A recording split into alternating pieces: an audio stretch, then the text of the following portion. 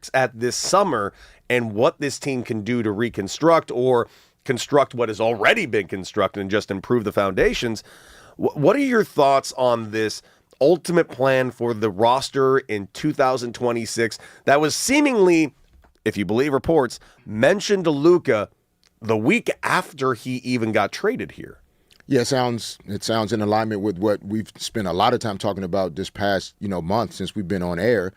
The reality that sports organizations, it's a must that you are inclusive of your best players, your franchise guys. We've talked about Shohei Ohtani and how the Dodgers are aligned with his vision for very much what he wants in his career in terms of pitching and hitting and winning a Cy Young and just having the opportunity to do that.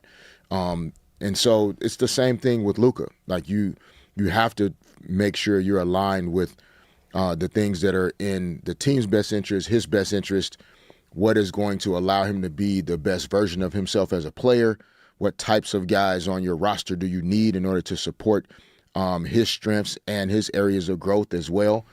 And so I'm not surprised by the communication and Luka kind of sharing what his vision would be, the types of guys he'd enjoy playing basketball with. And the summer of 26 is basically it's salary cap space. Mm-hmm. And so the Lakers have been intentional about getting to this offseason.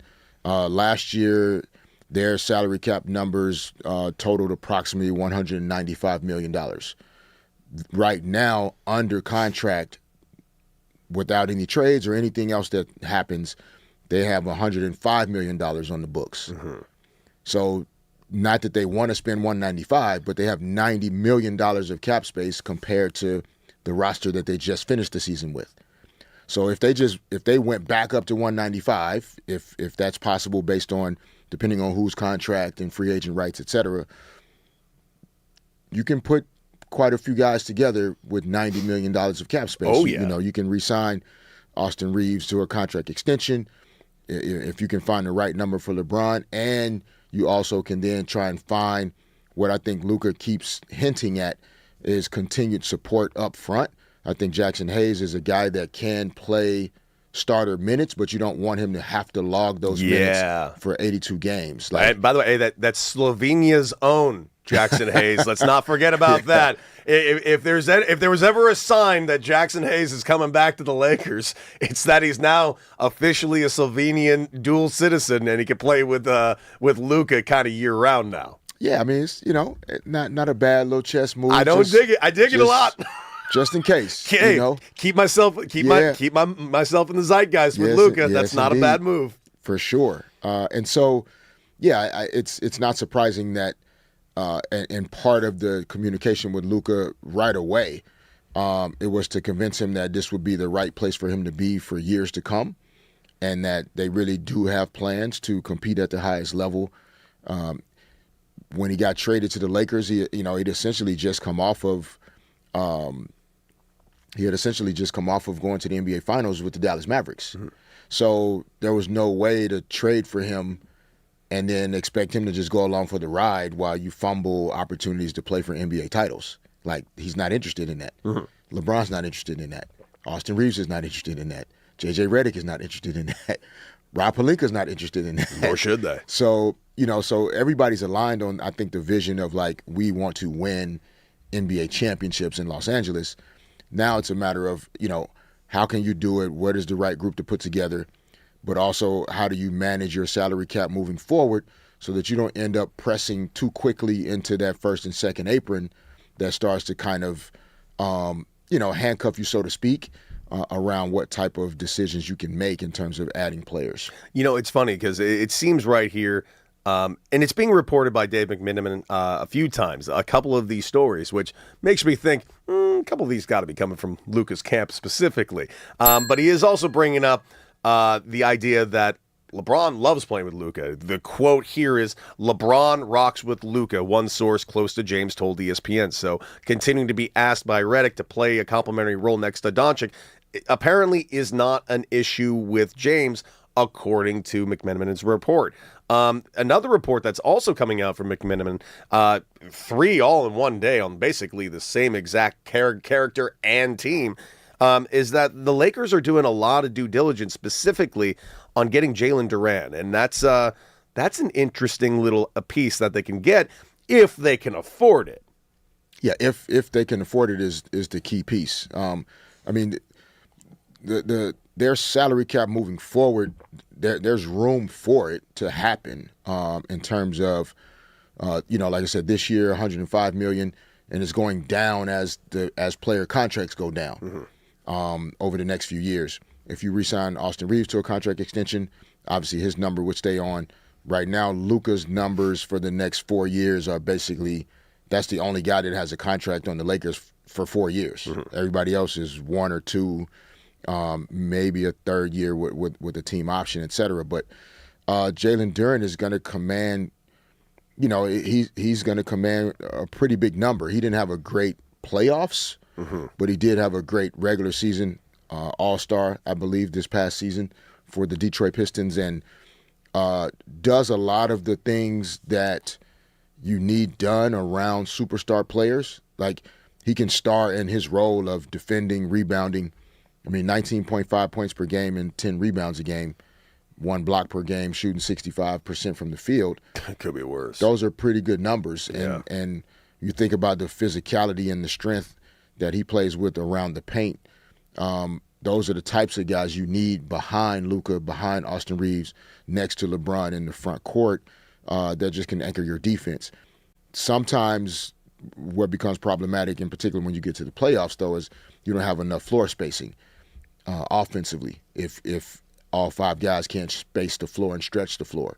So that's why you've even seen Jackson Hayes not get as many minutes in the playoffs, is because when teams really dial up their best and most effective defensive coverages and tactical game plans, if you don't have the right floor spacing, your best players just can't score. And by the way, there was another report yesterday, music to my ears, by the way, because one thing we've also talked about a lot, and the thing we always give credit for, like OKC, the depth. Lakers are interested in bringing back Marcus Smart and Luke Kennard. Please, yes. I love both these dudes so much. I can't stress this enough. I loved this Laker team this last year. I would be very comfortable if they ran back this exact team and just let that chemistry continue to grow, with obviously maybe if you could add one more great piece in there. The question is, what is that last great piece, and what is that great piece that they can afford? And if it is Jalen, well, dude, that'd be pretty nice. It'd be a good combination of scoring offensively. Again, Luka essentially led the league almost in scoring. I mean, he and Shai Gilgeous were right at the top in scoring again. And so I don't know if offense is going to ever be the issue for the Lakers if, like Luka's ability to manipulate defenses and his court mapping and his understanding of where players are offensively and defensively is next level. He's like a quarterback in football that can see throws before everybody else. He understands oh yeah, the safety shifted over there. I can drop it right into this pocket. Oh man, the middle linebacker's blitzing. I can throw it to the flat real quick. It is insane the way he sees the court. And so offense, I don't think will ever be an issue. They may not make shots at times. They may get stagnant, or sometimes Luka can play too much one-on-one basketball in some stretches, but it's really the hard hat guys that, if the Lakers can put that type of group together. Jake LaRavia was one of those guys this past season that statistically didn't jump off the page, but I think he played all 82 games and was just kind of one of those quiet glue guys that did a lot of stuff. He played 26, 27 minutes a game. They trusted him a lot. He played every night, and he didn't score, but he was just one of those guys that, again, next to superstars, just fits very well. Marcus Smart, same thing. Luke Kennard, same thing. And if you can keep those type of guys, and then in a summer where you have cap space to then go out and target an elite level player at a position, that's the right combination. Yeah, and I gotta say, man, if this NBA Finals didn't teach me one thing, it's You mentioned all those hard hat guys. That was the Knicks, man. It was a bunch of hard hat guys. It was just gritty, good basketball to watch. And to see, yes, Jalen Brunson obviously did his star thing, but to see the non-stars all have not just their moments, but huge moments. I mean, I know who OG is. People in New York know who OG is. Now the entire country knows who OG Anunoby is. All because of a 10-second run of plays that will be remembered for the rest of NBA history. For sure. He was in Toronto for several years, and in the NBA, but that's not the New York Knicks. That's a different stage. You're literally on Broadway when you play for the Knicks. And so, but you're right about, a team that was not necessarily built around superstar talent. Jalen Brunson is a superstar. Karl Anthony Towns has superstar qualities, but he also kind of made adjustments and adapted his game to fit better with the Knicks roster. Scoring a little less, becoming more of a playmaker and facilitator of their offense with passing and then timely baskets, offensive rebounding. He improved his defense when they needed him to in the NBA Finals against Wemby. And so you have to have everybody willing to do whatever it takes to win. And if you can put a locker room of guys wired that way together, which again, this Lakers team that just finished the season, which we talked about, there's no reason for them to believe that they're not that far away. Like with a couple injuries, in particular the Luka and Austin Reeves injuries the last 2 weeks of the season, but even a couple of the bumps and bruises, Austin Reeves had missed some additional time earlier. So you're saying a 53-win team could easily have won 60 games, in my opinion, and you're 2 games different than what the Spurs accomplished this year. You're 4 games different than what the Thunder accomplished this year. So, playoffs are about matchups, but the team got a lot more done than what it felt like at the end. Of course. Well, we got plenty more to talk about this as the offseason continues and as these stories trickle out, because they are coming out in an exponential rate seemingly at this moment. This week, we've had more Lakers stories about what they're potentially going to do than we've had in like the last 6 months. So it's going to be interesting as time goes forward. And also, 8 o'clock hour, we got Michael Cooper coming in live in studio. So you get to see that also live at the Fan LA right here on YouTube, Twitter, and Twitch. Not to mention, you can take us on the go with the Odyssey app and the iHeart app. Guys, coming up. Boy, oh boy, there have been some scary animals on the big screen over the years, but we got a hell of an anniversary of maybe the most famous of them all. So what's your favorite? Find out ours right here in the upcoming episode of Top 10 here in the 97.1 The Fan. Top who? Top 5 in 97.1 The Fan.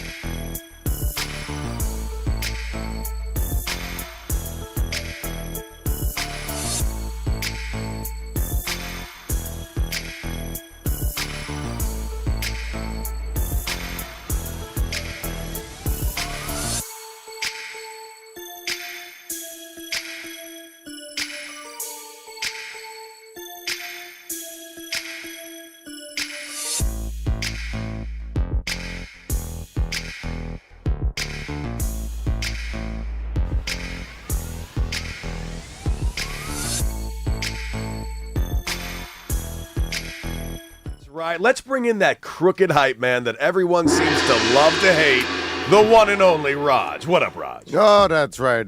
Notorious. It doesn't matter what you're notorious for. But, gentlemen, I got a question for you. On this day in, I believe it was 1975, one of the scariest nature or animal movies, however you want to call it, Jaws came out in theaters. And so got me to thinking, fellas, what are your top 5 scariest, animals? Okay, so this is, I want to say there's been a little bit of debate in this room. I want to make this abundantly clear. Okay. Are these have to be proven to have existed animals in our hemisphere, or can some of them be relatively fictional? My man. All right. So. That changes. That just opened up the board, baby. That opens up the board. I mean, with I'm not talking like Star Wars aliens. Yes, but you know what I'm saying. Yes. But there are certain things, certain type of animals people debate if they agree or not, and they've been in movies. So, fish. What do you got for your number 5? We did confirm there's some discrepancy on this voice situation. So just on this voiceover, numero 5. Yeah. I don't, Shouts out to you, Lindsay. Sounds Lindsay just like did that Lindsay. for us. I talked to her yesterday. She said specifically that to me. Got it. Okay. She said to me, numero 5. There you go. And I didn't know why. Okay. Yeah, the fictional thing kind of.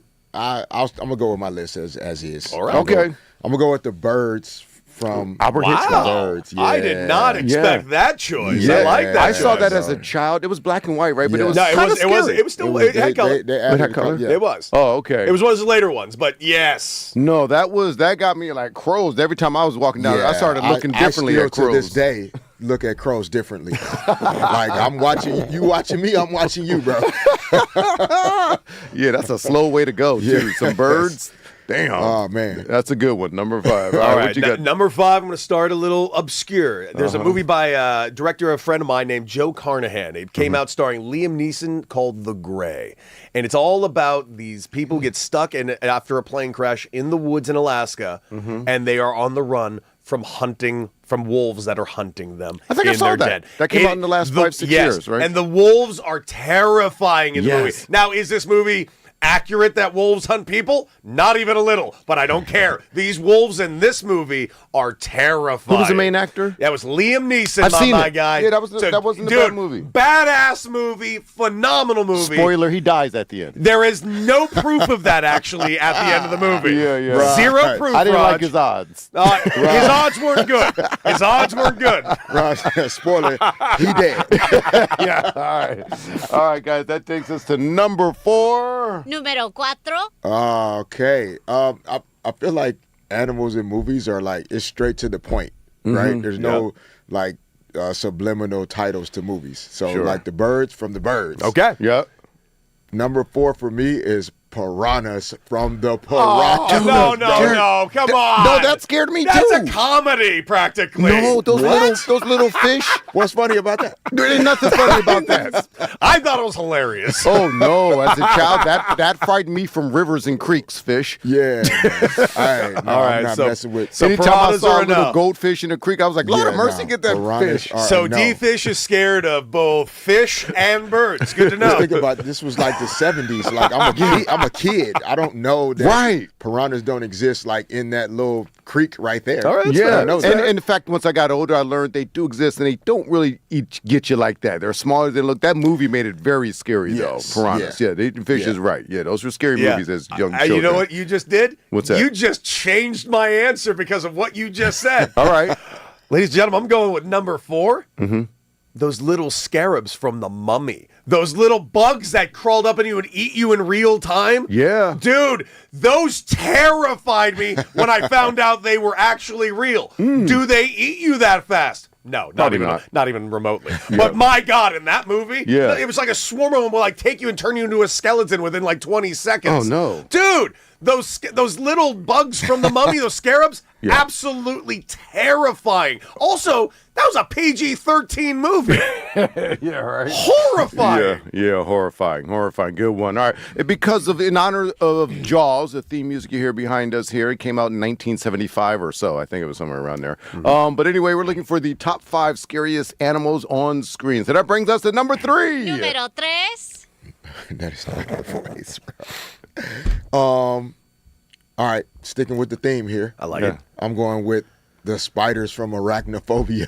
He's scared. He's scared of Can't take Derek nowhere. Man, where do you The live? spiders from Do you just- Arachnophobia. Do you sleep in a hyperbaric chamber? No. There's nowhere for you to go. He's never going hiking with us. That is true. Catch me Do you outside only like golf that. at simulators? No. There are no spiders the size of those spiders in Arachnophobia just walking around golf courses. Yeah. All right, I like so it. I'm safe on golf courses. There's no piranha. There So are do some birds. spiders scare you in general, even regular sized one? Are you? No, just the movie at the time. I think it was like 1978 or 1981. Like I'm a kid watching this.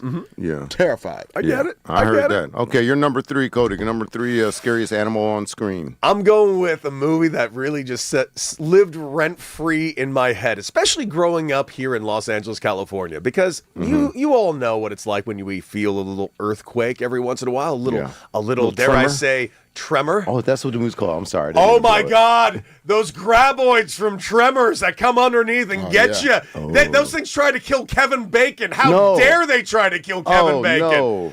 Graboids, Tremors. Those things terrified me as a kid. Yeah, Loved that stuff. Kevin Bacon trivia. Did you know he was in the first Friday the 13th? I did know that. Yeah, crazy. Kevin Bacon's been I did everywhere. not dude. know that. Yeah, Kevin he's been Bacon's here everywhere. for a minute. That's a classic. Animal Yes, House, it is. baby. Yes, it is. Yeah, we'll do horror movies another time, some other I'm- time when I'm one comes listening. out. I'm All listening. right, your number 2 scariest animal on screen, fish. Número 2. I'm going to memorialize, and consistent with the way I do it, I'm going to memorialize the reason why we're even doing this list is the great white shark from Jaws. I get it. Yeah, bro. scary. Scary. Yeah. That's still why I don't play around with the ocean like that. Did you ever see Jaws: The Revenge, the fourth one? Yeah, but Yeah, that one was personal. Did you guys ever see The Meg? I did see The first Meg. one was pretty fun, wasn't it? Yeah, it was a good time. Yeah. No, yeah. but yeah, I Jason Statham is that dude. I strongly suggest seeing Jaws for the Revenge because it's hilarious. Because when they kill the shark at the end, sharks can't do this, but it doesn't matter. The shark screamed in pain. What? And it's hilarious. He was like, They "Arr!" gave it vocal cords? Yes, I'm like, Oh. sharks don't do that. No. And you know, they've never actually, you know how we have a Jacques Cousteau and all that? We Oh, can yeah. film everything. They've never caught sharks mating on film or Really? tape. You've never seen it? Fascinating. Yeah. Never seen it. Yeah, so I'll be watching Jacques Cousteau still. What do we got? Number 2 for you, Cody. Dude, if you feed them after midnight, bad things happen. Oh, boy. Those gremlins Yeah. turn real ugly real fast. Was it Stripe? Dude, as a little kid, Yeah. there was nothing more terrifying than those little green gremlins, dude. Gremlins at number 2, one of the most scary things ever invented. I don't care if you tried to make them comedy characters. They're terrifying. True story. Yeah. True story. Yeah, don't feed them after midnight, man. Yeah, That's what it's all I about. remember those. Yes. All right, Fish. That means we are now, because of Jaws coming out in 1975 on this date, we're looking... Número 1. Yeah, that's right. Remember, calm down, studio audience here, friend. Help us out. The scariest animal on screen for you, number 1? Oof. I'm a family friendly guy. I like to, everybody enjoy their pets at home. I know but exactly what you got. One pet for me was not friendly at all, and that was Cujo. Cujo. Oh my goodness, bro! My relationship with dogs early in my life is all because of Cujo's fault. I couldn't get around dogs, like especially big dogs, aggressive dogs. It just wasn't my thing I have a very big dog. because Cujo was like not friendly at all to me. Later in life, I became much more dog friendly member of the family. We lost our dog last year, sorry to hear that. which was hurtful. But Cujo, woo, yeah, rent free in my head for a long time as a kid. I get that. sure. Dude, do I get that? All right, dude, my number 1. And it's funny because this is all about Jaws, Steven Spielberg classic. It's not even his scariest creature that he's put out there. Oh. Buddy, in 1994, a little movie called Jurassic Park came out. Yeah, I was surprised you guys didn't go with the dinosaurs. Bro, the Velociraptor in the first Jurassic Park, because that movie goes from like the first part of the movie, like wonderment and bewilderment, then it turns into a slasher horror film. And once those Velociraptors get out, dude, it's a different ball game and movie. And when they're like hunting the kids in the kitchen, like that's one of the scariest movie scenes ever put to film. The Velociraptor from Jurassic Park 1, the scariest animal in movies. Mm-hmm. Good point there. So that's our scariest. And you like that one? Was that scary to you? Did you watch Jurassic Park? I did. Some movies, I mean, I know dinosaurs were real. Yeah. But some movies they don't register with me, just more so due to my life experiences, like things that actually could happen to me. Those are the things that are more terrifying. Okay. You know what I mean? So you don't know any billionaires that are starting a DNA park where they can just go ahead and recreate animals that are long extinct that'll hunt you and the rest of the world? Yeah, no, not yet at least. Okay, well, I'm going to introduce you to some people. Please do. Guys, we did have I didn't put a poll up, but I did ask our YouTube fam about potential names that we can call football if they want the world to take us seriously. We got anything good yet? Actually, the best one so far actually came from my wife, Sarah. Yeah. She listens to the show, and she said, she said throw ball. Throw ball? Throw ball, because we throw the damn ball. But we also run the ball. So why don't we call it run ball? Yeah, we run ball. But that would be more like that could be rugby as well. I hate that tackle ball so far is still the best option we've gotten so far, and it's not a good option. Helmet ball. Yeah, helmet ball. Maybe that's the way to go. Let's see, but yeah, we've got someone said kickball, but that's that already used. exists. Yeah, and we're trying to get away from the foot part of it. So so I guess to answer your question, we don't. Ooh, a good one. Someone said the fly as a scary animal. Oh, that's a good one. That's a ding good. That's a classic. Let me give credit to that. Brundlefly is a great call. I missed that. Someone in the chat also said Elon Musk would have been a good choice. Oh, wow. Jesus. He is terrifying. Elon, we don't worry about that, man. We need some Teslas, all right? I don't need a Tesla. Don't even worry about that. I'm sorry. Raj loves his Tesla, so I have to be nice. I do love it. It's a damn nice vehicle. All right, guys. Well, guys, we got World Cup. And who better than to bring on the show than him himself, Charlie Davies, coming in live right here on D. Fish and Decker, right here on the new 97.1 The Fan.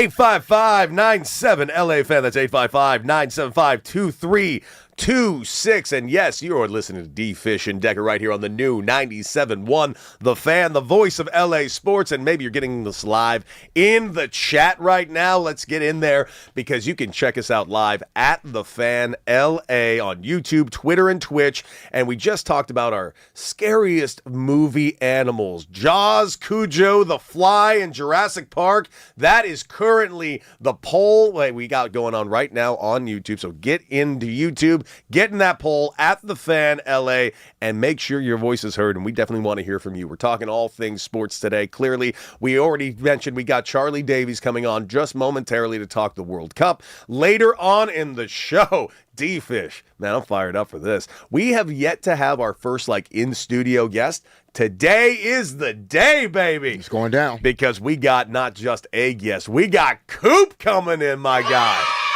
Michael Cooper, Hall of Fame Lakers guard, will be joining us live on the show in the 8 a.m. hour, so you don't want to miss that. And, of course, we talked a little about Luka Doncic and his demands and hopes for the Lakers and this summer of 26 that has been highly publicized for the Lakers offseason. But we just got to go right back over there to the World Cup because, man, World Cup fever is legitimately taking over. We got ourselves 4 matchups today, and they're all pretty damn good ones. And frankly, they're also kind of affecting me a little bit today because 2 of my guys are going today. We got USA versus Australia, and yes, in the 97.1 The Fan pool that we're doing, I have Team USA. Australia, they're taking on them. If you are one of those people who believes in gambling odds, then you should know that USA is currently favored quite heavily to win this matchup, minus 165 to win this matchup today. Scotland taking on Morocco. I got my Scots, but Morocco probably the most powerful team out of Africa today. They are heavily favored, minus 145 today. You got, of course, Raj's guys who really need to bounce back after that embarrassing start. You got Brazil taking on Haiti today, and to say the least, if you're a gambler, don't even bother, because mathematically, if you put down 100, you might get 101. They're favored minus 900 to win this matchup today. And then the final matchup, of course, is Turkey versus Paraguay. That does affect the USA team quite heavily. If Paraguay loses today or draws and USA wins, USA immediately goes ahead and moves on in this pool. That is going to be a lot taking place, and looking very forward to talking with Charlie Davies momentarily about all of these things. But it comes down to this, dude. All eyes right now on USA are on Christian Pulisic right now. The man is currently, as we currently stand, has not been activated for the game yet. We are assuming that he will. However, due to the matchup, we've discussed it. And you know you can run into problems with this. We saw Spain run into problems by sitting their guy in a game they thought they had well at hand. Is it gamesmanship? Is this cautionary tales? Is this a real problem going forward? D-Fish, it's a calf injury, yet somehow we're not getting a ton of information for it. We're not seeing a lot of activity from it. He played the first half of the first game. The tightness that took place during the half that pulled him out of the second half of the game. But the fact that it's been 7 days and we've gotten very little information gives me one of 2 real thoughts, man. It's either gamesmanship and he's going to be out there and he's going to stud it up, or this is a much bigger problem than was previously reported.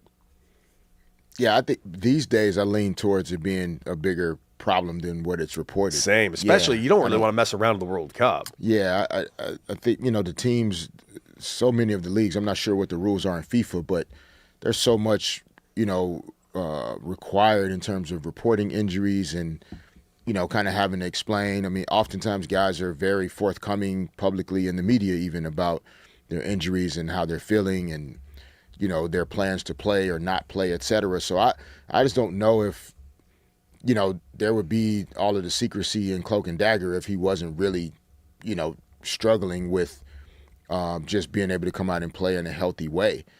To me, the scenario, they're going to get essentially 2 chances to get 1. Yeah.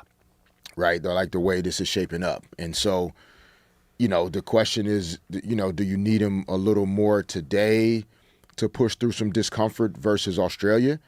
And then you get a lesser opponent next week in Turkey. And that'll be Turkey here in Los Angeles, by the way. And maybe you sit them in that one, assuming you take care of business today, you qualify for that knockout round, and then you can rest him then and extend that rest into 2 weeks or more. So, I mean, yeah, I wouldn't think that they would just kind of be messing around with the opponent. Like Me neither. He's either going to play or not, and they'll adjust accordingly. Well, they will have to adjust accordingly, and yes, we will keep you updated on that. But you know what? Let's keep the conversation going right now, because as we discussed last week, is he just a striker? Is he just an analyst and host at CBS Sports? Is he just a former U.S. men's national team striker and Olympian? No. You know what else he is? He's also him. The one and only Charlie Davies joining the show yet again. Charlie, dude, how great has this World Cup been, man? I'll freely admit it. I've always been a soccer novice. You got me. You completely got me. I'm so in. That's the goal. I'm hyped. I mean, it's been incredible. The atmospheres. Look at Boston with Scotland and Norway and Morocco infiltrating the subways, the shipyards, and you have the fans doing the rows on escalators, and basically Scotland has adopted Boston as a sister city. So it's been sensational. Charlie, man, talk about, again, the experiences for, like, people here in the States. Like Cody's talked about just being able to watch these games in our time zones where more fans can actually engage and watch it compared to other World Cups.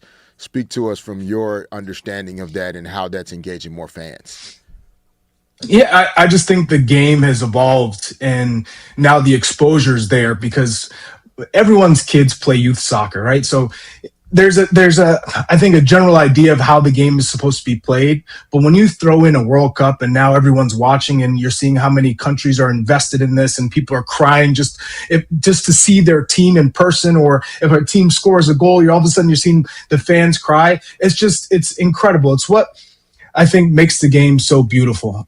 So I think from that standpoint, now fans are getting the chance to see it. I remember in 2002, the World Cup was in South Korea and Japan. I remember being up at 3 a.m. or 5 a.m. to watch games, and that was cool. I was like, man, I'm up this early to watch games, and I was invested back then. So it's sensational. It truly is amazing to see.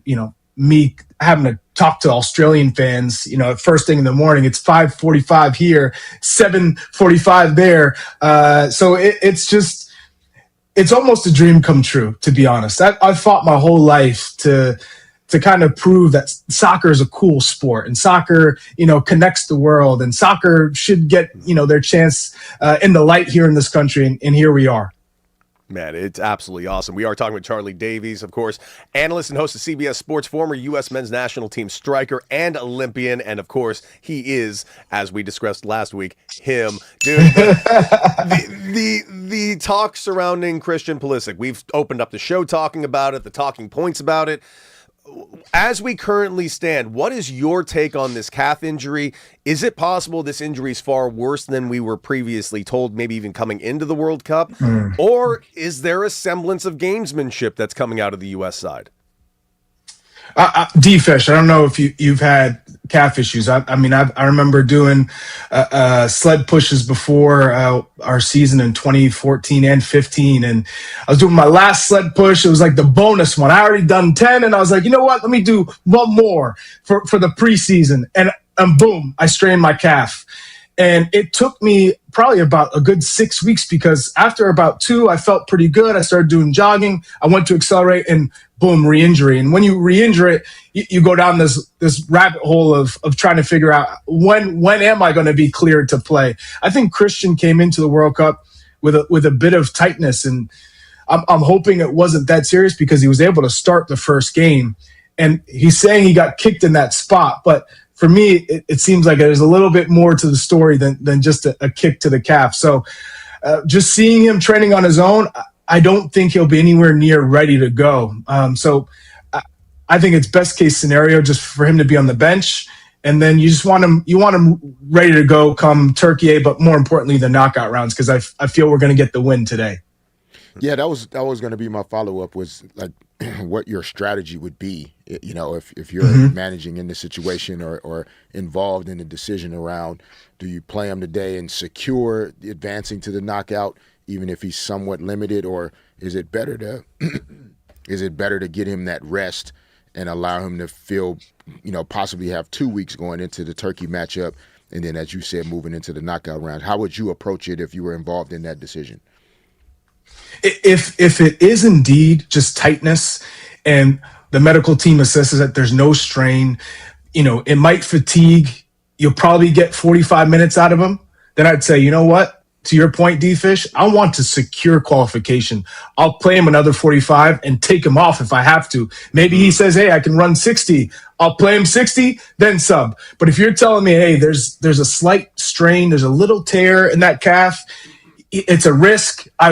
I mean, if you really had to, go ahead and play him. But if you don't, I'd say rest him. Then I'm resting him. And by the way, you feel pretty confident with the guys that are coming off the bench. Gio Reyna scores that goal in the fourth goal in the Australia game. He's looking pretty good. Maybe he deserves a run. You still have Alejandro Zendejas. Sebastian Berhalter came in at halftime. Maybe you start him and you just move Tillman and McKennie up top in terms of the attacking midfielders position. So I don't think you need to play him if he's not 100% ready to go. But, you know, Pochettino might say, hey, I just want to qualify first for the next round, and then we can give him the rest he needs.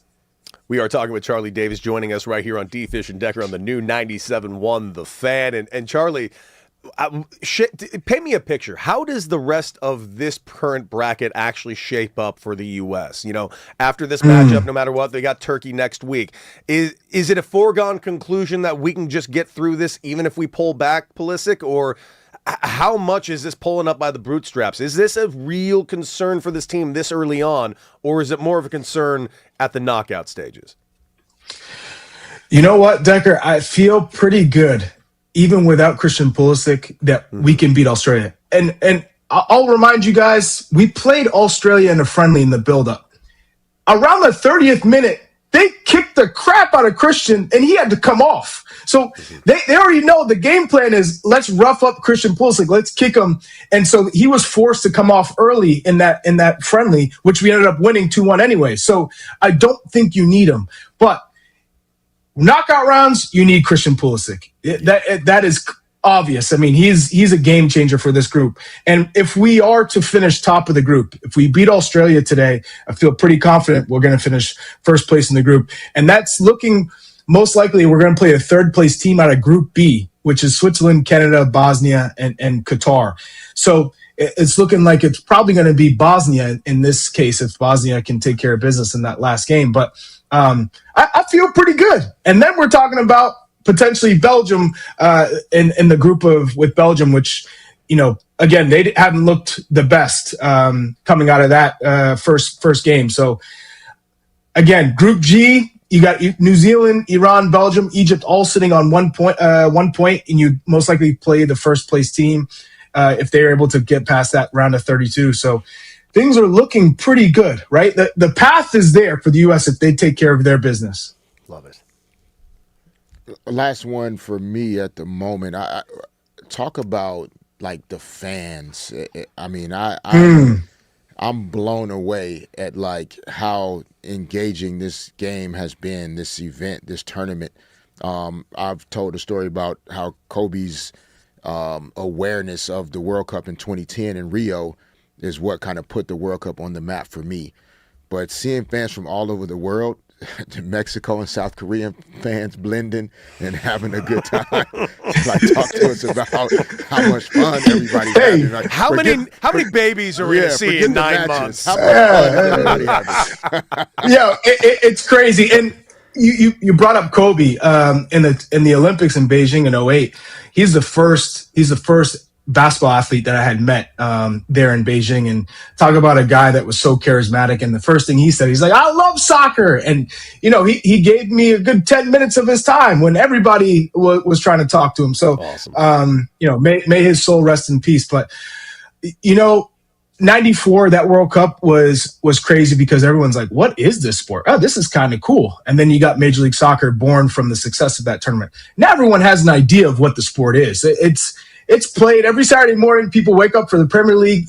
We have Champions League at CBS, so everyone's hyped about that. But now it feels like, hey, everybody, let's get to the U.S. and celebrate. And by the way, all the negative connotations out there, the stereotypes with Americans and politics, all the Europeans have come over here. And we've welcomed the world, and everyone's like, that's all crap. The media is all crap. The Americans are lit. The atmosphere is incredible. We're being embraced. We're bringing our songs, our food, our culture, our clothing, and America couldn't be better. That's kind of the understanding from my side of things is interacting with all these different people from around the world. They're like, America is still the best. We all want still the American dream exists for all of us outside of the country. So it's been fantastic to see South Koreans and Mexico vibing. Over here in Boston, we have the Moroccans and the Scots and the Norwegians, and the Iraqis showed up. The Iraqis were having the time of their lives here in Boston. So, man, D-Fish, it has been an incredible celebration of cultures and ethnicities coming together to celebrate the game, which is why I fell in love with the game in the first place. Of course, talking with Charlie Davies, a former U.S. men's national team striker and, of course, host and analyst on CBS Sports. Charlie, you mentioned Morocco taking on my Scots today. Yeah. Can you make me feel any better? Listen, you didn't make me feel good about my pick of Scotland before, but we got game one. Mm-hmm. Tell me, is there a chance you should have got game one, Decker? Come on. I'm just saying, man. Like, can they shock the world? We have Mike Grella at CBS saying Australia is a layup here. Now I can't tell you how many interviews I've had with Australian media outlets saying how disrespected they feel, and all the teams got bulletin board material for years coming into this game. So they're hyped. Now Scotland, they're coming in. They're saying, "Hey, we haven't been here in a minute. Let's just enjoy this experience." Mm-hmm. But we have a sneaky good team. We can make some upsets. This is a big one because Haiti was a game that they should have won. This one, I think they're the underdogs coming into this, and Morocco looked good. I watched them play Brazil. They were far better than Brazil. Brazil was lucky to get a point in that one. So I think for Scotland, if they can just be resilient, obviously be under pressure and still figure out ways to maybe expose Morocco on set pieces, the counterattack. You still got John McGinn, who's an absolute baller. I'm excited for this one because both teams have their strengths. Morocco are a little bit better. They're the favorite team, but you never know with the Scots. Let's go. Charlie, something crossed my mind. I'm sorry, I didn't want to throw another one at you, but something crossed my mind about throw it all at me. Come on. Team sports, right? Like in soccer, football is a great team sport. Like you literally need everybody on the field in order to make it work.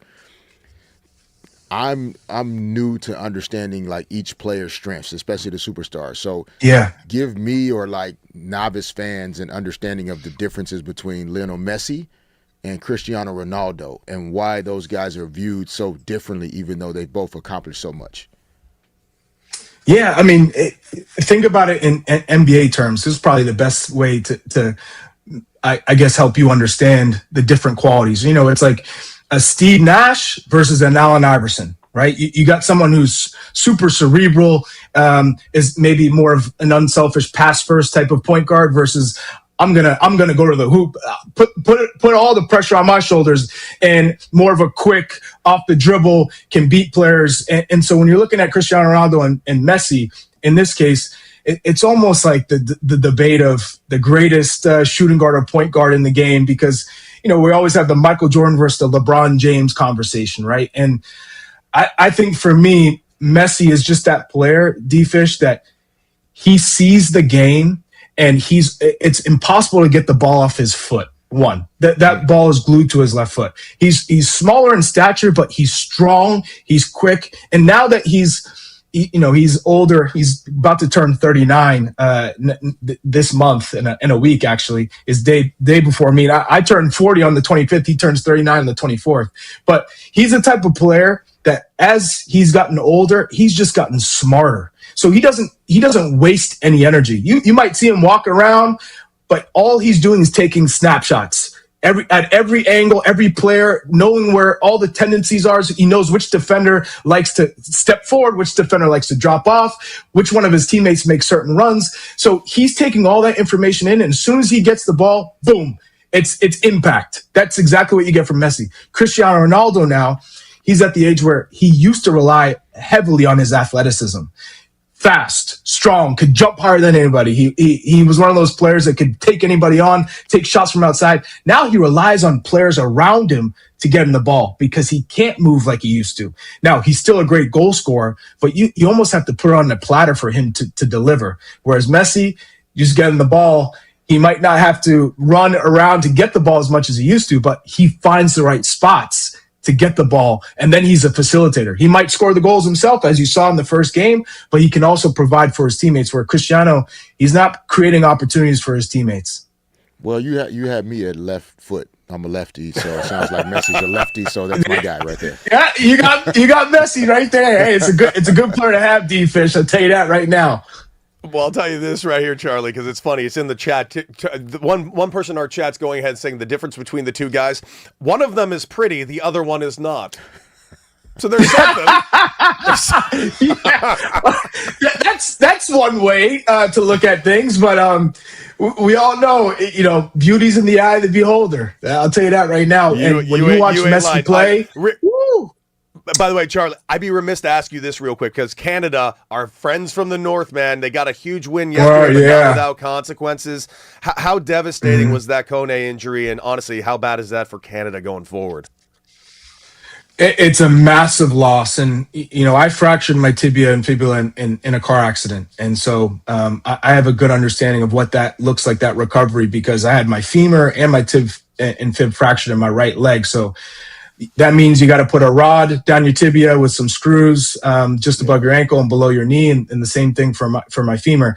And Jesse Marsh, the coach, he was my teammate on the national team. My first cap, I think, was his last cap on the national team, and we worked together at CBS. And he's done an incredible job of galvanizing the Canadians around this team, and also instilling belief in this Canadian team. And so finally, they take care of business, but at what cost? They lose Ishmael Kone, a centerpiece to what they are in the midfield. So it's devastating. I mean, for them to hear the sounds of that leg breaking, that's it's going to be a long and difficult road for Ishmael Kone, more so of watching his team play in the tournament that you've lived your whole life trying to play in and work towards. So, I mean, I'm so gutted for him. I actually have to write an article today in The Athletic about that situation. So, man, my heart goes out to him and all of his family, and obviously his teammates, who are now going to use that as motivation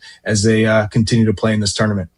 Absolutely. Well, Charlie, we cannot thank you for joining us yet again, making us not only better, but smarter soccer fans, and we cannot thank you enough. And, man, we can't wait to talk to you next week and with more updates on where this World Cup is. And, dude, it's been a blast, and we cannot thank you enough, Charlie, man. Seriously. Anytime, guys. I thoroughly enjoy this. So big fans of your show. Let's go USA. Let's go USA. Appreciate Charlie. The one and only Charlie Davies, host and analyst for CBS Sports, and of course former U.S. men's national soccer teams number 9 and former Olympian. He's done it all. We can't wait to have him back next week right here on D Fish and Decker. Guys, we're going to take a quick little break. Coming up, Luka. Oh, Luka's got some demands, and you better listen to what Luka's demands are right here on the new 97.1 The Fan.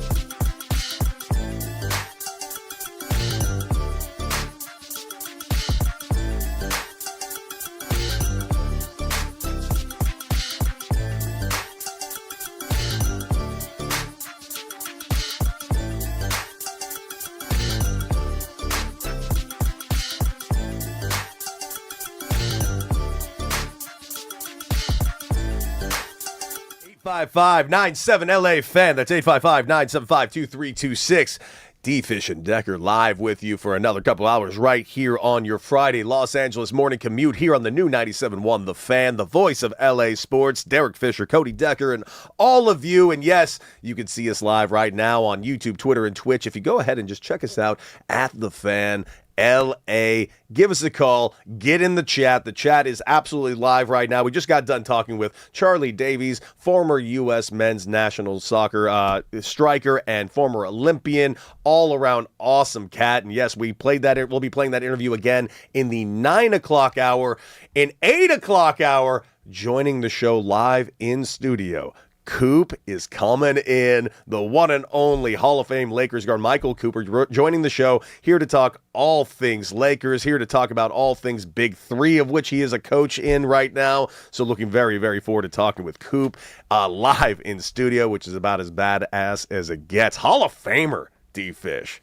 Just your people, man. Yeah, man. It took a little while for Coop to get in. Way too long. I think, yeah. 2024, right? Is that when he got in? Yeah. And, I think it just, I was like the ring culture, which he qualifies for. And a Hall of Fame was filled with so many guys and is filled with so many guys that, like, statistically just did unbelievable things, scored 20,000 points, 30,000 points. Like, and so I'm glad to see that the Hall of Fame is kind of, shifted a little bit in recent years where they're recognizing guys that did more than score. I mean, Coop was 9 times, I believe, all NBA defensive team, first team. I mean, that is an insane level of elite defense, guarding some of the best players to ever play basketball in the 80s. And so, and he's a great human being as well, man. He'll bring the juice and bring the energy for us this morning for sure. Can't wait. I've obviously also, by the way, I have to give him at least a little crap for this because he coached at my rival high school, Culver City High. I went to Samo. How dare you? You are the enemy to me right now. Yeah, but he's also, I think he just accepted a job to be the head coach of basketball at Cal State LA. Let's go. So I think Golden Knights, right? Division II men's basketball. That's right. That is awesome. So looking very forward to saying, but you just brought something up. Yeah, the idea that we're finally recognizing defense in the NBA, but I don't think it's just like by the awards and all that. Fans too. I feel like we're kind of getting into a smarter era of fandom because it's not all about. If that's the case, everybody in LA would be like, Luka's the greatest because he scores 50 a game. But we do hear a lot, Luka can't play defense, yada, yada, yada, yada. People are starting to notice those defenders, and if they didn't watch that finals and see how important those defenders really are, I got nothing to tell you. Well, that's where, when we obviously talk about social media and digital content and, how sports fans are consuming, whether it's watching games, young fans aren't watching full games as often as they used to. I mean, we used to pull up the chair and watch a whole game. Yeah. Because you didn't have highlights of the game playing on a loop 24/7 that you could just pick up later. And there's also that narrative that's all like, yeah, well, basketball doesn't really matter till the fourth quarter. Yeah, which is ridiculous. It's really ridiculous. It's like a team hitting 8 home runs in the first inning and saying baseball game doesn't start until the 7th inning stretch. Yeah, we'll see you guys later. We can go home. We scored 8 in the first. And so I think fans are able to connect to more information, more data, more video evidence of like what's actually happening out on the court and not just what was written in a newspaper or posted by 3 or 4 of the same people, right? Like now as a fan, you can go and break down some information or break down a game and show some clips. And if you are excited by defense, like, you can highlight that. There are guys and girls that like really break the game down on social media and try to explain to people, what's happening out there. And that's one of the fun parts of doing, whether it's broadcast on camera, on TV, or even us talking through sports in different situations. Like, I enjoy trying to help people understand a little bit more why things are happening, not just watching it and saying, oh man, he sucks, he can't play defense, but not understanding why that situation just happened. Yeah, and I'm looking forward to talking to him about it. An elite defender that is Michael Cooper coming in here to talk shop. Really excited to talk about that. But let's talk about that man, Luka, because apparently he's out there. Listen, I'm not going to say that the call's coming from inside the house and Luka might be the source, but I'm just saying McMenamin seems to have a lot of Luka stories in overnight. It's real interesting how he just 3 in a row. Where did it come from? But listen, there's a lot of good things coming out of this, because I don't think it's a quiet thing that Luka would be in contact with Rob Pelinka, his GM, and also letting it known what his goals and what his needs are. And yes, the one need that you hear, stupid fans like me say over and over again, well, we need a big man, we need a guard. Well, you know what? Or a center. And I'm looking at this, and that is kind of what Luka is kind of requesting, although his Slovenian teammate Jackson Hayes is likely coming back too. I think Luka's A-list center sentiments and thoughts are not necessarily superstar center. I don't think he's necessarily saying that. I think A-list center meaning a guy that can do very specific things at a really, really high level. Jackson Hayes isn't a superstar name. Statistically doesn't always jump off the page, but he did a lot of really good things for the Lakers, especially this past season. He's been there three seasons, I believe. But the speed, the athleticism, the way he can put pressure on the rim in transition, running for lobs, in the pick and roll. Those are all things that Luka absolutely values and enjoys being on the court with. I think the other part of the A-list thoughts, in a sense, is also like who can defend the position, right? In the Western Conference, if you're playing the Denver Nuggets 4 times and you have to play against Nikola Jokic, if you're playing the Minnesota Timberwolves and they have a huge front line with Rudy Gobert and Naz Reid and Julius Randle, et cetera, like, how are you matching up size-wise with some of these teams in the West? Yeah. The Houston Rockets are not a small team. Dude. No, they ain't. So obviously Victor Wembanyama, Chet Holmgren, so you need a guy that can give you some dynamic offensive play, but also the defense, the rebounding, the rim protection, the physicality, which Jackson Hayes isn't necessarily built that way, right? So I could see why Luka's still trying to figure out if they can bring in someone that presents a certain level of protection physically around the paint and around the rim. It could be a good addition, but financially they just have a lot to balance in trying to figure out what they're going to do with the available cap space this summer. Man, lots and lots of things they got to figure out, and you're not wrong about that available cap space, but you mentioned earlier they have so much of it right now, but the reason that it scares me is because they have so much of it, but they have like 3 guys that are going to be demanding the max. Right. Yes. That's really the tricky part. I mean, and the positive of it is, LeBron and Austin Reeves are guys that are Lakers players, unrestricted free agents. Most likely they have their bird rights. My guy Coop coming in a second. Oh, baby. And so the Lakers do have a little bit more flexibility in retaining your own free agents. So there are some, they can slide above the salary cap threshold a little bit in signing their own free agents.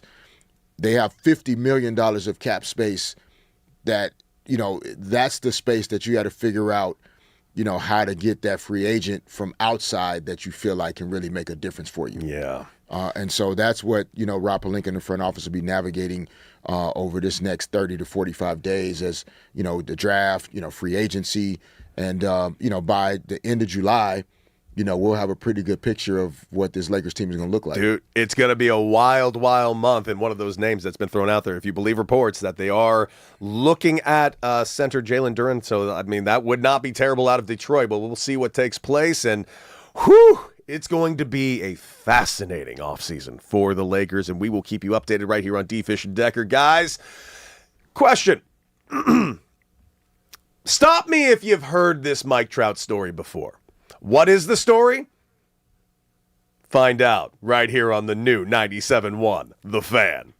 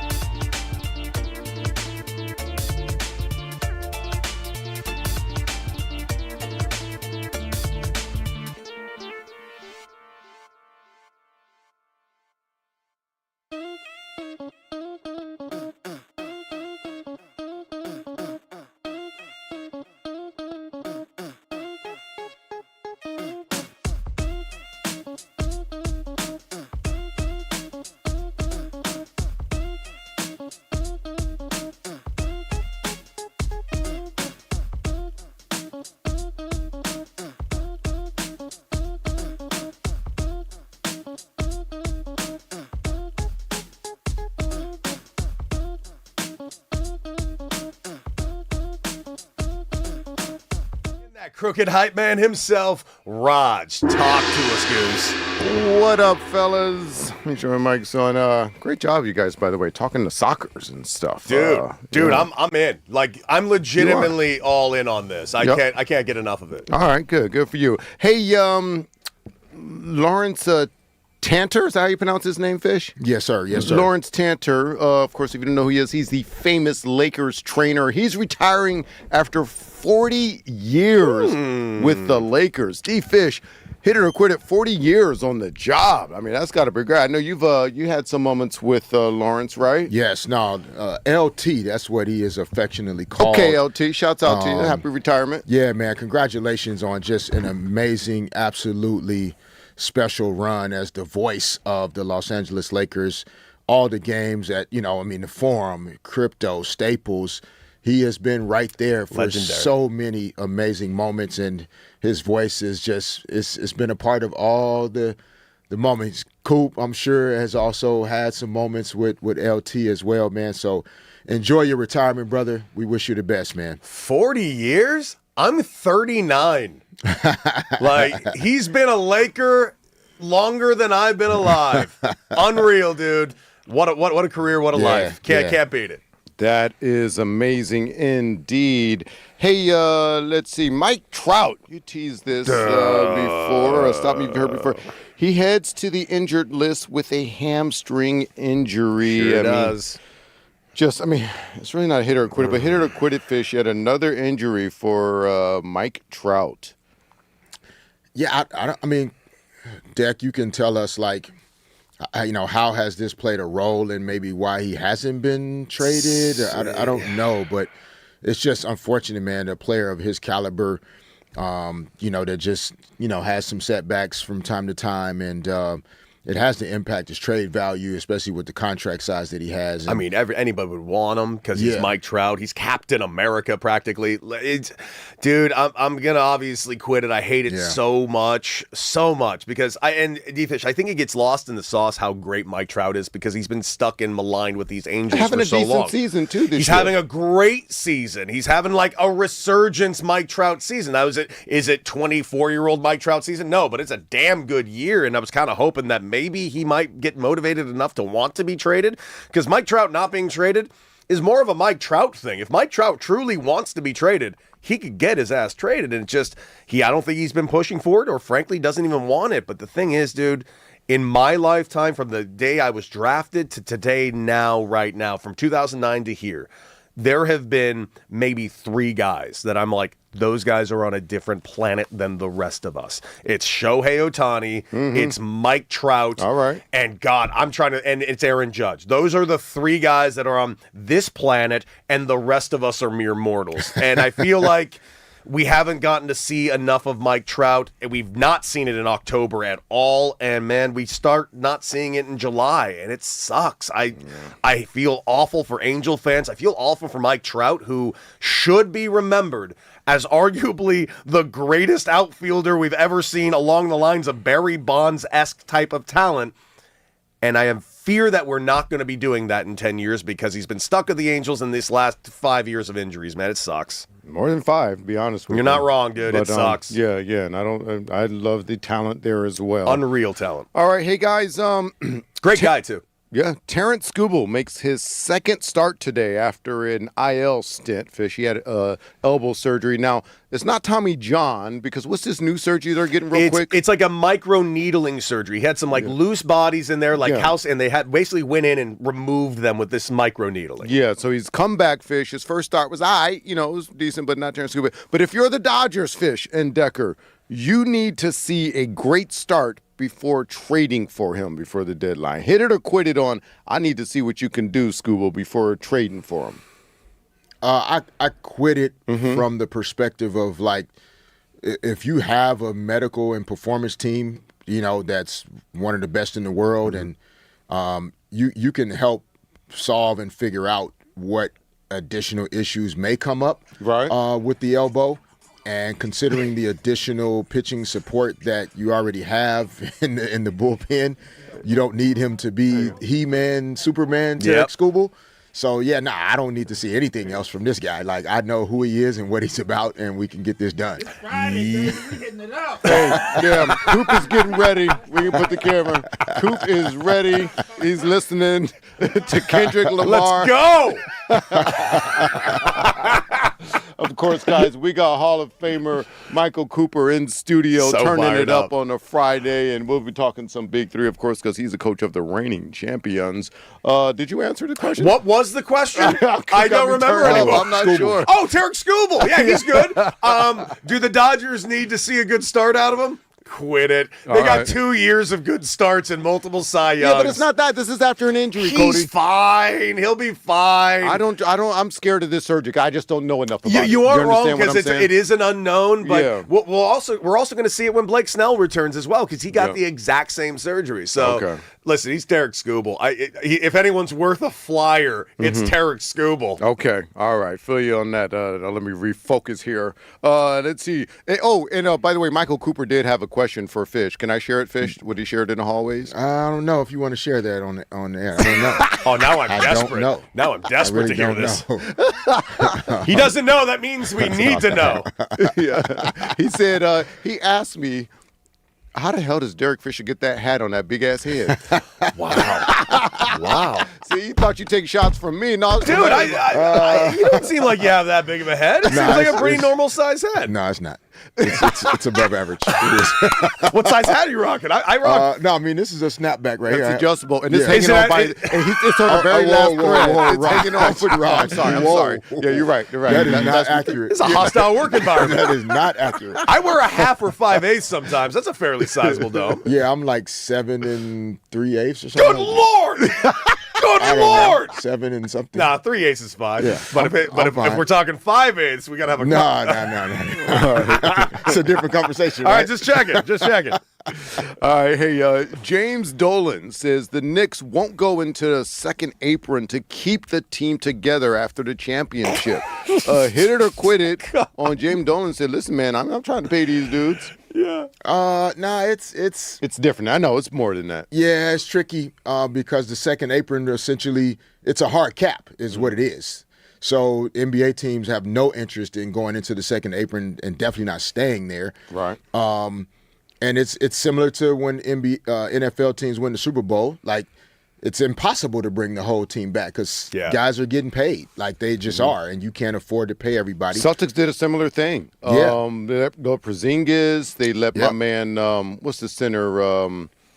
Oh, Lord of mercy. But anyway, they let go. Al Horford. Al Horford, Oh, I yeah. love They Al let, Horford. they let Traded guys Drew, like that. traded Drew Holiday. Yeah, they let guys like Yeah. that pieces go because you just can't keep it all together when you're paying 2 stars like that. Yeah. You know? So I mean, I hit it from the realities of what the NBA salary cap system, luxury tax system is like. I don't like the timing of this. though. Boy, do I not like the timing of That's this. that's the part I don't like. Yeah, so I'll go ahead and quit Like it. let the champagne dry up a little bit. Maybe, maybe. let's let the parade route finish. I can't stress this enough. Yeah. James Dolan just can't leave well enough alone. He just needs to ruin everything. All he I has can't to do. focus because Michael Cooper is just getting his hype on a Friday. Well, man. we're getting ready to have Michael Cooper, and I Right, can't Hall of wait. Famer coming up here and coach of the reigning champion, Yeah. coach of the Big Three. Bro, it's absolutely absurd that Jimmy Dolan just can't help himself on what should be the most joyous day of Knick fans' history, Yes. and instead just slaps them right down with, and they're all gone. Like, it's just, the man has no tact and just truly does not know how to conduct himself in public. It's hilarious. Absolutely. Hey, guys, Max Kellerman. He accuses the NBA media. He's talking about you guys, Derek Fisher and Cody Decker.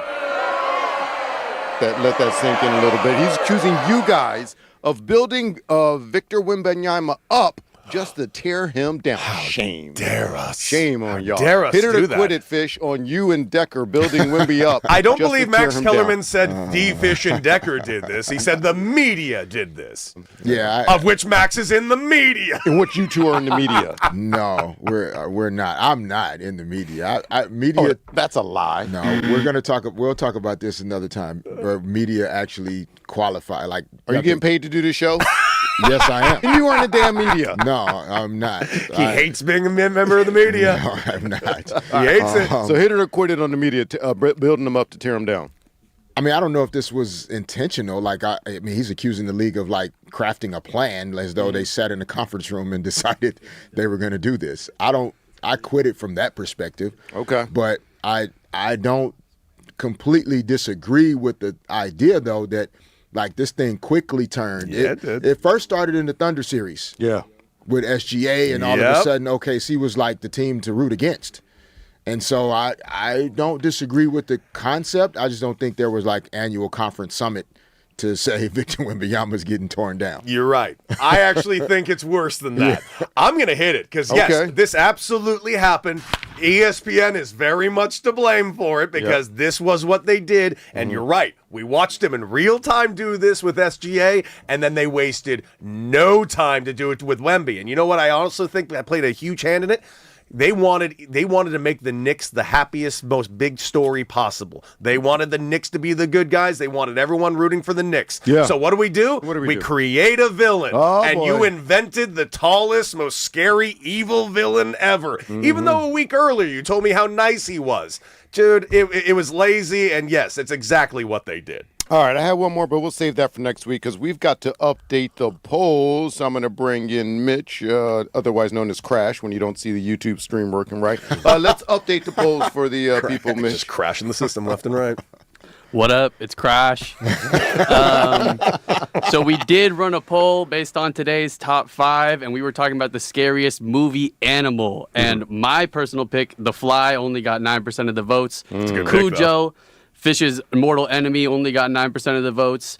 Jaws got 36, even though they were the talk of the town. And the winner of today's poll was Jurassic Park as the scariest movie Told ya. animals. Yeah. Told you, those Dinosaurs velociraptors are in the animals. first one. Terrifying. Yeah. Just the first one. The rest of them, you can keep them.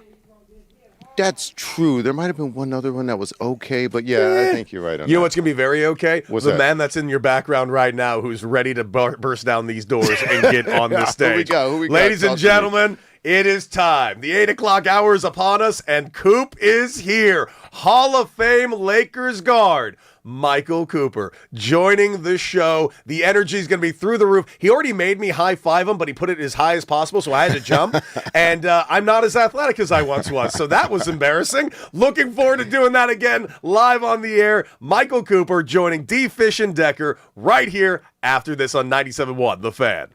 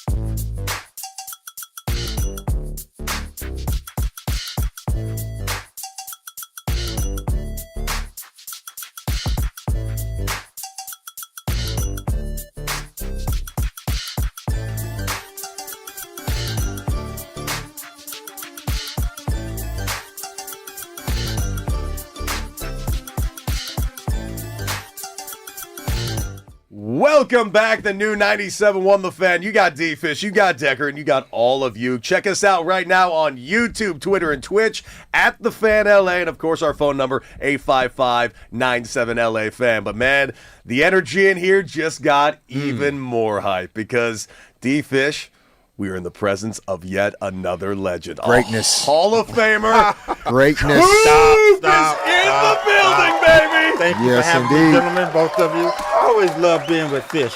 So it's How always could you a not pleasure. want to be with I've Fish? seen his wife more than him. We have a lot of Laker events, and his wife is always out there. Well, Without good, Fish. So, good. yeah. Well, she's the- holding down the Laker half of the family. Well, the legendary Michael Cooper joining us today. And, of course, head coach over there at 305 Miami, huh? How's that coming out? Well, we won a championship Yeah, last you year. did. And this is the ninth wonder season for the Big Three, and kicks off tomorrow. And we're ready. Let's go, man. Hold that championship down.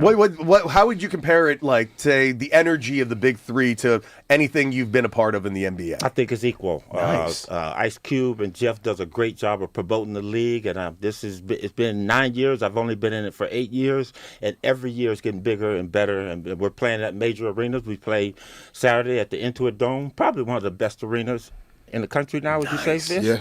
Intuit Why is would you say that, Fish? it's very well designed. It's designed for fan experience. It's updated in terms of all of the technology. Damn it, D Fish is in the house. Look You know at what I'm that. saying? Like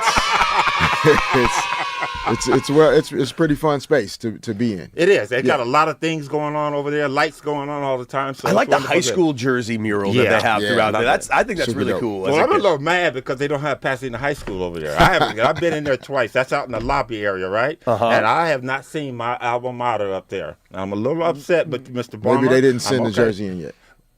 It don't have to be my jersey. It can just No, be not anybody's yours. jersey. I'm Yeah. saying that, but you do have to. We have to submit the jerseys. It should be his Like jersey. I by thought you were a Laker fan. What you talking about? We have to submit the jersey. so because I coach high school boys. Like we have Crespi has a jersey in the Over Intuit. there? Yeah. We had to we had to send it though, by a certain date in order for it to go up on the wall. You learn something So new I every don't know day. about- See, Yeah, we're yeah. learning things. See, and D-Fish says he's not a member of the media. He's just teaching us things left and right, my guy. I'm telling you. Oh, you my- got it going on. Now. Right, man. So, like, how would you compare? Because you've coached now everywhere. You name it. WNBA. You've coached in the NBA. You've coached high school. You've coached college. Golden Knights, huh? Like Golden Eagles. Golden Eagles. Sorry, Golden D2, Eagles. yeah. How would you compare that? A normal ran game with 3 members on a court. How is the strategy different? How does the Big Three compare to that? Well, it doesn't compare with regular basketball because it's 3-on-3. You're missing 2 players. But again, the competitiveness, the physicality of the game, you don't really doesn't have a game plan. Fisher, you know this because it's like 2-on-2 basketball with another player. So there's not a lot you can do with 14 seconds. But you know what? The energy's there. We got some great players in our league, and it's just a lot of fun. I go early. I don't even just go for my game. I go early if there's games before just to watch because I love the energy around there. Yeah, 3-on-3 is growing. I mean, it's growing fast. It's a fast-paced game. I think fans enjoy it for that reason as well. There's not It's a an lot. Olympic game? Yeah, They there's not got a an lot of Olympics now? standing around. Quick decisions are being made. There's always a shot being taken. So it's entertaining and engaging. Talk to us But about. Fish, you know yeah. what? You want to know the best part of 3-on-3? What you got? You don't have to run to the other end of the court.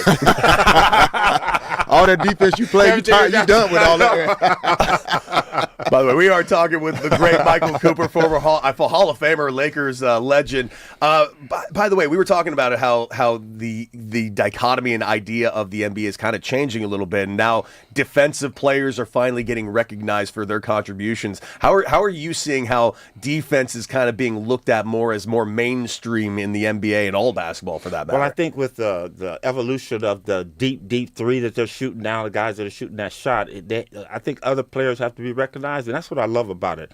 Norm Nixon and I used to talk about basketball, about the European players coming over, Vlade Divac, Tony Kukoc, just to name a few. Our biggest thing was, were we going to change their game, or were they going to change our game? And they definitely have changed our game with those big guys being able to shoot the three-point shot.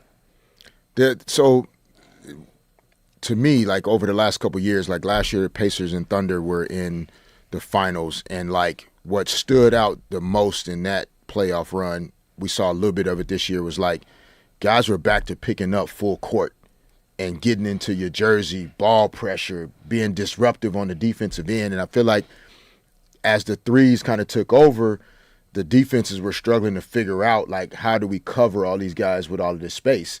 And they decided we had to get back to putting an extreme amount of pressure on the ball. And that's where you excelled the most. So when you're watching guys defend, like, how does it feel as you're watching these guys picking up full court, turning guys the way you used to night in and night out? Well, Fish, I love it. But again, you got to recognize the last year's champion and then this year is young people. Basketball is a young sport, and you got players getting up.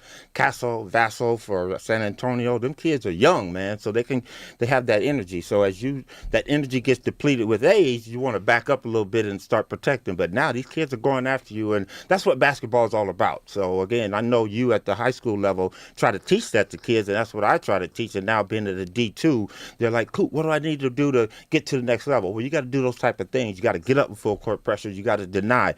Most of the time, I tell players, you're not going, if you get drafted to the NBA, you are not going to be the 1, 2, 3 scorer. Correct. So you got to find out how can there's another niche that I got to make the team and be a good passer. Don't turn the ball over, be a good teammate, and last but not least, be a good defensive player. Well, we are talking, of course, with Michael Cooper, former Laker guard, Hall of Famer, coach in the Big Three, Miami 305. And Coop, just seeing the name of the list of head coaches in the Big Three right now. Yourself, Dr. J, Nancy Lieberman, Swaggy P. Let's take them one at a time because I have something to say about all of them. Okay? Let's start that over. So, Michael Cooper. Michael Cooper. Yeah. What do you got to say about Michael Cooper? Hell of a guy. Okay, let's go over to Nick Swaggy P. No, go to the next one. Next one? Sorry. Gary Payton. No. Oh, no. You went Dr. J. Dr. J. Don't like him. The guy slam. He got the iconic dunk on me. But I love Doc as a person, but when I see him, I have flashbacks, so I'm still pissed off about that. Okay? Nancy Lieberman. I love Nancy, the first woman to ever get an opportunity to play in the NBA. A competitor, fierce competitor. Can't stand her either because I went for my championship, and she beat me with a power team she had. They're all NBA players, but we don't talk about that. But I love Nancy. Gary Payton. The glove, he thinks he's the first guard to be all that. I told him, you following my trail. Gary and I go at it so much. He, again, my third championship run prior to last year, ran up against his team, Bivouac. They beat us. So Gary always has one up on me, but a great guy. Love Gary. Rick Mahorn. Can't stand him either because of the bad boys. I saw Rick yesterday. I'm glad he's back in. He's with DMV. And Rick and I always fight because I told him, I said, Rick, you know what? If Magic and Byron hadn't gotten hurt in '89, we would have three-peated. Yes, and, 100% correct. Talk to him, Fish. So we go on. But Rick Mahorn, great guy. Glad he's on the men, but I love him, but I hate him. And last but not least, Nick Swaggy P. Young. Swaggy, I can't say anything bad about. I love wow, him didn't because see that Swaggy coming. was a Laker. He's a Laker. I can say something about bad. Swaggy, I hate him because the LA Riders the own team now, and they took Swaggy P over Michael Cooper to coach the LA team. How dare they? Exactly. But you know what? I told Nick one day, if our teams can't compete, me and you gonna go out there and go one-on-one. That's one of the perks that the Big Three has. You know what? One of the unique things we have is that if there's a discrepancy call during the game, you go up and block a shot or something like that, we have what we call bring the fire. So I can go hit this red button, fires jump out, and those two players go one-on-one for the point. So I love that. Cooper, is the roster, the championship roster you had last year, is it the exact same coming back this year? Any change? Same okay, one. so Mario Chalmers, Michael Beasley, Reggie Evans, Nice. Sean Williams, and Lance Stevenson. Oh, yeah, you got a squad. Yeah, the team that won it has the opportunity to keep their team together, and that's what we have to do. So yeah, I mean, you So got the defense, opposite of the Knicks. Rebounding. He said the opposite of the Knicks. Yeah, now Reggie Evans is an animal on the glass. Oh. You know, Michael Beasley can score. Mario Chalmers can score. Lance Stevenson is a utility guy. So yes, he's more the utility guy in the Big Three. He's Yeah. everything. I mean, he's a great offensive player and a feisty defensive player, and he has what do you want to call it? The creativity out on the court. You know, he strums his guitar after he scores. He wiggles his hips and things like that. So there's a lot going on. And then Sean Williams played with the Knicks for a while, but he's our shot blocker. Okay. Nice. So we got a very good team, and going at it tomorrow, we're going against Dwight Howard and the LA Riot. They just retooled. I didn't know. so. I forgot Dwight was doing the big three back, this year. Man, I baby. got to pull up and see what's going Are on. you going to come to the game? I need to Then- come. I need to. Can pull you up. get Okay, D-Fish to play? No way. Oh, hey, come but on. he's still Not a hard over chance. here. I Dude, Dude, like you're him. He's still hard. jacked, bro. D-Fish. No, Fish, sir. you don't have to That run beard. to the other end. No You can stay way. at one. Still. Everything happens in one. No. No way. Y'all not messing up my golf swing, man. We are talking with Hall of Famer Lakers guard Michael Cooper, head coach, of course, in the Big Three over from Miami 305. And Coop, we were talking earlier today about Luka, and you know the narrative around him about, man, yeah, scores 50, but man, just doesn't play defense. What are your thoughts on superstars that are constantly being mired for not handling the ball on both sides of the ball? Well, you know what? Luka plays defense, and he plays in his area. And I think that's why the Mavericks were so successful to get to the NBA Finals with him, because he's going to score. You have to have players like that. So with the Los Angeles Lakers, they just still have to find those other entities, you know, the guys that can come in and play defense. And would I like him to play better defense? Of course, but that might take away from his offense. Yeah, we don't want that. Exactly. But you know what? And you're hearing it here. I'm predicting Los Angeles Lakers will be in the Western Conference Finals next year. Let's go. I'm Let's predicting go. Okay. Hey, clip So- that. Put it on social. Yeah. We need people to see this. Lakers are going to make it to the Western Conference Finals. Now, I can't help it when they get to the finals. Yeah, that might be a problem. But well, it's going to be a task getting there with San Antonio, obviously OKC, Denver, everybody retooling. But San Antonio is a team you're going to have to go through. So, Coop, you coached and won at the highest level in the WNBA as well, and coached at USC on the women's side. Like, share with us like how it feels now to see where the WNBA is, women's sports, women's basketball, how much it's grown. You were in the trenches before it was cool, and you know everybody's now excited about it, but you invested in it and poured your heart into it 25 years ago or more. So just talk to us about those experiences and how great it is to see where the game is now. well, Fish, you experienced it a little bit. I'm just so proud of that league and honored to be part of that league, especially in the early beginnings, and being one of the ones that kind of like broke that Houston Comets chokehold. Cheryl Swoops, Cynthia Cooper, Tina Thompson, they were running everything from 97 to 2000. But just to see where the league has evolved to, only is a credit to the players that watched in college to finally want to get here, the Caitlin Clarks, the Aja Wilsons, players like that, to take this league to another level. So I just shot a little congratulatory thing for the league and the Sparks.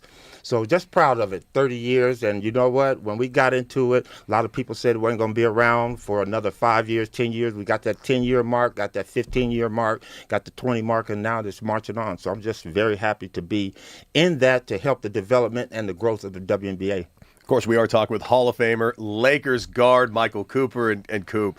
You know, you mentioned that they're going to go to the Western Conference Finals. Western Conference Finals. So tell me, does that mean this team looks very similar to the team last year? We getting back LeBron, Austin Reeves, or do you think we're going in a different direction? I think they're going in a different direction with the role players. I think Austin Reeves, Luka, and LeBron. I do believe LeBron's going to come back.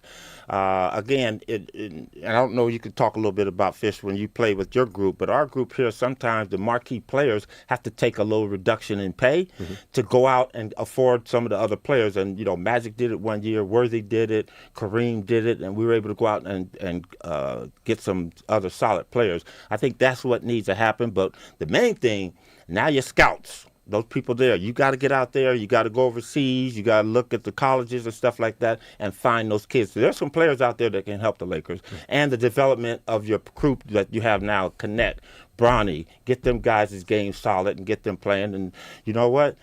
There's very few teams that has what the Lakers have. The Lakers with Luka, Reeves, and LeBron, on any given night, two of those three can go get 35, 40 points. I don't think any other team in the NBA has it. So we keep that together, get a new energy. J.J. Redick gets another group time to spend more time, implement his game plan on how he wants to play, and the Lakers are going to be okay.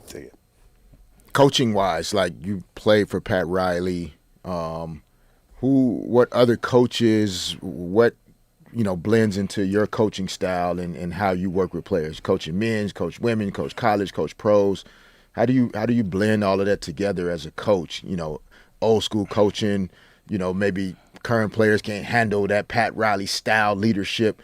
How do you handle it and navigate it as a coach? Well, I'm going to answer the question, and then you're going to answer the question, okay? Because you played one of the best ones, man, Phil Jackson. But you know what? Coach Riley was the best professional coach I had. My high school coach, Coach Turgeon, he's passed away since then at Pasadena High School. He set the groundwork, the foundation for me being a player. And as I've gone through all my coaches, I picked a little bit from everybody, but the main one was Pat Riley. Attention to detail, the way you prepare for games so you don't have to stress out during a game. So my style, again, I think coaching high school, you have to have patience with them kids because they're just learning how to play. And that's really helped me now moving on. And especially the patience that Coach Riley showed with us helped me in the WNBA. And again, the coaching against women was very good because women get it.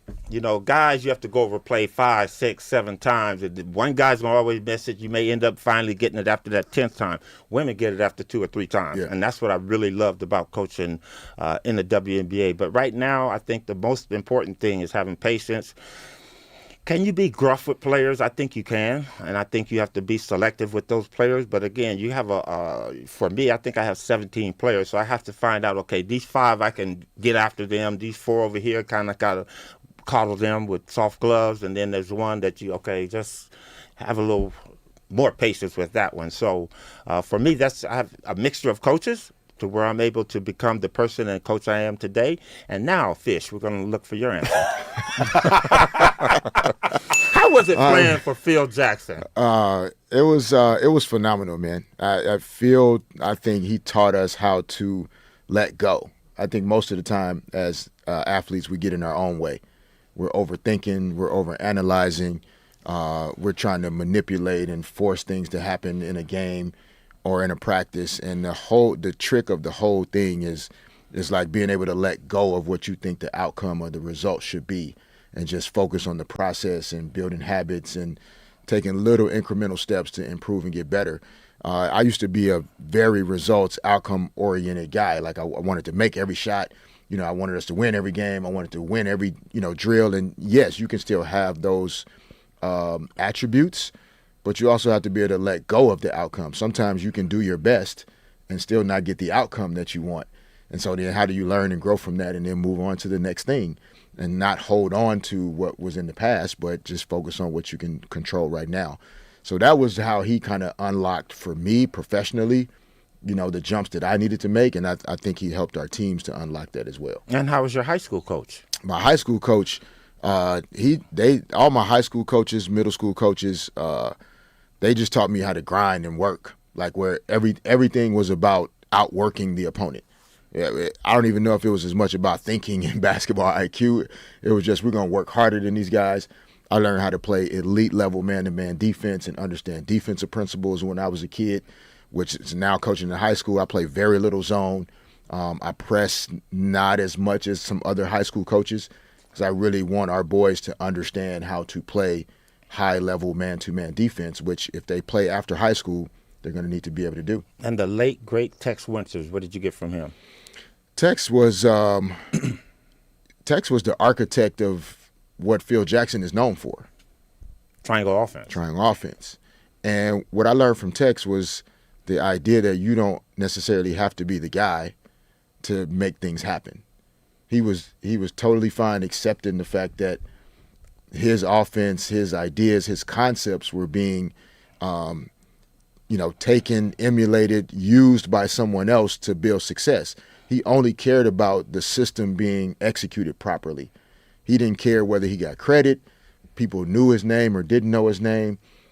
He showed up every day. He was the same guy. All he cared about was you doing things the right way within the offensive system. And being around someone so accomplished and like literally birthed something that somebody else is getting credit for, and he could care less. He never tried to get the spotlight, never wanted people to know where I'm the offensive coordinator guy. It's really me that's the one out here making. No, it's all about the team and about doing things the right way. And being around him every day was pretty special because you knew he had done this with the Chicago Bulls, and now he's helping us to figure this out as well. Hey, you listening to the Cody and Coop show? That's right. Fisher here. Now, Fish, those three coaches there. All right, so we got our special co-host whenever I'm away. Actually, we know that's who we actually not bringing a in. terrible idea, Coop. You around next week? We can use you. Well, guys, the Big Three is back. Yeah. Back to debuting tomorrow, opener of the season. And what can we say? The Hall of Famer, the legend, the Laker guard, Michael Cooper. An honor to have you in here. And yes, thank you. Can we get you in here all the time, pretty please? Because it would be fantastic. Coop got as many jobs as I do, so he's not. Well, look forward to having you back. And Matt, good luck with this season, and good luck with the Golden Eagles, and just good luck with everything. You're a legend, and we're thrilled to have you, Matt. Hey, tell these people, get out, get your tickets into a dome. Come see some good, exciting, fantastic. It's Friday, Juneteenth. Yeah. The beginning for Saturday. Big Three basketball is back. Absolutely. And you guys want to check it out. Guys, we're going to take a quick little break, but coming up, hey, Alexi Lawless was just on our sister station, KNX. What did he have to say? And is Zlatan going to hit him at some point in the next 30 days? The answer is probably yes, but we will discuss right here on the new 97.1 The Fan.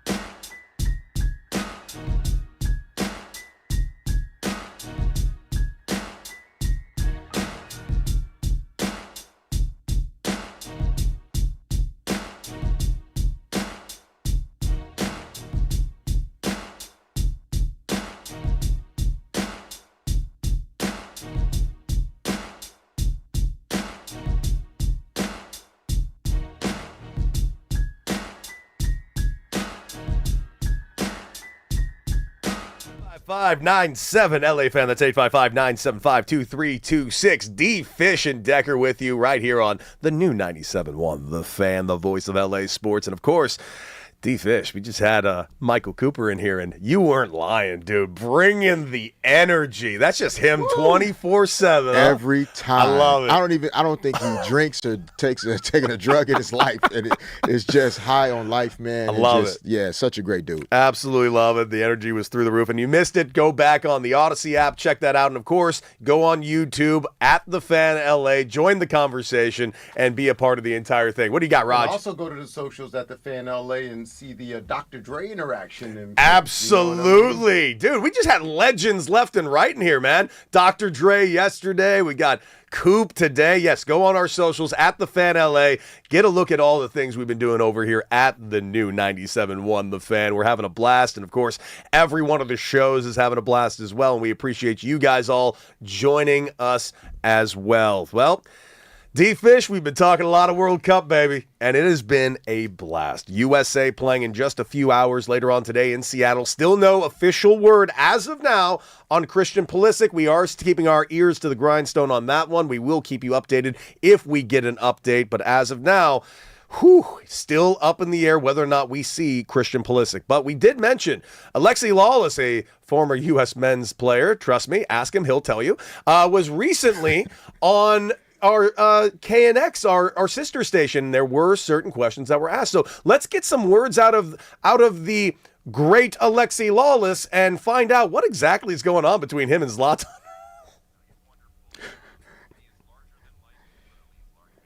Larger than life, wonderful addition to.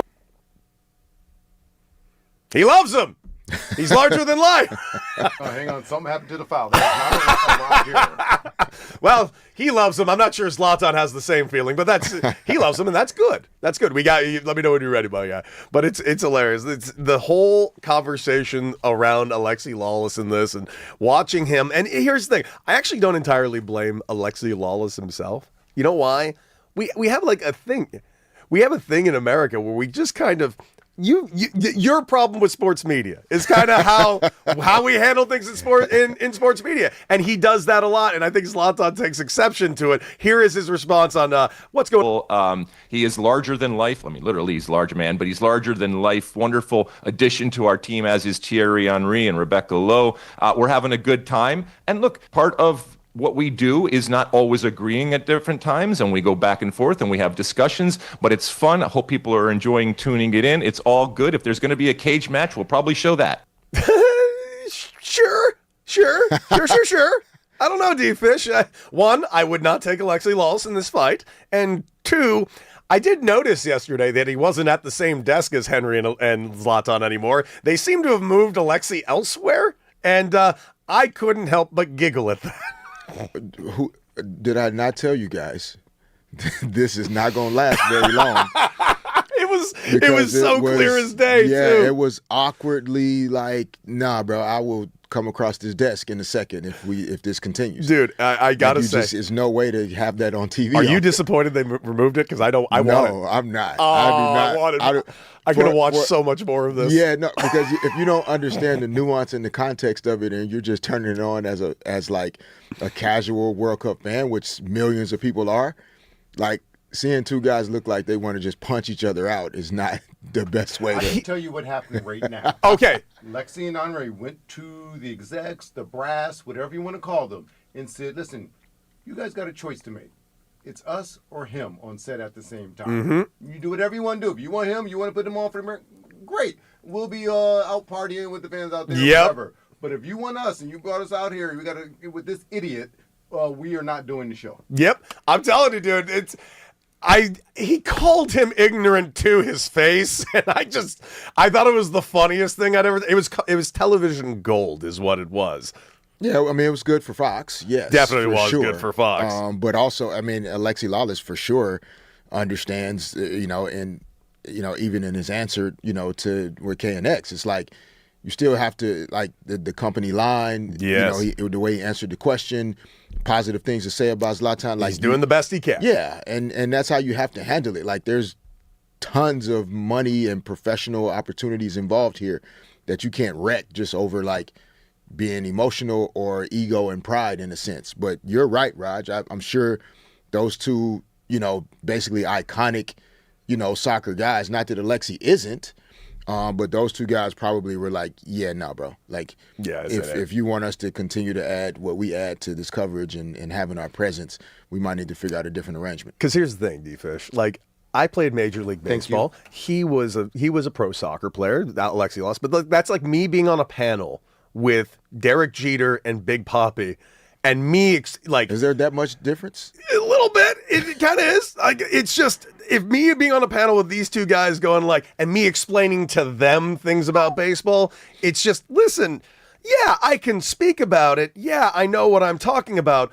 But you're two of the greatest that have ever done it. And like, there's a TV show called Shoresy where he actually says when he's on a panel with an actual like Hall of Famer, he's like, go to Dougie first. Fans want to hear from Dougie, not me. And it's just like one of those situations. You just got to know your role, my guy. That's all. Okay, we have some updates here on possibly Christian Pulisic. Oh, no, it's Podge talking about exactly what's going on today on Christian Pulisic. Ty, let's hear it. We'll see. I think at the moment we'll see if it's not available for tomorrow, will be available for the next game. But I think he's doing a massive effort, trying to be ready. When this type of thing happen, always is painful. But I think Christian is strong and with great mentality, and is doing a fantastic effort to try to be ready as soon as possible. We're not seeing him today, are we? I mean, it doesn't sound like it. I can't. I don't know if it makes any sense to like try to, smoke and mirror it. Like, confuse Australia? This is also part of soccer culture, fellas. You can gamble, and there's an employer here, I won't say any names, but you can gamble on starting lineups in soccer, like throughout, because it's smoke and mirrors a lot in soccer. Now, the stakes are high in this. But even in World Cup, like that type of thing? That's the difference. The stakes are high in this, but no one would have guessed Jamal didn't start, that first game. Are there, to that point, Raj, are there deadlines on when you have to turn in your starting lineup? Of course. And who's available? Yes. Okay. So a lot of sports have 90 minutes prior to a game. In English Premier League, it's 90 minutes.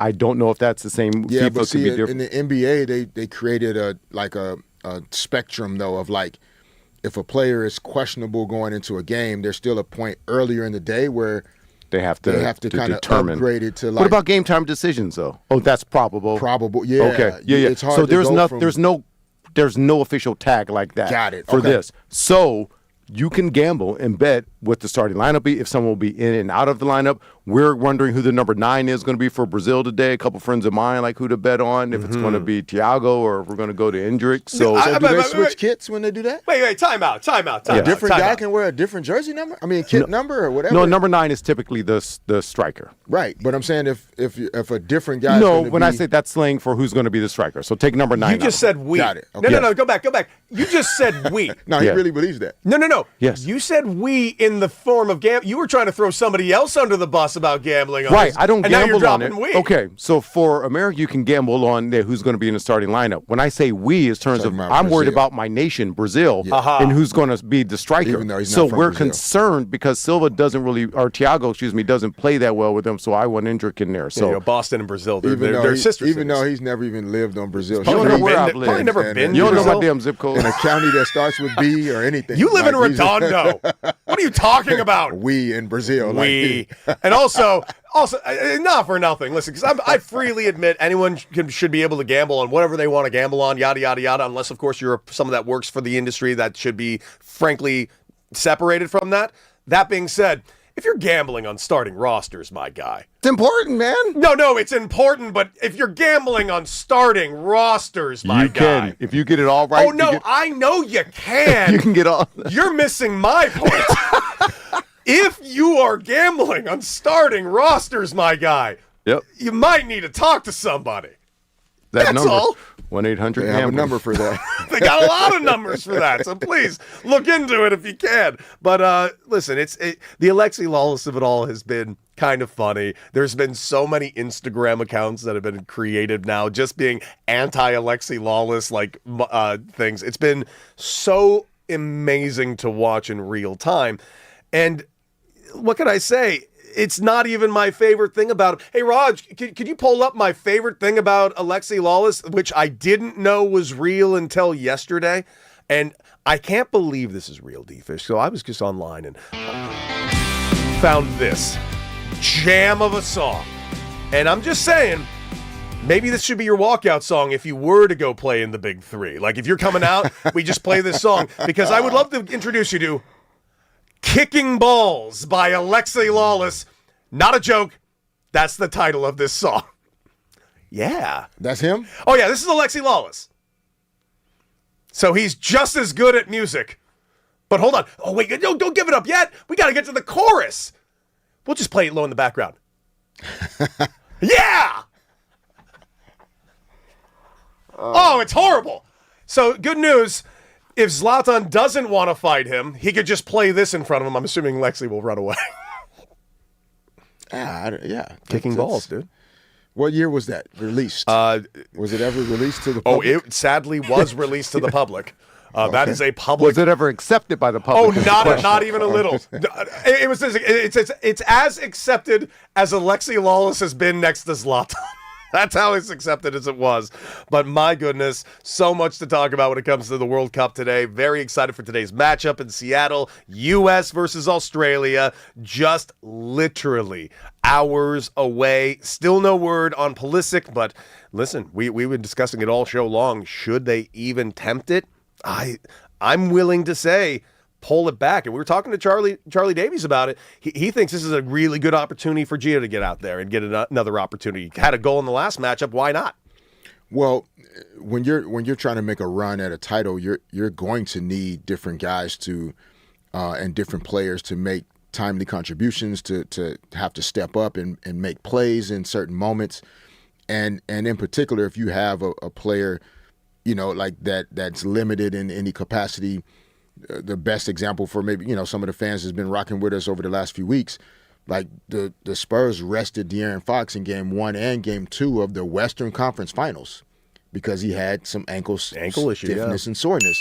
And so you want to play him and try to give yourself the best chance to win. But big picture, if he's not healthy enough, if you are able to advance, then you're kind of working against yourself anyway. Completely. And so, Team USA has to think about that with Pulisic. Like, does it really help him and us we're going to advance? That's the way they're thinking about it. We're going to the knockout round. And so we want him to be available and healthy then. And you just may have to consider holding him today and then knowing that you would have another opportunity next week if you need it in terms of getting a win and making sure you secure that spot. Absolutely. Well, we will keep you guys updated on that because the game is only hours away. U.S. versus Australia in Seattle. Looking very, very forward to that matchup. And guys, where are you guys watching this matchup today? 855-97 LA fans. So many great bars all throughout Los Angeles right now where you can catch the World Cup. And man, it's been magical and electric here in LA, just like it's been in Boston and in Dallas and in Houston. It's been badass, and I'm looking forward to this tournament continuing. Guys, coming up, Major League Baseball made a little bit of an announcement yesterday of what they're looking for in the next CBA. And I'm not going to lie to you. Not only is it awful, it really almost directly attacks the Los Angeles Dodgers. Looking forward to explaining just how, right here on the new 97.1 The Fan.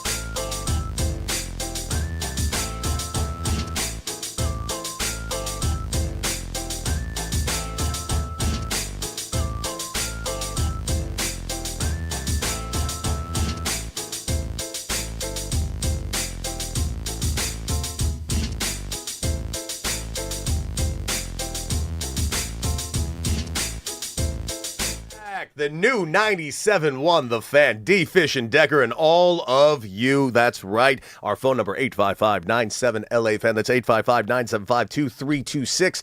And get in the chat on YouTube and Twitter and Twitch at The Fan LA. And of course, the conversation that's been going on in the chat. A lot of fans of Alexi Lawless in the chat. That was sarcasm. Everyone in there seems to hate him.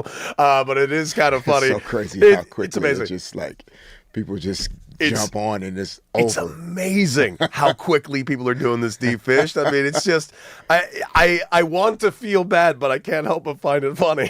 It's just, if it happened to me, I probably wouldn't laugh as much. But yeah, man, no, it wouldn't. It would not be funny at all. No. If it was, you know. No, I'd probably be like, what did I do? But Then act right, and it wouldn't happen. well, I do act right. That's why Alexi Lawless needs to act right, my guy. But listen, the Major League Baseball decided to put out a little bit of a thing yesterday. And I don't know if you know, we got a CBA coming up. And D-Fish, you were the head of a players association. When it comes down to these things and the mudslinging that takes place, at the end of the day, these things are all about one thing. Money. Cha-ching. Lots and lots and lots of money. So I want to once again, and I'm going to say it every time we bring up the CBA, preface with this very simple thing. How many seconds is a million seconds? 11.7 days. A billion seconds? 31.7 years. Now let's talk about what money is. Because Major League Baseball has just announced that they are proposing that they want to overhaul the entire domestic amateur entry system as when it comes to the Major League Baseball draft. Now, a couple of years ago, there was a massive contraction of the draft and a massive contraction of Major League Baseball's minor league system. Full transparency on how all that went. COVID hit. They wanted to move the draft from 40 rounds down to 20. First proposed to be a short-term solution, ended up becoming the norm. Now there's only 20 rounds, and they ended up cutting full divisions of minor league baseball. By the way, why is that ugly? Because Major League Baseball did not own those teams. Those teams are independently operated by independent owners, families, local markets. All of that ran on their own. The teams of Major League Baseball only supply the players that they pay to play on said teams, and those teams are leased out to Major League Baseball. They overhauled that system. A lot of leagues were cut. A lot of jobs were lost, both on and off the field. And now we have a 20-round draft and less minor leagues. Well, it looks like Major League Baseball is taking another tomahawk to the entire thing. And it does seem like it's at a massive affront specifically to the Los Angeles Dodgers. We had Jeff Passan on just the other day right here, and if you missed it, please go back on the Odyssey app and check it out. It was a great interview, and Jeff was very adamant. Why does everybody hate the Dodgers? Because they win.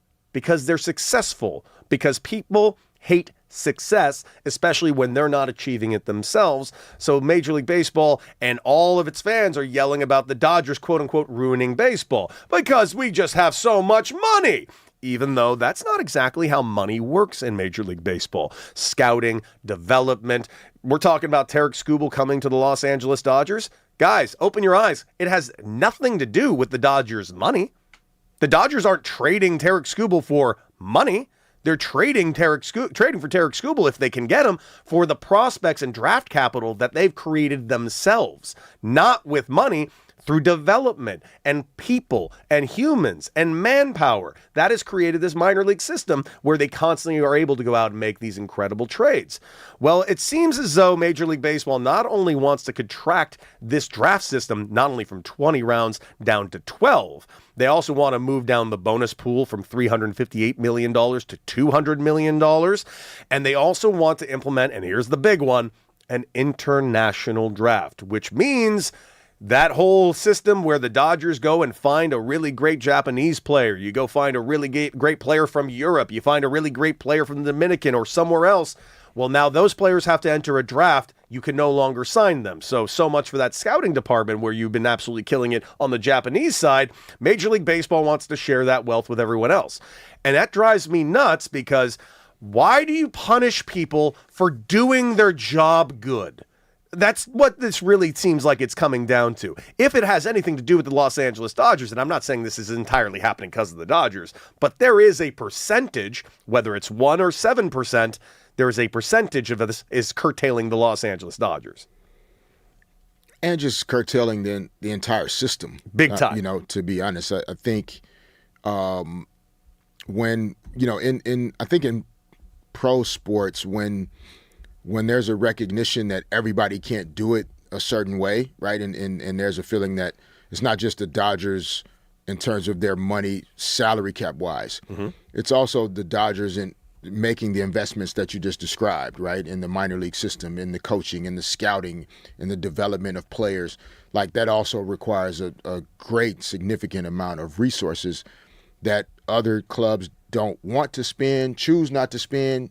Some can't spend, right? Like they don't have the revenue streams or whatever. They can afford it, but they choose not to spend it because they don't feel like it's going to be offset by enough revenue. Mm-hmm. Totally get it, right? It's your business. You can run it the way you want to run it. And so a lot of this also goes to two things. One, it goes to every club doesn't want to be in a position where they have to make that level of an investment to try to keep up with the Dodgers. They know in terms of player salaries, they're not going to do it, but they're now also feeling that the system is unfair for teams like the Dodgers. They still have an advantage on that part of it as well. Yeah. Because they're spending more money than us in development also. So not only are they going out and getting all the free agents and the guys in terms of salary cap, but they're also spending more money than us in developing players, and we don't want to have to do all of that. We want to still make money owning the team, so let's put some rules in place that will allow us to do that. The second part is anytime there's collective bargaining coming up or approaching really soon, there are these very aggressive stances taken by the league offices in order to create an environment where you're going to have to give up something to get something. Yes. That's really what collective bargaining is. And so sometimes something that almost has no chance of actually happening still is going to be put on the table for discussion, because that one thing that players really want that they've discussed, whatever it is, you're going to have to give up something in order to get that. Mm-hmm. Neither side is going to get exactly what they want. And so sometimes there are more things thrown in just to get you thinking about all these other things, and there's a smoke and mirrors aspect to it, because there's really something that's most important to team owners most of the time in league office. And a lot of this other stuff is distraction to get you away from or move you towards what's actually most important for them. Yep. Yep. So you just have to be able to take all of it in and not get emotional in your response as players and the PA, and just know that this is going to be a long, drawn-out process. Get ready for it. Prepare for it. Make sure you're bringing all the players along so that they understand the mechanisms of things. My Players Association kind of passion grew from attending. I attended a meeting in 1999 in Las Vegas, a player meeting, and this was like one of the last meetings that I remember where like everybody came out. I mean, it was Michael Jordan, Karl Malone, John Stockton. Like the stars were out at this meeting, and as a player that had only been in the league for 3 years, I'm looking around like, whoa, okay. We're talking about some pretty heavy and important stuff. Yeah. If these guys decided to show up and try to understand what's going on with the league, why are we talking about work stoppage and lockout? And they were discussing all types of things, presentations and numbers and percentages. And I'm sitting there like, barely 3 years in the league. I'm hoping I can still be in the NBA next year. I'm not thinking about all these long-ranging Dude, I had the same thought in my first meeting too. I'm like, oh what my God. is going on? This is calculus. But I left that meeting feeling like I can never allow that to happen again. Yeah.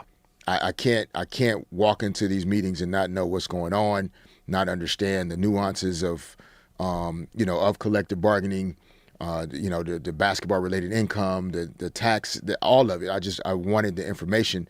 And so that kind of inspired my increased involvement that grew into becoming the president 7 years later, basically. But it started in 1999 feeling like I didn't know enough about what was going on.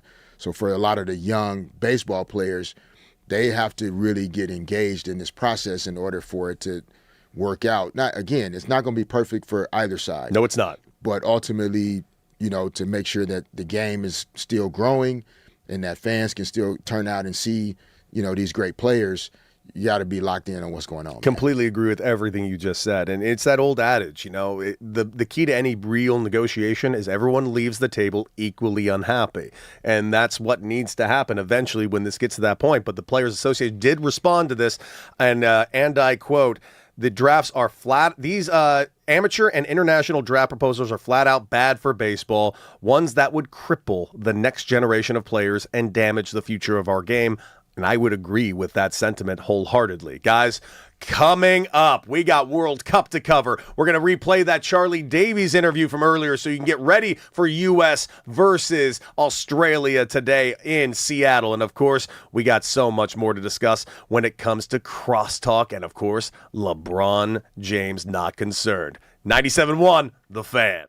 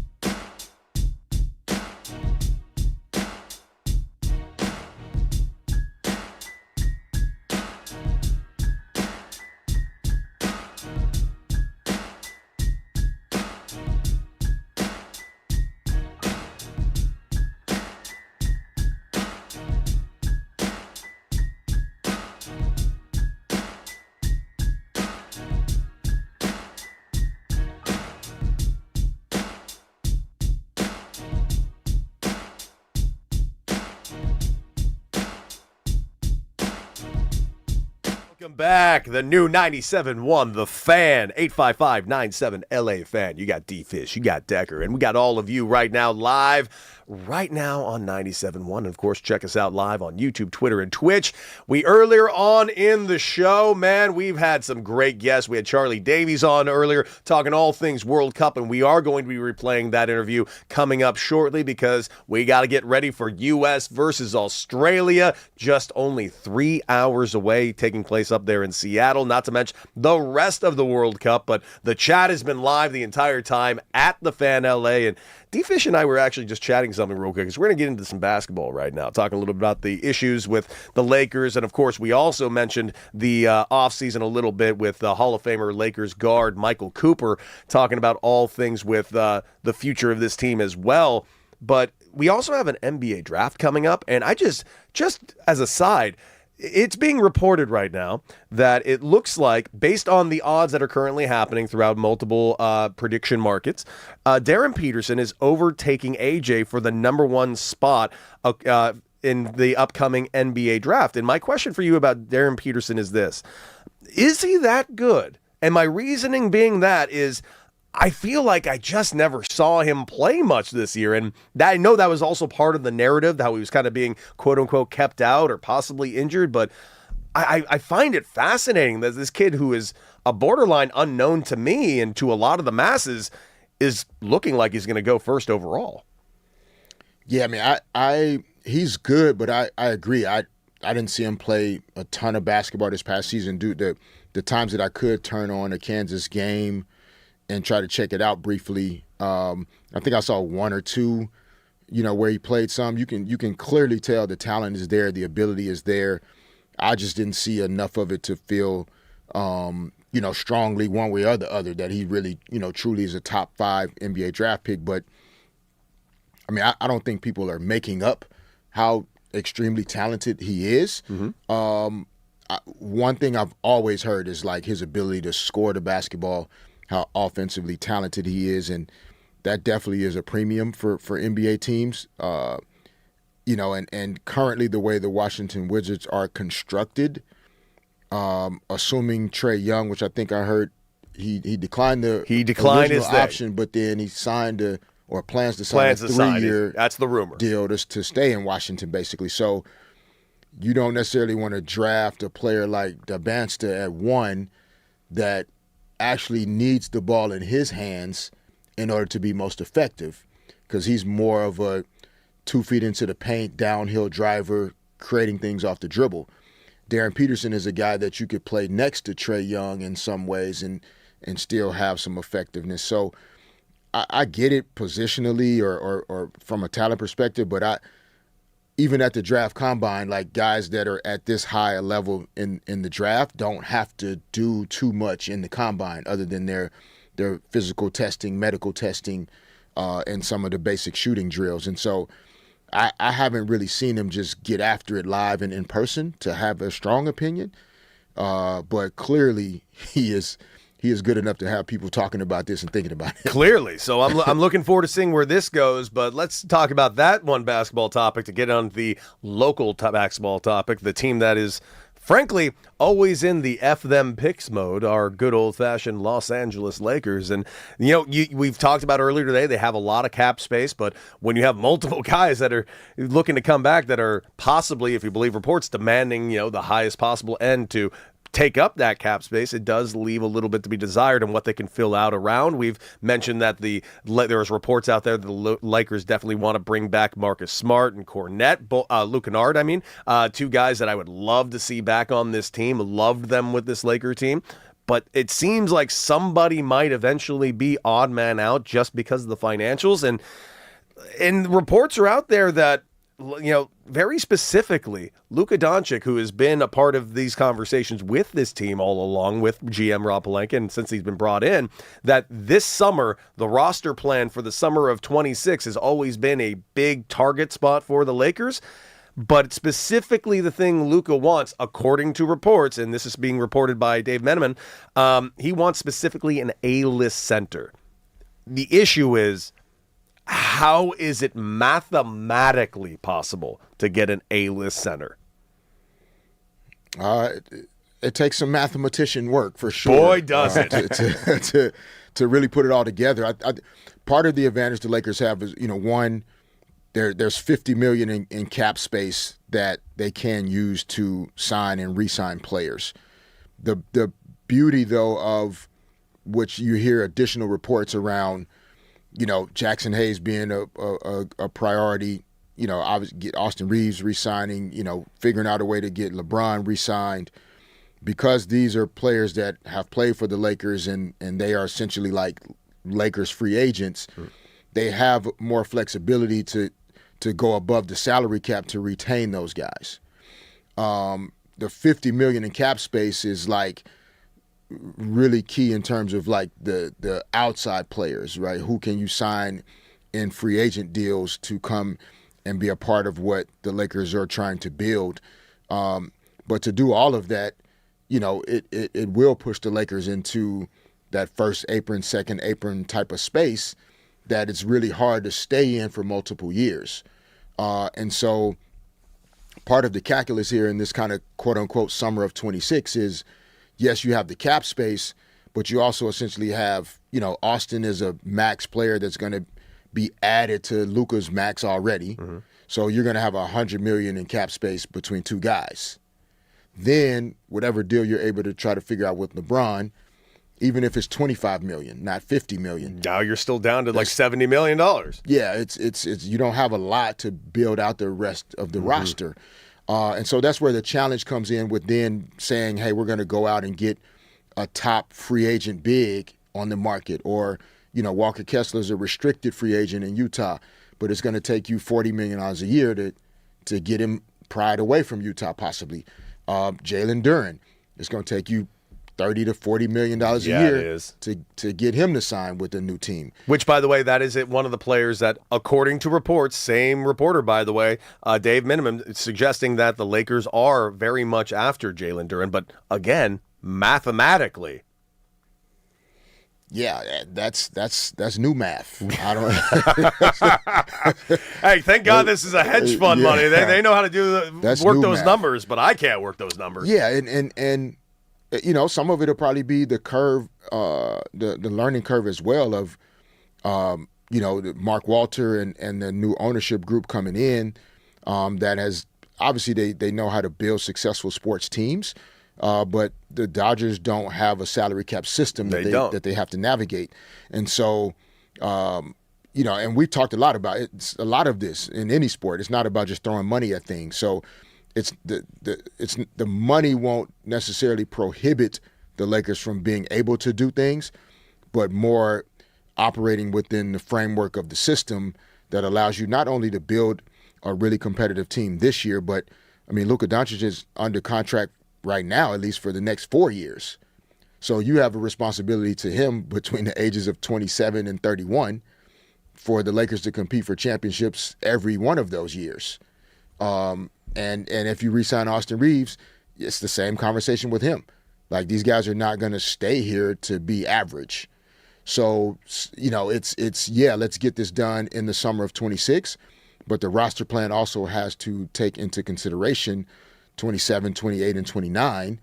And they have the flexibility to do that right now, which is why, the summer of 26 was highlighted. Yeah, and by the way, those are wondering about LeBron James and what he thinks of all of this. Well, he hasn't put any statements out himself other than a little bit of smirmings from Rich Paul recently. But according to that same Dave McMenamin report from ESPN, it says, and I quote, LeBron rocks with Luka, one source close to James told ESPN. So continuing to be asked by Reiter to play a complementary role next to Doncic does not figure to be a sticking point in James's decision-making, of which does make sense to me. If you're LeBron James, I'm assuming you're more than happy to not playing the Robin role. I think that's disingenuous, but rotating the Batman role every once in a while. Yeah, I think we have to start thinking of the way NBA basketball is played now. It's the hierarchy thing is different, right? There's less red tape around who's who. There used to be a time where it was like a clear cut, like, no, this one guy or these two guys, they're going to shoot all the shots. They're going to have the ball in their hands, and they'll choose to pass it when they want to. Doesn't work anymore. You see, like, insane amounts of ball movement, player movement, passing, cutting, screening. And so we have to start to think of NBA basketball in some ways like NFL football in terms of, yeah, Matthew Stafford is Luka in this conversation, but LeBron James is Puka Nacua in this conversation. Oh, so he's so terrible. Like it's not so much like he has to play a complementary role, like he's less than. Mm-hmm. It's complementary because what Matthew Stafford does positionally is very different than what Puka Nacua does, or Devontae Adams, et cetera, et cetera. So you're talking about world class with world class complementing each other. But yeah, Puka Nacua doesn't need to be the quarterback. He can run his routes and receive passes from a guy that plays quarterback. So Luka's the quarterback. LeBron's still at this age, the elite level tight end, big wide receiver that you can still throw out routes to. When you get near the goal line, you can throw it up to him. He can go meet it at the top and still score touchdowns and get a lot of yards. What's wrong with that? It's Patrick Mahomes and Travis Kelce. They complement each other. So that's what we're saying. It's not, well, LeBron has to bow down to Luka and kiss his shoes and tell him that he's the best and I'm now second to you. That's not what we're talking about here. Yeah. We're talking about truly complementary role. When did that kind of shift in basketball kind of take place, where it went from the two stars and everyone playing around the two stars to that complementary basketball that you're referring to right now? I mean, I believe in some ways, historically, it's always been that way. I just think we can talk about it and cover it differently now because of all of the mediums and the space where we can break it down. Before it was newspapers, 3 or 4 local news outlets. You didn't have time to get into the nuance of like offensive rebound, Mitchell Robinson type guys, Alex Caruso, intangible type guys. Like there's only so many words I can write in this article. Yeah. So it's Magic Johnson, it's Kareem Abdul-Jabbar, it's James Worthy. It's why it took forever for Michael Cooper to get into the Hall of Fame. Which is ridiculous.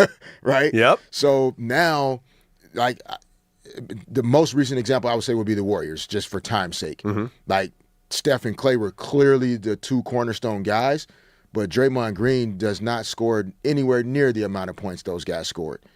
But we were able to break down how valuable he has been to their dynasty. And so that's the way you have to think of it. Yeah, Draymond Green is a complementary role to Steph and Clay, but they don't win without Draymond Green. Yeah, that's just the fact. Period. Stop. All right, let's bring in that crooked hype man, because at the end of the day, we love winning. We're winners on this show, and one of us has got to win today's Final Out.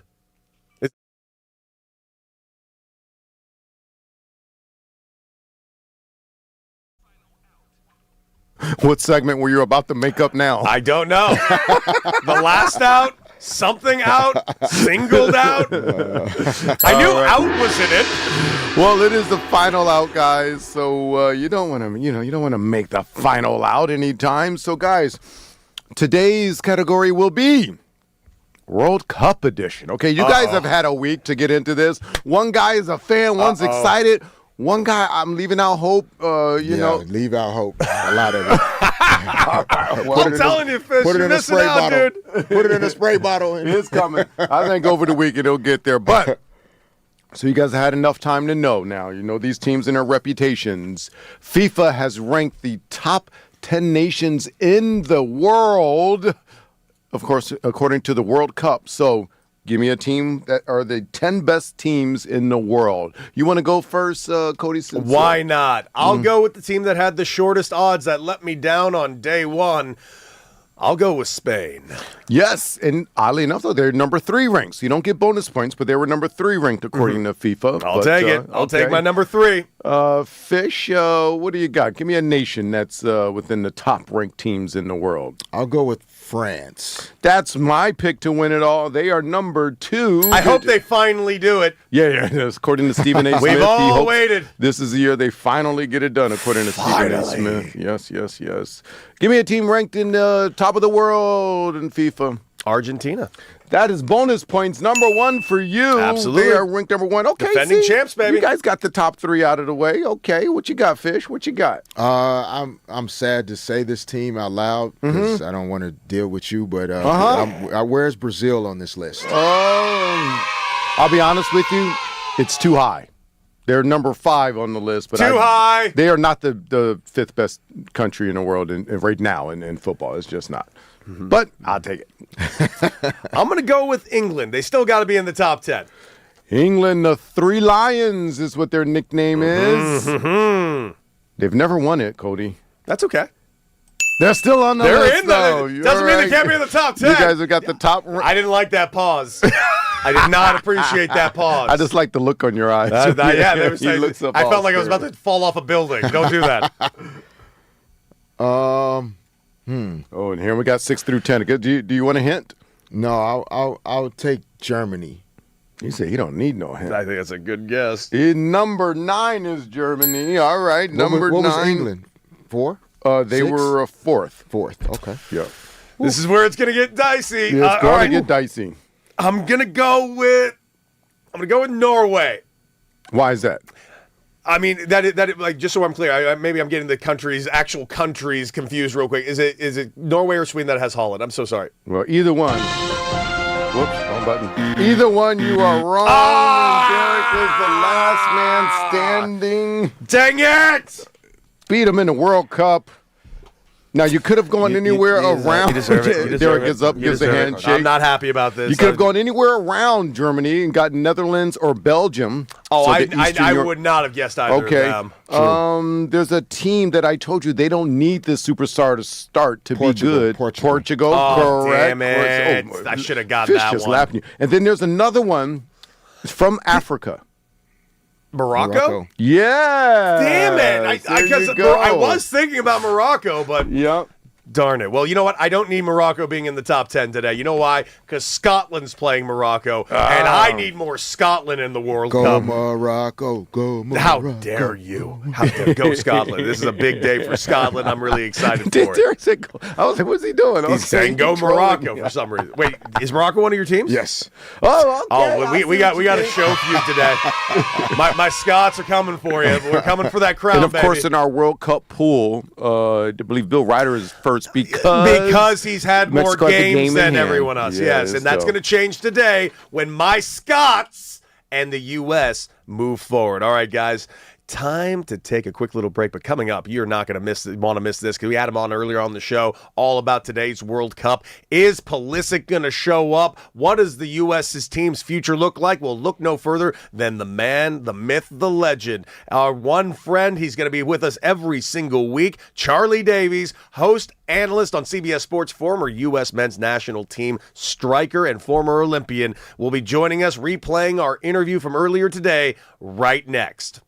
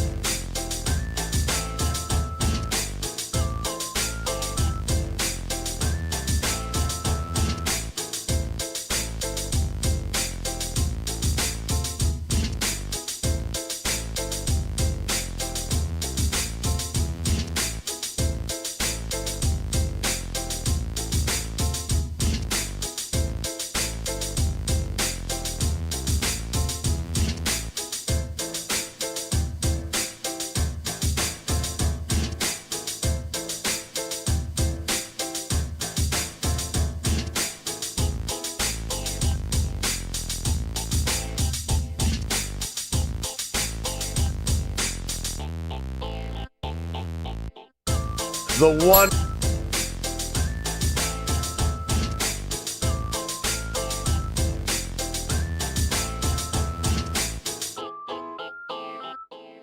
The one and only Charlie Davies joining the show yet again.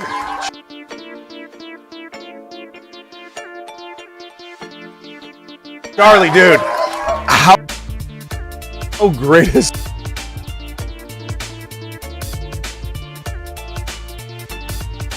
the one and only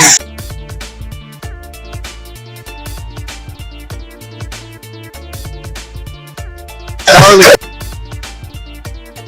Davies joining the show.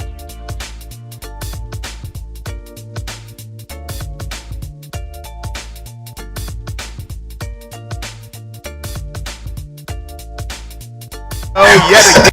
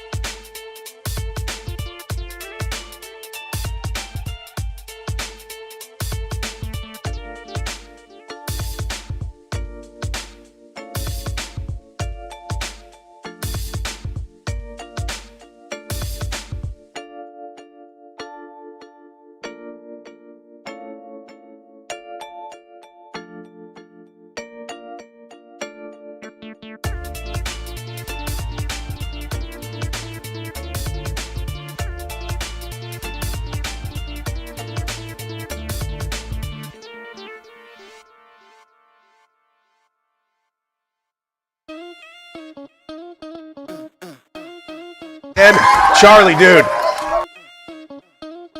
how great has this World Cup been, man? I'll freely admit it. I've always been a soccer novice. You got me. You completely got me. I'm so in.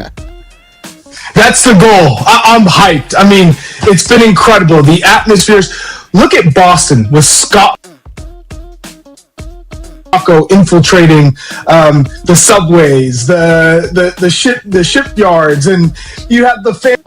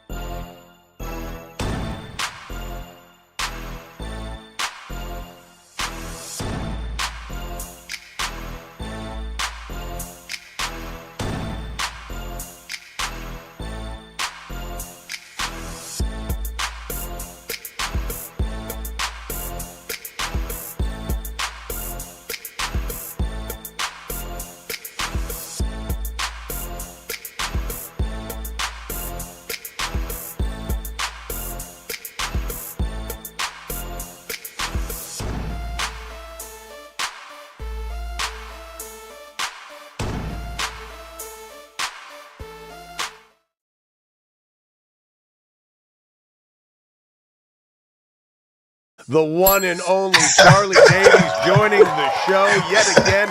Charlie, dude.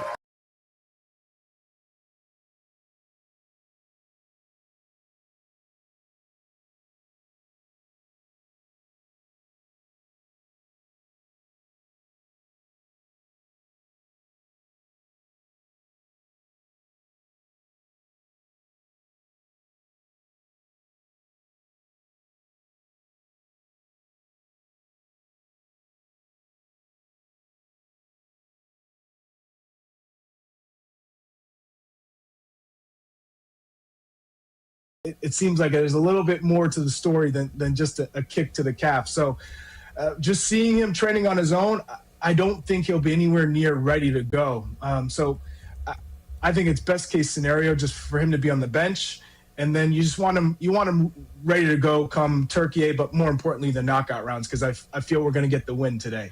Yeah, that was going to be my follow-up, was like what your strategy would be, you know, if you're managing in the situation or involved in the decision around, do you play him today and secure advancing to the knockout even if he's somewhat limited, or is it better to get him that rest and allow him to feel, you know, possibly have 2 weeks going into the Turkey matchup, and then, as you said, moving into the knockout round? How would you approach it if you were involved in that decision?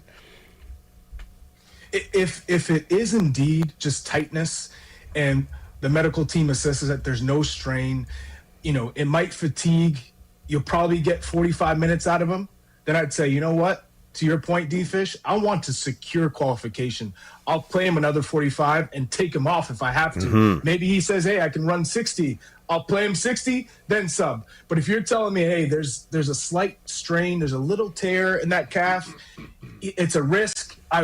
I mean, if you really had to, go ahead and play him. But if you don't, I'd say rest him. Then I'm resting him. And by the way, you feel pretty confident with the guys that are coming off the bench. Gio Reyna scores that goal in the fourth goal in the Australia game. He's looking pretty good. Maybe he deserves a run. You still have Alejandro Zendejas. Sebastian Berhalter came in at halftime. Maybe you start him and you just move Tillman and McKennie up top in terms of the attacking midfielders position. So I don't think you need to play him if he's not 100% ready to go. But, you know, Pochettino might say, hey, I just want to qualify first for the next round, and then we can give him the rest he needs. We are talking with Charlie Davies, joining us right here on D-Fish and Decker on the new 97.1 The Fan. And Charlie, paint me a picture. How does the rest of this current bracket actually shape up for the U.S.? You know, after this matchup, no matter what, they got Turkey next week.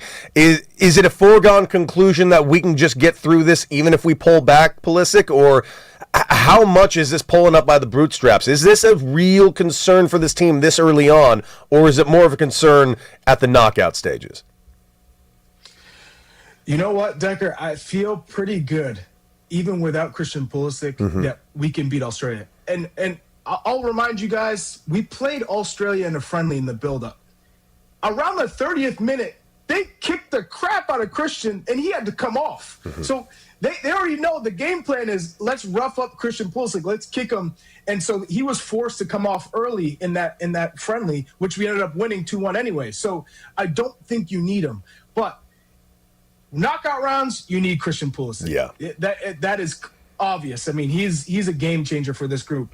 And if we are to finish top of the group, if we beat Australia today, I feel pretty confident we're going to finish first place in the group. And that's looking, most likely we're going to play a third place team out of Group B, which is Switzerland, Canada, Bosnia, and Qatar.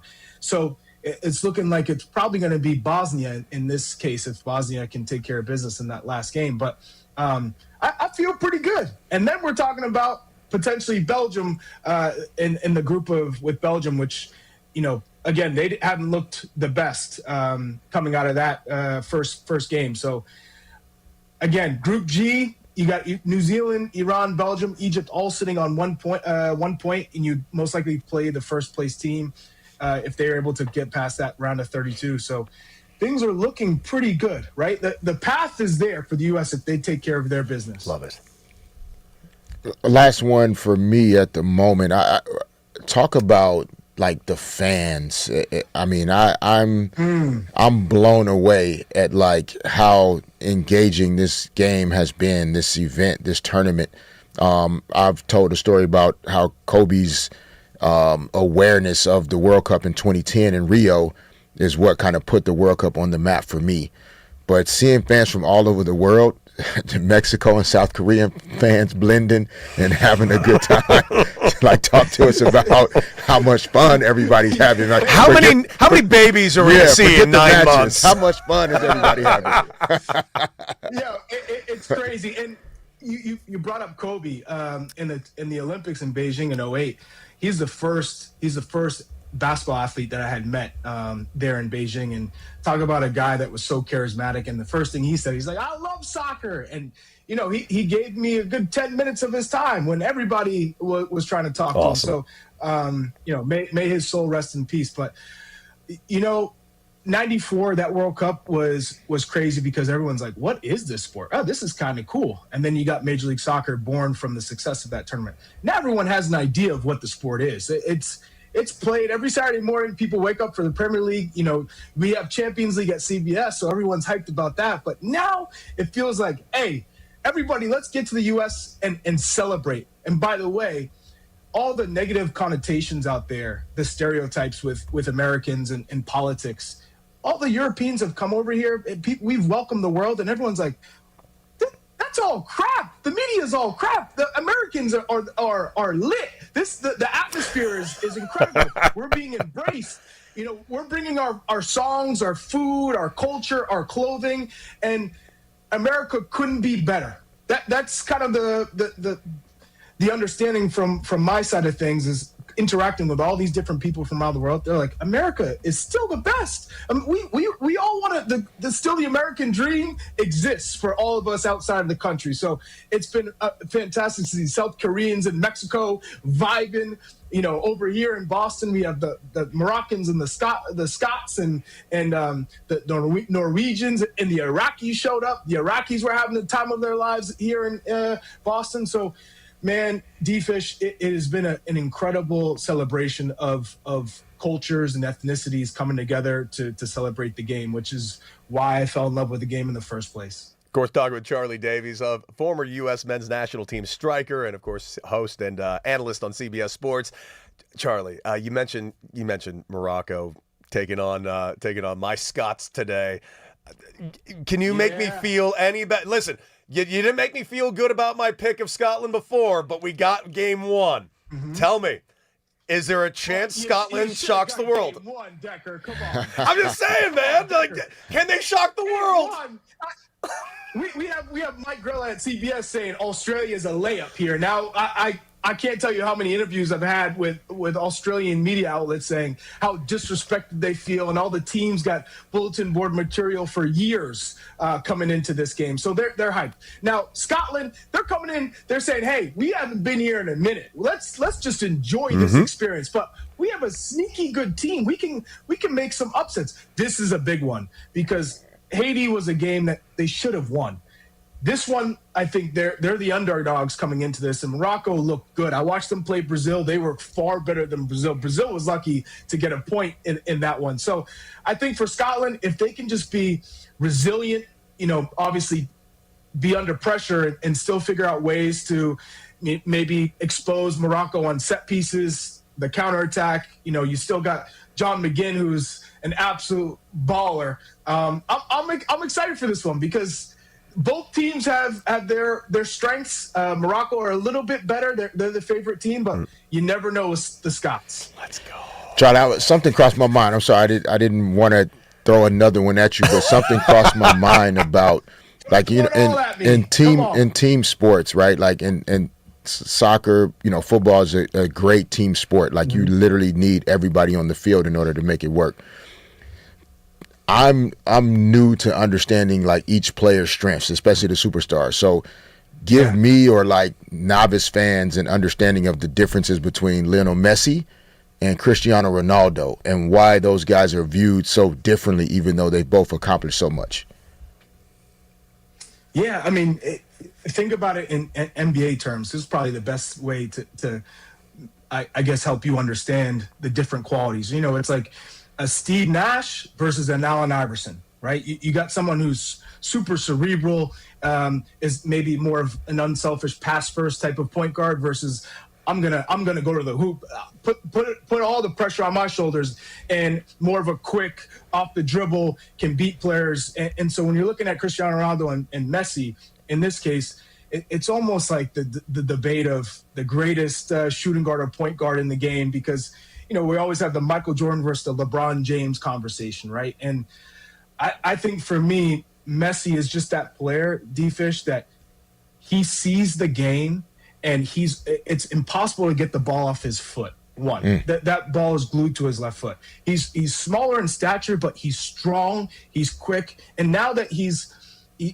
older, he's about to turn 39 this month in a week, actually, is day before me. I turned 40 on the 25th. He turns 39 on the 24th.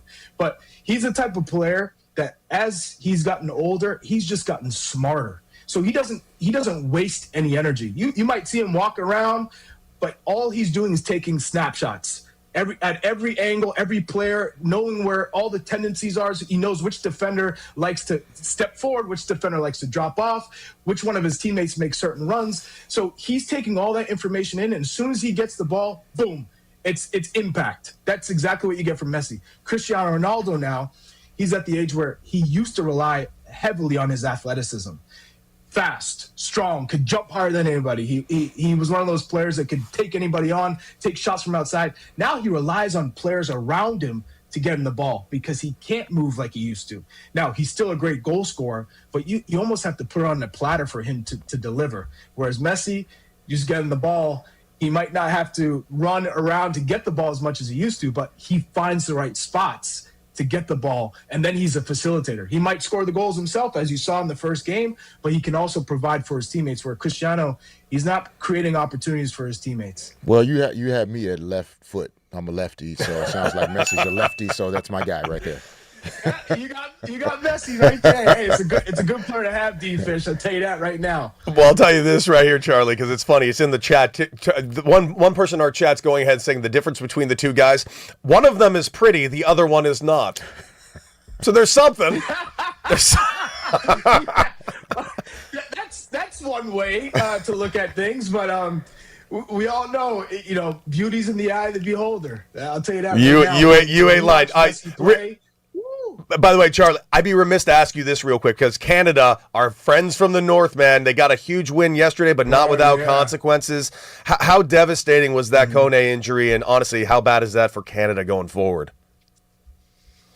It's a massive loss, and I fractured my tibia and fibula in a car accident, and so I have a good understanding of what that looks like, that recovery, because I had my femur and my tib and fib fractured in my right leg. So that means you got to put a rod down your tibia with some screws just above your ankle and below your knee, and the same thing for my femur.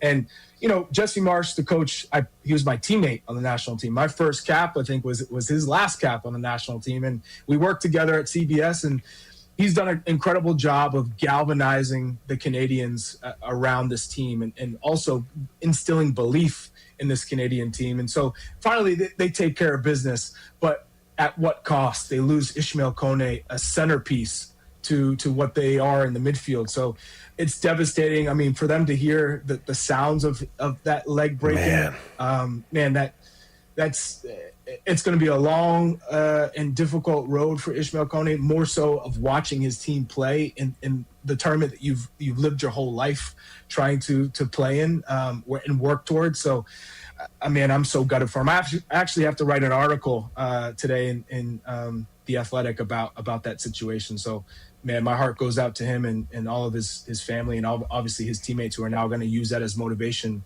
as they continue to play in this tournament. Absolutely. Well, Charlie, we cannot thank you enough for joining us yet again, making us not only better but smarter soccer fans, and we cannot thank you enough. And, man, we can't wait to talk to you next week and with more updates on where this World Cup is. And, dude, it's been a blast, and we cannot thank you enough, Charlie, man. Seriously.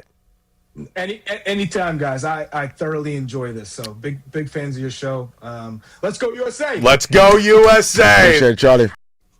All right, of course, that was Charlie Davies giving us all his thoughts on today's matchup with U.S. versus Australia. And, of course, coming up, guys, it's that time of the week. It's time for us to finish this week right. That's right, Brock and Alex from the next show joining us here for a little bit of crosstalk right here on the new 97.1 The Fan.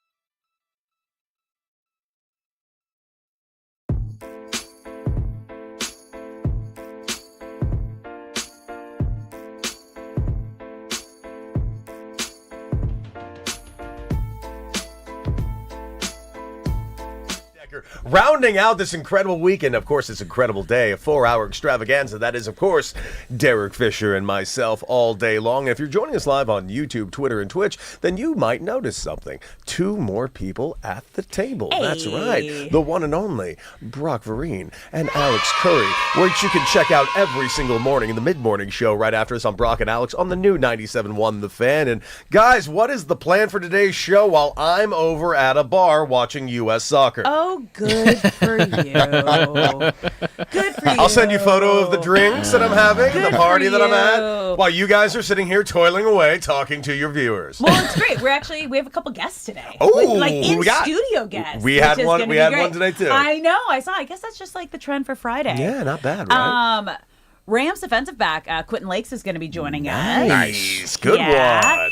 And then possibly, because he's here recording his podcast, Draymond Green. Very nice. Yeah. So those are going to be 2 very solid We're gonna guests. have a fun day. I think you today. will. And then obviously USA kicking off halfway through our show. Yeah, well, while you guys are doing that, I will Iconic. be watching that game. What's your drink of choice while you're watching the game? Probably Whiskey, today. wine? I'm a game time decision, but if it's daytime, that means tequila. Tequila will be my lady. Does the weather of the daytime affect Yes. Yes, it does. It's going to be a little gloomy Yes, until it like is. 1 p.m. But So the does thing that is, change things? It is still summer. We are in Los 'cause it's Angeles. It's still daytime. so. I'm a seasonal drinker. Okay. So I like that. wine can go Seasonal. year round. I like that. Yes. No. Hear me out. You guys will get it. And Yeah. it's a little bit less in LA than say if I was in the East Coast. Because when I was living in New York, it was very seasonal. Yeah. Because when it's cold out, Daddy likes whiskey. Whiskey. Whiskey's the answer. It warms you up the moment you take your first sip. But if it's a daytime thing, there is a sun in the sky, then tequila Okay. all day long. Okay. A nice añejo, a little rock in there. That's my jam. But if it's nighttime and I on the don't want to rocks. drink much, just a glass of wine will do me good. Classic. I don't want to Yeah. drink much. I just have wine. I feel like you drink so much more with wine. Well, You're that putting down sounds a like bottle. that sounds like a you problem. Can you do don't- me a huge favor? Yes.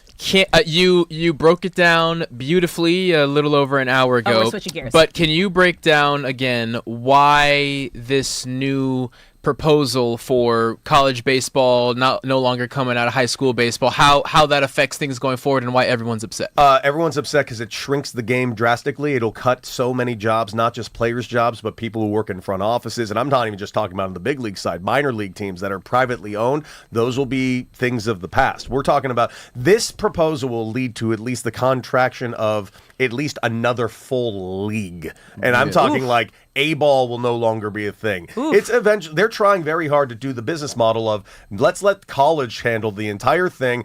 And at the end of the day, this is about just saving money. That's it. They're trying to spend as much money out there as little as possible to just line their own pockets, which is a very owner thing to do. As a player, do you like that structure more to be No. developed in college or be out on your own I'm in sorry. these to go through the I'm minor sorry, league system? Here's the ugly part. There is no development in college. This isn't a thing.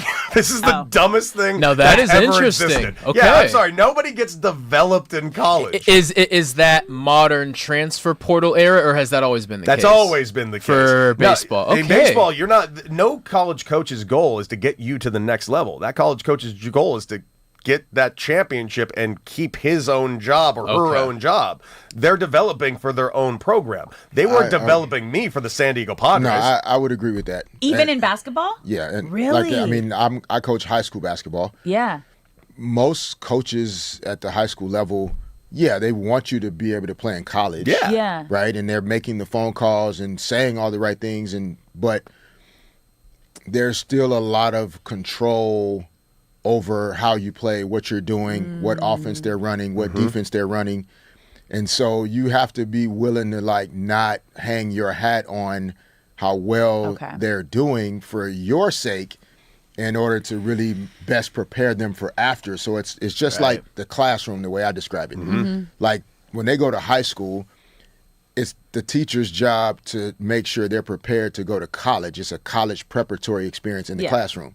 So that when you go to college, you can actually take a math class and know what's going on in the class because you learn the basics of it should be the same way in sport. I'm preparing you if you get the opportunity to play in college. I'm not preparing you to get an A on my quiz. Those are two different things. Okay. So, and also, college baseball is its own ecosystem, its own business model, its own business, and it's honestly, it's a different game, also completely. So then, if it does go to down that route, and it is like the college system that they're hoping is going to develop these players, then how do you? Is it like outside trainers, like outside? They haven't explained this in any way, shape, or form. This is just them finding a great way to save money and footing the bill elsewhere. Okay, so where do you think you developed the most, and where did you find the most help? Professional baseball. Through your journey. Unquestionably Like professional baseball. A-ball, Specifically AA, in AA when I was playing for a certain hitting coach and a certain manager, where I probably learned more in that 6-month span than I did the previous 10 years of both 4 years of college and another 3 years of professional baseball. Because they understand the assignment of like the minor league system is like, you are here, like, yes, like we want to win, but we are here to make you better for the club that we're under. Yes, and also learning the grind of the daily situation of what Major League Baseball is. We're talking about 162 games, no days off, and frankly, it's just over and over and over. College is a charmed life in comparison. Right. 56 games, you're traveling quite comfortably everywhere, especially if you're at a marquee school like like where I was at UCLA. You're flying these pretty decent flights. You're relatively well taken care of, but you are not, and I mean this from the bottom of my heart, and this is not a knock on college sports by any stretch, you are not remotely prepared for what professional baseball is coming out of college. Especially the minors. Especially the minor which leagues. is majority of the guys getting drafted and where you spend a good chunk of your career. I don't think it's like talked about enough. There's been 20,000 players to make the major leagues ever. That's it. Crazy of a journey it is to get number. to a major league team, because the minor league system is so it's so complicated. It's so big. There's so many teams, and you have to hit so many different levels to even just get considered to get to the big leagues. It's a very unique system that is just being gutted by the day. And listen, I think it's going to be gutted more and more. Yeah. The owners get a lot of control. That's why I always commend the Major League Players Association for being as powerful as they are. A lot of baseball players sacrificed a lot to get there, so I'm hoping that that trend who can has continue. to vote on this? Is this being bundled in with the new CBA, or is this a completely separate I believe thing? this is being bundled in with the new CBA, but Major League Baseball goes rogue with these things a lot, so we'll see what happens. But it's going to be an interesting story. for breaking that down. No problem, and thank you, Fish, for your perspective in the high school side too. Because that was a great comparison. It's an absolute factual thing, but I gotta ask, what? How's your bracket doing? Because you're not in first. Updates. What do you mean? Oh, because you played more games? What do you mean? What are you yelling at me for? I haven't played more games yet. Bill Reiter is in first place right now. Played more Bill games. Reiter with 10 points. Alex I don't think holding it's down the silver medal right now with 9. Mm-hmm. And your boy explain is how tied many with games. 2 others at 7. Well, that changes today because I got 2 of my guys going today. And by the way, we're going head to head as well. Oh, you have Australia. No. I have Morocco. And I got Scotland, Cody's got baby. Scotland. I got the vibes on my side. You have games all day, Yes, matches I do. all day. Yes, say the right word. I went back. Roger's got his kit on. No, that's a jersey. Decker over That's a jersey. That's not a game kit. Decker over here officially crowned himself as he's now a I'm a soccer guy. No, I'm a football fan. Football. A football. Yes. A football. I'm a huge football fan. we were talking about it yesterday. Like, it doesn't make sense that the NFL is called football. We've been trying to come up with a new name. Like, soccer is we put it out this morning. That is football. You are kicking the ball with your foot. So far, the best one we've gotten. That makes the most sense. The best one we've gotten was tackle ball. That's the best one we've gotten for the thus far. NFL? Okay. American rugby was another decent one, but Raj said tackle ball, and I initially laughed, and then I saw more suggestions. I'm like, this might be the best one we got. As flag football continues to skyrocket in popularity, it's going to be an Olympic sport in 2 years. Maybe tackle ball is the obvious differentiator between the two. Yeah. We can play flag ball and tackle ball. Okay. Like okay. basketball I can get makes behind sense. this. You're putting the ball in the Into the peach basket. basket. Like, it makes sense. And of course, if you guys have NFL new football does ideas not. for what the new name of football is going to be, you want to be right here on Brock and Alex, which is next on the new 97.1 The Fan. D-Fish, we did it again. I do. Another week, my guy. Everybody, enjoy your weekend, enjoy sports, and kick rocks. We'll see you Monday, bright and early.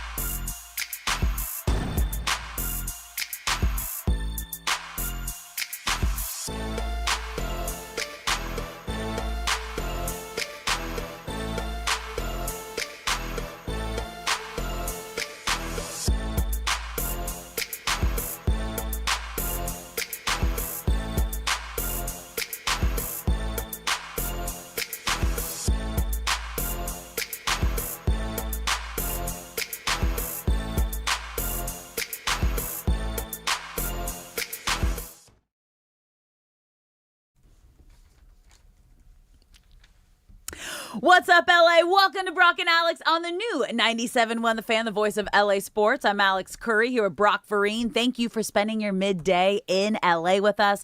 Whether you're listening on the radio, the Odyssey app, the iHeart app, or watching us live on YouTube, Twitter, or Twitch, we appreciate you being here, and we have a great show for you guys today. Really excited. Rams, Quentin Lake is going to be joining us. We got Draymond Green, four-time NBA champ from the Warriors, obviously host of the Draymond Green Show, covered the NBA Finals. So excited if he's going to be able to stop by a little later in the day. Happy Juneteenth, everybody. Happy USA Day. Kickoff is at 12 p.m. against Australia in Seattle, which is kind of nice. USA is playing on Juneteenth. Yeah. Like the full Independence Day, the real Independence Day. There we go. Yeah. There's been okay. Every day we're talking about how much the World Cup has impacted the United States. I saw something yesterday. Everyone's been talking about the Tartan Army, right? Yes. And how incredible they've been in Boston. So much so that I was watching all these viral videos of Scottish people seeing how electric Boston has been and literally buying a plane ticket and flying to Boston immediately. People lost their jobs just to be a part of the environment over there.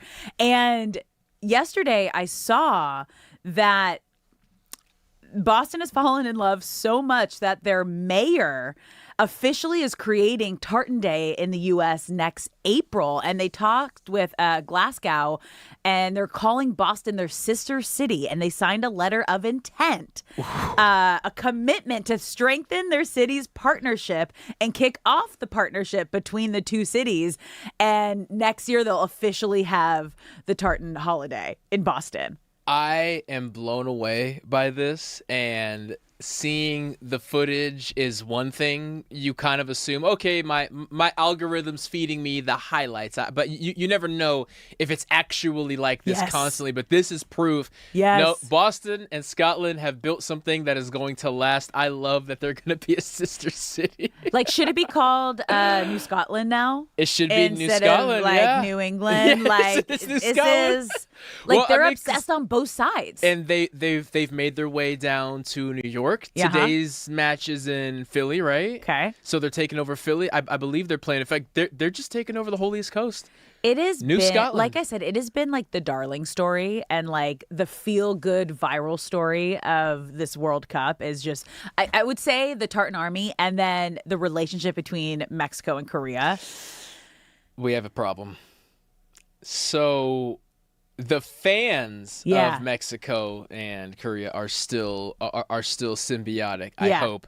The game was a little chippy last night. It was really chippy. And that was hard to watch. Yeah. That was I wonder if they're aware of how close their fans have gotten. There's no way. There's no way. No. Because you're so no separated. way. And a lot of the time I remember, this was just my experience covering the Women's World Cup and Team USA. They were highly advised not to pay attention to the media and what was being said. And I'm sure that's the same when you're in the midst of any sort of professional playoff run or something like that, where it's you got to block out the noise. Yeah. And I mean, it was chippy from the jump, from the very first. I would say 5 minutes before the 5th minute. There was the first little shove or elbow. There was some trash talking, and so I hope that the fan bases can lick their wounds. Mexico won 1-0 in a very sloppy game, by the way. That was such a hard way to see it happen, too, because it was feel for the goalkeeper. It was a block save. He kind of pushed the ball away, and it was the second touch-in that kind of the goal for lost Mexico. Control of it. Blocked the shot, tapped it away. That's always so dangerous and scary as a defender, too. It was a sloppy game. Mexico almost had an own goal, and then South Korea really kind of sat on their heels the whole match. They never really pushed anything. There were even some boos later on. It was just a weird vibe, and I have yet to see a video showing that the fan bases are one again, but clearly the players on either team did not get the memo that those were supposed to be their brothers. No, but did you see Koreatown here in LA? Yes. Like obviously I wasn't there, but just seeing the videos, the aerial footage. How cool was that? It was insane. Like it was a scene. Like I was listening to some news updates today, and it might have gotten a little out of hand after the fact. Yes, I believe there were a couple reports called. I think some people are waking up in jail this morning, but drunk tank. Yeah, drunk tank. But It's all my right. understanding is the vast majority of people behave themselves. Dude, it looked like such a time. It looked great. like packed. Streets, parks, everything packed. Like it was a time. There was like so much pride and such a good vibe. And I hope that continues this afternoon, you guys, because USA kicks off against Australia in under 2 hours, which is so fun that it's going to be happening while we are on the air. That is up in Seattle today. It's so funny because like our drive in, I was like, there's no one on the street. I forget what day it is, what day of the week it is, like what date it is, just like when you get in the zone of the week. And I'm like, what's going on today? Isn't there, in my mind, I'm like, isn't there a game at SoFi? Is it USA playing at noon? So shouldn't there be traffic? There's like absolutely nothing. And that's when I was like, oh, it's Juneteenth. Okay, yeah, duh. Like that's what today is. Everyone's like enjoying their holiday. And I hope everyone goes and finds a TV and watches Team USA. Because this is the perfect day to have a match a little earlier because everyone is waking up. And the majority of people in the workforce have the day off. And you're going to post up. And you are going to watch this match, and you are going to have a drink in your hand, and then the party will continue as the day goes on because Team USA is going to pull out a win. Yeah, they need to. So obviously they won their first game 4-1 over Paraguay, and if they get a win this afternoon, they can kind of take control of the group and move on to the knockout stage. But the biggest thing we're going to be keeping an eye on is USA's star Christian Pulisic, and he's dealing with a calf injury, which is tough. And we talked about it yesterday. We've been getting updates from Jenny Taff, who is the U.S. team reporter with Fox Sports, daily. She's seen him out on the pitch training, but he hasn't had a full training session with the team as a whole. He's just kind of been on his own. Mm-hmm. We'll dive into that a little bit later. I mean, thankfully, Florian Balogun, has just been their blessing, like their absolute blessing, you guys. If you were unfamiliar with him, his story, do you know his story? I know he was born in New York to Nigerian parents. Okay, so he scored 2 goals, you guys, in his historic World Cup debut. Take us through it. Okay, so his story is crazy. So as you mentioned, he was born to Nigerian parents, and his mother came on a trip to the United States when she was pregnant. Okay. And she had a return ticket to go home. They lived in London, but the airline refused her getting on the flight because she was too pregnant. Oh. So she had to stay in New York and have her baby. So Balogun was born in New York, and that's how he got his U.S. citizenship, because his mom was pregnant and wasn't allowed to get on her flight and go back to London. So he was born in New York to Nigerian parents, but he was raised in London.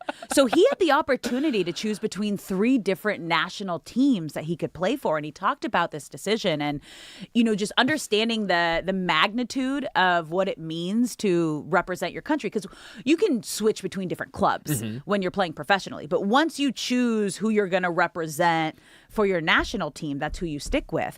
And the U.S. came to him and were like, we see you as like the now and the future, and really kind of sold him on like, we really want you to come play for USA. And he said, why would I get in the way of destiny? There was a reason that I was born in New York, and I really wanted to ride with that story. And it's just been it's been such a gift for the U.S. men's national team, as we saw in that first game, and especially if they're dealing with their star player in Pulisic dealing with a calf injury. What an entrance Balogun made. I knew his story was crazy, but I never looked it up. And you just broke down why it was so nuts. And during the recruitment process of I guess it would have been a year or so ago now, where he was kind of weighing his options about where he wanted to sign his international allegiance to. I guess a lot of U.S. fans were flooding his social media with comments and American flag emojis, and Pulisic was big in recruiting him as well. So this is Balogun's moment, and what a debut he had. And to the point of Pulisic, obviously you want one of your stars to be healthy, but if we remember, in the first match, he only played 45 minutes and only had 31 touches. So Team USA has shown that they can be electric with minimal input from Pulisic. So hopefully they can get up and secure this thing and just let Pulisic rest, and even if he needs to rest the next match as well, so that when it's go time in the knockout rounds, he's ready to run. Yeah, oh, it's going to be exciting. You're listening to Brock and Alex on the new 97.1 The Fan. We have a great show in store for you guys today. We have Rams captain and D-back Quentin Lakes joining us in hour 2. We also have USA kicking off against Australia at noon. And this is like, it's a possibility. You know, it's always fluid when you got big names like this in the house, but Draymond Green is going to be in the house recording his podcast live. So he might be stopping by either before or after that, which would be great because he was covering that historic Knicks championship run. Yes, he was. On the other side. And he's had plenty of them on the court as a 4-time NBA champion. And he had an interesting little exchange with Jalen Brunson that I'm excited to ask him about. Like, we know the surface side of it, but there was, if you're watching it happen live on TV, you're like, there's something a little more here. So I'm excited to talk to him about that. But you guys, Dodgers are also back in action today. Roki Sasaki on the mound, and they're coming off a solid performance.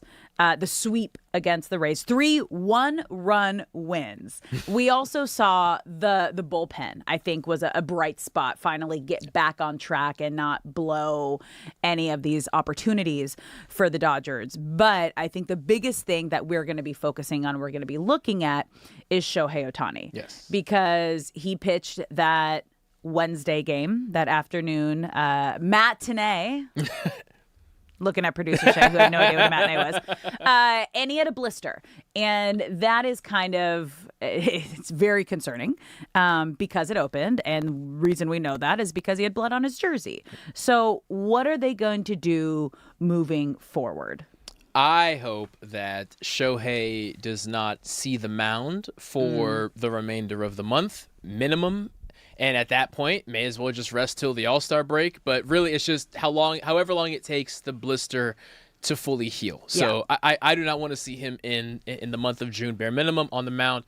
As far as the batter's box, I understand that you can wear batting gloves. As you mentioned, you can dress up your finger as a batter, but when you are pitching, as you broke down yesterday, there's no substance that you can touch on that blister. You can't glue it. You can't put a Band-Aid on it. You cannot have any outside substance. But when you say dress up, we mean you can put a Band-Aid on it when you're hitting. You can put whatever you need on it to protect it. Yes, and even that being said, I don't see a reason to force him into the batter's box. Not force him because he wants to play. He's going to be in the lineup. But I would such prefer for him to just take this series off, let the blister fully heal entirely. No, nothing. Just hold your hand out like this and don't let anything touch it for a full week, and then let's see what we got. Because you know that's not going to happen, Brock. But it needs to. You know it's not going to happen. With respect to the Orioles, the Dodgers just swept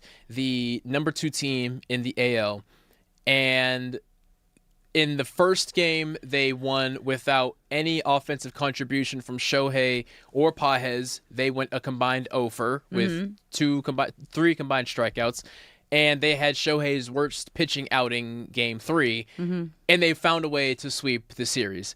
If you can do that against the Rays, you should be able to host the Baltimore Orioles, their struggling starting pitching rotation, and handle business. So this is obviously a conversation that Dave Roberts and Shohei are probably having as we speak, but I do not see a reason for him to bat this series.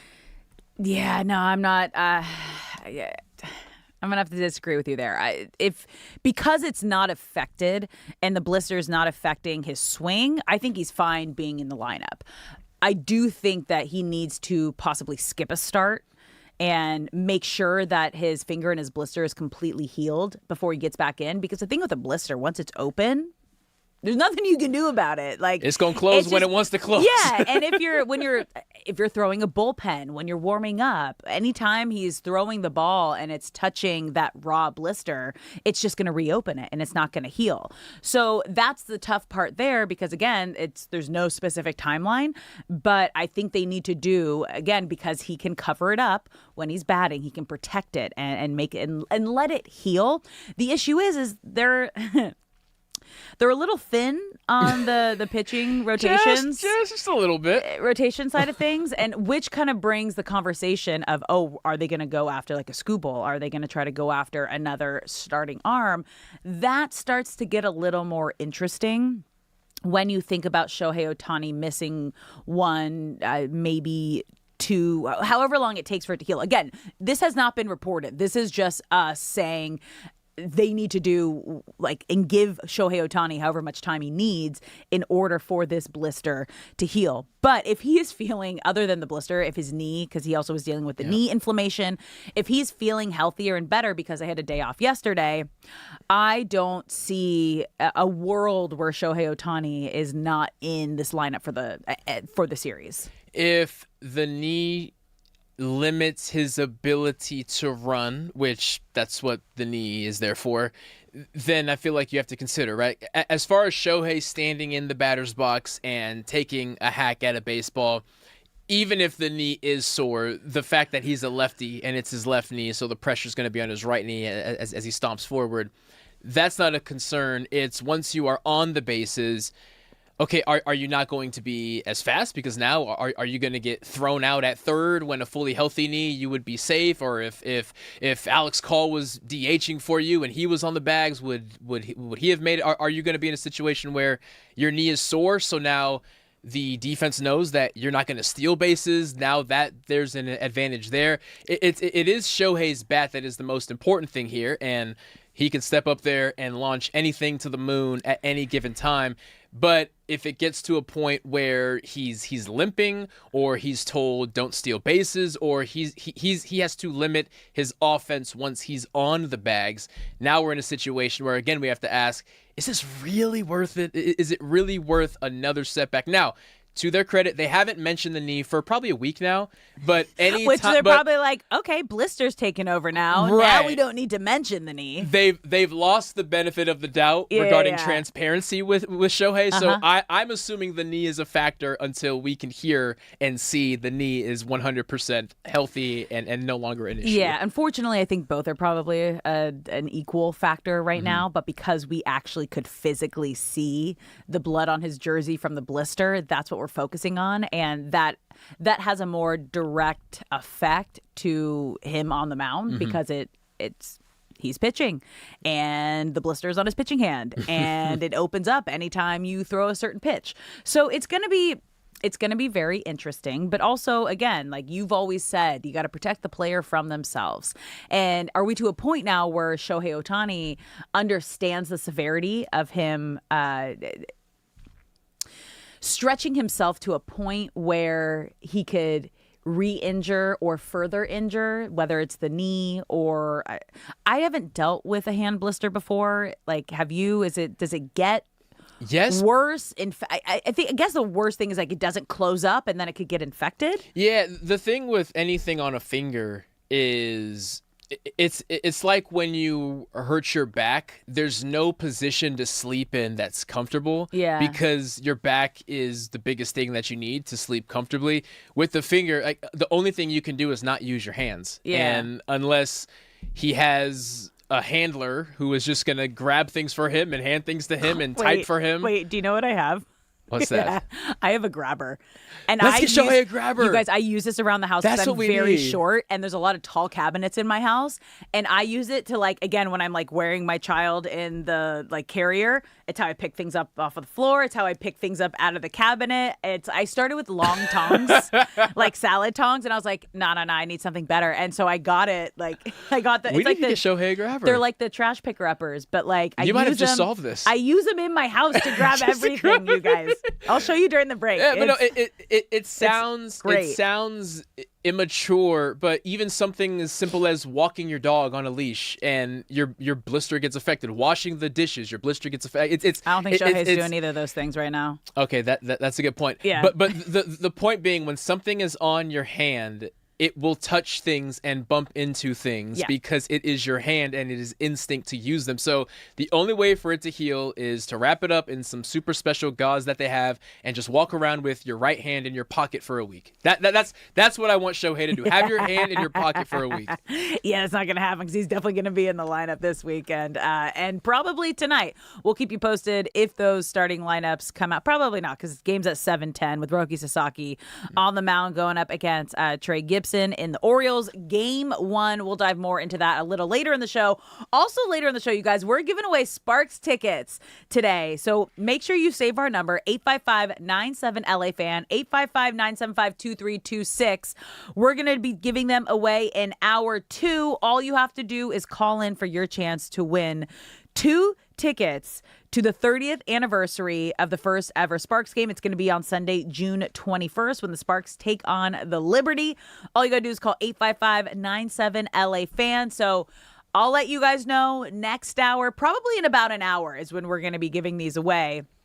So stay tuned for that. But right now we're going to take a quick break. When we come back, some just sad news for Angel fans, you guys. It just felt like a here we go again. More on that coming up next. You're listening to Brock and Alex on the new 97.1 The Fan.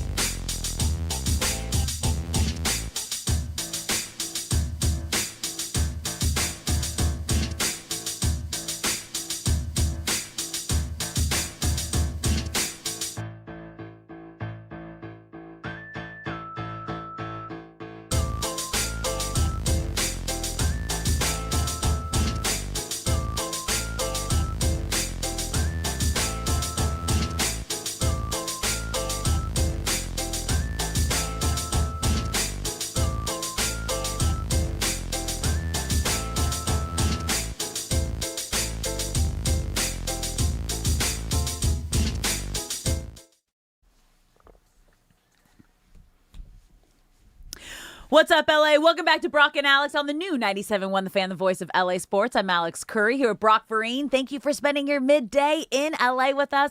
Whether you're listening on the radio, the Odyssey app, the iHeart app, or watching us live on YouTube, Twitter, or Twitch, we appreciate you being here, and we want you to be a part of the show, you guys. If you're watching the live stream, get in the chat. You can also call us at 855-97-LA-FAN, 855-975-2326, and save that number because in the next hour, we're going to be giving away a pair of Sparks tickets. But we just got some unfortunate breaking news, you guys. U.S. men's head coach Pochettino just announced that Christian Pulisic is out for the game today for USA against Australia. So that is a real tough break. Take a listen.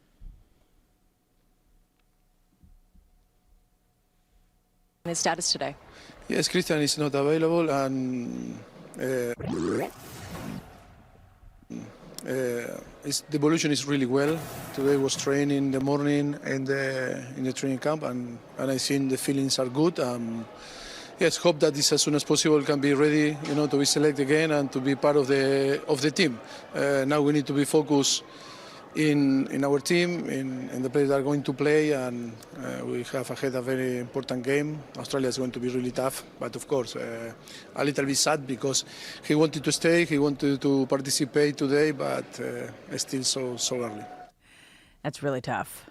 That was Fox Sports' Jenny Taft, who is the U.S. embedded reporter with Team USA, talking to U.S. head coach Pochettino, who announced that Christian Pulisic will be out of the game today with a calf injury.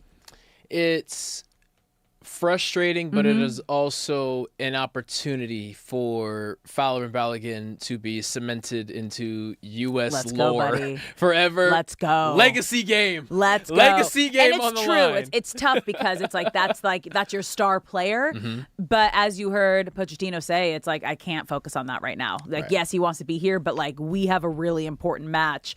I don't know when that conversation happened, but kickoff is in an hour and a half from right now. So it's like you have to figure it out. And he had to have known Pulisic hadn't been practicing or training with the team all week. He had kind of been doing his own personal just to see if the calf would be game ready. Yes. But it's tough. Calves can linger. It is, and you worry about the future of the tournament and how significant of an injury this is. But as Pochettino laid it out, all we can worry about is this game, and Australia is going to bring it. Australia is motivated, knowing that you are down one of your stars. But again, this is Fowler and Balogun looking in the mirror saying, if I handle business today, USA will love me forever if I can. They already do. Yeah, they already kind of do. But he can cement it for sure. If he can put up the effort that he did a week ago and secure a knockout round,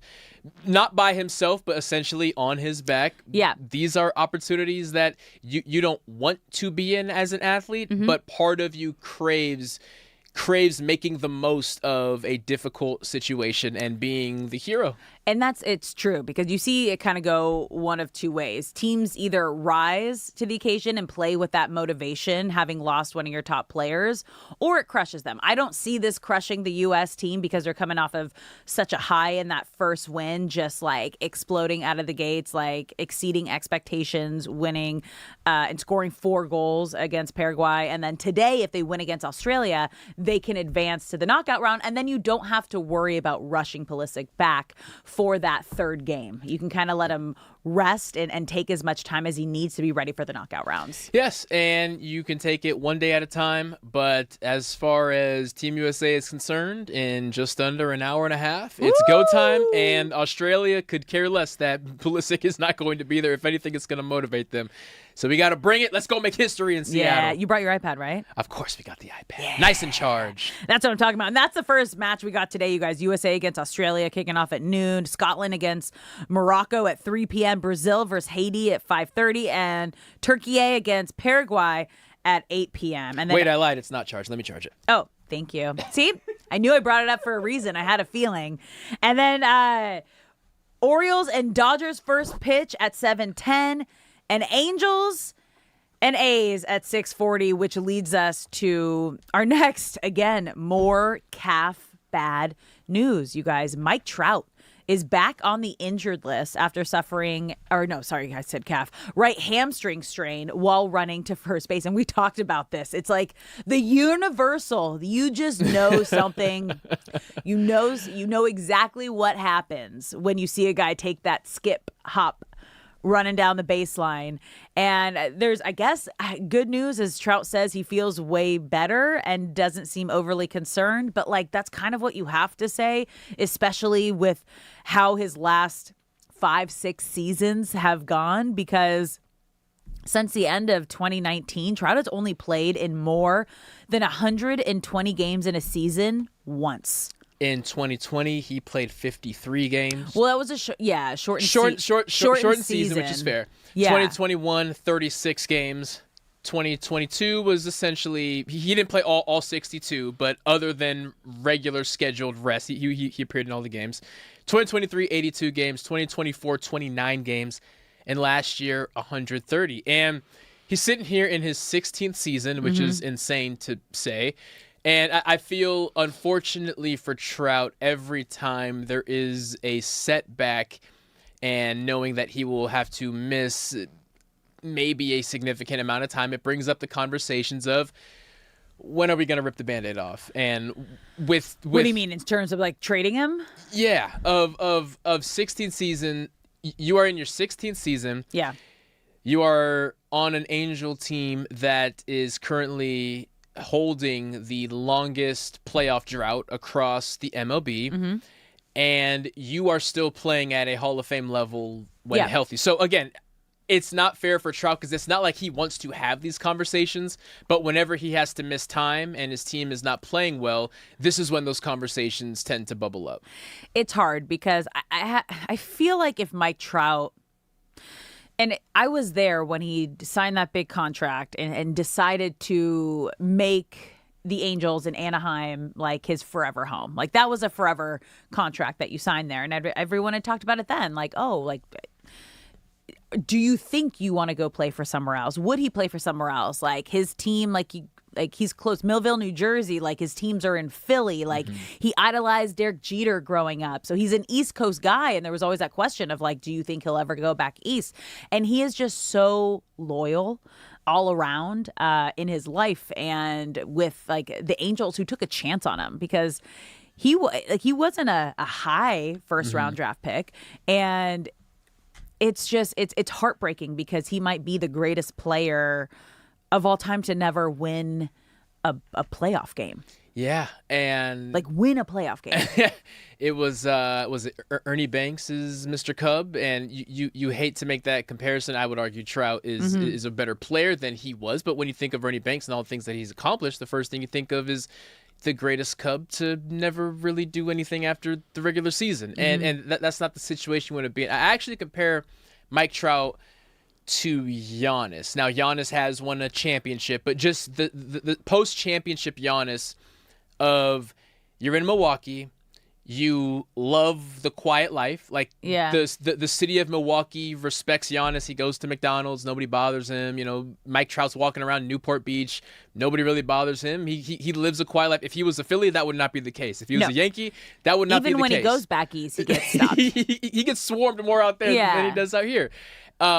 But you look at Giannis this year, and he's looking around and saying, I don't have many years left, and I'm more injured now than I used to be, and now I'm going to go to the Heat or the Celtics, and I can't be in the mind of Mike Trout, but I feel everyone is just kind of waiting for him to say, I have a couple more years left, I want to go win a championship, I gave it my all here, and I wonder if he's too good of a guy to have to make that difficult of a call. Like I said, loyal. Yeah. He is loyal by default. But it's hard because the last handful of years, like I said, he's only played in more than 120 games out of 162.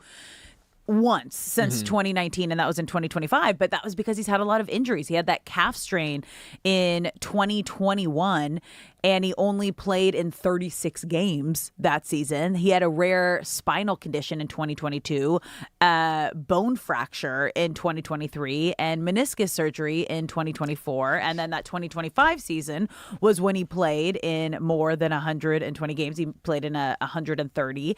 And then this season, like, things were looking great. He's played in 74 of the Angels' first 75 games. You're like, okay, this is the season. Here we go. This is the season that we're getting vintage Mike Trout, because you guys, let me tell you, like, he is one of the greatest players of our generation. Like, kind of when you think about the Mike Trouts, like, it's hard because he doesn't have the postseason accolades to add to it, but he is a 3-time MVP, 9-time Silver Slugger, Rookie of the Year, 2-time All-Star Game, 2-time Hank Aaron Award winner, 11-time All-Star. Like, he has hit every major award in a way where he is in that same conversation of the greatest players of our generation right now, with a Shohei Ohtani and an Aaron Judge. And Mike Trout is in there. He just doesn't have the postseason argument to go along with making him one of the best. This is his 16th season. I would argue by his 10th season, everyone felt, oh, he's a Hall of Famer. Yeah. Like, hands down. He came out the gates Hands hot. down.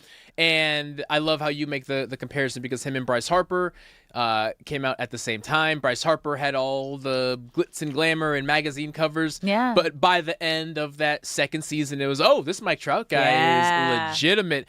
And there were a bunch of expectations put on him. And while, yes, the Angels as a team have not accomplished what you would have hoped they would have accomplished, as an individual, he has surpassed every expectation that was placed on him after that 2-year mark. And you want the best for him because he's so easy to root for. He's such a good guy. Doesn't complain. He has so much fun playing the game. Yeah. Similar to like a Shohei Ohtani. Like, they look like big kids. Like, which, again, you guys, athletes get paid millions of dollars to play a game. Like, it's entertainment. It's supposed to be fun. And when you actually see that on the faces of some of the best athletes across sports, it makes you like have a good time watching them. It makes you like fall in love with them even more and want to root for them. And Mike Trout is definitely like one of those people. He just has fun playing the game. The Angels are your second family, as you say.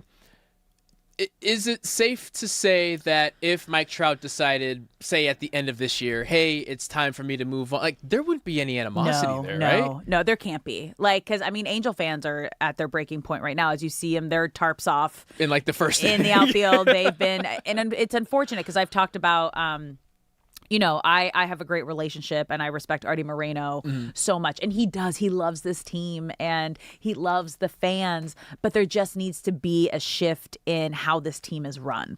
And it just needs to be run by a baseball business mind person. Delegation of inputs, if you will. Yeah. And the hard part is that, like, when owners try to put in and dictate the baseball moves, that's when things get a little murky. Yeah, and I think that was like cemented when they didn't trade Shohei Ohtani, and they could have like literally changed their entire franchise with one move. He was going to become a free agent that offseason, and you guys were, I think there was like a 5% chance that you guys were making the playoffs, and you decide to keep him and be buyers instead of sell him and just completely transform your franchise. That right there was like, oh, this is going to be bad moving forward. It's going to be real bad because you ain't getting him. I knew he was going up to the Dodgers. It just felt like he was staying on the West Coast, and that was going to be the great fit. And then you see him go and immediately win back-to-back World Series and unanimous MVPs. And then it makes you think, woulda, coulda, shoulda. Like, what if Mike Trout did that? What if he does go and he deserves to have that feeling of winning? And I hope he gets it. Health allowing, he has not shown any decline in his game. The only thing holding him back is his body. But when the body is right, he is still among the best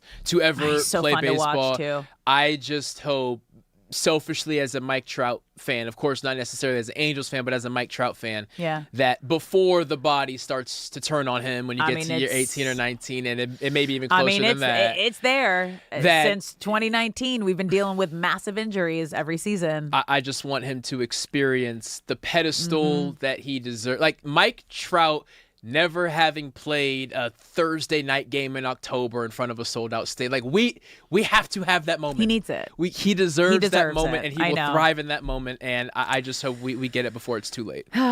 Same. Well, let's just hope it's not as bad as a hamstring strain can be. Whoa, we got a lot for you guys today. We got USA kicking off in a little over about an hour and 15 minutes. We broke the news at the top of this segment that Christian Pulisic will be out for today. Pochettino announced that this morning, but Team USA kicking off at noon against Australia. And then next hour, you guys, we have Rams D-back Quentin Lake joining the show. So excited. But when we come back, do you care? LA, don't go anywhere. That's coming up next.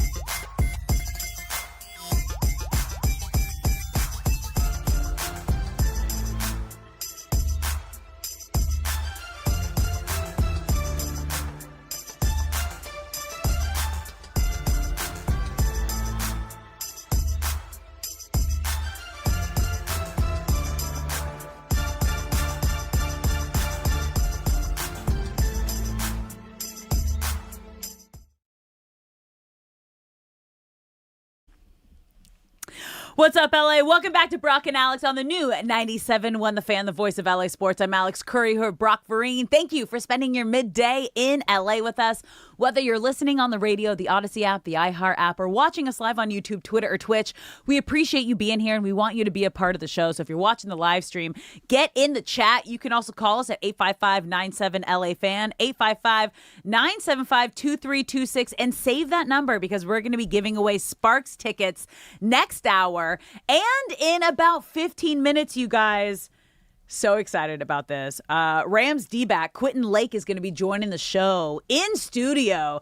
So excited about that. But right now, it is time for Do You Care LA? So producer Shay, what do we got today? There it is. What is up, guys? We're welcome. Friday. Mm-hmm. Oh, yes, Ready Friday. Excited. I'm like, You keep forgetting. Who you guys, I'm solo parenting right now. So I'm like literally like just moment to moment, day to day. That's where I'm at. At this point, I feel like the days just blend in doing this show, and it's just the same day every day until it's the weekend. Oh, cool. Yeah, nice. It's nice. That's how the week works, Shay, Yeah. by the way. Yeah. Just letting you know that's how it works. I'm excited for it. Okay, what do we got today? It's Do You Care LA, the segment where I get to tell Alex and Brock stories around the sports world, and they get to tell me if they care or not. The Dodgers are going full anime, and they have a Lakers crossover coming up. They're bringing back their One Piece night on July 2nd against the Padres, and they're also bringing in a Luka Doncic bobblehead with Luka in Lakers gear dribbling on a Dodgers base. Do You Care LA? They're doing the crossover. They're You know what? They're trying to get, I think, like different fans in maybe, and like those are cool giveaways. And they're also noticing like how big those giveaway nights are. Like those giveaway nights are always sold out games. So yeah. Like if first pitch is at 7:10, those giveaway lines, like they're in line at like 4:00. Oh, it's insane. They're not messing around. Now, I am not an anime person, admittedly. Neither am I. But I do know that One Piece is the anime right now. I want you to guess how many episodes of One Piece there have been. Is it like a TV or YouTube thing? I think it's a TV thing. The TV thing. It's a TV thing? Yeah. 350 episodes. There have been 1,166 episodes of One Piece. So I don't know what goes on in that show, but clearly they got a lot of story to tell. Yeah. 1,100 episodes and counting. I'm into that. Is anime like where is anime like where is the origin story from? Like Japan. Okay, so there you go. Like they have a huge Japanese fan base now with Shohei Ohtani, Hiroki Sasaki, and Yoshinobu Yamamoto. Like the Mexican community also is largely attached to anime as well. So I think I think then it that's a perfect caters collab. to That's LA a perfect perfectly. collab then. Love that.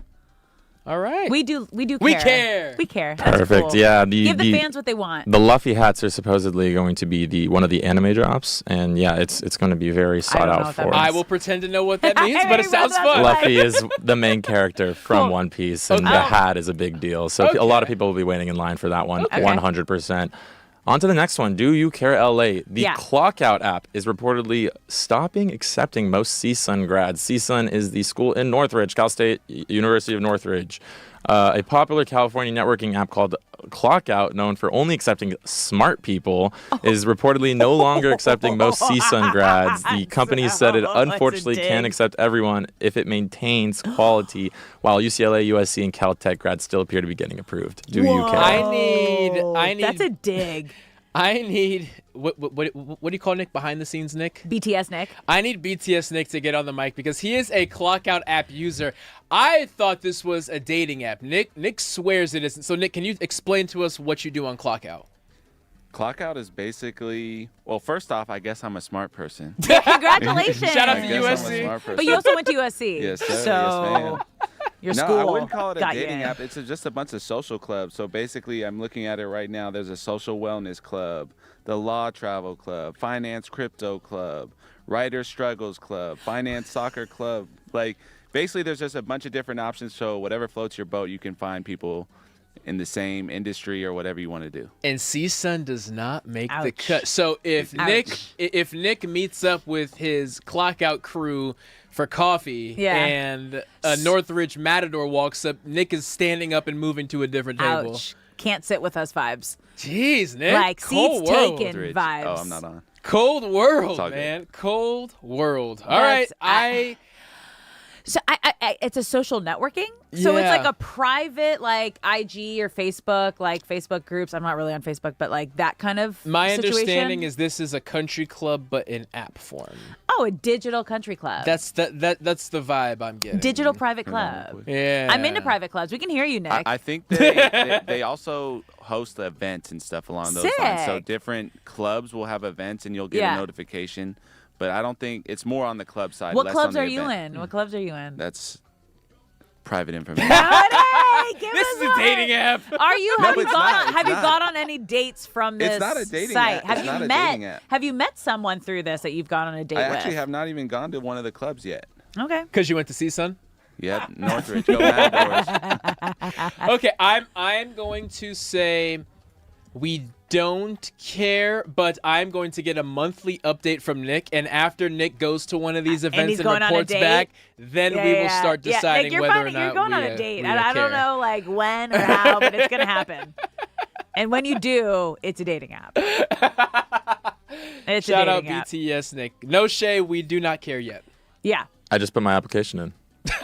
I'm gonna find out if Where I'm did smart you or go to not. school? Where'd you go to school? ASU. So, but the Cronkite school is good. The Cronkite school is good. ASU does get a bad rap. I believe it's their business school and their media school, the Cronkite school, which you went to, are Bang, highly bang. regarded, but it's always seen as a party school. It's so is San Diego State where I went. Yeah. Oh, Would SDSU get in? Top nursing program in the I country or had something a crazy? lot of nursing school friends. Yeah, go but through that. seen as a party school, so people For sure. assume that there's no education. But I was being done there. journalism, media studies, Yeah. and business marketing. Yeah. So I don't know. We'll see. Do we all need to apply just to know where our schools stand at this point? We'll come back on Monday to who made it and who didn't.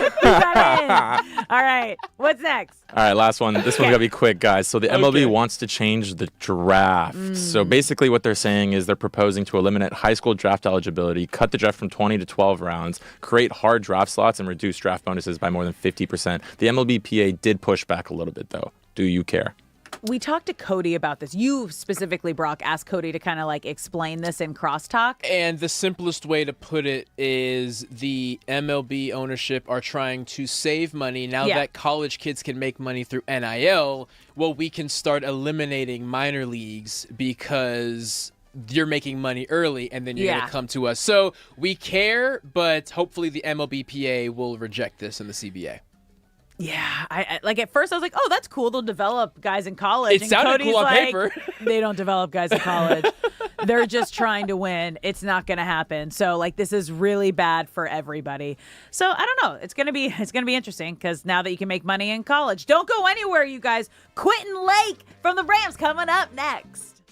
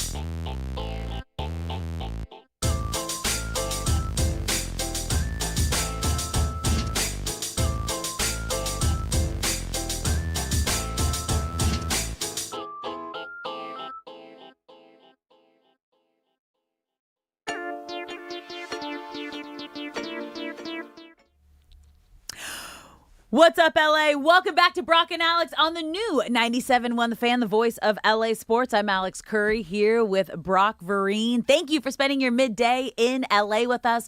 Whether you're listening on the radio, the Odyssey app, the iHeart app, or watching us live on YouTube, Twitter, or Twitch, we appreciate you being here. And if you're watching us on YouTube, you can see that Brock and I are sitting a little further apart, opposite sides of the desk right now, because we are waiting for Rams two-time captain and DB Quentin Lakes is going to be joining us whenever he arrives. So no, you said that I smelled and that I had to move over here, and it was really rude. Could you imagine? I'd be like, oh, Brock. Can you?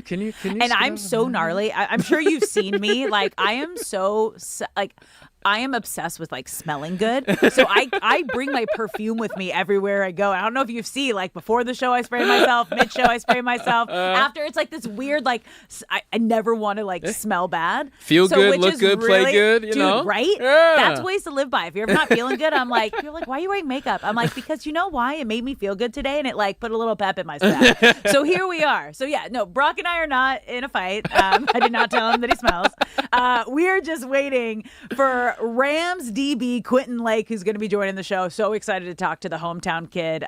Born and raised in Southern California, went to UCLA, playing on the Rams, two-time captain. So I'm excited for that. But we got so much, you guys, going on today. Happy Juneteenth, which is we were all like, it's a holiday today? Yeah, it's a holiday. It's a big holiday today. Independence Day. Love that. And USA is kicking off, you guys, in under an hour. And we had some unfortunate breaking news this morning that Christian Pulisic will not be playing today. He was left out with a calf injury after getting kicked in the opener, has not fully practiced this week. He wasn't training with the team, but we kind of saw him. Well, Jenny Taft was reporting that he was doing his own little training sessions after and before the entire team was practicing. And it's hard because we've seen calf injuries they linger. If you tweak it the wrong way, that could be it for his entire World Cup tournament. So hopefully US can get the job done today, because if they beat Australia, then they will advance to the knockout stages. And the good news is, you guys, Florian Balogun has just been such a bright young star on this US team, got 2 goals in their first match. So he's going to be a fun one to watch. Yeah, they're playing so much more aggressive in just that one match compared to maybe the history of USA soccer. I mean, I would say that was like the greatest. I'm just talking from experience in the time that I have been witnessing U.S. soccer and watching U.S. soccer. That was one of the greatest openings we have ever seen from U.S. soccer. Yes, it looked like they belonged on the pitch, and it looked like they were there to win. They weren't happy to be invited. They weren't just taking in the moments and the sights. They were there saying, we are here to win this match. And yes, Pulisic will not be there, but it bears mentioning that he did not even play in the second half of the last match. He only played 45 minutes, only had 31 touches, one of those touches being a beautiful assist to Balogun on his very first goal. So will his presence be missed? Absolutely. Yeah. But this team has played an entire second half match without him. But guess who is here? Do you guys? Quentin Lakes is in the house. You're right here. Come on Quentin Lake in the building. We're doing great. You got your headsets right there. There you go, sir. I love this. You got your there's a knob down there. Welcome. I'm locked in. Turn it up and down. There we go. Two-time captain, DB, and the hometown team. Quentin, thanks for joining us. Of course. Thank you guys. Appreciate it. We love this. Yeah. Now, hometown kid. You grew up in a football family. I just kind of want to go back to the beginning with you, because when did you first fall in love with football, or was it like not even a choice because you were just like born into it? Yeah, so my first love was actually basketball. Really? I wanted to be a hooper. I really, really wanted to be a basketball player, but I always had that influence, a little bit of playing football because of my father, obviously. But it was funny. So, funny story. So I'm doing gymnastics. That was like one of my first sports that I ever remembered, right? And I'm doing it, and I'm actually pretty good. I'm doing like a couple grade levels above. Okay. Right? Sick. And that's big. So my dad taps my mom, and he's like, yeah, he's not playing. He's not doing gymnastics. We're gonna put him into like a little shut bit. It down. Right? Yeah, shut it down. So, and I was having fun, high beam, all that stuff. have my floor routine. But then I got put into football and fell in love with it. Obviously with football, you either like it or you don't when you're early on. Pretty quick. When you get hit when you're young, you're like either ow or you're like, oh, I love it. Like you'll figure out if you like contact at an early age. So at that point on, it was probably like 3rd grade. Obviously, I had played flag football before that, but like tackle football was 3rd grade, and I was like, man, I love this. And I was playing basketball and football and baseball at the time, but football held a special place in my heart for the minute I started. Oh, that's Quinn, awesome. we're here to nerd out just a little bit. Okay. So Chris Shula, future head coach. Yeah. I know you may not want to hear that since he's your defensive coordinator right now, but what is it like playing in his system? And I want to hear from you, a man in that system, what makes it so unique? Why are our quarterbacks always freezing, hesitating, and struggling against your defense? Yeah, well, Chris Shula has been there since the beginning of my journey in the NFL, right? He was the DB's coach when I first came into the league. So he's seen my journey for now. I'm going to be 5 years, right? Yeah. But his system, I love it because he always tries to maximize what a player can do best, right? If a player can do this best, he's going to put you in the best positions to make plays at that position. And obviously, I've had in my journey where I moved around. I played so many different positions. Yeah. But that was a credit to, Coach Shula as, what can Q do the best? Can he cover the best in this situation? Can he blitz the best in this situation? So he's moved me around a lot. And the thing I like about it in terms of just the grand scheme of things and really the landscape of the league is you're trying now for a lot of NFL defenses is can you rush 4? Can you create pressure with 4 defensive guys? And luckily we just got I know this is probably going to be another segment, but, we got a great guy that will help us do that. But yeah, can you be able to show the same look in every single defense to make everything look the same? So you don't know if it's man, so you don't know if it's zone, so you don't know if there's pressure coming. That's, where the landscape of the league is going towards, is where you can have these defenses and play so many different coverages, but everything looks the same, so you can't give off a tell for the, opposing offenses. I mean, you mentioned him, so we're going to bring it up. I mean, it was the blockbuster move. I think that shocked the sports world, the NFL world, the Rams trading for Myles Garrett. Where were you when you heard the news, and what was your reaction? Yeah, so it's interesting because the last time a blockbuster trade happened like this was probably when the Rams did it during their last Super Bowl run, right? Or when Jared Goff and Matthew Stafford got traded. Like that doesn't usually you see that in the NBA where you go player for player, player swaps. But in the NFL, that's like, I mean, we're still talking about it. We're still talking about it, So where I was at the facility, and it was surprising because day was normal, right? Yeah. It wasn't, nothing was off. Everybody was in the building, same old, crossing my T's, dotting my I's, same procedure. Right? And we end up getting the news. There was emergency team meeting, and you're like, oh, okay, that's a little different. But ominous. Right. But then the news breaks, and it was tough at first because Jared's my locker mate. Jared is my locker mate. So he is, I was, I was one of the first people that got to talk to him that morning. And, regardless, and this is, credit to Jared, this trade wouldn't have happened if Jared wasn't the player that he is today. Yeah. He's such a good player, and that's one of the reasons why this trade even happened. It's because he's a 2-time Pro Bowler. It's because he won Defensive Rookie of the Year. If Jared wasn't Jared, this trade wouldn't happen. Yeah. But yeah, we got a great player like Myles. He's been able to, I mean, you guys know his resume.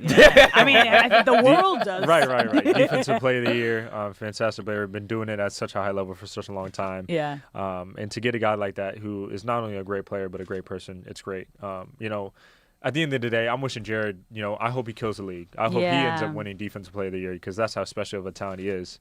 And tear it up in Cleveland. But, for us, I'm happy to have a guy that is really going to make an immediate impact. And, he's going to an organization that's going to support him. And I've been saying this consistently. Myles doesn't have to do anything but just be him. Yeah. Just keep on being the player that he has been year in and year out. And, he'll have the success. And we're all rooting for him to just go out there and dominate. Myles Garrett is not the only big-time addition that you guys had. Yeah. That DB room got bolstered up a little bit. Trent McDuffie and Jalen Watson are now on the Rams, now in the same secondary as you are. I know that you guys didn't have a mini camp, but what have you seen from them so far through some team periods? Super talented. I mean, guys who just get it. You know, when you have two corners like that have been to the mountaintop, that have done it at such a high level, you see their physical traits, but it was I got a chance to ask him, what was the mindset and mentality of when you guys ended up going to the Super Bowl two times, right?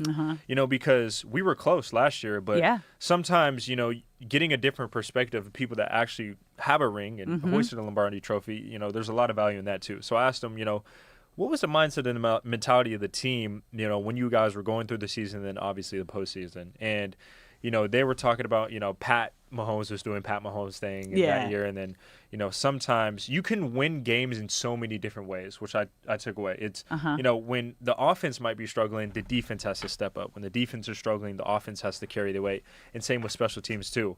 But the biggest thing was, and it was interesting, when they were going through their Super Bowl runs, they understood that every team was going to give them their best. Yep. And that's the thing that I didn't realize this year. I'm thinking, man, we have such a talented team. This year is going to be really good. Really, I'm not going to say easy, but it's like we have so much talent. You know, we're going in there thinking we're going to dominate. Yeah. But the mindset is every team is circling the Rams on their schedule. Like, Super Bowl phase.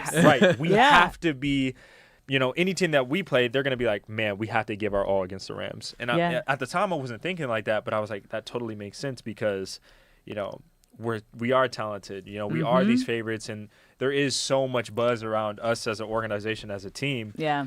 So now it's, you know, we have to lock in and say, hey, we have this talent. We know people are going to give us our A game, but now we just got to hit them in the mouth to say this is real. There we go. So that's really the biggest thing that I took from, you know, them coming in. Obviously, like I've talked about, fantastic player, you know, super talented, cerebral, all that stuff. But the insight from them going all the way, I think that was one of the biggest, you know, pieces of information and value that I got from them. I mean, the talent is insane when you think about all the moves that the Rams made and really invested during this offseason, already being Super Bowl favorites coming into this season. You were the first team in NFL history to have the reigning MVP and the reigning defensive player of the year. I don't remember. It's literally the first time. It is. Okay. It is the first time in NFL history that's ever happened. Yeah. And then, as you mentioned, like having Super Bowl champions that you also go out and get the one. It was like one weak spot that the Rams had heading into the offseason, and they just filled every single hole that they had. So OTAs, you get everybody there. Like the big blockbuster moves happen. Myles is there. Kind of take us through like what the vibe is like in the locker room, just kind of knowing, and the conversations, because like you guys know that you're Super Bowl favorites. You know the pressure is there. The expectations are there. What was that first kind of like couple days like of everyone being together? Yeah, well, first I'll say pressure is from the unprepared.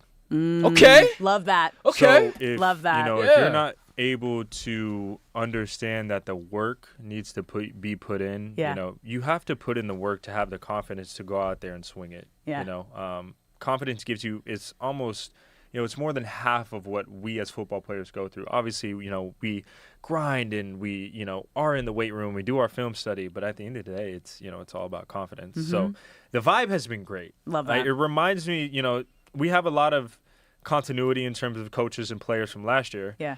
But the vibes are great. It really reminds me of like, you know, high school and college in terms of the connectivity that we have as a group, right? And this is what I'll say. Some of the most connected teams are usually the ones that win a lot of games. You look at the Knicks, for example. Yeah. If you as a fan or as a spectator were to look at that team as a whole, you'd be like, man, they really love each other. You know, they're selfish.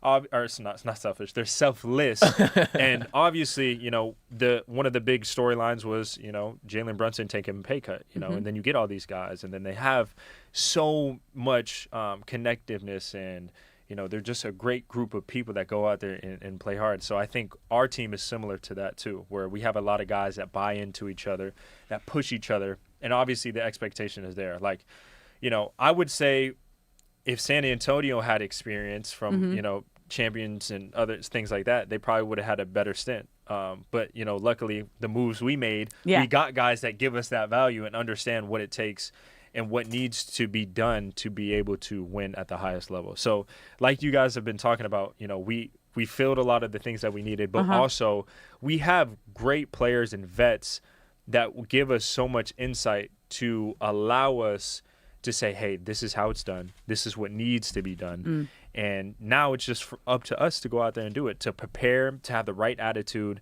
and just to give it, our best shot each and every day. It's about stacking days. And then once you stack days, you stack weeks. You stack weeks, you stack months. Dude. And then you stack months. You stack some games, and you look back and you say, man, look how far we came. That's championship mentality right there. You bring up the basketball comparison, and if you were to compare basketball right now to 5 years ago in the NBA, it's positionless, right? Yeah. And I compare that to you because you're listed as a safety, but you're a safety this play, you're an outside linebacker the next play, you're a corner the next play. How has the DB position changed over the past 5 years? I'm going to give you credit. That was a great transition. That was a great. There we go. There we go. Talk about it. So let him know, it's funny because I try to do that like in the interview space and all that stuff. Like, how can you transition? So that was all right, because that was flawless. That was flawless. Thank you. But yeah, so you have so many guys now that can do a lot of different things. Guys like me, guys like Kyle Hamilton, guys like Nick Emamori, Devin Witherspoon, Brian Branch. Like there's Derwin James. Yeah. I don't want to discredit anybody because there's obviously so many fantastic players out there. But it's now obviously our league it's a passing league. But most of the explosive plays and touchdowns are through the air game. And how can you get these versatile defenders that can, yes, stop the run, but also play a pivotal part in the pass? Can you mix them up? Can you put them in different spots? And if you're able to do that, then you change the numbers on defense. And, offense is always trying to dictate the terms, but when you have the ability to do that on defense, that's huge. And I think that is where the league is going. You're getting these kind of bigger bodies, whether they're in the slot, deep or outside, that can just do it all. Can they blitz? Can they play zone? Can they play man? Can they play the run? And can they play the pass? And, if you're able to do that, you can change the math on defense. You can do so many different things. And, what we've been talking about is we're not trying to give out these telltale signs. You can run 6-1. You can put that slot defender on the line of scrimmage. You can go 6-1. You can run a 3-4. You can do so many different things on defense. It just really gives your DC like, I can go, okay, what can I do here? What can I do on this play? What can I do in this situation? So I love it. And for me, it's been fun because, you're not just tied to one thing. I can be back. I can, be on the line of scrimmage. I can be in the box. I can blitz, play man, play zone. But it's difficult at the same time because you have to think. There's so many things that you have to think about when you're out there. But at the end of the day, we've been talking about preparation. Right? There you go. So just being able to be prepared, be able to do all those things, and go out there, cut it loose, and have the confidence to do it. Now this team has all the confidence, and now even more than ever with all the additions you made. But even with all the additions, people are still talking about one name and if he's going to come back. In Aaron Donald. Have you talked to him? Have you heard anything? Is that even in the rooms, in the locker room? Was the buzz going around as much as it was in the media? 100%. Everything. Have you texted him? Have you called him? I haven't texted him. I haven't called him. I like to, hint and tease stuff because it's fun. Let's go. Give it to us. Give us the tea. I don't have the deep insider info. Okay, but give us your inside info. My inside info is, knowing him as a player, knowing him as a person, he's very serious, right? Any decision that he makes, he goes all in. So for him to even tease it, for him to even, consider it, to me, personally, I would think it's like 50-50. Yeah. Right? Let's go. I think it would just – I kind of wanted to see it selfishly just to see the internet, explode. Right? Freak out. Sports is – we're in a time of sports where sports is so popular. You look at, the FIFA World Cup. You look at, obviously, the NBA, championship and, Super Bowl. Like, sports is just keep evolving, and, there's so many different spaces. And then if Aaron Donald, the news were to come out – like we've been talking about, the internet would just break. I hope he does, just because I know how great of a player he is. Yeah. Seeing him in practice, his work ethic. There's so many things that I saw from him as a player and as a person that I was like, man, I need to incorporate some of these things. He's such a great leader too. And like we've been talking about in terms of the insight he can give, obviously he held a ring too. You know, there's a couple guys that have done it on our team, but for him, I know how bad he wanted it. I know, how much he takes care of his body. So Aaron, if you're listening to this or watching this, man, please enjoy retirement for now, but if you can find that fire, and that's the biggest thing, everybody knows you'll be in shape. Everybody knows that you'll take care of your body and, be able to handle it. But it's really finding that fire, because I know it's tough is, you have to have a lot of confidence and, self-discipline as a person to say I'm done with football, right? That takes a lot to say I'm done and I'm walking away. Yeah. But the same amount of effort that you said you wanted to walk away with, you have to find that same effort and energy to say, hey, I want to relight that fire. So that's it. If you can find that, please, everybody will be like, we'll welcome you back in open arms. And I think a lot of people out there are going to try and do their best to kind of influence you and push you and nudge you to, find that fire. But, at the end of the day, we'll see. We put a billboard up on the 405. Oh, yeah. The fan put a billboard up, said, please come back, Aaron Donald. Right, we went, because Les Snead came on the morning show with Derek Fisher. And he was like, if you guys want to keep talking about it, please keep talking about it. Maybe it'll keep him up at night. Yeah. Literally took the homework assignment and took out a billboard that day. Yeah. It's the subconscious is there. Hopefully he passes that billboard over the 405 every day. Yeah, right? Hey, man, maybe at some point it's like, man, so many people are just telling me I just have to. Just got to go do it. Peer pressure. Right. This is the perfect kind of peer pressure. Exactly, Quentin, thank you so much for coming in. This was so awesome. Yeah. You're awesome. I'm so excited to see how far, hopefully, all the way. And we're seeing you guys play at SoFi during the Super Bowl this year. Yeah, thanks for saying goodbye, man. Yeah, thank you guys so much. Appreciate it. Appreciate you having me on. And, hopefully you guys see us hoisting Lombardi Trophy. Yeah. Yes, sir. That's what we want to see. Oh, that was so much fun, you guys. Don't go anywhere. We got much more here on Brock and Alex when we come back.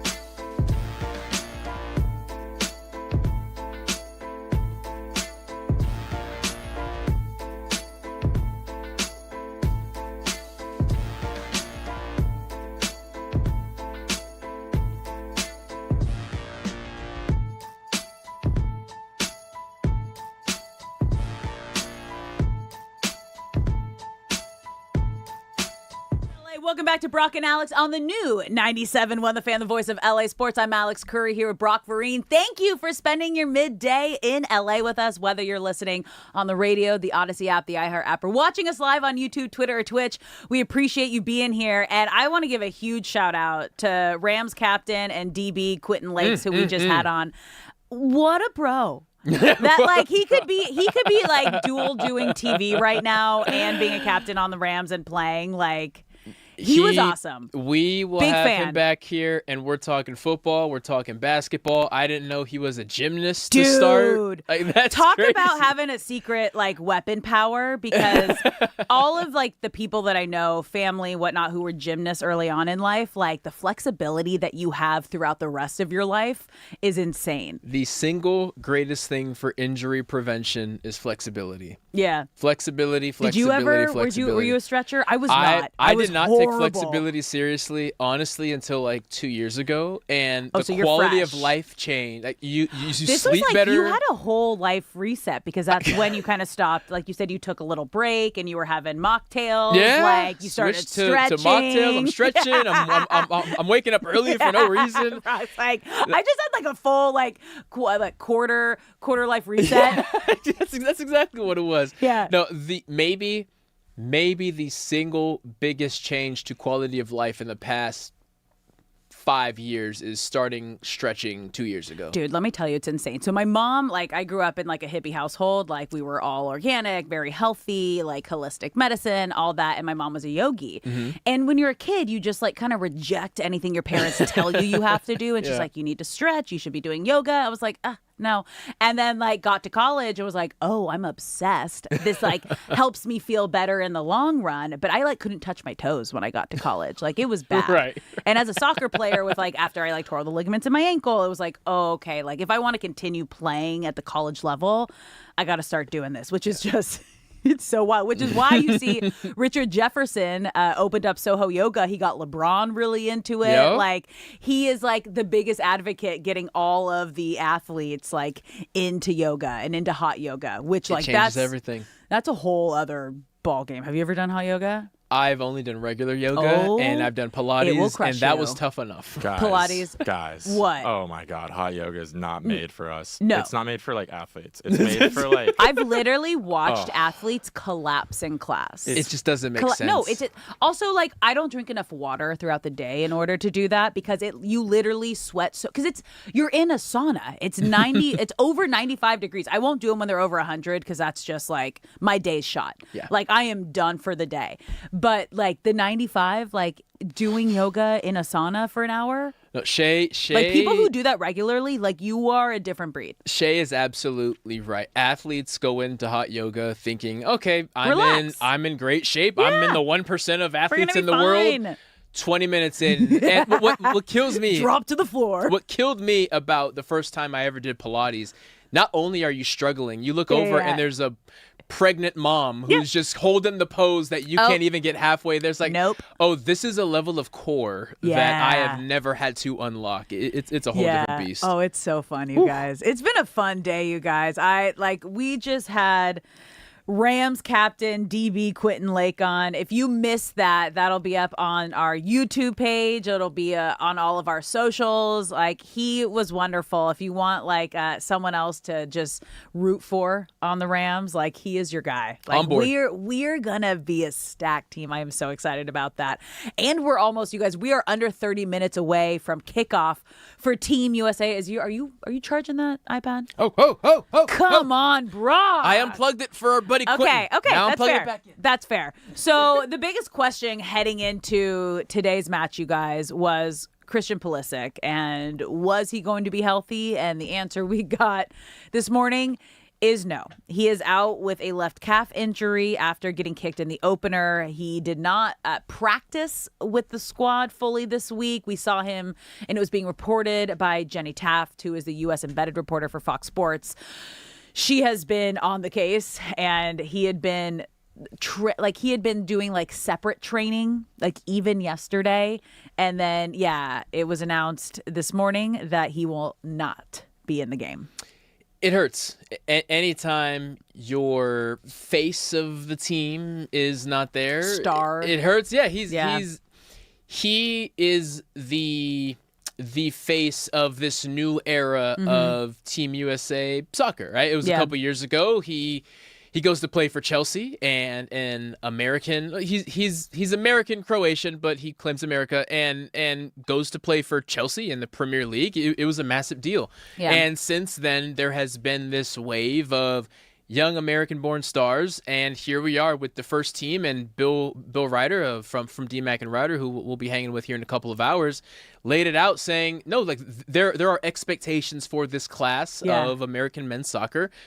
This is the first time in my lifetime that there's been this level of expectation, and we're excited about it, but of course not having the guy who really started that wave there is an issue. But Fowler and Balogun, legacy moment here. Dude, okay. He can do something today. If you are unfamiliar with Balogun, he scored 2 goals in the opening match, and he has kind of been this bright light with this U.S. men's soccer team. And should we go through his story again? Yes, if please. You're unfamiliar with who please. he is. Because he has one of the coolest of stories of how he decided to play for Team USA, because he was born to Nigerian parents. His mother was on a trip coming to visit the United States while she was pregnant with him. And she had a return ticket home. And when she was about to board the plane, she was not allowed to fly because of how far along she was in her pregnancy. So she had to stay here. And that is why Balogun has been born. He was born in the United States, in New York, raised in London. So when he had to make his decision of what national team he was going to play for, he had 3 teams to decide between. And he said he decided to go with USA because he goes, that kind of felt like destiny. There was a reason that I was supposed to be born here in the United States, even though I wasn't raised here in the U.S.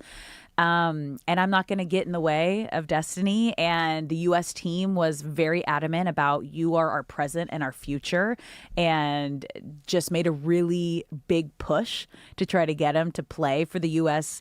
men's national team. And we are so lucky and so excited that he decided to go with the United States over England or Nigeria. Yeah. Yeah. And new coach for the USA international team, Mauricio Pochettino, he's all about an aggressive style of soccer. Yeah. And U.S. men's soccer has historically in World Cups just happy to be there. You know, like we don't enter with... It's a fun way to put it. Yeah. They're not going in with that mindset. No. That's just kind of how the result... As a fan, yeah. As a fan, you kind of were happy that the team was trying as hard as they could, because there was Were we, though? a sizable I gap. wasn't. there was a sizable gap between Team USA and the rest of the world, and their play on the field it didn't dictate anything, but it looked hesitant. It looked nervous. It looked like they were wondering if they deserved to be on the same field as a Germany or England, so far and so forth. But Pochettino, as we saw in the first match a week ago, this is an aggressive style of soccer. Yeah. We are not here to hope you make a mistake. We are here to force mistakes. We are here to score goals. And Balogun is going to have an opportunity here for his second match on the World Cup stage as a member of Team USA to solidify himself in history. Which is wild. So we got USA taking on Australia.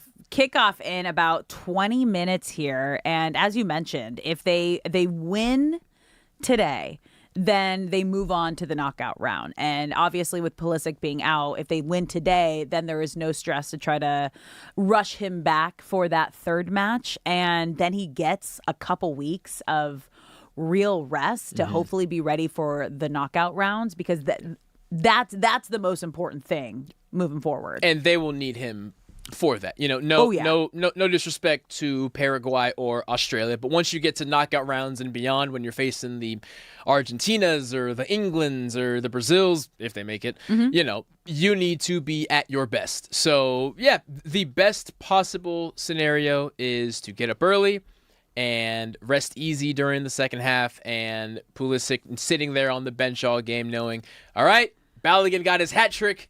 Now he gets to rest, and we are going to be full strength post-knockout round.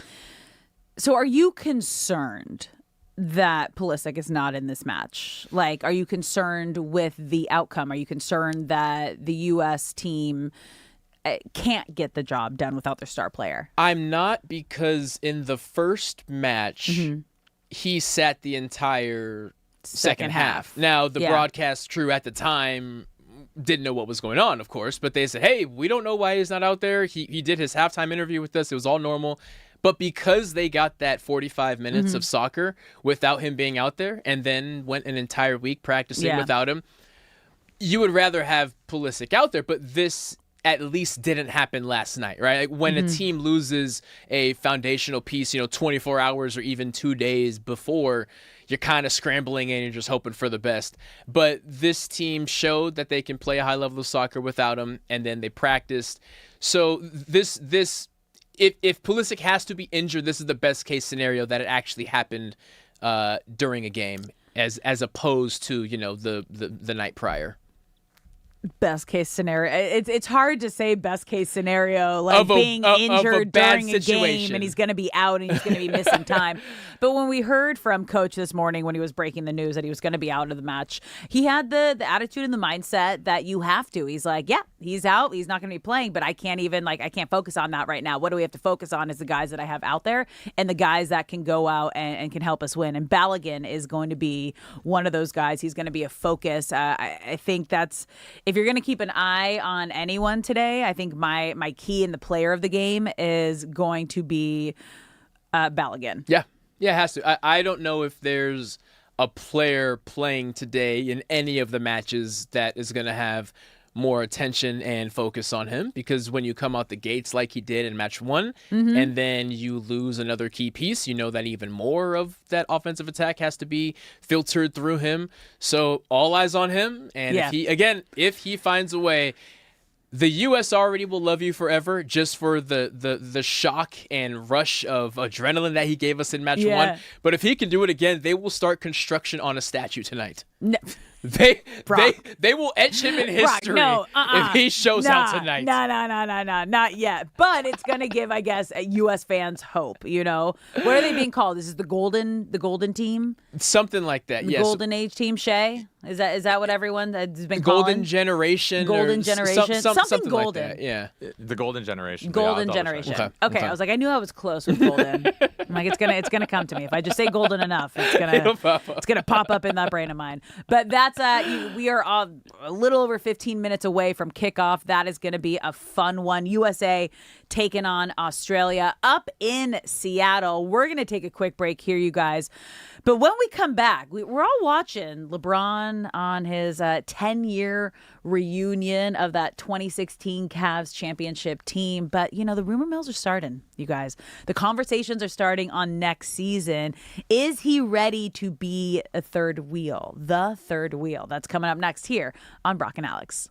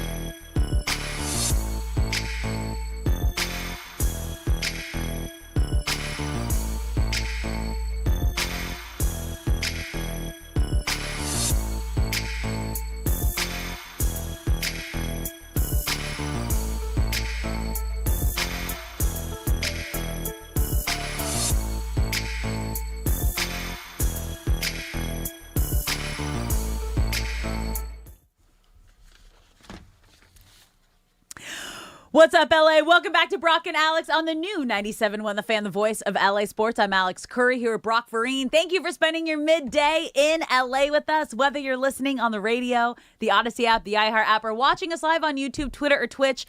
We appreciate you being here, and we want you to be a part of the show, you guys. If you're watching the live stream, get in the chat. You can also call us at 855-97-LA-FAN, 855-975-2326, and make sure you save that number because in about 15 minutes at the top of the next hour, we're going to be giving away Sparks tickets to the game on Sunday, June 21st, when the Sparks take on the Liberty, celebrating the 30th anniversary of their first ever Sparks game. They're going to have special guests like Warren G, one-of-a-kind giveaways. It's going to be an unforgettable night and fun experience. By the way, you know how we've been saying, like, we need to get to a Sparks game? Yes. I got invited to a Sparks game. Hey! So I think I'm going... Like, it's when Caitlin Clark's in town. So I was like, yeah, I would love to go to that game. Okay. So I think I talked it into existence. Yes, See? you did. I was like, I got to figure out. I got to get a way to go. But, like, The universe someone was listening. Yeah. They're making it happen. Okay. Which is one of my favorite things. Okay. And you guys, USA and Australia is going to be happening in about 10 minutes kickoff. In case you missed it, the breaking news today, Christian Pulisic is out of the lineup with that calf injury. He was listed as day-to-day basically this entire week after their first match. But, coach announced this morning he is out. But that's okay. There, as he said, you can't think about that right now. What I have to focus on is the task ahead, and that's getting a win against Australia, because that would mean that they advance to the knockout stage. And then that would give them a no-stress couple of weeks to get that calf ready for the knockout stage. Someone who is not really worrying about anything right now.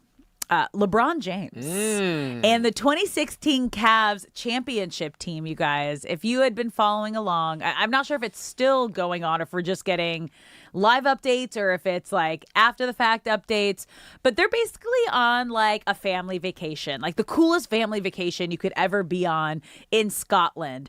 And it's that 2016, like the 10-year reunion of the Cavs championship team. They are basically staying in a castle. They are helicoptering to the most beautiful golf courses every single day, having the best wine there is, the most delicious food, and they are giving everybody a behind the scenes look into all of it. If you're following along, you can follow Kevin Love and Richard Jefferson are definitely giving us the best content over there. This is basically 7 different bucket list things combined to one trip. Yeah. They are waking up in the morning. They walk out of their castle after, I'm sure, having a private chef cook up the best food that can be made. Yeah. When they walk out on the lawn, there are 3 helicopters waiting, and they they separate and pair off into a helicopter, and that the fleet of helicopters lands at some exclusive golf course that Scotland has, and they shut it down for the day just for them. And they play it once, and then sometimes they get back in the helicopter and fly to another course, and they play that second course. And then they come home and probably have the most exclusive wine that money can buy. For sure. Also, like, isn't it crazy how much Scotland is just kind of like taking over our life right now? Whether it's the Tartan Army taking over Boston, and now Boston signing an agreement with a sister city in Scotland that they're going to have a Tartan Army Day next year in April. And they're just like, this is going to be your home away from home now. Is just absolutely insane. And then we're talking about it again because LeBron and the Cavs are in Scotland playing their most beautiful golf courses, celebrating the 10-year anniversary. Yep. So it's just, I was not aware of Scotland's game. Also, I want see you, to, Scotland.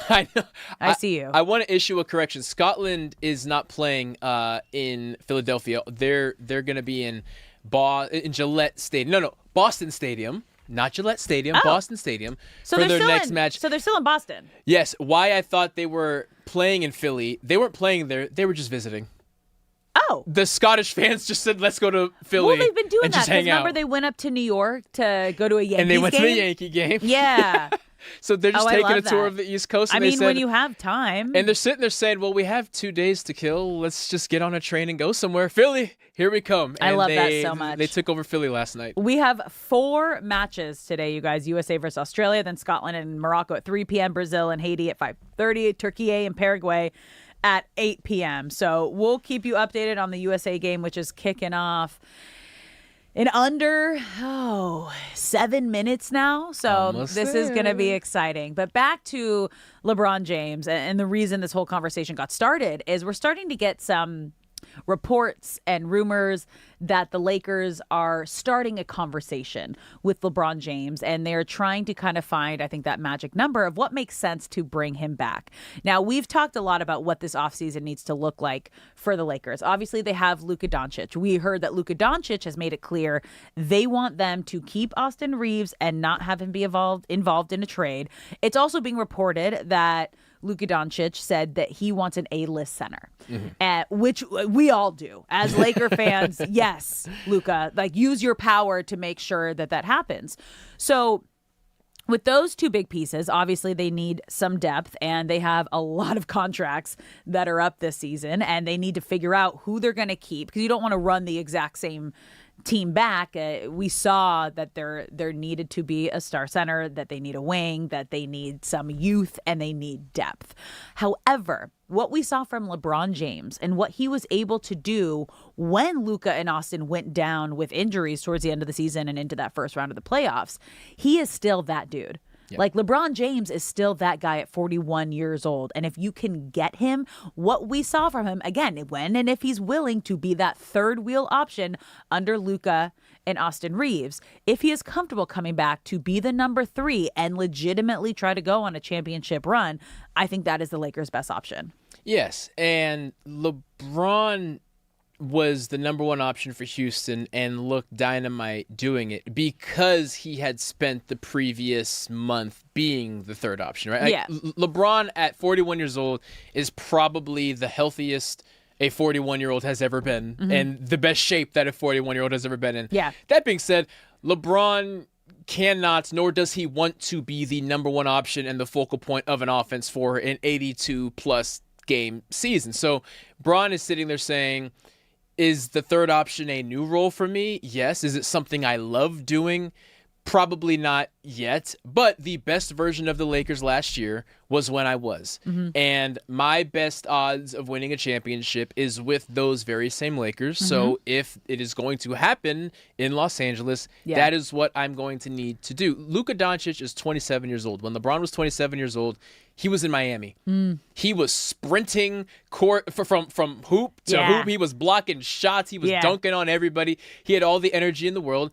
And it's Luka's time to do that. Luka's the one with the energy now. And we're going to surround him with young guys who have that level of energy so that LeBron can pick and choose his spots. And God forbid, if guys get hurt again, he can put the cape on for a little bit. Yeah. But I'd imagine he's sitting back thinking, my time was in Miami.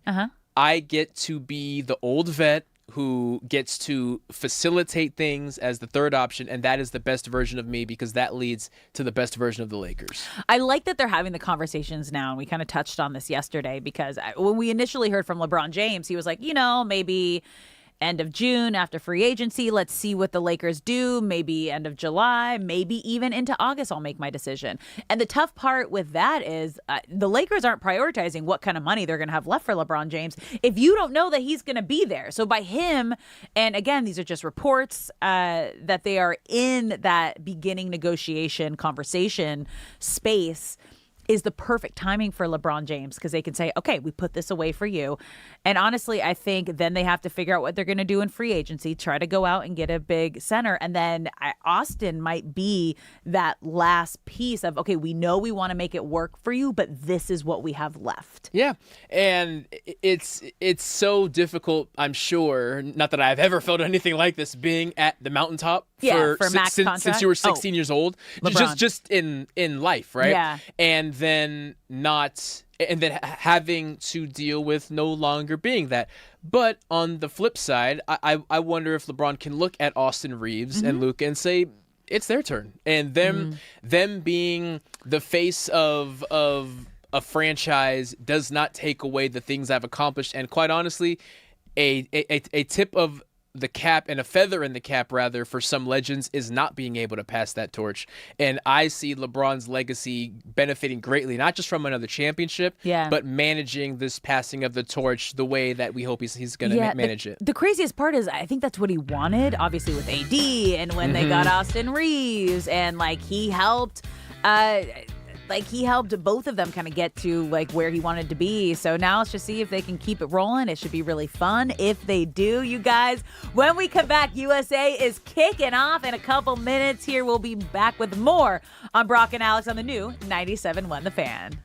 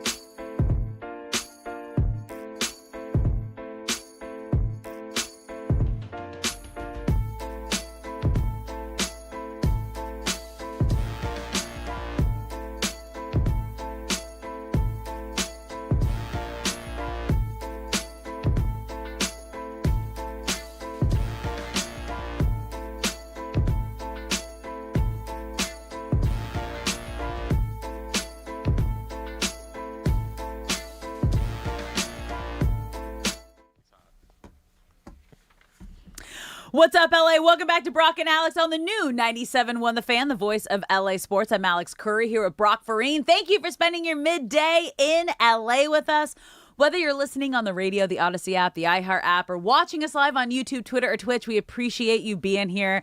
And we want you to be a part of the show. You can call us at 855-97-LA-FAN, 855-975-2326. And you know what?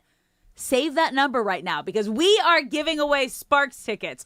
Caller number 4. If you want a chance to go to the game on Sunday, June 21st, when the Sparks take on the Liberty to celebrate their 30th anniversary of the first ever Sparks game, call us right now at 855-97-LA-FAN. That's 855-975-2326 for your chance to win a pair of Sparks tickets. And we are underway here for USA and Australia. Scoreless in the 4th minute. But this is a big one, you guys.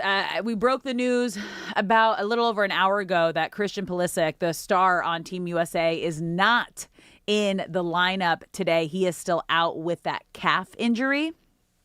So they got to get it done. If they get it done today and they win today, then they are guaranteed out of the pool play, out of the group stage, and into the knockout round. Pulisic is unavailable, but Valorant Balogun has an opportunity to continue to cement himself amongst fan favorite USA soccer fans for eternity. Yeah, so if you are unfamiliar with Balogun, he is a 24-year-old forward who scored 2 goals in the first match. And his story is just incredible of how he decided to pick the United States as the country he was going to represent. I'm just going to give you a quick little rundown just so you can also fall in love with Balogun, also helping the U.S. win their first match. So he was born to Nigerian parents. But when his mom was pregnant, she came on a trip to the United States and she had a return ticket, but the airline wouldn't let her fly home because she was too pregnant. So she had to stay in New York, and Balogun was born in New York. And then he was raised in London. So they only stayed there for the amount of time that she needed to have Balogun, have the child. And then he was raised in London, and he had the opportunity to choose between a few different nations to represent. And he talked about this decision because with clubs, where you play professionally, you can bounce around. But once you choose a nation to represent, that's who you stick with throughout your career. Mm-hmm. And he felt like there was a purpose and destiny, him being born in the United States, and he didn't want to get in the way of that, is what he said. So, I love it. Along with the USA making a big push for him to come and play for us. Did you say Christian Pulisic also made a push to? Yes. Yeah. He made a solid recruiting effort. Yeah. Everyone was trying to recruit Balogun to come and play for Team USA. And you know what? He came out guns blazing in the first match, scoring 2 goals in his World Cup debut. So we are excited and lucky to have them. It's going to be a tough one today. They are up in Seattle, USA against Australia. We are scoreless, but Australia is having a little break. It's been it's going to be a feisty, tough, real test today, I think, in this match. To no one's surprise, the stadium is packed. Seattle has had for a while now a solid MLS and just soccer community. Oh, yeah, I kind of forgot about that too. Portland is considered the premier place to catch an MLS game, the Portland Timbers, their stadium atmosphere, and that's a short drive from Portland to Seattle. So I'm expecting this to be, of course, we are respecting the show and keeping the audio off. But if the audio was on, I'm sure there would be tons of screaming and chanting, and just based off of the body language that we see on mutes, that stadium is rocking. Have you, you played? I've played at that stadium. It is wildly loud. It is the closest thing I would argue. Seattle and Kansas City are the 2 stadiums where it felt like a college atmosphere. College stadiums are typically louder just because they're bigger than an NFL stadium. Yeah. But when you are playing at Kansas City, especially at night, and when you are playing in Seattle any time of the day, you feel like you are in college again. Yeah. Oh, I think that was Wes Adams who just got kicked in the ankle took like a straight shot to the ankle. He is on the ground holding his ankle. This is not a flop, you guys. This was an Australian player literally going for his ankle over the ball. And I'm aware of that because as a defender, that's sometimes you got to go ball for the or body. It's just like you can't let both get by you. So if you can't get to the ball, you got to take the body down. But that's literally how like I tore a lot of the ligaments in my ankle, so it's scary. But he's still in, so we're good. That was just a little ouchie. Speaking of ouchies, we're gonna get into the Dodgers. What a transition. Ever growing injury list. You're listening to Brock and Alex on the new 97.1 The Fan. As we mentioned, we're going to keep you updated on Team USA playing Australia right now in their second match of the World Cup. But we also have Dodgers back in action today. Now, they're coming off a series sweep against the Rays. All 3 1-run wins. I have to say that very slowly, you guys. 1-run wins. Oh, there we go. I just give it a little pep in my step. That's easier to say too. But there was a lot of positives to take away from the series. However, there was a lot of there's a big question mark. And I think the biggest question mark is Shohei Ohtani. Because he was pitching that Wednesday matinee and he struggled a bit.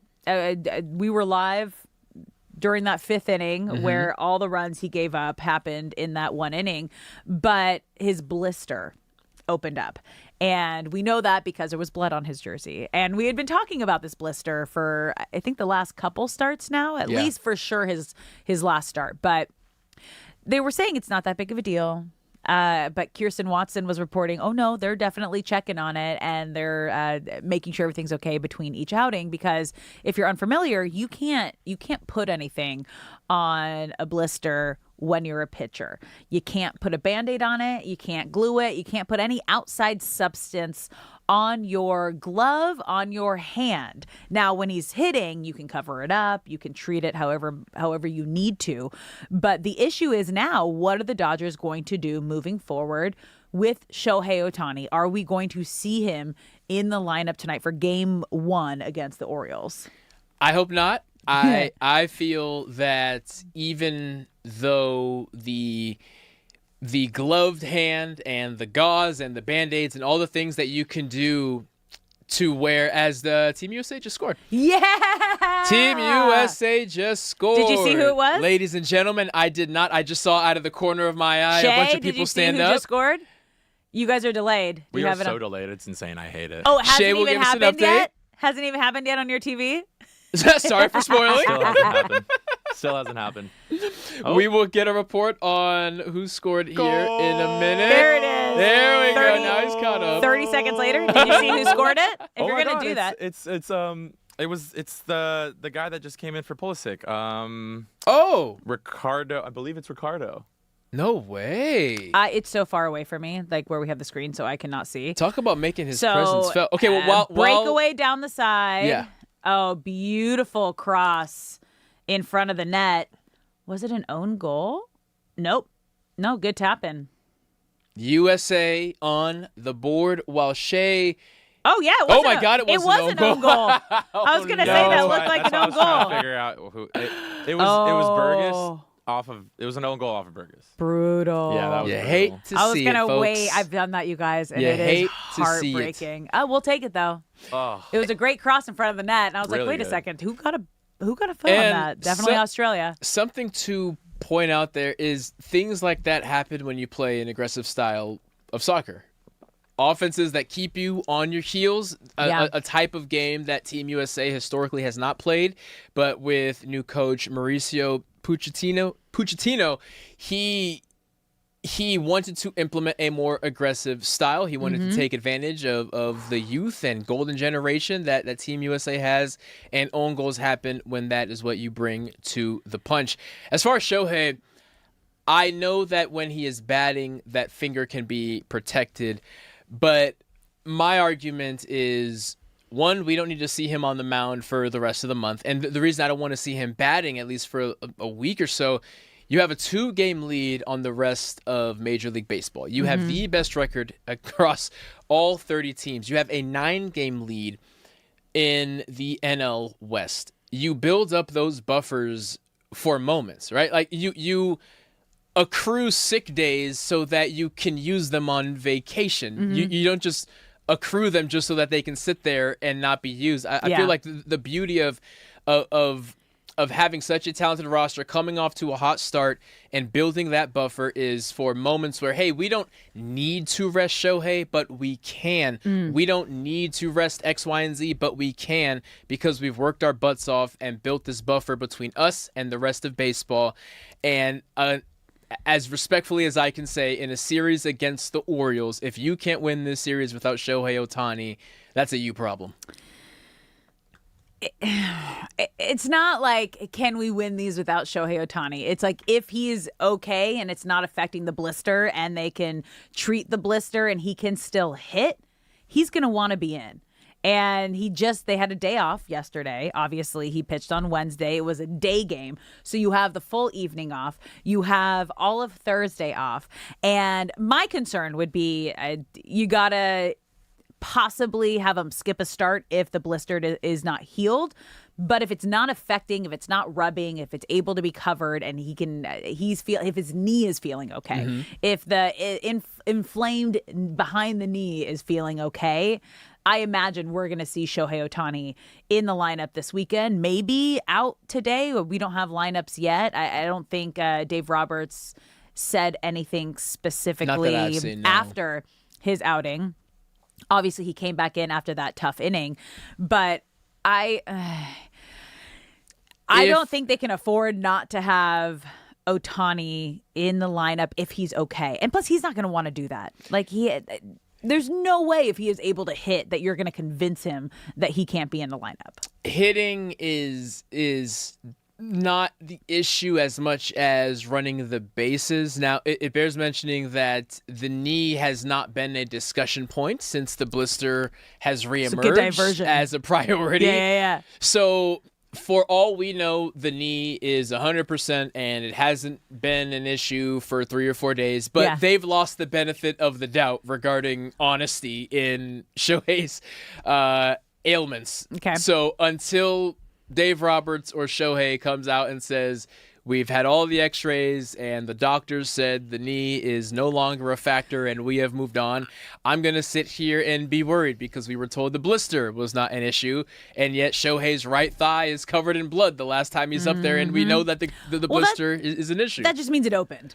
Right. Now it is an issue because now the blister is open. You're listening to Brock and Alex on the new 97.1 The Fan. We're talking about the Dodgers and their growing injury list. And if Shohei Ohtani, I guess on the pitching side, would be added to that just because of his blister opening during his last start on Wednesday. And will we see him in the lineup tonight? Should we see him this weekend?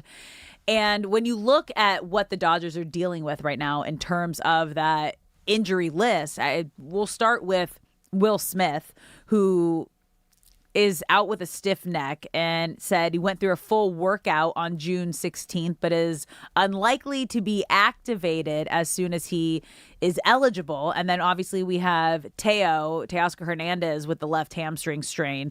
They're saying maybe late this month. He's set to take part in a simulated game. What's today's date? On the 18th. So that was yesterday. Okay. So he could begin the rehab assignment as early as the 22nd. So they'll probably talk about it today. I imagine Dave Roberts will be asked about it today, and we'll get some updates on Teo. But then again, like all of the arms that are out, you guys, obviously Tyler Glass now dealing with the lower back spasms.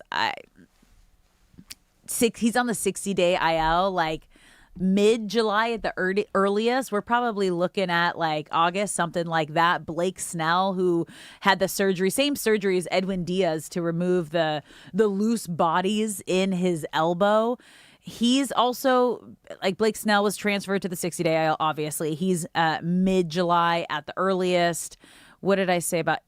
Yeah, Edwin Diaz, possibly July. Like, again, we don't really know what the recovery is going to look like for this surgery yet. And it may not be pretty, but what's the point of implementing Tyler Glass now if you don't need him? Now, if there is another injury to the starting rotation, then okay, we need to get guys back as quickly as we can. But knocking on wood here, that Shohei rests and gets that blister right, and there's no other starter that has to take significant time off.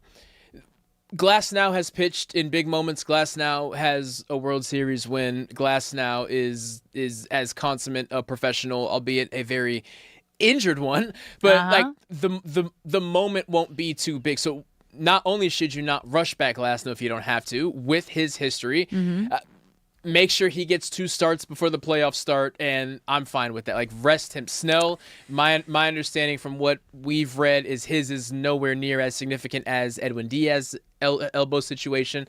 And again, Snell has pitched in big moments. No need to rush these guys back.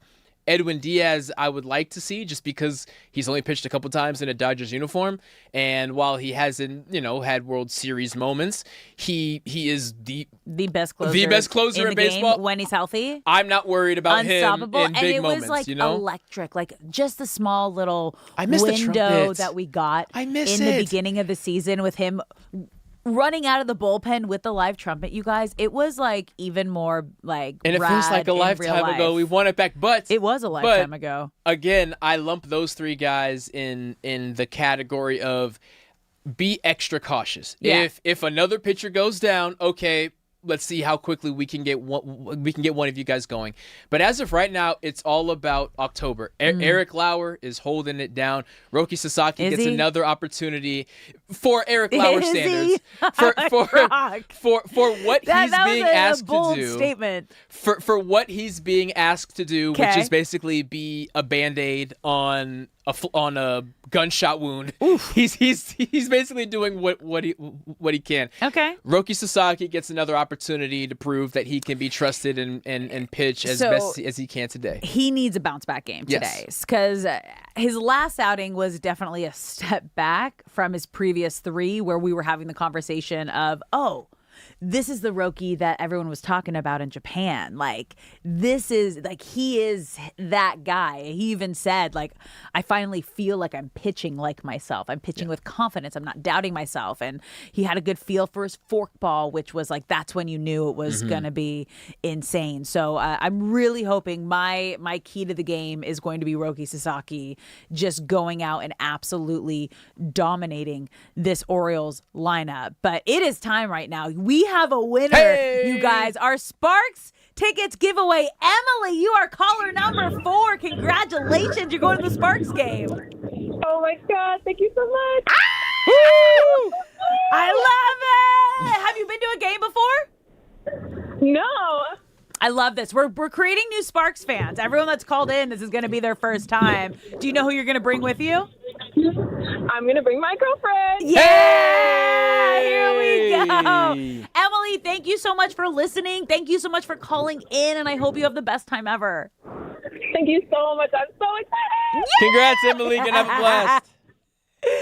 Oh, this is great. I love hearing all the new fans. Again, I'll say this every single time because we don't get to talk to everyone as often. I love hearing how excited everyone is and They're calling pumped. in. Longtime listeners, first time callers to get these Sparks tickets. Let's go. And I'm telling you now, I believe this is the 10th giveaway that we've done now. Yeah, you've done it for 2 weeks every day. There we go. 10. Yeah. This will not be the only Sparks game any of those 10 go to. They are Let's going go. to go. They are going to fall in love with it, and You've they are going to been selling realize it. it's a unique basketball experience in the best way possible. Even if there wasn't a basketball game going on, you would still pay the price of admission because of how many things are going on. So once you get there and the music's bumping and the lights are going and the food is great and you don't really sit in your seat and watch the game. You're on your feet. You're dancing. Oh, it's one of those. It is Love a that. party, and there Love just so that. happens to be a great game going on as well. It's fun. That's my cup of tea. I'm excited to go. Like I said, I think I'm finally going. You're gonna have a great time, and you picked a great game to go to. I know, duh. Come on, if I'm gonna go, we're gonna make it count. All right, guys, we're gonna take a quick break here, but when we come back, who is gonna be the odd man out on the Lakers roster this season? That's coming up next here on Brock and Alex on the new 97.1 The Fan.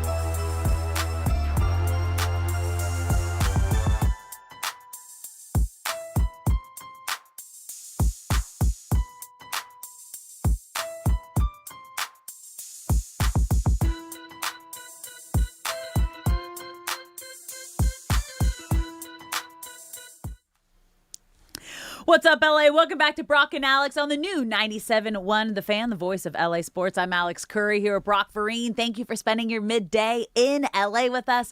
Whether you're listening on the radio, the Odyssey app, the iHeart app, or watching us live on YouTube, Twitter, or Twitch, we appreciate you being here and we want you to be a part of the show. If you're watching the live stream, get in the chat. You can also call us 855-97-LA-FAN, 855-975-2326. We were giving away Sparks tickets last 2 weeks, every single day. Congrats to Emily, who just won. We got Team USA in Australia going on right now. USA is up 1-0 in the 28th minute. They just finished the hydration break. Oh, is that what was happening? Yes. I was like, why are we stopped? And I feel like we just got back from commercial break and it wasn't that long. Yeah. I feel like we should have been like in the 30s. But yeah, about those hydration breaks, you guys, I ain't a fan at all. Yeah. I don't get it. I get it when it's needed. Like Right. when they were playing in Qatar, maybe is that so that's when it's happened and like It's 130 degrees outside. yeah, like physically, like you don't want these players to collapse on the field. Right. They all need a break and they need to hydrate. But like what's the temperature right now in Seattle? Probably a perfect 68 degrees or something. Yeah, this is like what you do in soccer. Like you run for 45 minutes. It's what you're used to. And I feel like it disrupts the flow of the game. I'd be shocked if we see this going forward. What do you mean? Like, after it being in the U.S.? I feel like the backlash this is the only is strong. place. Yeah. It's the only place they're getting away with it. It's like, well, you're in our country, and we're again, like it feels like they're turning the half into quarters. Yeah. Which is very much like on par with. It's a very US American thing sports. to do. No, I Montio. would I would be absolutely on the floor if this is a thing going forward, unless there's a World Cup, back in the Middle East or somewhere where even if you're in a dome, it's 130 degrees outside It and you can't do shouldn't anything. have been there in the first place. That's also a good because of the point. conditions. Yeah. We know why it was there. Yeah. Hey FIFA, you are really good at making money, so. Yeah, no. We know exactly why it was there. Like the fact that, again, that goes back to why there are hydration breaks. It should not be in a place that is not conducive for a soccer game. Yeah. No. At that time. Like they moved the World Cup to a different time of year so it could be there. Like that's how bad it was. That's how bad it was. Say goodbye to the hydration breaks. Now, early on in these group matches, there's some lopsided affairs. But once we get to knockouts and beyond, and you get some of the big dogs playing the big dogs, and maybe a really intense game gets broken up by a hydration break, there will be uproar on Twitter and from the team and from the coaches, and that's when FIFA will say, okay, we can't do this again. No, they won't because they're getting money from it. They're getting ads. They're getting ad sales and money from it. That's why this is happening. They get to go to commercial break. Have we heard from the players? Have any of the players come out and talked about the hydration break? Is that a thing? We have not, but one It's just been the media. One thing I want to point out for hydration breaks is look how many players actually drink water during them, because mostly they just hang around and talk, and then they just go back out there. It's like I don't need this because I'm not used to this, and I don't want to ruin my flow here, so I'm just gonna go back out there. Yeah, We'll see. I'm not a fan. But hey, let us know if you're a fan. Get in on the YouTube chat. Shay, you want to put together a little poll? Like, are you, again, this is new for a lot of sports fans in the United States who might not be used to the flow of a regular soccer game. So this is all they're going to know, which is also tough too. Like, this is what they're going to know. I don't know. I don't know, but I do know I am not a fan of it. Okay, guys, let's switch gears. Let's talk some Lake Show, because one of the biggest off seasons that the Lakers are going to have in a long time. What we do know, Luka Doncic is going to be a Laker next year. What we don't know is who is going to be the surrounding cast around him. Literally every big name that we had last year could or could not be a Laker again this coming season.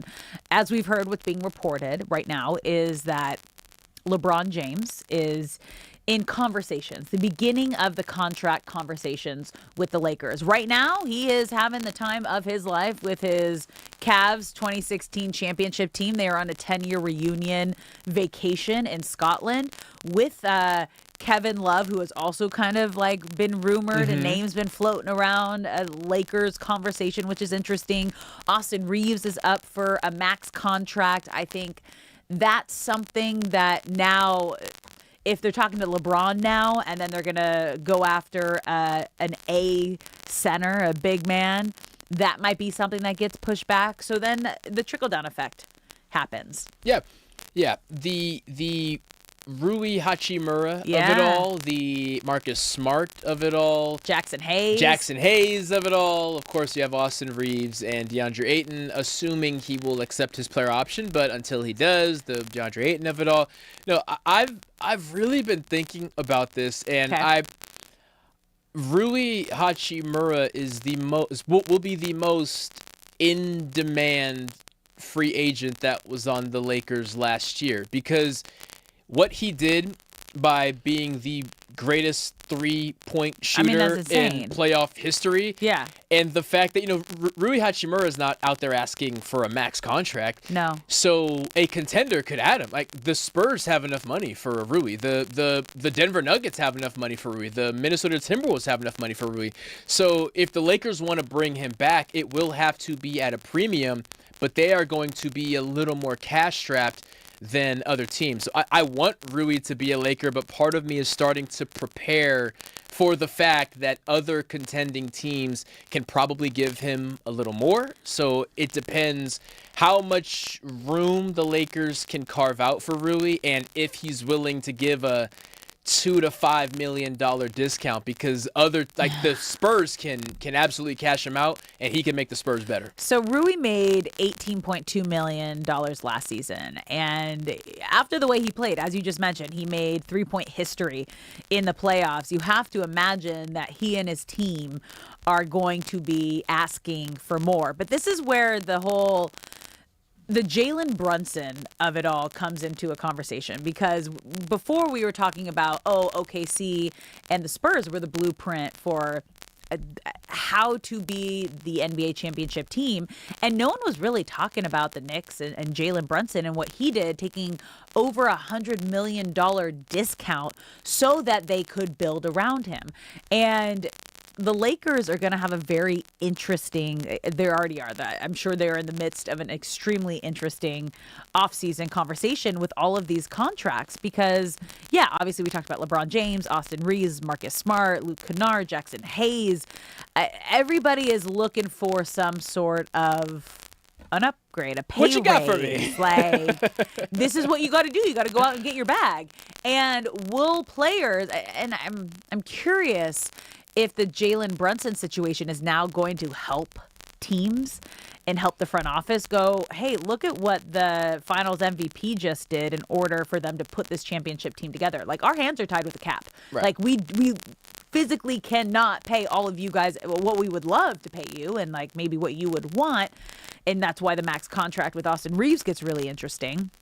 And again, you can't run back the exact same roster. Right. Like, you got to add to it. Like, they need as we heard, Luka is requesting an A style, A+ center, possibly another wing. So what is that going to look like, and what can they actually afford and put together? So you bring up the Jalen Brunson thing, and I would say there is a split between players and ownership on how that's currently being handled, right? When Jalen Brunson first signed that contract, the consensus reaction was, what the heck is he thinking? Yeah. Why would he even take that deal, right? Now you fast forward a couple of years into the contract, and he's holding a championship trophy, and it paid off because you are assuming that the Knicks are going to do him a solid on the back end.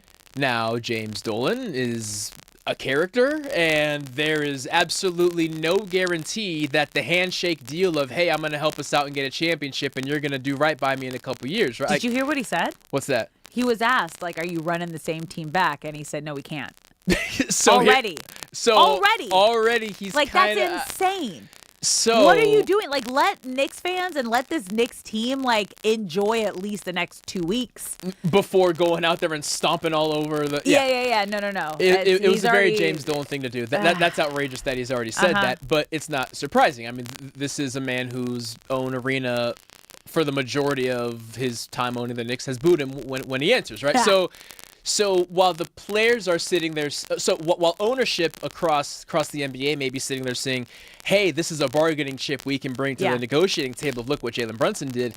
The players are still on the side of, until the Knicks actually do right by him on the back end, I'm not willing to give up $100 million on a handshake agreement that you're going to get me right on the next contract. So you think that's what the handshake deal was? Like, I'll take a discount here for like the next contract or bonuses or something like this where, hey, now you're going to be getting all like, because with a championship, you guys, comes the brand deals. And that's where the partnerships and the big money comes in. Because I don't think people realize, like, some of the biggest stars in sports make more money off the field and off the court with their brand deals and their partnerships. Yeah, and he's in New York City, which means not only does every brand worth a dang have some kind of headquarters there, we're talking international ties too. Like London is right there. Jalen Brunson will be on a billboard in London. You think? He'll because the Knicks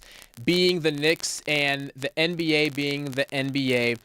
Will he be as popular as Wemby in Europe? Absolutely not. No. But Nike or Adidas or whoever's going to have him holding the trophy. Who's his shoe? Does he have a shoe deal? Does he have a shoe company? If he doesn't, Brunson? he will very soon. Jalen Brunson will be on SNL doing skits. Like they'll make this a major moment, and money comes from that. That being said, you still said no to $100 million with the assumption, my understanding is with the assumption that they will take care of him on the back end. And as you've pointed out, Alex, James Dolan has already made it clear, I may have said some things in the past that I may not stand by. So why I say all of this is the negotiating tactic of look what Jalen Brunson did is being seen as a bargaining chip by ownership.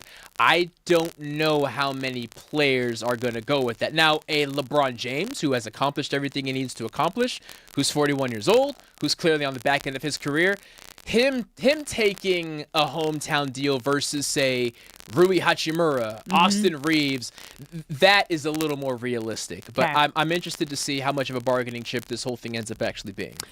Do you think Rui's going to be a Laker next season? No. I sit right here and say no, to the point of Rui is not asking, again, for max money. Rui made $18 million last year. Yeah. I bet he's going to go out asking for 30, expecting to settle somewhere around 25 to 27. And if LeBron takes a massive pay cut, they can make space for Rui. But I don't see LeBron being able to make $30 million and an A1 center and Marcus Smart and Jackson Hayes and Austin Reeves and having the ability to give Rui more money than the Timberwolves or the Clippers or the Spurs. I feel Rui will be competing on a championship team next year, potentially championship competing team next year because he can be on a contender. But as it sits here right now, I don't know how the Lakers can outbid some of those teams. Yeah, that's it's going to be a tough one. Like we said, this is going to be a very interesting offseason for the Lakers. Also really interesting right now what's happening Team USA and Australia. Shay, real quick, though, before we go into that, you brought up the Jalen Brunson deal. Yeah. So he actually said no to a shoe. He's with Nike. Oh, okay. They wanted to give him his own shoe deal, and he said no to it. Why? I would rather just wear Kobe's and get an unlimited supply of Kobe's. Let's get Brunson to the Lakers. No, legit. Brunson to the Lakers. Get over here. I did not know that story. There's no way now. This dropped like 2 days ago, so I'm happy you guys brought it up. I never knew that. He's a Knicks legend. He's a New York legend. I don't know if he can make that switch Because now. I was sitting here thinking, wait, I haven't heard of a Jalen Brunson shoe. haven't How have I either. not heard of it? Okay, so he's turned it down. He's turned it down. That makes sense. Do you have any idea what just happened in this match? I mean, that was everyone like a 3 to 5 minute stoppage time. 2 guys on the ground. Did they? I think possible collision, scary. concussion helps. It looked like they were checking the back of the head. Yeah. Well, I see 2 full squads now, so hopefully both of them. Both of them they are just all right. showed. Yeah, they just showed both the guys back out there. Okay. But Yeah, Shay, no injuries, nothing permanent. Okay. do you know what happened? I'm just looking at Twitter. It just looks like everyone's good now. Gotcha. All right. Good to know. Yeah, we're good Still too. up You guys, 1-0. yeah, still 1-0. USA over Australia. We are about 5 minutes away from halftime, probably significant stoppage time now, whether they took that 5-minute injury break and hydration break. But we'll be breaking all of that down, keeping you updated on this match as anything continues to happen. But we're going to take a quick break here on Brock and Alex. When we come back, the Rams and Seahawks rivalry is picking up some steam. We got more on that when we come back.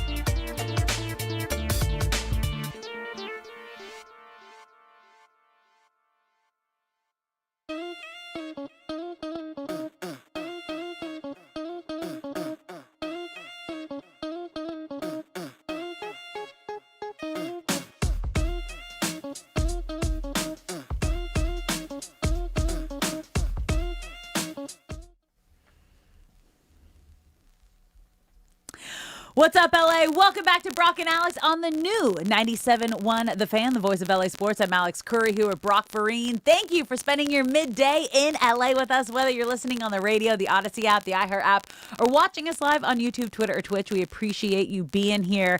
And update you guys, there was actually 2 U.S. goals during that commercial break. One got called back offsides, but they came right back and scored again. So USA up 2-0 against Australia, and that last goal was a great finish by Alex Freeman. And we have a corner kick. So we're in the 48th minute. There were 7 minutes of extra time. So we have a corner kick here, which may be the U.S.'s final effort in the half. We will keep you posted there. But 2-0. Yeah. Okay. I know. Okay. You guys, like we said, if they can win this match, then they're through to the knockout round. Then you really can kind of sit back and take a deep breath with Christian Pulisic, because you don't have to worry about bringing him back for the third match. You're already through. You can rest them. Obviously, they're still going to do everything they can to win that, but you're already through to the knockout stage. So this would be a huge win, especially going into the half up 2-0 if they can keep it going. I love what they're looking, man. I love what I'm seeing. Well, and I just because I was running out the studio real quick to go grab something, and I hear everybody cheering. You guys, it's on every single TV throughout the office and throughout the studio. And I look, and I'm like, oh my god, no! Immediate flag out, okay, offsides, bummer. Come back in, more cheering. I'm like, okay, within 2 minutes, they turned around and figured it out and came right back to score. I do have what.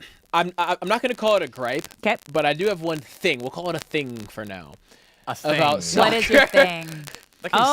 Thing. A thing for soccer. So be careful, Brock. You might you might have a lot of people coming after you right now with the World Cup going on. Let me hear it. Let me just say what it is before people talk file. Mm-hmm. Is there anything more passive aggressive than the offside flag? It's so passive aggressive. What do you mean? You guys have there's.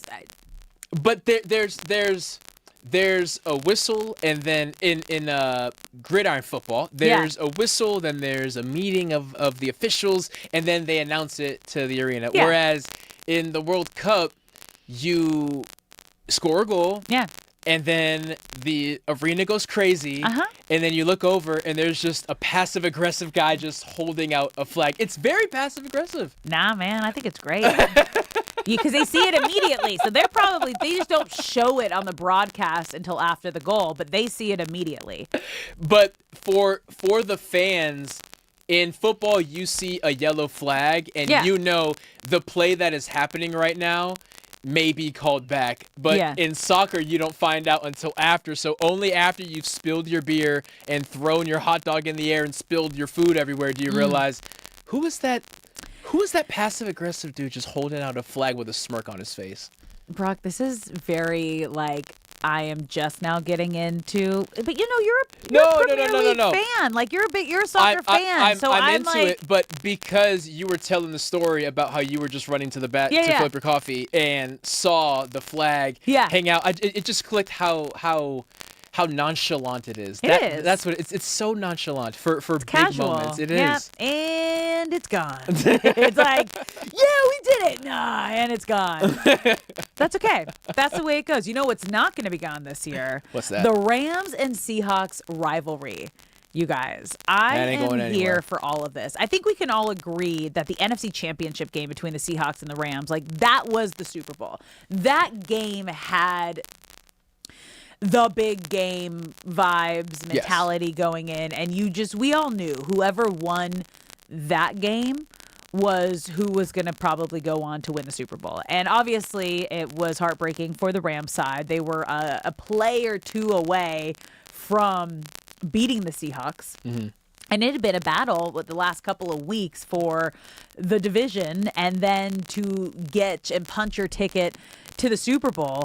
And I just, I love this so much because, of course it's going to be there because this was the last game of the regular season, or last game of the season for the Rams that they lost. And then the Seahawks went on to win the Super Bowl. And I said after, I was like, if anyone should be pissed and upset watching the Super Bowl, it's the Rams. Because after you watched what they had to play in the Patriots and how easy that win was, you're sitting there like that should have been us. Yes, and when you look at how tough of a division the NFC West is, which every single season the Seahawks, the Niners, and the Rams have Super Bowl expectations, and you all share a division, there are always high stakes. Week 11, when the Rams and Seahawks played, the Rams win by just 2 points. Week 16, the Rams lose by 1 point in overtime with that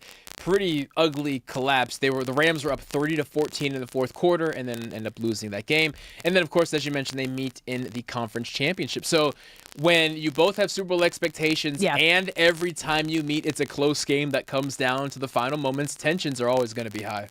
Yeah, so the reason that this is a conversation piece now is one of Jared Verse's parting words when he got traded was, go beat the Seahawks.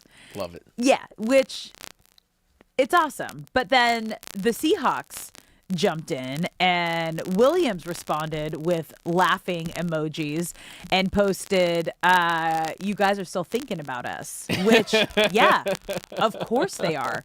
You were the last thing in their way from getting to the Super Bowl. Of course the Rams are thinking about you. Do you know how big of a target you have on your back this season being the reigning Super Bowl champions? Do you know why it's so hard to win back-to-back and get back there? You've lost coaches. You lost your MVP. You have lost so many pieces to that Super Bowl team.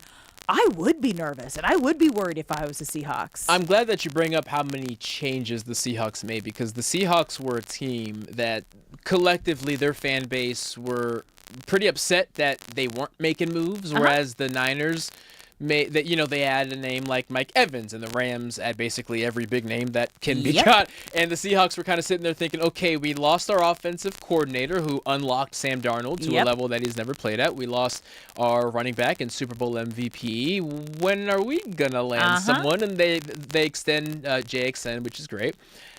But extending isn't is signing not anything and adding to pieces that you lost, big pieces that you lost. Exactly. So the champ remains the champ until you knock them out. I'm a firm believer in that. But the Rams are the Super Bowl favorite for a reason. And why I love this rivalry is because why there's so many Seahawks fans in LA is because the Seattle heyday with the Legion of Boom and Marshawn Lynch, well, the Rams and Chargers weren't here yet. And people weren't going to root for a Bay Area team. So if you weren't a diehard Raiders fan from prior, if you were a young fan, you gravitated toward the Seahawks because that felt like a West Coast team. And they were recent winners. Exactly. So you naturally went that way. So I actually prefer that rivalry sometimes because most Angelino Seahawks fans are young, and then the newer Rams fans and Chargers fans are young, and they kind of just clash over. So that being said, the Seahawks and Rams will have two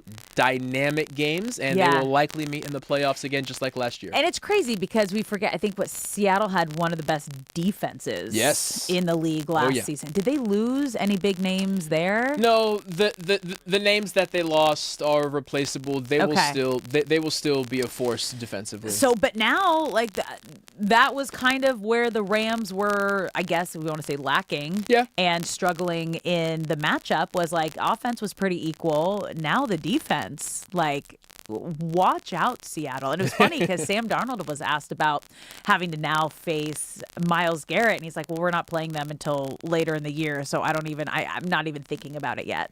Not the answer that you want to hear, by the way. Also, like, that's when you're going to be beat up. That's when you're going to be the most beat up. That's when guys are going to be injured. And you know what? He's going to be licking his chops. He's coming into this rivalry and was like, oh, yeah, let me take care of business.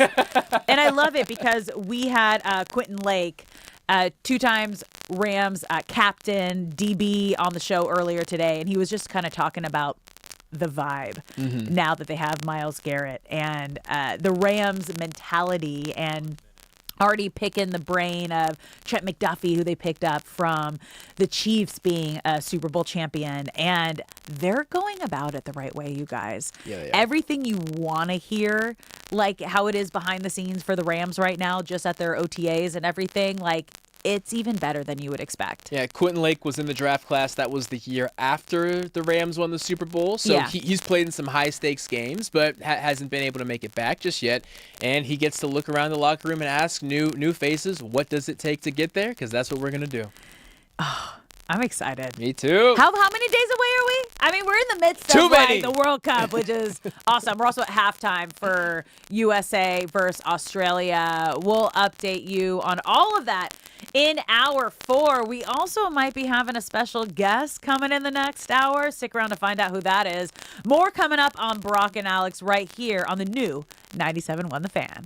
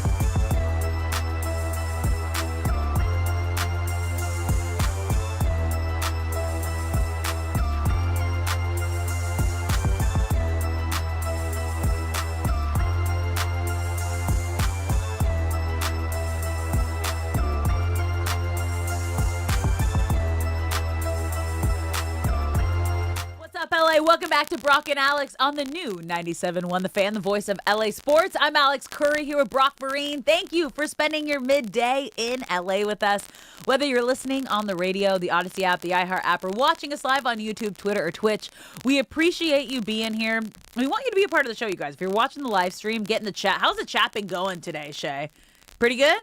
It's been a lot of soccer talk, which I'm not used to. I'm loving this. When Team USA is here to play, a lot of people are into it. So I'm seeing the soccer. I don't know what to call it. What? Like the FIFA mania. Like what do we? I don't know what to call it.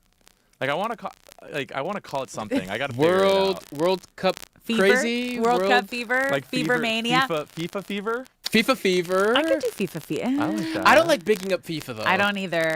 It has to be World Cup something. Yeah. We'll brainstorm on that. The World Cup whammy. No, that's 3. Nah, we'll figure it out. Definitely not that one. Yeah. But we're workshopping. We're workshopping. It just, that just makes me think of Anchorman. Always. Oh my God, Alex, that's hilarious. That's all it is. But you guys, U.S. is up 2-0 at the half. If you missed it, the first goal came in the 11th minute, and it was actually an own goal, which was awesome for us. Own goal by Australia. We will take it. And then in the 43rd minute, Alex Freeman put together a great goal after there was actually a goal right before that called offsides. Yes. And then within a couple minutes, I think it was a couple minutes because I had left the room for 2 or 3 minutes, and then I was back and there was another goal. 2.5 minutes later, they get right back in there. You know what? There was concern, you guys, coming into the game, obviously because Christian Pulisic was ruled out with that calf injury. I would say a couple hours, but before this first match or the second match. And the concern was, can USA show up? Can they get the job done without their star on the field? And you know what? They getting it done without the star on the field. They made a statement right out of the gates, and that's what you need, you guys. This is the first of 4 World Cup matches that are going on today. USA, Australia, then we got Scotland versus Morocco at 3, Brazil versus Haiti at 5:30, and then Turkey versus Paraguay at 8. What do we need to be voting for and rooting for in that game, right? Because that's our group question. We will find tonight. that out. So whatever happens tonight. I mean, if we win tonight, it doesn't matter. If we win today, it doesn't matter, right? We're just automatically on to the They've both lost their first games to the knockout. So then it won't Turkey affect it. They wouldn't affect it. Okay. So it doesn't matter. Yeah. As long as we don't draw. Yeah. Don't draw. Don't draw, guys. Don't draw, USA. Don't draw, you guys. Don't do that. Come on. I mean, finish strong. Let's keep it going. Let's get another goal or two. I will say this. They need at least one more goal because Australia's had some really good looks. They haven't capitalized, but they're not slowing it's physical. down. You guys, it's a physical game out there. I'm not going to get comfortable till they score one more time. Yeah. It's been it's going to be a great day of games. We also have game 1 of the Orioles series, Dodgers first pitch at 7:10. We're going to get into that in just a second. And we also had, this was our first in-studio guest, Rams captain and DB Quentin Lake was awesome. And just hearing him, I hope we're gonna clip this and put this out, but hearing him talk about Myles Garrett and just kind of the reaction to everybody. He said that they were all just at the facility, right? Who knows if they were working out or what was going down. And they said it's an emergency meeting time. And that sounds very ominous. I'm the kind of person that I immediately go to worst case scenario. I'm like, uh-oh, I'm in trouble. What did I do? What happened? I wish my mind automatically didn't go there because I'm like, no, I didn't really do anything wrong. What happened? But they called the emergency meeting. Yeah. And that's when they were told that they had traded for Myles Garrett. He said the hard part was Jared Verse was his, they say, locker mate? Yes. Yeah. Yes. So what does that mean in their that lockers sense? are directly next to each other. Okay. And so that's who you spend the most time with. Exactly. Yeah. In between lifts, in between meetings, you are always talking to one another. Okay. So it was kind of that, again, we were where were you moment? It was, I wanted to know from the team perspective, where were you guys and what was your reaction? Yeah. And he kind of was like all the fans, I think, just oh, it's really happening. Oh, this is really happening. And then the second question that was great was we had to know. We were all talking about it. We put a billboard up about it. I think the entire Rams community and football world is curious if it's going to happen. Aaron Donald, is he making a comeback? And you know what? His reaction was actually like more comforting. Yeah. He gave us a lot more than I thought he would, and it shows his excitement level and the respect level that he has from, right. He played with Aaron Donald, but he didn't win a ring with Aaron Donald, so he gets to feel like there's unfinished business. Yeah. Like I only got 1 year of seeing one of the greatest NFL players ever in action, and I was a rookie when I saw it. Now Quentin Lake is a 2-time captain, and what he can learn from Aaron Donald and the thrill of playing with him is a completely different experience. So Quentin Lake made his pitch, and all we can do is keep that momentum going. Yeah, so I'm going to have you guys listen to the audio from Quentin talking about when I said, like, what do you think? Do you think we're going to get Aaron Donald back? This is what he had to say. So, Aaron, if you're listening to this or watching this, man, please, enjoy retirement for now, but if you can find that fire, and that's the biggest thing. Everybody knows you'll be in shape. Everybody knows that you'll take care of your body and, be able to handle it. But it's really finding that fire, because I know it's tough is, you have to have a lot of confidence and, self-discipline as a person to say I'm done with football, right? That takes a lot to say I'm done and I'm walking away. Yeah. But the same amount of effort that you said you wanted to walk away with, you have to find that same effort and energy to say, hey, I want to relight that fire. So that's it. If you can find that, please, everybody will be like, we'll welcome you back in open arms. And I think a lot of people out there are going to try and do their best to kind of influence you and push you and nudge you to, find that fire.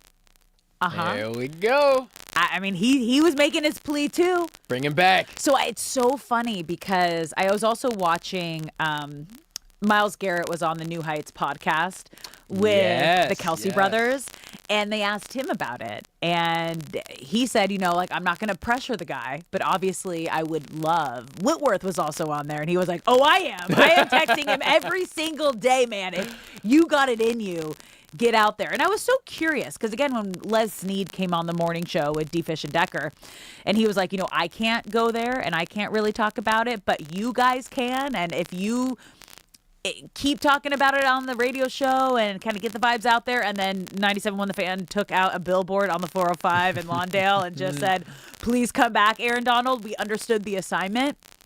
I didn't realize that it was literally the whole trickle-down effect, because you could kind of see Sean McVay's body language when he was asked about it. And then Les Snead telling us and saying, if you guys keep talking about it, that would be great. And then you hear a captain on defense go in Quentin Lake like, hey, AD, if you're listening. If you got it in you. We'd really love to have you back. My favorite thing of that podcast clip from the New Heights podcast that you shared was the whole time, and they were completely ignoring him, but the whole time they were talking about Aaron Donald, Travis Kelce sitting there saying, no, please no. We thought we were done with him. Please don't let him come back.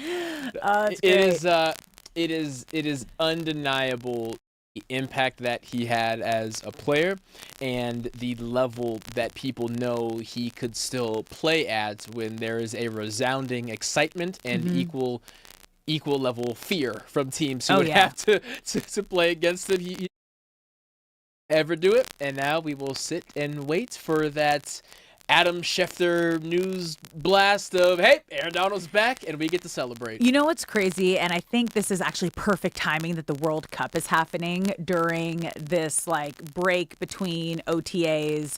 The big news dropping, obviously, of Myles Garrett being a Ram, OTAs. Now we're on that summer break before training camp starts. And this is time when you would be speculating, and a lot of the sports world would be doing everything in their power to be like, hey, what was he doing? Where was he? Right. TMZ style. But the fact, and you mentioned, you're like, oh, maybe he's doing his own personal workout. Maybe he's in a private facility. Again, not just seeing if he still has it in him, but like everyone says, that he still has that fire. That's what everyone keeps talking about, is he ain't going to play if he is not 100% mentally.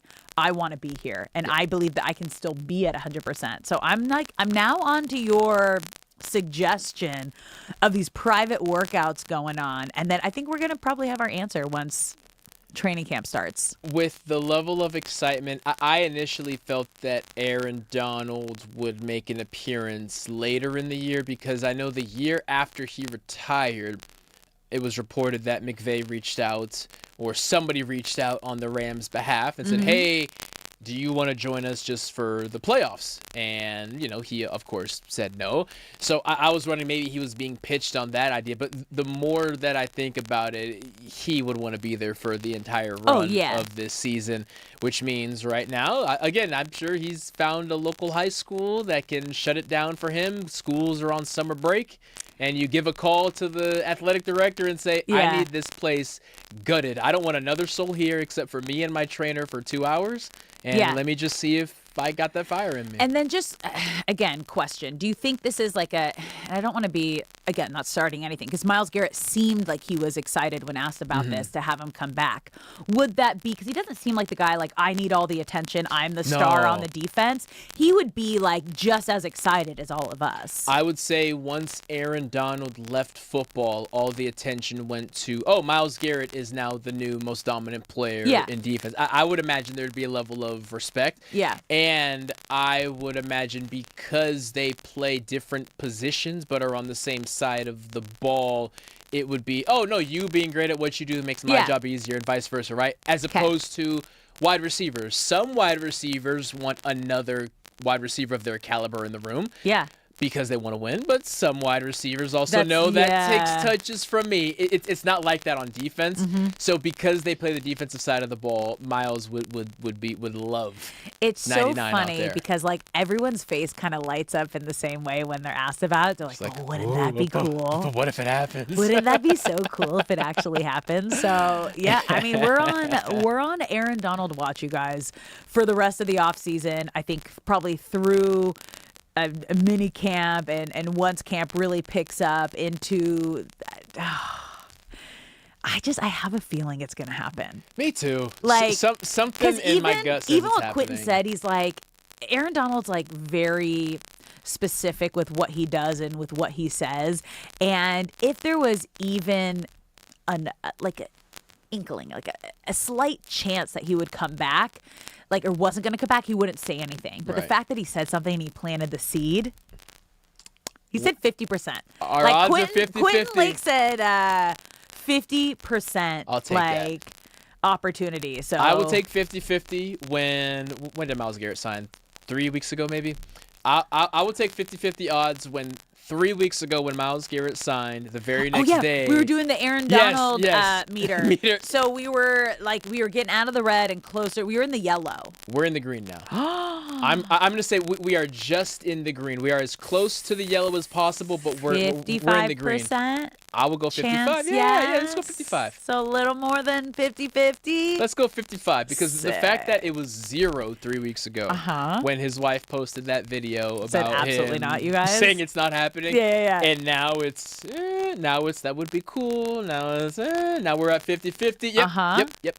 Yeah. I feel good about that. All right. We should all feel good about that. What else we should feel good about is the Dodgers kicking off game 1 of the 3-game set against the Orioles. Oh, there we go. I said kicking, and you heard me. I was like, I wonder if USA is back on from the half, you guys. Yeah, second half just got underway. USA still up 2-0 on Australia. We'll keep you updated on that throughout the rest of this show. But let's take a look at the Dodgers because they're coming off what could have really gone either way. They're coming off a sweep, but they were very close 1-run wins all 3 of those games. And 2 big conversation pieces, I think, coming out of this was the bullpen. Good job, guys. Oh, yeah. Good job, guys. Bullpen was dynamite. That was the saves. This is exactly what they needed after the series prior. But then the other conversation is Shohei Ohtani. Yeah.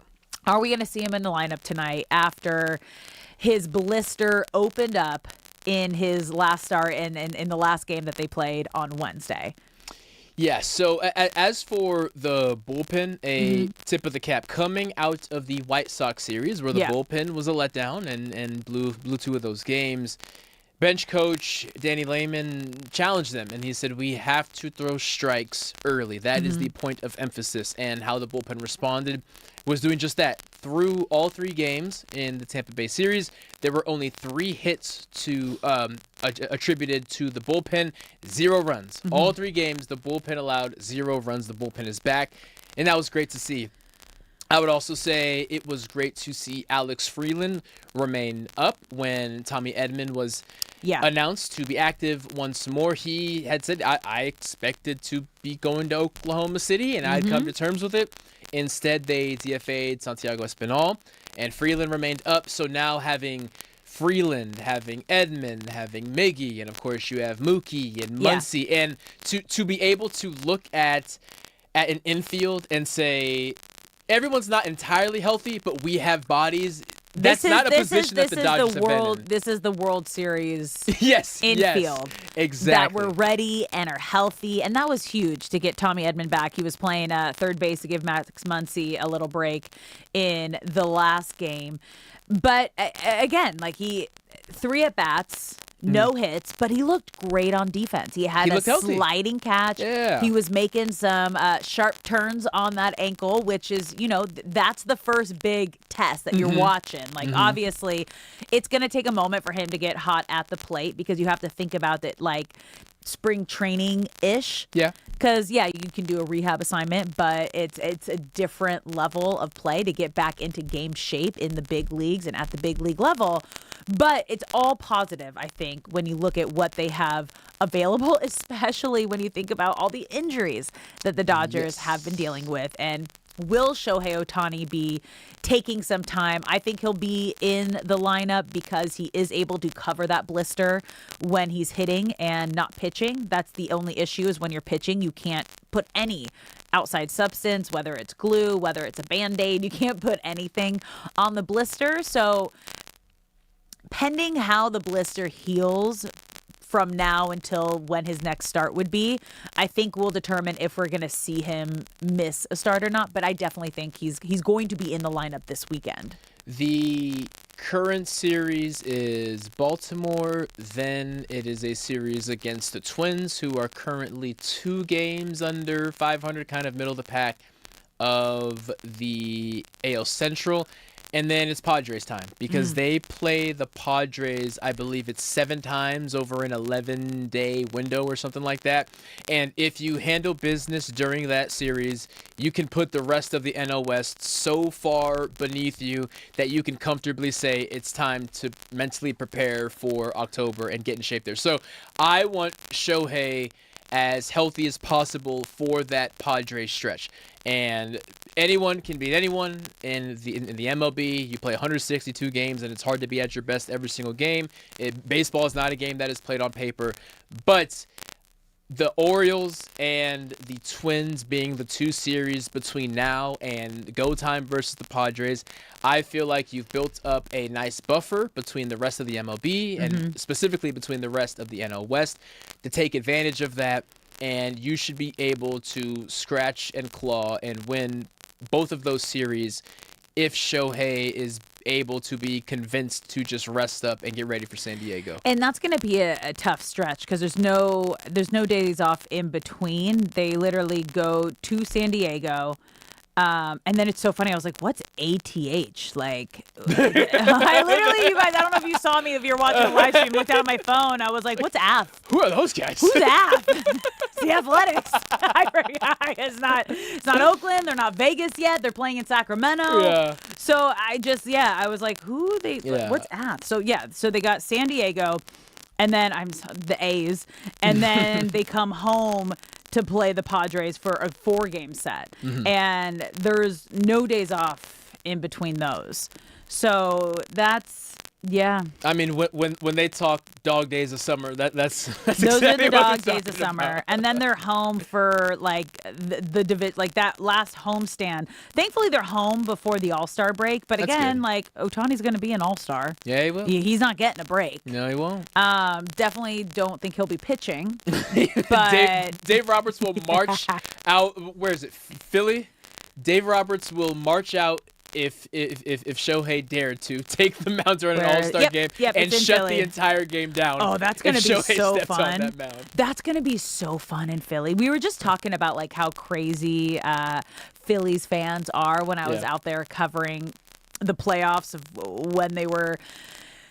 when they beat the Padres to make it to the World Series. And you guys, that fan base, like 8 to 80, is hilarious. It is aggressively passionate fans. There is a violent love there. I know it's the city of brotherly love.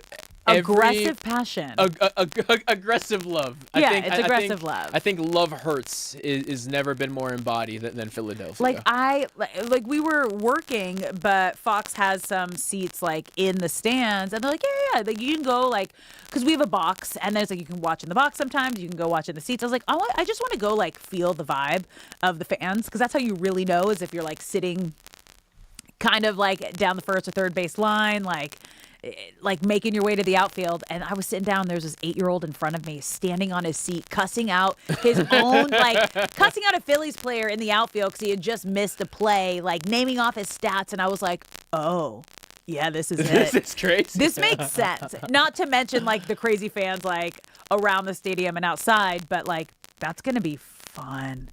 That's going to be a wild The problem All-Star is, game. I What? don't trust Phillies fans. What do you I don't mean? want any Dodgers to go to the All-Star game now, because Phillies fans are going to attack them.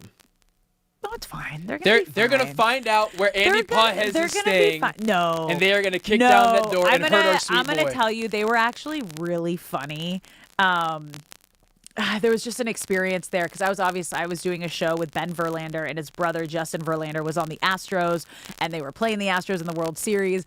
And there was a really funny exchange where Justin gave him the bird on the bus as he was driving into all the fans, and then it just became like they all just gave each other the bird the whole time, and it was like almost like a respect, like, yeah, we hate you, but we like that we hate you, and like this is fun. So I feel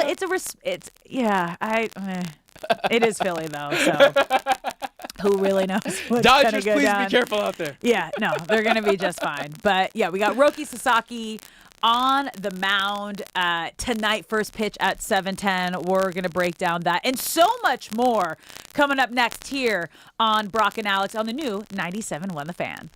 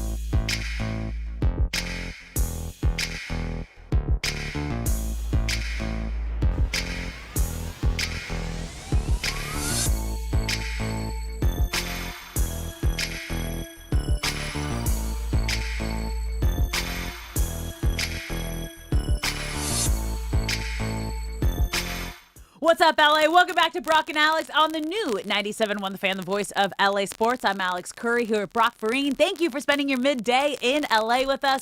Whether you're listening on the radio, the Odyssey app, the iHeart app, or watching us live on YouTube, Twitter, or Twitch, we appreciate you being here and being a part of our show. And you can be a part of the show. If you're watching the live stream, get in the chat. You can also call us at 855-97-LA-FAN, 855-975-2326. And if you're listening to us and not watching the USA match right now, we are still up 2-0 against Australia. Oh, yeah. Sorry, that was a good shot. Was that Australia's shot? That was Australia shooting, yeah. Yeah. So, we're still up 2-0 in the 65th minute. This is going to be a big one, you guys. In case you missed it, USA is playing without their star player, Pulisic, today, who is out with that calf strain that happened in the first match, which, as Brock kept pointing out, that he didn't play that whole second half of the first match, and they still won 4-1 against Paraguay. So that's got to be a positive takeaway and look ahead, and it really has been, because if they win this game, you guys, then they are through to the knockout stage. Yes, they didn't look like a team that was playing together for the first time without their star, because they got 45 minutes worth of work without him, and then they got a week's worth of practice without him. So while you want your team to be whole, you want one of your foundational pieces to be there. If he's not there, then ideally you get as much work as possible without him in there. And clearly they have not missed a beat. No, this is going to be fun to watch, and hopefully they can get the job done here today. And then that would give Pulisic like a no stress 2 weeks to really rest and get ready for that first knockout game match, you guys. But lots going on today. So this is the first of 4 World Cup matches happening today. USA versus Australia. Then coming up next, there's Scotland against Morocco at 3 p.m.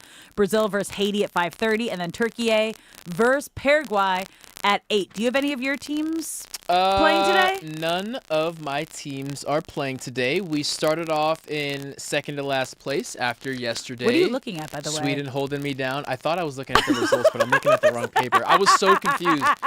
I don't see anything on there that has the results. You gave such a good stone face. You looked down like, I don't see anything I don't on see here. anything that I'm supposed to be says, seeing right now.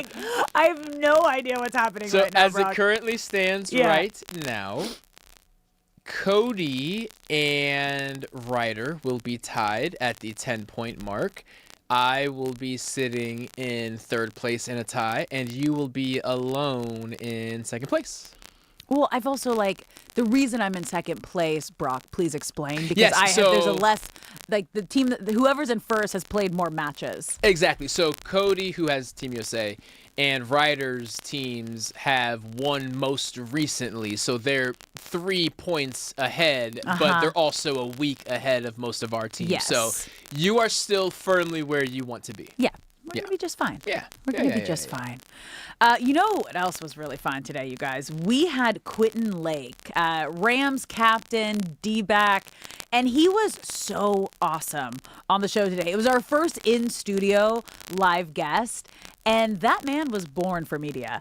Yeah, I know exactly what he's doing after football. Oh, yeah. But it's so fun because obviously we all have talked about how excited we are for the Rams season, especially with all the big moves they made, a lot of them on defense. Yeah. And you, I think, actually asked him about, what are you talking about with these guys? Like, what's going on? And then I asked, what is the vibe, after getting Myles Garrett and obviously Trent McDuffie and just really filling in any gap that they had. And the way he went about explaining it was just it's we know, there is a very positive vibe, but he was also being proactive and asking McDuffie, what did it take? What was it? What does it take to get to the Super Bowl? You have experience. It was really interesting to hear him share that perspective. I love that he did that, and I love that he shared it, right? If you're Trent McDuffie, and even though you are an all-pro, you have multiple Super Bowl rings. Mm-hmm. You are coming back home because he is a Southern California kid. I believe he's Orange County. Fun. And all of these things. And you are the highest paid defensive back in football. Yeah. even still, you are entering someone else's locker room, and they have a way of doing things. And for that first month or so, you are still a guest. And Quentin Lake, being a 2-time captain in that locker room, to make it clear he was extending himself and asking the new guy, what does it take to get to the level that you and Jalen Watson have been at more recently than we have? That goes a long way, and that's a level of humility that echoes throughout the locker room of saying, hey, those new guys have been to the mountaintop. We haven't been in a couple years now, and they, for a stretch, were part of a dynasty. They were basically going every single year. Yeah. There's a lot that we can learn from those guys, and that type of mindset of, yes, our roster is loaded, but there's still stuff to learn. That's exactly what you want to hear going on in that locker room. All right, we're going to take a quick break here, you guys. We are very excited. We weren't sure if it's going to happen, but it is. We have a very special guest, you guys. Like I said, it's a live guest in studio day. Yes, it is. Draymond Green is going to be joining us. Is he joining us on the show, Shay? Yes. Yeah, that's what I'm talking about, baby. All right, we're going to take a quick break here, you guys. Draymond Green, 4-time NBA champ, is joining us here on Brock and Alex when we come back. Don't go anywhere.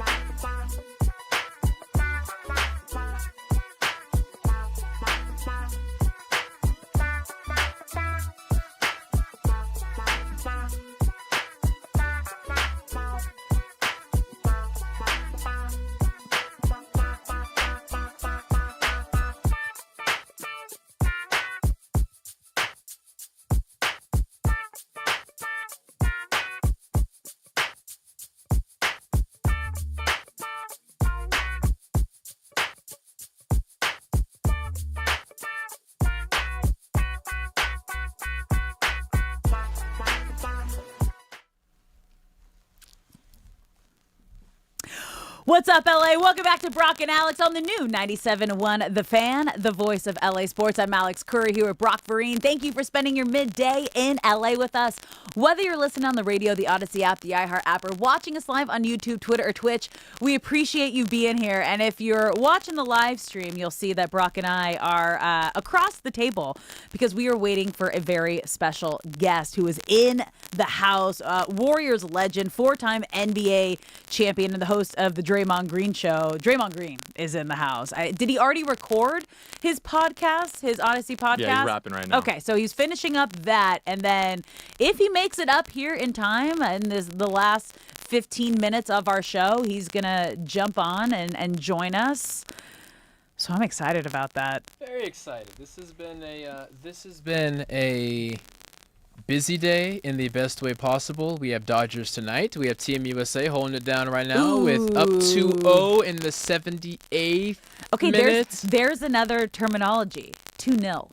2-0, yeah. 2-0 is the soccer lingo. It's now that we're going back and forth with I've heard you say kit jersey. Nil has always been tough for me. Yeah. It feels It takes so much effort to say nil the same way, and so tennis has love, of course, which I'm sure there's a wonderful history there. I don't personally know it, but it's a positive way. It is a positive way to look at it. And love, I've had no problem adopting. Nil is a hard one for me. It is, and I'm not sure why, because it takes less effort. I have to consciously think about it. Yeah. Whenever I say it, because I want to say 2-0, 2-0, and then you say no, it's 2-0 in the 79th minute.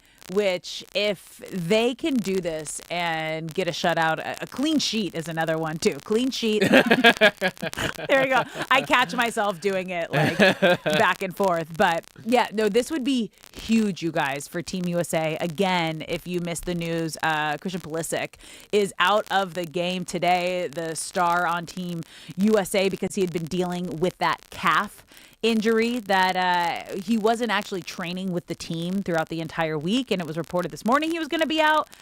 The concern was, can they show up and get the job done? And we're almost there. Yes, we are. So, we have 10 more minutes, and then I'm sure a little bit of extra probably time. 20. Probably closer to 20 more 20 minutes. Add in those hydration breaks and everything else. Australia is going to crank up the dial to 10 here because they know USA getting essentially what is an automatic bid to the next round does not bear well for them. So they're going to crank it up here, and they've had some good looks throughout the day, but Team USA, to their credit, despite being short man, has fought them off. Yeah, so not short man, like they're not playing down a man on the field. Just not without their star player. Just without wanted to Christian Pulisic. There you go. So now you have a direct view of the game, the match. The match, if you will. So if something happens, you let me know, all right? Because right now we're going to switch gears as we wait for Draymond Green if he makes it up here, which would be so awesome.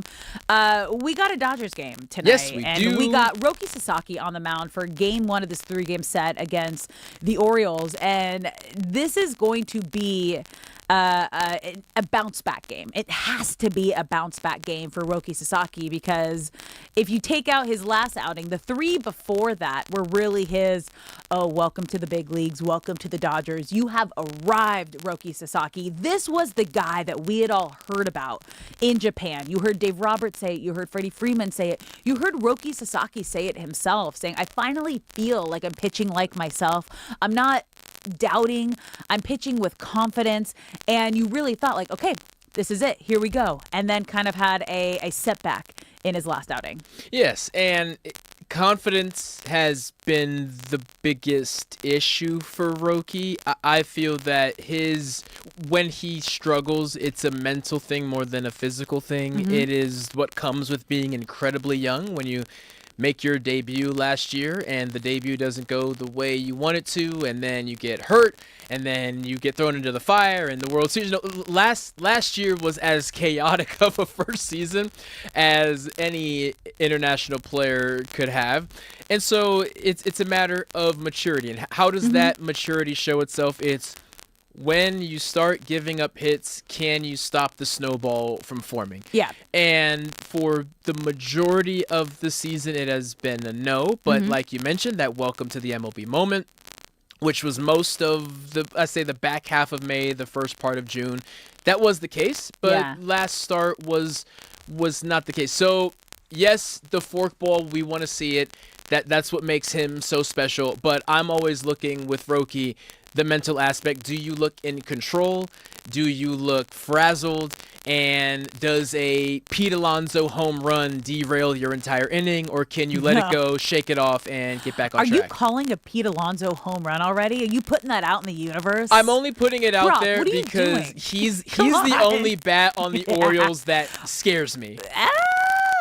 I mean, he's the most I guess what do you want to say? Established bat. Yeah. That's who they went out and really spent their money on to go get. But they, as we were talking about yesterday when we had Orioles pre and post game host on our show, just to kind of give us some insight, to give Dodger fans a good insight of what they should expect.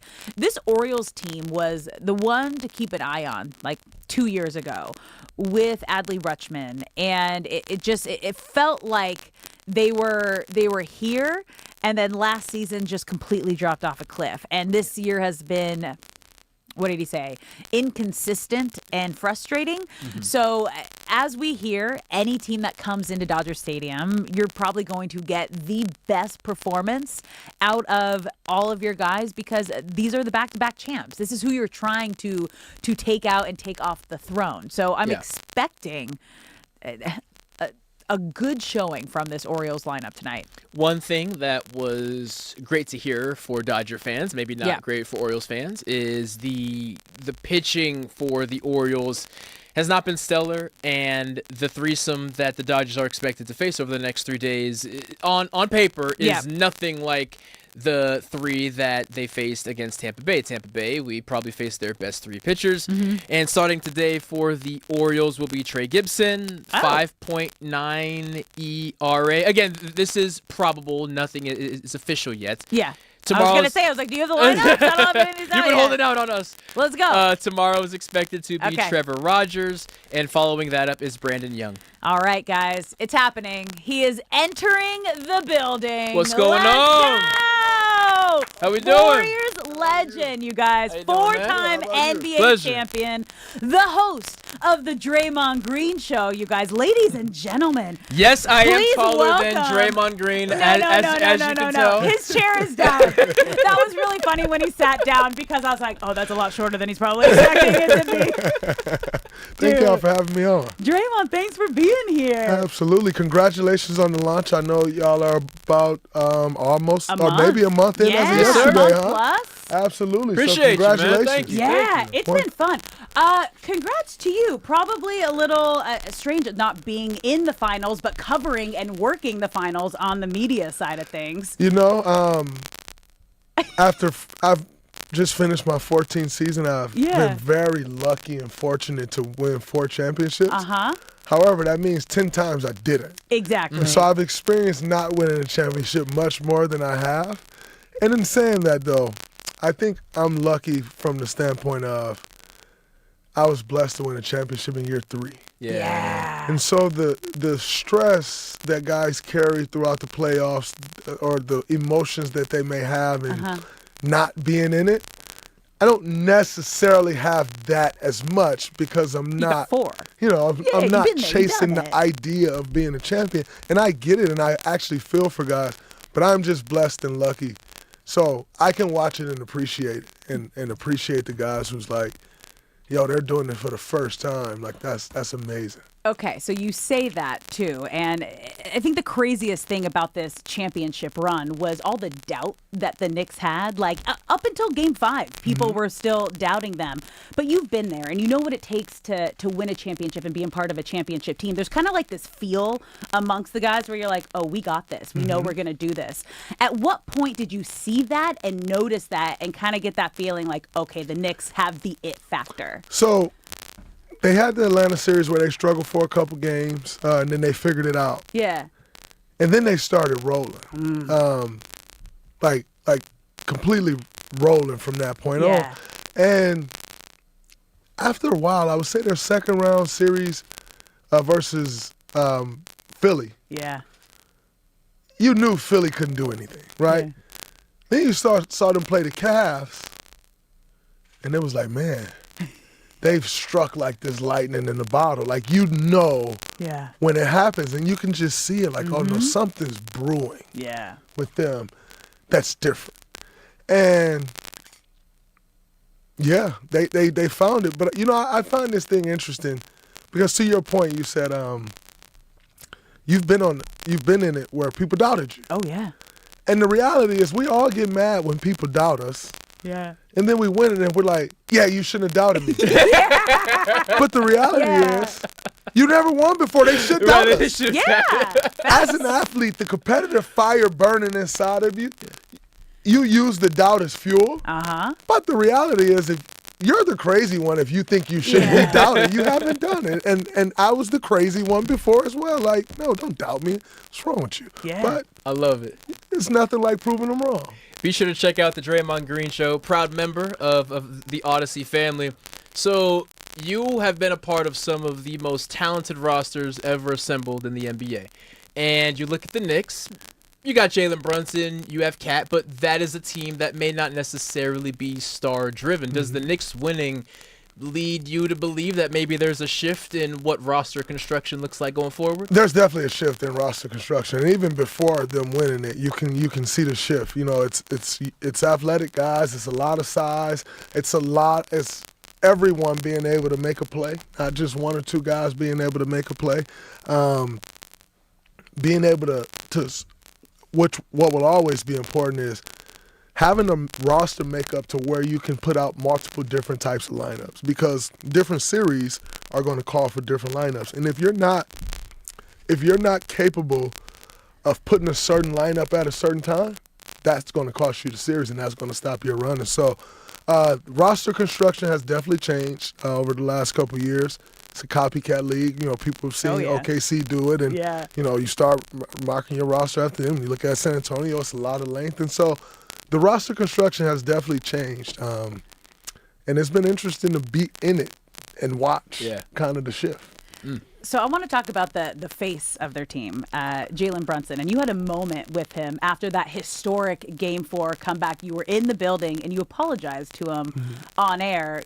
What was the backstory on that? Was it anything personal, or was it just a take that you had in that moment? No, I don't take any of this stuff personal. When I say something, I'm not coming from a personal space. I'm coming from a space of analyzing. And Jalen Brunson plays for the New York Knicks. Yeah. They're always going to be a highly spoke about team. And so people will say, oh, man, you know, this guy's a 1A. And for me personally, I think there's like 4 or 5 1As in the entire NBA. Yeah. 1A to me is like no matter what team you go to, you're going to be the best player on that team. There's not a lot of guys in the NBA that's going to be the best player everywhere they go. Yeah. So I was like, you know, I don't know that he's 1A right now. He's going to prove that he's a 1A. Yeah. Great. You just went and proved that. When I said what I said, which is like, yo, I think they're going to need a more likely star like LeBron, like a Steph, in order to ultimately win a championship. It was started 3 years ago. I was right then. Yeah.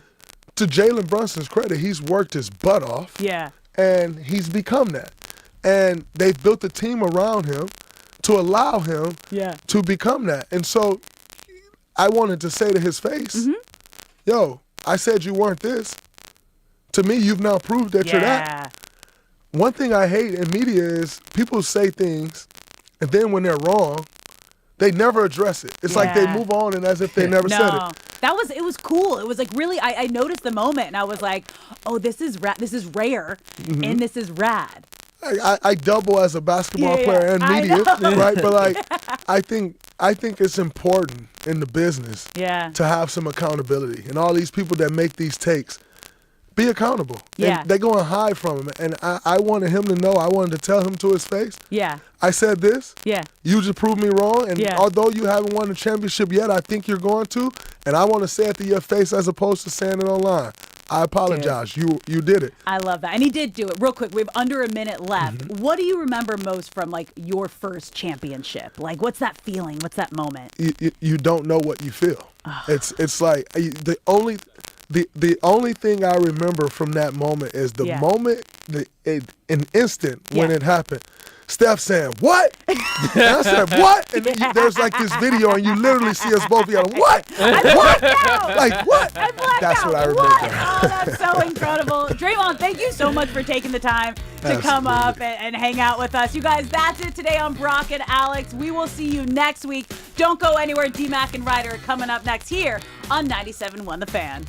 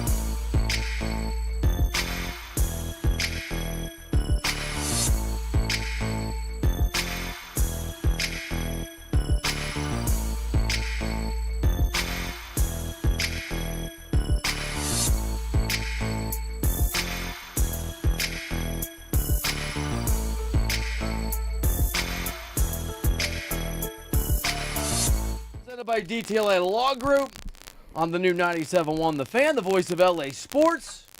Accident or injury, visit calldowntown.com. Calldowntown.com. Yesterday, it was Dr. Dre. Today, it's just Dre, as in Draymond Green. We just saw him. I said, what's up? How you doing? He said, I'm doing great. And then he looked at you and winked. I felt that wink. Yeah. That was a great wink. He's amazing, This dude. place, you got hip-hop legends in Dr. Dre. You got basketball legends in Draymond Green. Quentin Lake on his way to being a football legend. He was awesome today. I rocked my UCLA jersey For him. just to represent. How'd your interaction go? It was pretty solid. I didn't see him. Okay. That's And I was such a a little bummer, man. late here, but Yeah. hopefully next time. He was so great. I'm sure he's going to be back. We'd love to have him back here because he's so smart, so articulate, such a great ball knower. He's got a great future whenever he retires in this industry too, man. That guy's special. I had some great Draymond Green questions ready in case he was running late and couldn't hang out with Brock and Alex. And my first one was, you play with your teammates with an all-time great legend. How do you make that work? Because I need some advice. Because you know what I'm saying? Yeah. You're my Steph Curry. Yeah. You're my Steph. I'm your Steph. I can fill out. You know what I want to ask him, honestly? I wanted to ask him about it. If you were on the court, okay, when Victor Wembanyama checked Brunson, what would you have done to Victor Wembanyama? I bet you would have stepped up. It would have been a Draymond moment. You were going to hit that too? Get out of my brain, dude. Another one I want to ask him too is one of my favorite moments is Yes. I hate Paul Pierce. Kobe said himself, I hate Paul Pierce. And when Paul Pierce was at the line, you had Draymond on the bench. And he was like, you thought you was Kobe? They don't love you like that, right? I was going to say, hey, what do you think LeBron James feels as far as a legacy farewell tour? Do you think he wants the full-blown farewell tour? What's your read on that? But yeah. You've got Jordan on your jersey. Those of you that aren't watching, you could see it at the Fan LA on the stream. By the way, if you want to call us, 855-97-LA-FAN. You'd be my GOAT if you did the Draymond Green interview as Draymond Green. Because you just went there a little bit. Did I? A little bit. I think You Draymond did. Green is so special, man. I really great. love. He is going to be that guy after he retires. You think he's going to be good at basketball? After he retires. I'm sorry, I thought you were talking. He's going to be the Charles Barkley. I feel like of the next generation, where he's candid. He's not afraid to say things. I think he kind of keeps the next generations in check in a way. He's a tough guy. He played for every generation in check. Yeah, absolutely. He would not, I'm sure, remember me, but I've interviewed him 2 or 3 times after he's been an NBA champion, right? We're on the floor, and he was a very, very cool guy. We have a lot of stuff to get to. It is official, it is formal, it is done. USA, after a physical battle, 2-0, soccer. 2-0 victory against Australia.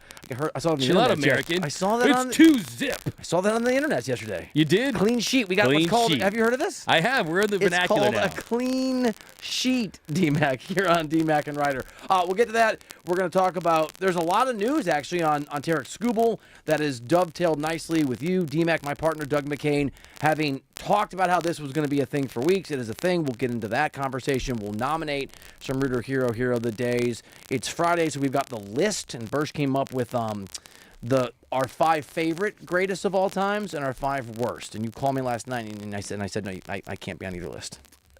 You're right in the middle? Yeah. No, yeah. You might be number 1. You made an animal joke to me this Spoiler morning. I didn't alert. even get it. Did I? You're like, how's your list look? Mine has hooves or something? I didn't even understand. Oh, yeah, because I liked it. I was worst was goats, slow. but that's going to be I put All right. a lot of time into this one. A lot of time into Into my this? worst. You did. I find I spend more time on too. the worst. I love the worst. Right? Me too. It's like, forget the positivity. Give me the negativity of the worst. It would be amazing if either of us had put Draymond Green on that list. I didn't. He'd be a best. Spoiler alert, Adam has him number 1 GOAT. Whoa, I was whoa. Gonna, no, obviously. All right. Yeah, Oh, by the way, yeah. all right, before we get to the soccer and all the stuff, I did last night late go to Obsession, and this is the movie that's sort of like it's a phenomenon, right? Oh, yeah, it's a big hit. I think the budget was very low budget to be this massive hit. It's amazing. I heard it's a great movie to see if you're lonely. If you've ever been lonely in your life. Do you want to talk about something? No, that's what I heard. I don't understand that. I haven't seen it. Well, really? I mean, that's one of the. It's the cure for loneliness? No, it's yeah. I have this bad habit of reading full summaries of movies that I've never seen, and that was one. But you went with your daughter, right? Yeah. By the way, you never have to be lonely again. Anytime, just call me a call. Okay, we'll get a bear. Just hit you Wait, up. why? Drive No, by your house. I don't think it's a loneliness. It's a cure for feeling good about life. It is dark, dude. Yeah.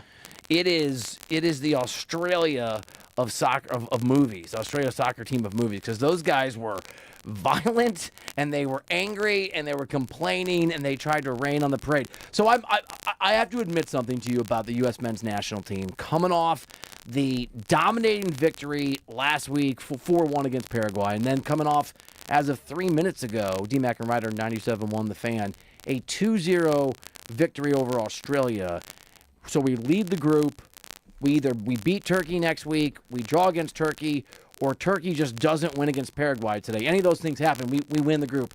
Can I tell you a place I've gotten to, and you tell me if I've gotten carried away, if I'm over my skis, if I've become, like the main character in Obsession, someone who's lost their sort of sense of reality? Tell me where you're at, Bill. Tell me.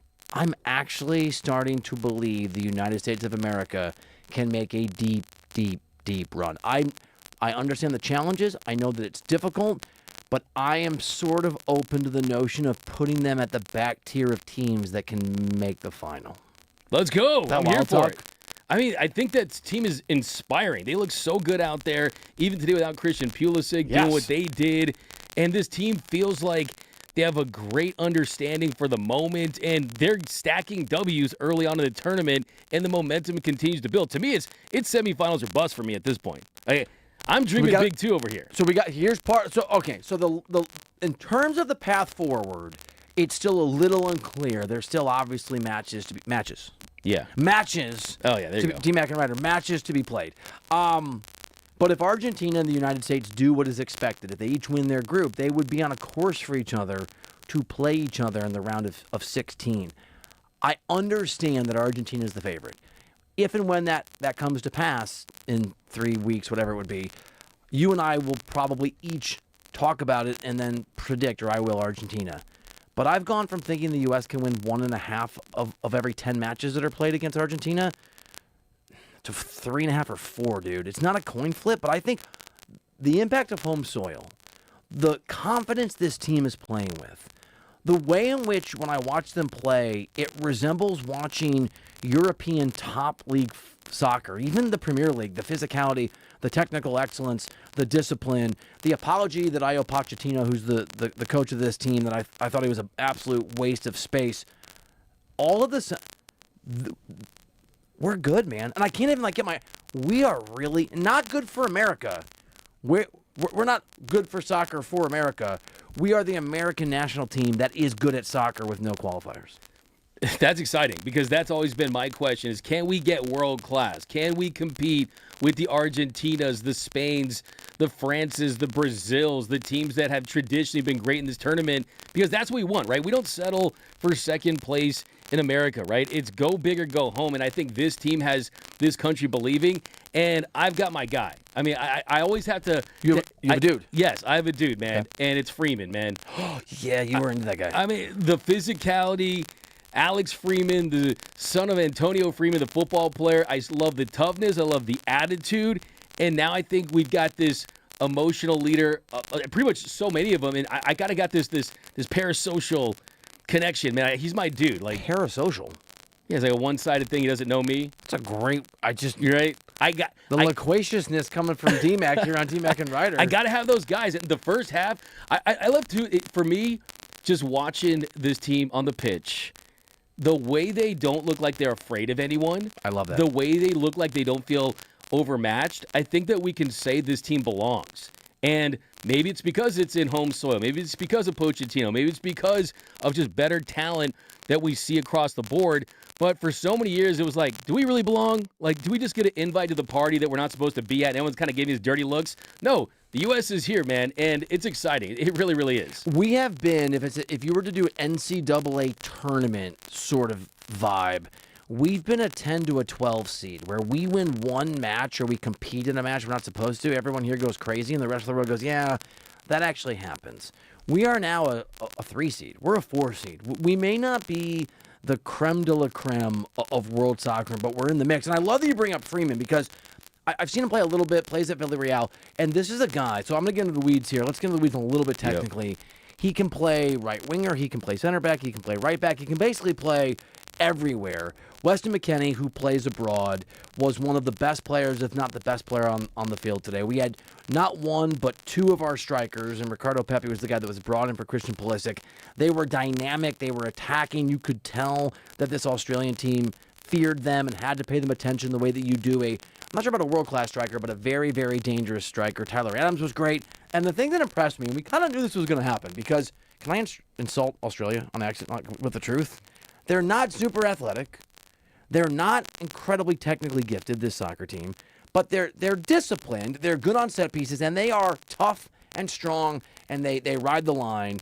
The unfair way to put it would be they're dirty, but they're actually like a very Draymond Green kind of soccer team, right? Like they outperform with everything they have. They are amazing at hustle, and they are not afraid to get down and dirty. Different kind of match to a degree with Paraguay, very defensive-minded Paraguay.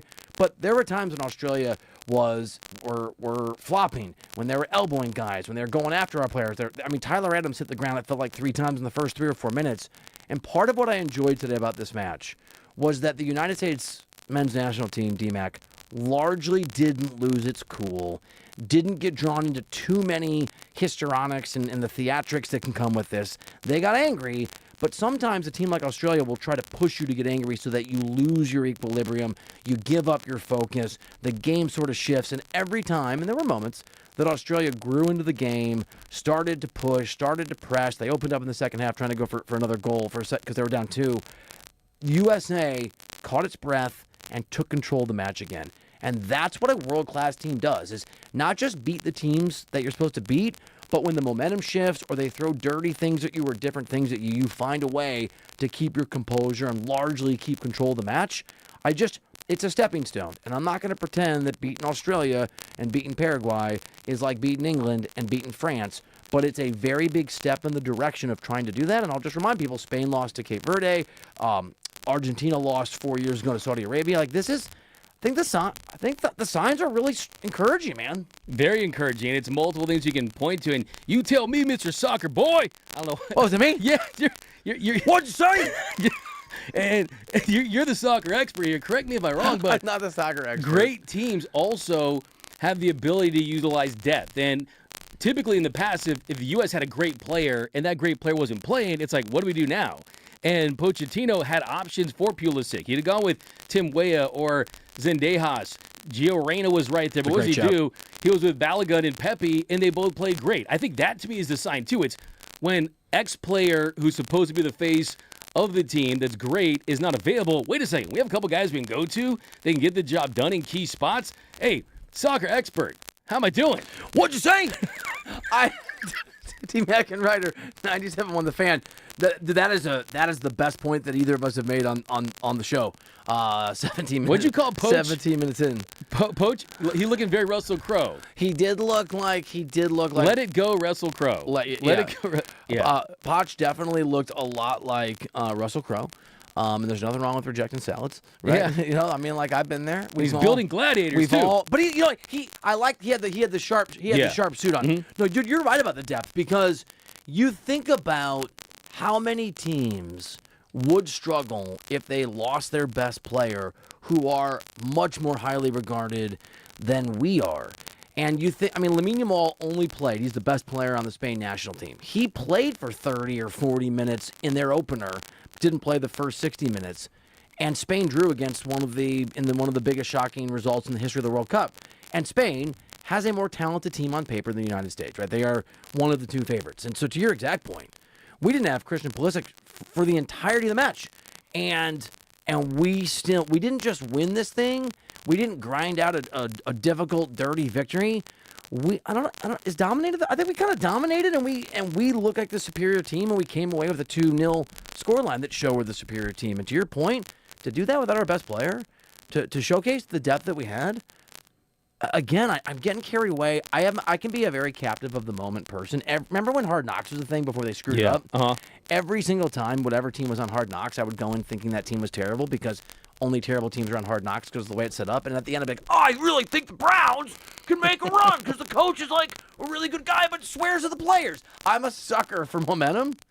So maybe I'm falling to that same trap with USA. Bro, I'm in. I don't know if we can make the Final 8, but I don't know if we will. I think we're good enough. We are good enough to compete against almost anybody, and that does help that we're on American soil, but that's where we are, and I'll take all the advantages we can get. Absolutely, and I totally agree. It feels like, too, this country has soccer fever, right? And I think that this is what had to happen for this country to get soccer fever, right? You win both games, you're convincing in both, you have that flair.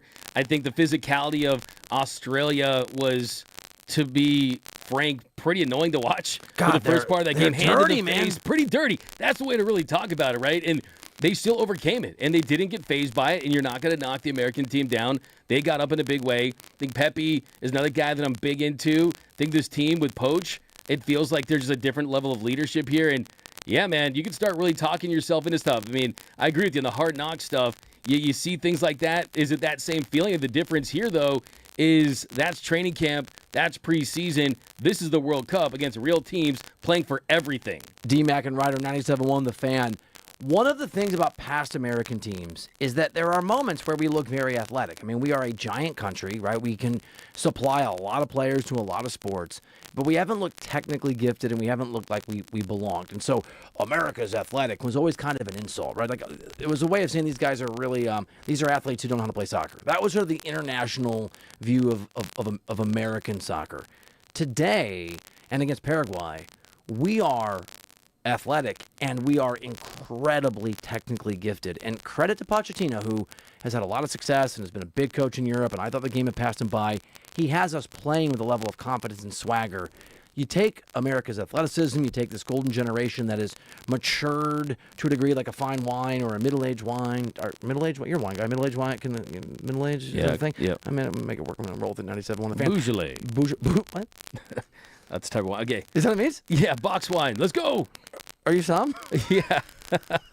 Sam, the athleticism meets the technical ability, meets the experience in Europe. It was a transformative experience for me. And also, I feel like maybe it was a transformative experience for our friendship because I'm a yeller. I'm a screamer when soccer's happening. I will scream and yell.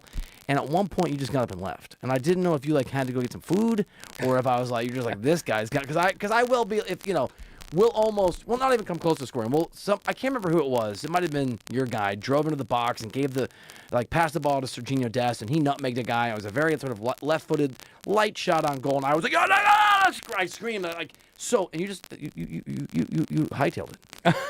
Was that a me thing? Actually, I had a call I had to make. I thought maybe I was being on too some Dodgers information that I was trying to get before the show. But typically, I am an absolute psycho when the goals are scored. I didn't know. If it's PSG or a country, here's the thing that usually, I'll be honest with you, any goal that is scored and I support the team, my shirt immediately comes off.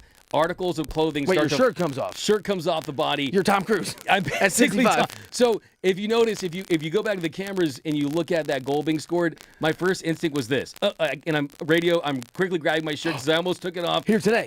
And screamed goal and lost my mind. Do you want me to? Yeah. Do you want me to replay a goal and you can do it on the camera? Maybe later. Another time? Yeah. We haven't gotten there yet. We could. We got to work our way toward it. We absolutely could at some point.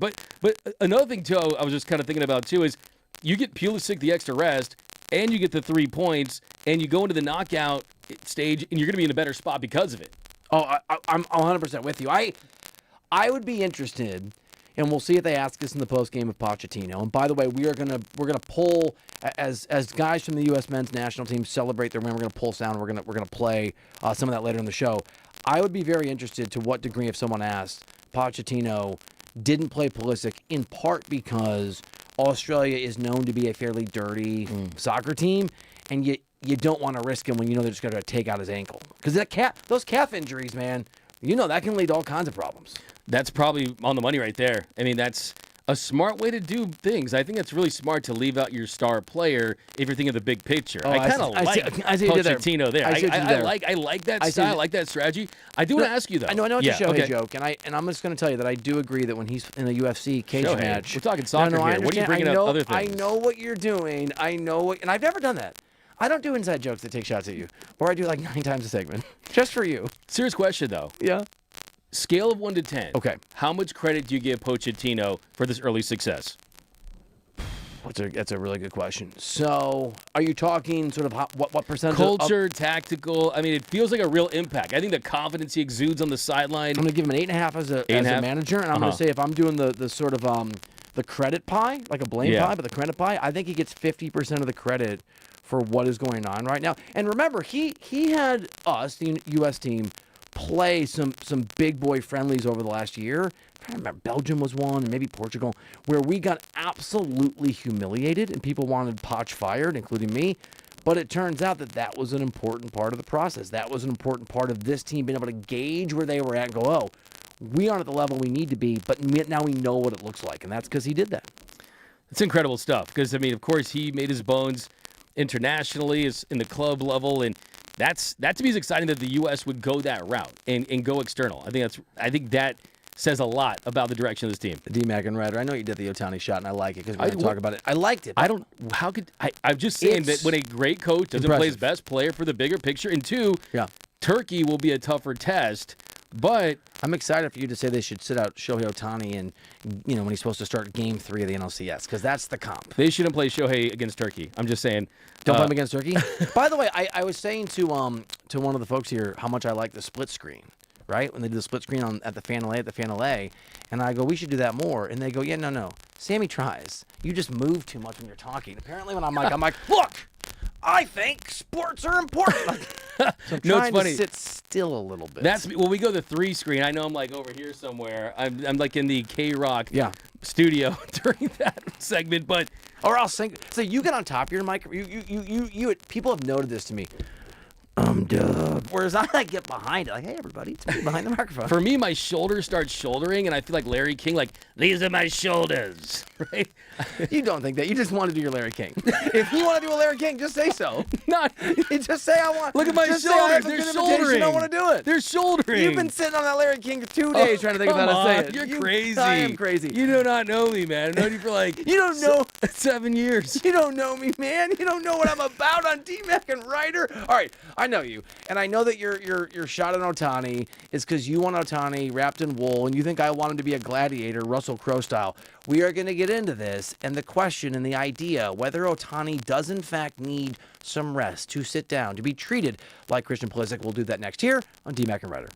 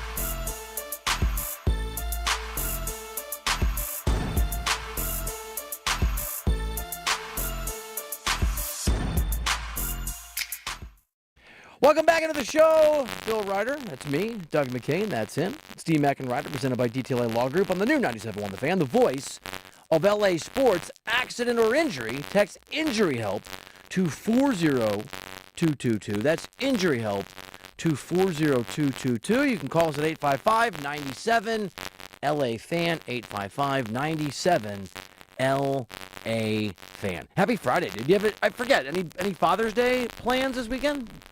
Yeah, I'm going to watch sports all weekend. And going to hit some Disneyland, too, though. Oh, you did tell me that. Going to Disneyland. I feel like that's kind of... I'm not a Disney adult. Yeah, you are. Like someone who works on the show that's behind the booth to my right over there. But I definitely enjoy going to Disneyland probably 5 times a year. What's the number that makes a Disney adult? More than one time a year. More than one time a year? I think so. Look, Well, I'll tell you this. guys. 5's got you there. Yeah, 5? Yeah. That's a lot. Does it? I think so. It's a good time. Yeah. You're going to go on Sunday. I'll be there Sunday. There'll be 4 million other dads there. Yeah, but I do this really annoying thing where I pay all this money where you get to cut all lines. It's more than just a lightning lane pass. So you go VIP right to the front. Wait, I don't know. I know it's nothing a disgusting about amount this. of money. It's like Bill Reiter money level. It's $3? Yeah. So you cut, you go right to the front, you keep riding it. It's good times. You can knock out the whole park in like 5 hours. How much does it cost? Yeah. Don't tell me. I don't want to know. $1 billion. We disagree on what to spend on Disney. We disagree on Shohei Ohtani. But we have reached a point now where there is some legitimate concerns about his health and about the blister and about all of the ways in which he can injure himself when the machinery starts to get some issues, right? There's a check oil light coming on to a degree. Do you want to try to sell me? Because I'm probably more of an open audience to this than before on the idea that it's time to give him a break. I think something's up, Bill. with Shohei Ohtani, and I'm allergic to this conversation. I can see that. I mean, look, even Superman loses, right? The difference is you have to throw Doomsday and Kryptonite at him, and the only thing that can be his Kryptonite would be the injury bug, right? To be injured. If Shohei Ohtani stays healthy, he's going to be an MVP again, and we know that. If he stays healthy, he's going to lead this team probably to a 3rd straight World Series. So the only thing that can get in Shohei's way... You think the difference between a World Series win and not is whether you sit him for like a week in June? So I would say I'm not there. Don't allow small problems become big problems. And just from what I've heard the last couple of days from people within the organization, there are some within the Dodgers internally that think that he needs a blow. There's some that think that he needs to take a little bit of time off to get the knee fully healthy because the knee has had some inflammation in his last couple of starts. And where does he get that inflammation? It's when he's on the mound. It's when he is pitching. So the Dodgers are in a perfect spot. Last start for Shohei Ohtani, he was lined up to take the time off and let River Ryan come up. River Ryan was lined up to go make that start, but they didn't do it. There's a couple things in play here. One, I've heard, there's probably something in his contract that says if I go to Andrew Friedman in the front office, I want to pitch, my contract says I get to do what I want, right? I think I've heard there's things like that that exist. Can I just, that's fascinating. D-Mac and Reiter here on 97.1 The Fan, the new voice of LA sports. So you're telling me that it's not just, because I told you a week ago that he had leverage over Dave Roberts just by sheer weight of being Shohei Ohtani. You're telling me it's not leverage. He has potentially a contractual ability to require them to pitch him? Contractual, along with Shohei. Whether it be a handshake, whether it be this whole vision of, hey, we sat down, we had a conversation about the fact that I wanted to make every single start. Shohei Ohtani, he went to the organization before this year started and said, I want to make every single start. On top of that, there have been whispers that I've heard where, hey, this is something they agreed upon when he signed here a couple years ago. And it was a big reason why he did sign here, because he wanted complete control about what he was going to be able to do on a baseball field. On top of that, there's a lot of Japanese sponsorship. And these Japanese sponsors have paid a lot of money, record money, to sponsor the Dodgers, the Uniqlo Field, all of the sponsorship at the stadium. And a lot of that is because of Shohei. He plays, they're happy. Are you saying that Shohei Ohtani is prioritizing sponsors and money over baseball? I'm not saying Shohei Ohtani is prioritizing that. I think he wants to play because he wants to play, because he wants to remain good. But I think that it's more complicated for Shohei than it is for other players. There's obligations. I guarantee you, any other pitcher on this roster, Tyler Glasnow, Yamamoto, Blake Snell, the list goes on and on. Every single one of them, if they're dealing with what Shohei Ohtani was dealing with, they would sit right now. And the thing for Shohei, which is interesting, is if he did miss time now and you got things right, you wouldn't have to worry about a big buildup, right? Maybe he skips a couple starts, and then you look at where the Dodgers are at. They're the best record in baseball. They're in first place by 9 games. Then you get them right before the All-Star break. After the All-Star break, you have some tough games. The Phillies, tough series against the Phillies and the Yankees. That's when you want Shohei Ohtani, right? So if you sat him now, you gave River Ryan a start or two, you made things work out with this bullpen, which would have to cover some more innings. Maybe you get 2 or 3 innings out of Will Klein instead of 1, because if Shohei Ohtani skips a start, you can then have 13 pitchers instead of 14, right? But that doesn't mean he can't DH still. That doesn't mean he can't hit. But the truth is if he hurts that knee after the All-Star break, and then he has to miss time, and then you don't get Tarek Skubal, well, then what happens? You're probably not going to see Shohei on the mound until September, and he has to build all the way back up, and they're likely going to need him to be a more significant pitcher this year than he was last year. He was already big time last year in the postseason, but this year they're really going to need him potentially. D-Mac and Reiter, I'm gonna tell you what I think. I don't want this to affect our friendship. I don't want it to affect the blossoming best friendship we have here on 97. You can ruin it. I don't want to. Just go for it. I've already had one moment where and you had to walk out of the room, but it turned out you were getting this information, but I thought it was something else, right? Just the way it made me feel. You and I both love Shohei Ohtani. I think we offer each other enough grace to recognize, even though we each think the other person's opinion is ludicrous, we know it comes from a good place. Is that fair? Fair. As it relates to managing Shohei. What I hear is my good friend who loves Shohei, you, Doug McCain, D-Mac, who has wanted Shohei to be shut down as a pitcher for a lot of the year, who didn't want him to chase a Cy Young Award, who may or may not, I think it's written in this notebook, have said you want him to give up 8 earned runs to start this year to end the madness. I think you see an opening, you see an opportunity in the blister, and you want, because if you shut him down for a couple starts, the Cy Young is over. If you do that, it is very easy to not pitch him a lot this year. And I respect your opinion. I just don't agree with it.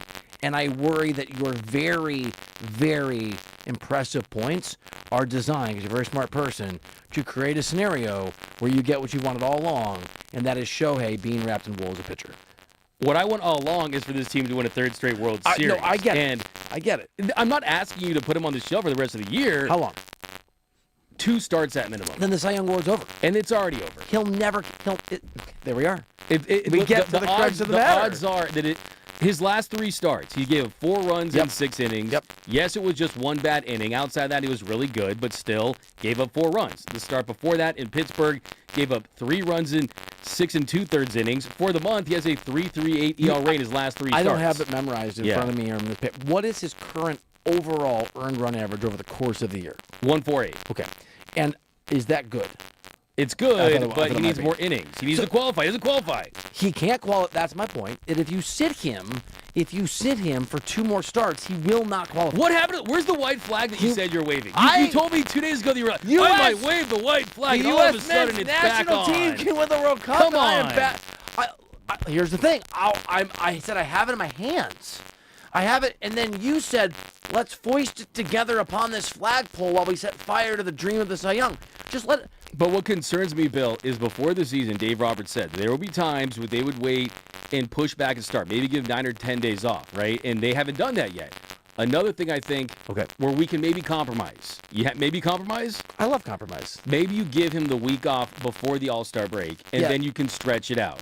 And if everything's fine and he's hitting okay, and he says it only impacts him on the knee. Also heard someone tell me that he was pretty quick to leave the Dodgers scrum after his last start, that he wanted to take the minimal questions, even from the Japanese media, because he doesn't want to talk about this. Play interpreter for me. That means play sort of translator. That means I think that there's something that is bothering him. It's undeniable. The inflammation comes back every time he starts. And let's be honest, this is ridiculous. He has no business on the mound. Like, what are we talking about? He has no business on the mound? He has zero business on the mound. He should be pitching? They should line up Dodger Stadium security and This get is barbed ridiculous. wire, put it around the mound at Dodger Stadium, and if Shohei Ohtani wants to go pitch, you say, no, you are not pitching in a game in June that could impact this team's chances in October. Shohei's done. This team is done. And you can't risk that. And that is what they are risking. Just own your nickname you came up with yesterday. Yesterday, the day before, you came up with a mean nickname, and you're like, I just thought of it, but I don't think it. You think it. You thought in your heart. In your dark heart of anti-Shohei Cy Youngism. It emerged. What was it? I care about Shohei. What was it? I know you do. What was it? The GOAT. The unicorn. No, that's not what it was. Shohei. Best baseball player. It was no show no, or something, I'm saying we don't Ohtani. need Shohei about me. Okay, but it didn't even work. Yeah. Okay, It did work. So here's the thing though. I just saw Obsession. The good and thing there's is, evil in that I film. know and there's evil in this room. Shohei doesn't feel this way. I know Shohei doesn't feel this way. I know that he cares about this team. I know that all he wants to do is win. There's going to be a lot of things he can accomplish, but he should not be pitching compromised. And I think that there is let's put it this way. I think this new way is we'll keep going. Let's keep going another angle like here. it. Another angle here. I think we're getting close to having the first real serious, real potentially uncomfortable conversation between Shohei Ohtani, the front office, and the powers that be that determine Close. if he's going to be making his starts. And sure, We're having this conversation every day on the show on their behalf. I mean, you give him your pin to you give him your social security number, you give him the pin to your thing. You would let baseball Jesus do whatever he wants. Keep Doug McCain away from a wishing willow. If you know, Obsession fans. Okay, keep him away from one of those wishing willow sticks. I'm not going to make the joke out loud. Okay, so Superman 75 was published That's November. a lot of Supermans. Superman 75. Keep It was track. published starting today on November 18th, 1992. And it was called The Death of Superman. And in the storyline, it's when Doomsday and Superman get into this epic battle in Metropolis. And the thing about Doomsday is you can't kill him with the same things twice, right? He got hit by a nuclear bomb. It made him stronger. The only way that Doomsday was able to get to Superman was fatigue, was making him to where he just could not do anything, and he was exhausted. Superman was exhausted. They both died. The only thing, how amazing is that the only thing that can stop Shohei is injury, because he's so good of a player. He's so good of a pitcher. He's so good of a hitter, and I just don't want to see Superman go down right now because they need him. Go to the Fortress of Solitude like I've been saying. This is the time. 2 days ago, you said you're waving the white flag. I never said that. I said it was in my hand.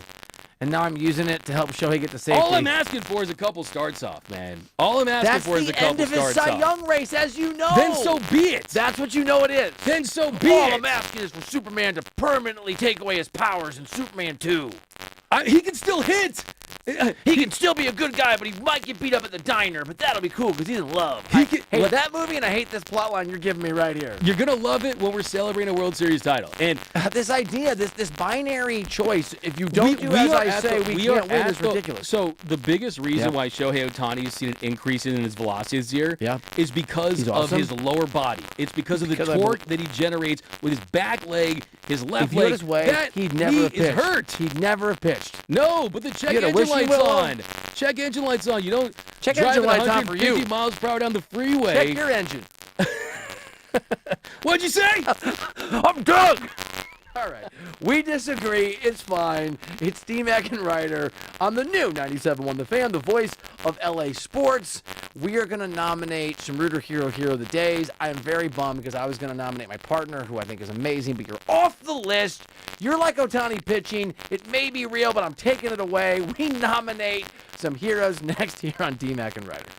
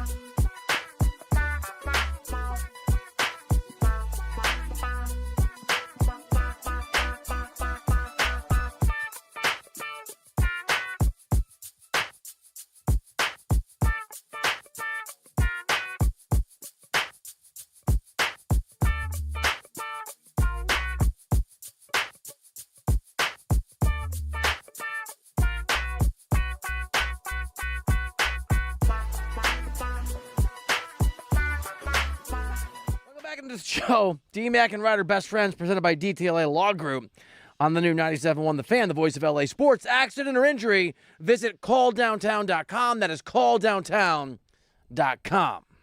I didn't change my mind on Shohei. I told you the other day, my friend, that I had the white flag in my hands. Oh, okay. And I liked it. And no, get in there. Don't ever lock your lips. Don't ever lock your lips. Speak when you want to. I just said I'm open to it if he has another bad outing. And you took that as, yes, shut him down for 2 starts and take away his Cy Young, set it on fire. That's not what I said. No, now you're back to... I might be willing to sell this house. Let's put it ablaze. No, now you're back to being Mr. Cy Young tough guy. When you were talking Cy Young tough guy. When you were talking about the white flag, you weren't even yelling. You were like, yeah, I think I'm at the point where it's over. And no Cy Young for Shohei. That's a better next on D-Mac. That's a pretty good invitation. You know what? I'm moving on. I'm using the powers of this chair to go into this segment. Or maybe not. It's time for the Rooter Hero of the Day. Rooter Hero of the Day. I'm Rooter Hero. Everybody needs a hero. RooterHero.com. You're not my hero today. You're still my guy, though. Fair enough. That might be a good thing. That might be a compliment. Unbelievable, dude. All right, sorry. You go first. I'm going my guy, Alex Freeman. Alex Freeman. I got to find a way to see this dude. Plays for the Orlando MLS team. And just going in there. He didn't get his first start in the MLS since until 2025. He's just a meteoric rise. The attitude, I feel like he's got something special. And I love to see what he did today up in Seattle. That is it. By the way, that is a great one. I co-sign. He was absolutely on my list. Played so well. Had that goal. Awesome call. I'm going to go with somebody. See, I can admit when I'm wrong. See it there? I stressed it. As if to draw a distinction. There we go. I don't know who I was drawing it with. I'm going to go with Pochettino. I'm going to go with Poch, and just the way that he has gotten this U.S. men's national team through all sort of evidence of what felt like to the contrary over his tenure in charge of the team, to play at a level that 2 matches into the group stage has us 4-1 and 2-0 to the 2-0, excuse me, to the good, and on the verge of winning our group. And not just that, we are playing the eye test, the stats, the performances. We're playing at a level that's pretty amazing. And that's pretty special. And we have a long ways to go between here and what I'm about to say. But if we keep winning and we play Argentina in the round of 16 and we play well, even if we lose to Messi, and the Messi magic is imbued somehow with Americans seeing what this team has been in these first 2 matches, I think soccer could have a moment. And Poch will be a big part of that. So I'm going to give him a little hero nod. That's amazing. That's amazing. I love that one. I'm going Andy Pages. Andy Pages is the breakout star for the Dodgers this year. He's going to be an all-star when it's announced in a few weeks, but there was a really great article done by the LA Times that talked about his story getting here. And he left when he was 15. He left Cuba. He went to the Dominican. He signed with the Dodgers for $300,000. He's only been back to see his family one time in 2023. His dad was a carpenter that would make his bats out of wood that was left over because he used to make boats in Cuba. That's amazing. And he's not even able to communicate with his family every day. He does through WhatsApp every now and then, but not every single line of communication. This is the LA Times story? An LA Times story. Really good, yeah. Just a really awesome story that shows that, hey, everyone's path is different. Everyone's path to the big leagues is different. And Andy Pages being an all-star is just a great, great story. And he's been through a lot. And it's going to be great to see him get that honor because he's worked very, very hard to get there. That's an awesome one. DMAC and Reiter here on the new 97.1 The Fan, the voice of LA Sports. If you want to call us, 855-97-LA-FAN. We're also on the stream at The Fan LA. So I'm going to set this up. You know that I'm not a big Alexi Lawless fan, right? Yep. And you know he's doing the broadcast on Fox with Zlatan and a bunch of other folks. Fox came back. They're doing a great job on their World Cup coverage. They came back from the break, and Alexi Lawless had vanished. He was missing, and then this happened. Thank you, guys. Zlatan Ibrahimovic, Thierry Henry, Rebecca Lowe. Chaps, Alexi left us. Who? Oh, Alexi will be back. Alexi will be back with us very soon. Your plan worked, Rebecca. Don't you bring me into this. No chance. America, you're welcome. No way. He went, America, you're welcome. And then he went, America, you're welcome. Thank you. This is my contribution to the thank you that we owe you. Zlatan, you are nominated. That is a great one. Awesome stuff. I'm going to go with Quinn Lake. Quinn Lake, he was at the studio today. He was on the Brock and Alex show. He's a great Ram, great young player, very sharp, knows ball with the best of them. Went to UCLA. He's a legacy player. So Quinn Lake, bright future, not just in football, life after football. That dude's a straight-up winner, man. Great nomination. How was your conversation with him? It was good. It was just some X's and O's stuff, talking about our days back in Westwood. Such a likable dude. I missed him. I didn't. You stole my nomination. I actually talked to him. Oh, you did? I did. How'd it go? It was great. He gave me 2 restaurant recommendations. One is Matu Steakhouse in Beverly Hills. Have you been there? Japanese steakhouse, I believe. And the other is Elefante in Santa Monica. Ooh. Haven't been to both. So can I co-sign your nomination? Yeah, absolutely. Because I got some food. That was yours? I like it. All right, I'll jump back in there. I'm going with Josh Hart. Josh Hart, he's getting my nomination because Josh Hart, I mean, you saw him at the parade with his wife, and he had a wild tweet about what he was going to do after the parade, but it's great to see all those baby Lakers grow up and have success. I think Josh Hart is hilarious, the dynamic he has with Jalen Brunson. Josh Hart's that dude, man, and congratulations, those Villanova guys winning titles in the NBA. Does it bother you at all what might have, could have been? Not really, just because they were able to get a title with the next nucleus they put together post those guys. But look, if you're a true Lakers fan like myself that doesn't miss a game, even if they're in last place, they're in first place, you grew a bond with those guys. So it's cool to see those guys have success, man. I almost look at it as like the Lakers were his college or something, and then now he's in the pros. But as far as, hey, these are like the real world version for him. So good job, Josh Hart. DMAC and Reiter 97.1 The Fan. We're nominating our Rooter Hero of the Days when those finalists get narrowed down to 4 by Bursch and by Savvy Sammy. We will allow you, please, we hope you will, vote for those over on the stream at The Fan LA, Zlatan, Alex Freeman, Poch, Andy Pages, Quentin Lake, and Josh Hart. Anyone else you want to throw on the nomination list? Draymond Green. You nominate Dray. Money Green. He was here. He was awesome. Got to see him. I did have the nice little conversation / I just said, what's up, Draymond? Didn't know if he heard it, but did get to interact with him at least. Lit up when you said hi. Did he? I felt that. Am I crazy? It was. I asked him, how's it going? He goes, it's going great, but he didn't light up the way he did with you. I felt that special connection. Do you know what lights you up? You know what gets you excited? Talk about Tarek Skubal. And there's a lot of news out there from John Heyman and Ken Rosenthal that backs up what my partner said. We'll break it all down next. DMAC and Reiter. They have the sources.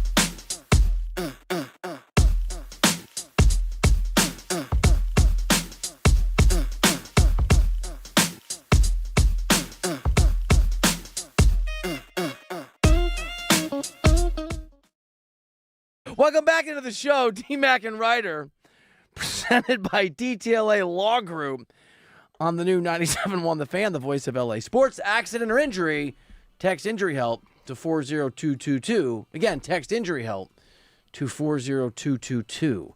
If you want to call us, phone number 855-97-LA-FAN. You can get on the stream at The Fan LA, at The Fan LA. Those of you that are in there, join the chat, building a community here on the new voice for LA Sports. And again, thank you for listening, for hanging out. Don't think, partner, I didn't notice last hour you did a Bill Reiter imitation.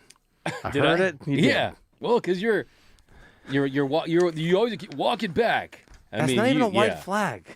I know it's a different flag. It's come on, there's a lot of white in it. This is a Japanese flag.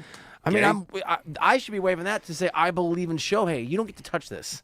You don't get to touch this flag anymore. I don't? Because I believe in Shohei Ohtani. All right. I felt harsh. What'd you say?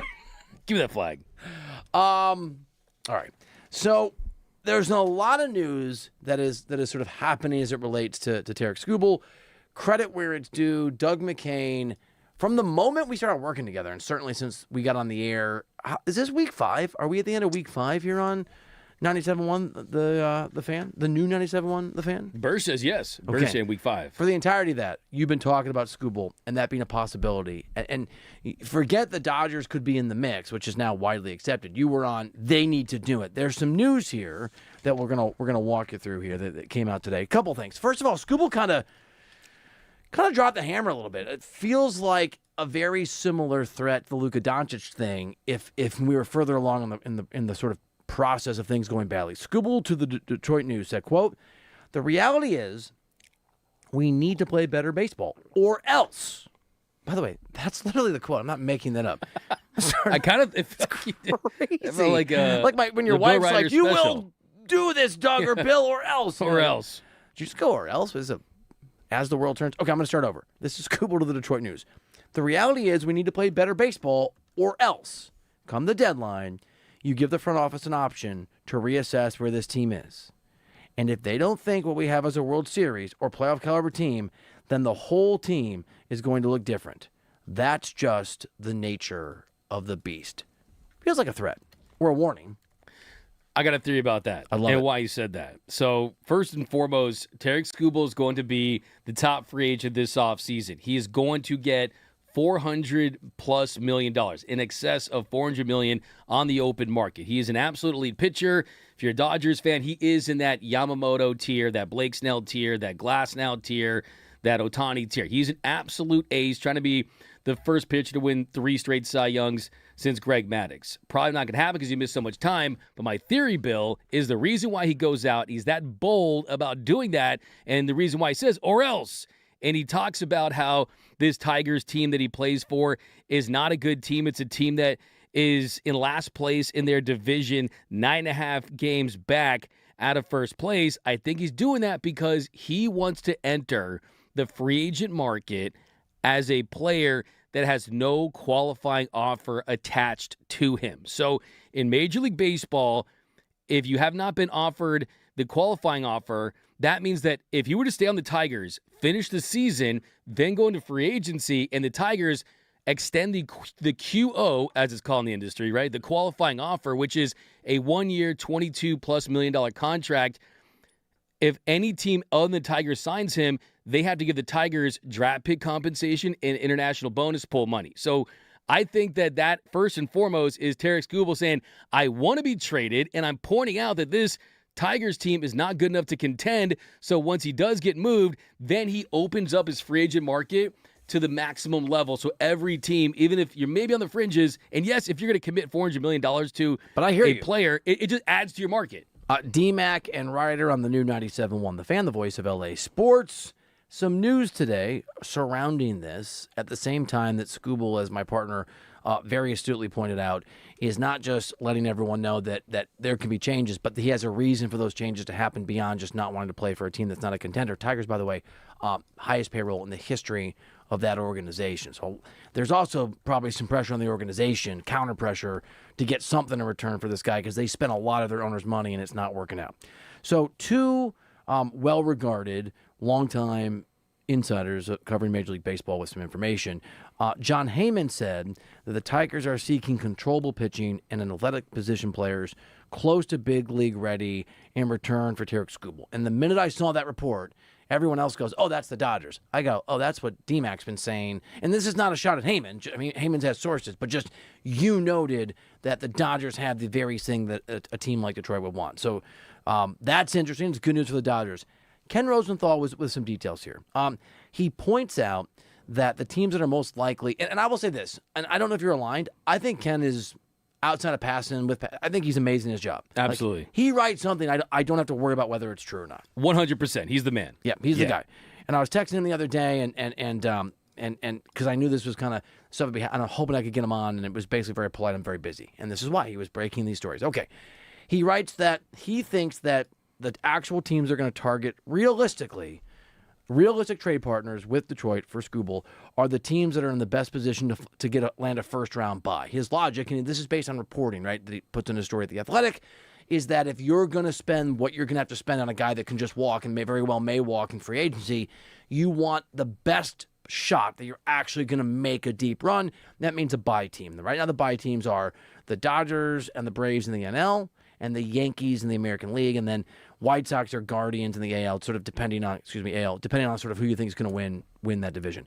He also points out that a team playing mostly for a wild card would likely be more hesitant just because of that money and because Skubal's still owed nearly $10 million at the deadline. So you can end up paying him an extra $10 million, and then he walks, and if you're a wild card team, you've got some trouble. He also somewhat pushes back, not on you by name, but he pushes back on your arguments. So can I give you Ken saying why the Dodgers maybe won't be the team, and you can tell me if this sways you, if you want to put the white flag in your hand, and I won't set your world on fire the way you did with Miyotani, or if you just think maybe Ken's missing something. Because Ken's great, but that doesn't make him right on everything. He writes two things that are sort of contrary to the Dodgers or bust narrative. One, he writes and points out, and I think we've had this talk on DMAC and Reiter on 97.1 The Fan, that while the Dodgers have the prospects to land Skubal, but they hate, Friedman in particular, Andrew Friedman, hate overpaying at the deadline. And then Rosenthal's sort of reasoning, and usually with guys like Ken, their reasoning is based on conversations with people, is that their pitching staff is in excellent shape, and that if starters like Blake Snell and Tyler Glasnow and relievers like Diaz and Brock Stewart and Evan Phillips make their effective returns from the injured list, it would reduce the need, in Rosenthal's view, to get Skubal, on top of the fact that Friedman doesn't like to overspend at the deadline.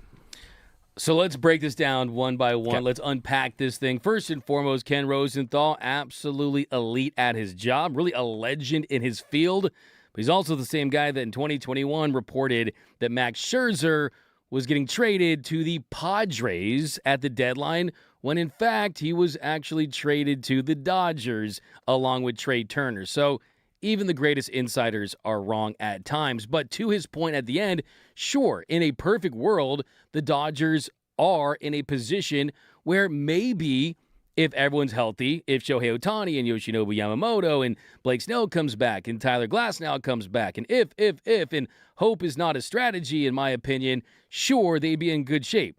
But the Dodgers should trade for Tarek Skubal for the same reason billionaires buy another mansion. They can, okay? They have the money to do it. And when you add Tarek Skubal to your roster, you keep him away from the Brewers, from the Yankees, from the Phillies, from the Braves, from what I've heard is a sneaky sleeper team in the Arizona Diamondbacks, a team that's played the Dodgers well in that stadium, a team that's beaten the Dodgers in the playoffs in the last couple of seasons. And I hate this whole idea that people are saying, oh, the Dodgers don't want to overpay at the trade deadline for a Tarek Skubal. Well, first and foremost, they will overpay if they feel like it's an impact player that moves the needle. And anytime there's a Tarek Skubal, a very unique player that can significantly increase your chances of winning, they are going to be at that table. So let's just picture this. When Tarek Skubal is going to be dealt, the Dodgers are going to be involved one way or the other, whether it's driving up the price for another team to get him, whether it's negotiating for them to get him. So unless Andrew Friedman is out of the country or somewhere else, or he changes his phone line, or they cut the cord on his phone, he's going to be involved in these negotiations one way or the other, right? And the Dodgers, their farm system, they have everything that you want, right? The Dodgers are Amazon, man. Like, we got everything, dude. You want big league ready talent. You want future talent. You want guys that you could trust in a post-game series right now, like a Tyler Glasnow. They have everything. They also have too many outfielders at the farm level. They got Mike Sorority, you got Tibbs, you've got Zaire Hope, you got Josue DePaula. They need to trade those guys because they're going to rot down there. So I still feel like this is the kill shot for the Dodgers. I still just don't trust that for a second year. So you mean to tell me that for the longest time the Dodgers have always had injury issues from their starting rotation, but 2 straight years, back-to-back years, injury-prone pitchers like Blake Snell and Tyler Glasnow are going to make it? Mr. Shohei Ohtani, the unicorn, has a knee issue. Yamamoto pitched over 200 innings last year. Do you really think the Dodgers are going to put the three-peat in the hands of Roki Sasaki, Justin Robleski, Gavin Stone, Bobby Miller, any of those young guys? They are not. Gavin Stone. Tarek Skubal's going to be a man. Dodger. Everyone knows it. It's going to happen. You. By the way, D-Mac and Reiter, 97 won the fan. You just celebrate your own. I like. No, I'm mad. No, I like. Well, I can see that. Because that's wild. And by the way, I like it. Well, here's the thing, too. That you went at Ken Rosenthal for a report from 5 years ago. I love Ken. I can tell. I can tell the respect's overwhelming. Was that the All-Star game? Yeah. Was that the All-Star game 2 years ago? I do like Ken. And I was like, Ken, can I get a question? I made him walk all the way across the Dodger Stadium field. And I was like, so the Dodgers getting Juan Soto? And he didn't say anything. He just walked away. He was so mad at me. So you don't like Ken Rosenthal? No, he doesn't like me. Okay. No, but he that would be true if he's listening to the show. He follows me, though. He does follow me. So one more thing I want to run by you, too, is you mentioned the $10 million thing, right? How he's still going to cost $10 million for any team, Tarek Skubal. Well, the Dodgers, they've gone past the luxury tax threshold for 5 straight seasons.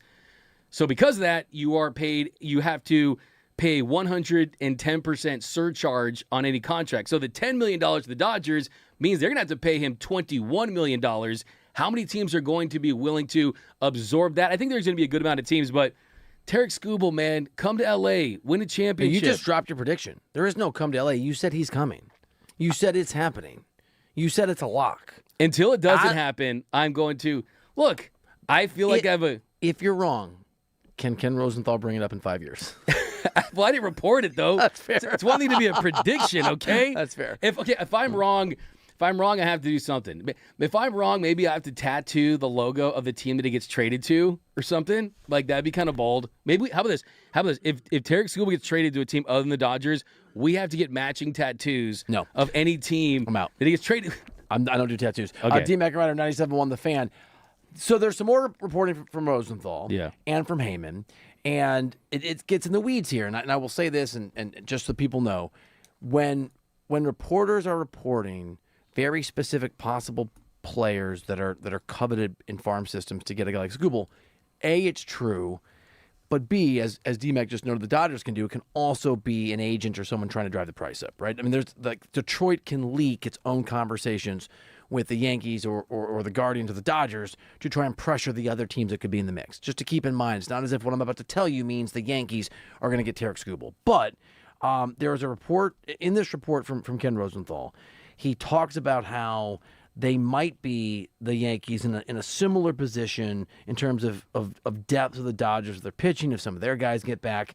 And John Heyman reported today that, quote, the Detroit Tigers are looking at Yankees prospects, and others too, and are believed to like them, especially shortstop George Lombard Jr., whose dad is the Tigers bench coach, and reliever Carlos LaGrange.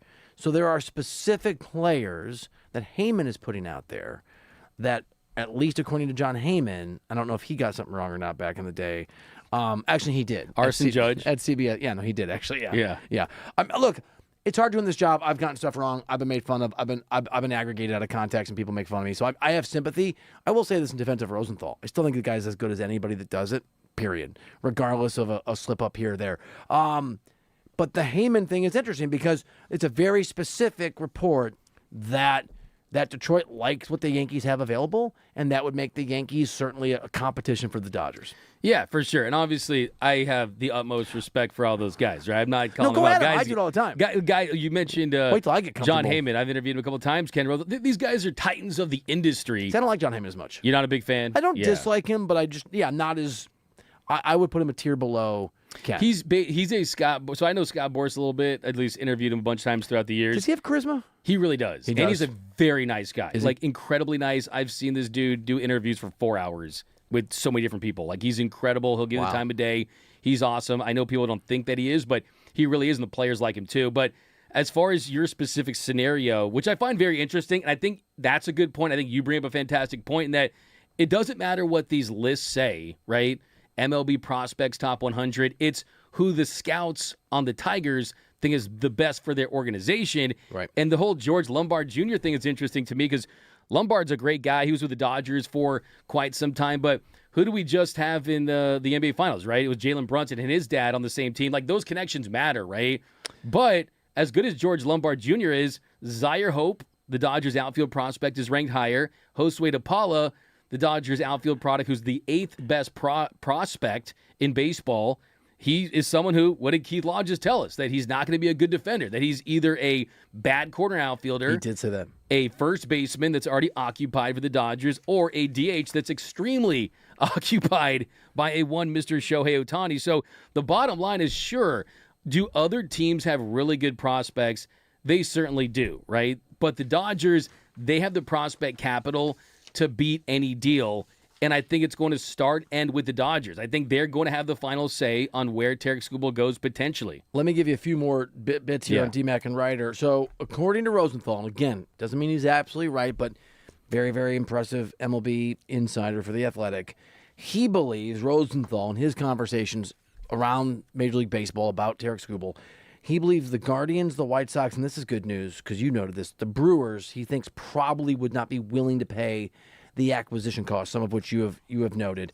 He brings up an interesting sort of point on the Braves, and I'll be curious, D-Mac, where you come down on this. And by the way, I agree with you in large part because despite the fact that I used this to win an argument successfully the other day, when you say something on the there's a little joke there. When you say something on the Dodgers, I do take it not as gospel, but I hold it. I hold your Dodgers information in as high a regard as I do Ken Rosenthal's insider information nationally. And so I'm very interested in where you come down on this, but I'm with you on, I believe you. I think the Dodgers are probably going to get Skubal. There are other teams in the mix, and these things can get kind of hairy and crazy at the end when there's a trade deadline involved. All right. He writes about the Braves, Ken Rosenthal, D-Mac and Reiter, 97.1 The Fan. Ken Rosenthal in The Athletic writes about Atlanta as a threat to the Dodgers, that the Dodgers, he points out, continue to deal with injuries in their rotation, and he finds to be very intriguing. One thing that Rosenthal points out, and to your point about it's one thing for Keith Law, he's great, or another sort of site or expert to say something about a farm system, but what really matters is how does an organization acquiring or sending people out actually view those prospects. Rosenthal says that while the Braves farm system is ranked low, one of the worst in the league. MLB had it 24th entering the year. Fangraphs had it 27th. So did Keith Law. So those three different groups have the Braves in the sort of the bottom third or worse of Major League Baseball's farm systems. But Braves officials have told Rosenthal they believe their system is actually the deepest and most balanced it has been in a long time, perhaps even worthy of a top 10 ranking, and that the Braves will get additional boost next month when they select 9th and 26th in the draft, in the amateur draft. And so the case Rosenthal made was, if there's a dark horse, keep an eye on the Braves, because the view of their farm system is actually a little more nuanced and tough to get your arms around. That's fair. And the Braves have always been good at developing players. The Tigers certainly know what their needs are.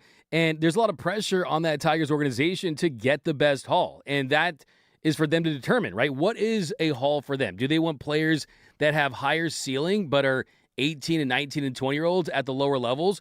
Or do they want an outfield that can play right away that maybe doesn't have as much upside? And could the Braves get Tarek Skubal? I could see it. Like, obviously, you know how I feel about the Dodgers and should they go after Skubal. I do feel like they have so much invested in this three-peat that they want to do everything in their power to get him.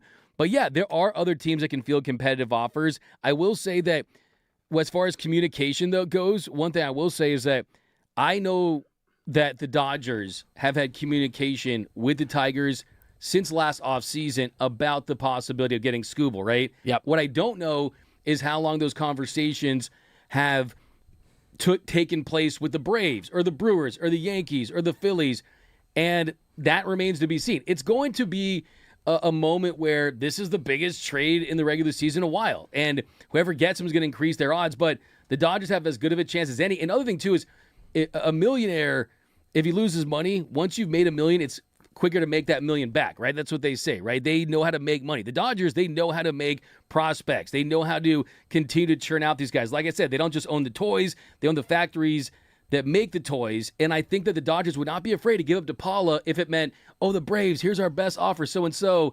And then the Tigers like, oh, wow, that's a lot from the Braves. The Dodgers are probably out. Then they call Freeman, yo, here's DePaula. And then it's boom, kill shot, Jet Passan tweets it, and we celebrate, right? They've got that kind of ammo in their farm system. DMAC and Reiter here on a Friday edition of the new 97.1 The Fan, the voice of LA Sports. And we welcome your voice, even when they're mean-spirited, to us at the phone line at 855-97-LA-FAN or on the chat at the Fan LA, the Fan LA. Speaking of some mean-spirited voices, we've got a couple. One thinks you're an idiot. One thinks I'm an idiot. Which one would you like first? Take the one about me. Okay.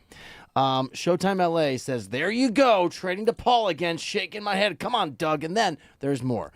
I have a complaint from past shows. Stop trying to trade to Paula. He is James Wood with less swing and miss. That is all. Have a good day, sir. In fairness, that one's more polite than one's coming from me. But there you have it.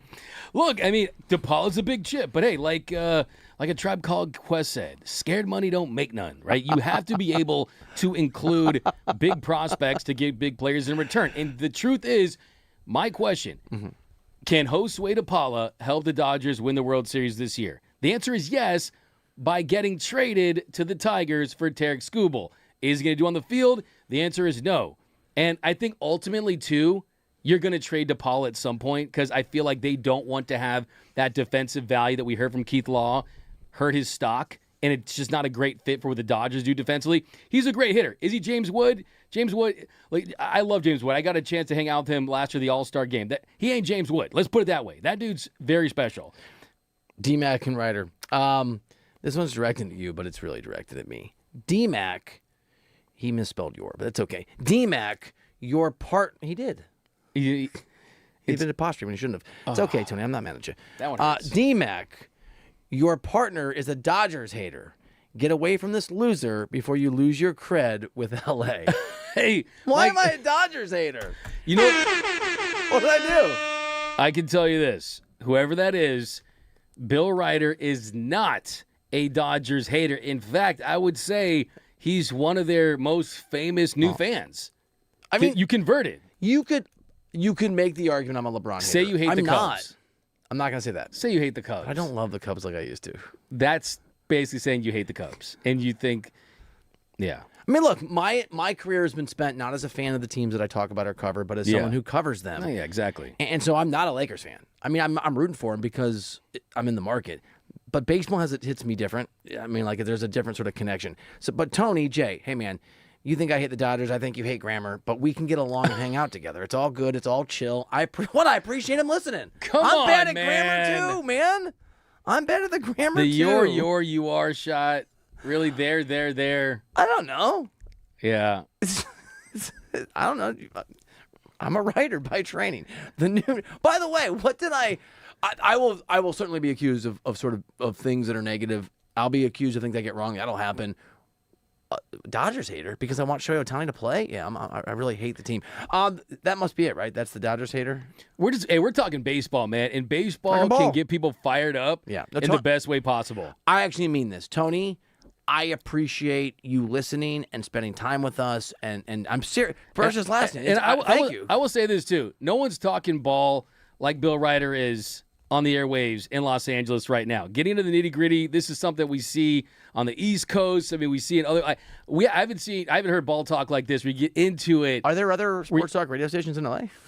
Well, not on FM. Not on FM. And not talking baseball. Yeah. So if you it's crazy. My whole thing is you can agree with me, you can disagree with me, but be sure that you listen to me, right? That's all I care about. All right. The phone number here, if you want to give us a call, 855-97-LA-FAN. If you want to get in the chat and talk to us or warn Doug to run the other direction, which he actually did earlier in the day for me, at the Fan LA, at the Fan LA. We've got hardwood headlines and an interesting nugget for you Lakers fans next here on DMAC and Reiter.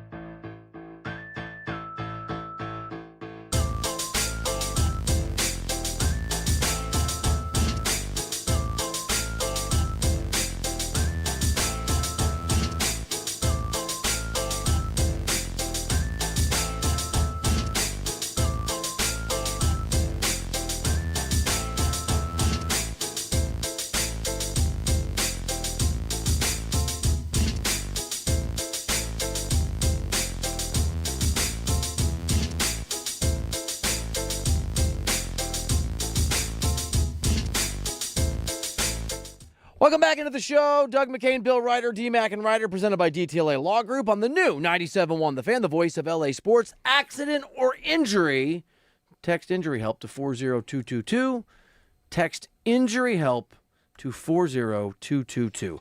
I'm trying to time travel. I teased a segment that's actually in 15 minutes. I got so excited that you gave me like because you're a ball knower, and I love ball, and those are different, and you gave me a little ball knower, hey man, what's up? Like when the first time you saw D-Fish and you made a joke and he laughed and he's like, what's up? No, man, you're crazy, That's what bro. it felt like. Ball knower supreme, dude. Elite, absolutely. I love the Yeah. game. I love the game. You love baseball, dude. I do love baseball, man. Yeah. Did I tell you what I watched last night? I told you I watched the Mbappe documentary. Oh, yeah. I don't love him.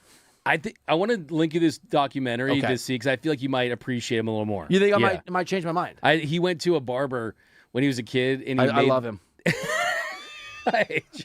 I went to a bar. He went to a barber as a kid, and he had the guy give him the Zidane. So he made him like shave off the back part. You know how Zidane had the bald part in the back. Yeah. So he just so obsessed with soccer for his entire life. Mbappe. He may or may not appear at 4:00 in one of my lists because we did all-time goats we love and all-time goats we hate. But I have some honorable mentions in there too. Okay, so I didn't know we were honorable mentioning. Well, I threw it's all jazz, baby. Okay, all right. I'm excited about that one. Speaking of which, so would you agree? World Cup, Olympics coming up, Dodgers domination, Rams what they just did, Super Bowl a few years ago. This is the epicenter of sports in this country, and I think you could, if you were making that argument as a neutral in Cleveland or Kansas City or New York, I think that'd be the answer. We're having a moment in Los Angeles. Yeah. This is the sports capital of the world. Okay. So Shohei Ohtani is the most dynamic player on the face of the earth. Should I read the script?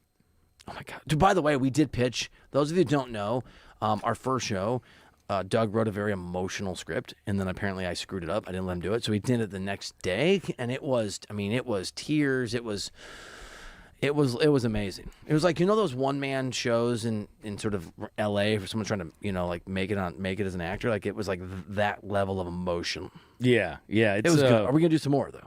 We could After at some every point. season? Maybe. I just found out that I knew Bursch was a crazy Star Wars person. Like, it's a lot. You know what I'm saying? Like it's pew, pew, pew, pew, pew. You're on the same level.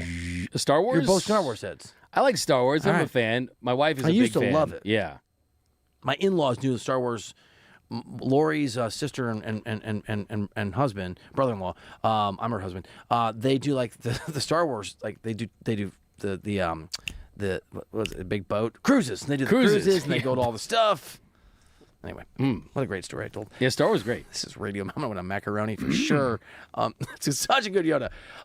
Okay, epicenter of the sports world. And we were thinking earlier about this. And if you have an opinion, we're about to get into which teams can join next the pantheon of sort of greatness, sports winners, champions in LA. The Dodgers are there. I think the Rams are there, considering they won one a few years ago, and they obviously are the betting favorites this upcoming year. Who is the next local team? And I went, and if I'm missing somebody, you let me know the way that Doug did, 855-97 LA fan. I've got the Angels, USC football, UCLA basketball, the Chargers, the Lakers, the Clippers, and you insisted on UCLA football.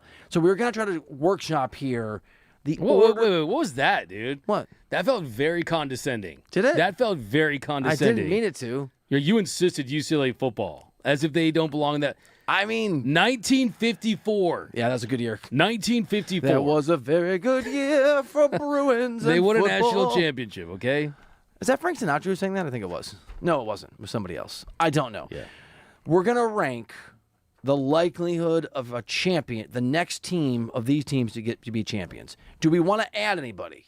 We're not going to rock LAFC. We love LAFC. We're not going to rock them. They're good. We're not going to rock. I'm not a hockey guy, so I couldn't speak to it. Do you want to put the hockey on No, there? because the Kings have won a couple Stanley Cups in the last couple decades, so I feel like they've been okay. Okay. Angels, USC football, UCLA basketball, Chargers, Lakers, Clippers, UCLA football. I'm really excited. 1954. I think it's between the Lakers. I think the right answer is between the Lakers, the Chargers, and do you buy USC football? Do you buy Lincoln Riley? Because my skepticism level is high. I'm not a big Lincoln Riley I'm not guy. either. I've heard things about how he's not completely invested in the job like he was at Oklahoma. Really? I've heard things like he waited a very long time to get a defensive coordinator because he likes it when they win, it's because of him and his offense. Ego. And the defense has been fixed. They did have the number 1 recruiting class a couple of years ago, and it's USC football. Like, this town 100% gets behind the Trojans. But they're not the answer. It's just tough because it's an arms race as far as NIL. I need to see them make the CFP. They have not made the college football playoff since it began in 2014. We're in the year of our Lord 2026, my brother in Christ. I honestly thought you were going to nominate Jesus Christ for Rooter Hero of the Day the other day. Just so you could pick the winner. It's a good idea for Monday. Let me put that yeah, I almost did it, but I thought, yeah. I don't know if purgatory is real, but if it is, I don't want to spend time there. You know what I'm saying? Yeah. D-Mac Reiter, 97.1 The Fan. Okay. Is it crazy that I think the next most likely team to join the Dodgers and Rams as sort of recent champions? I think it's the Chargers. I think it's a short window because I have serious skepticism the Lakers can do this in the next 2 years. They need to. It's important. They need to compete. I worry about Luka leaving, but if I'm being realistic, I just think they're further away than the Chargers. The Chiefs may or may not be down. The AFC is not as formidable as the NFC. It's just not. I mean, the 3 of the 4 or 5 best teams in football might be in the NFC West, let alone the NFC. I might go Chargers number 1 on my list here of next LA team, D-Mac and Reiter, to win a championship.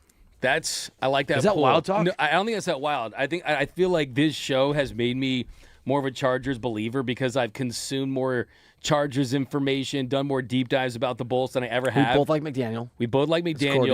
We both like your stories on Jim Harbaugh, which are fantastic, and the fact that he's a coach, man, that wins. He's a winner. Wins. Like, he should have won the Super Bowl.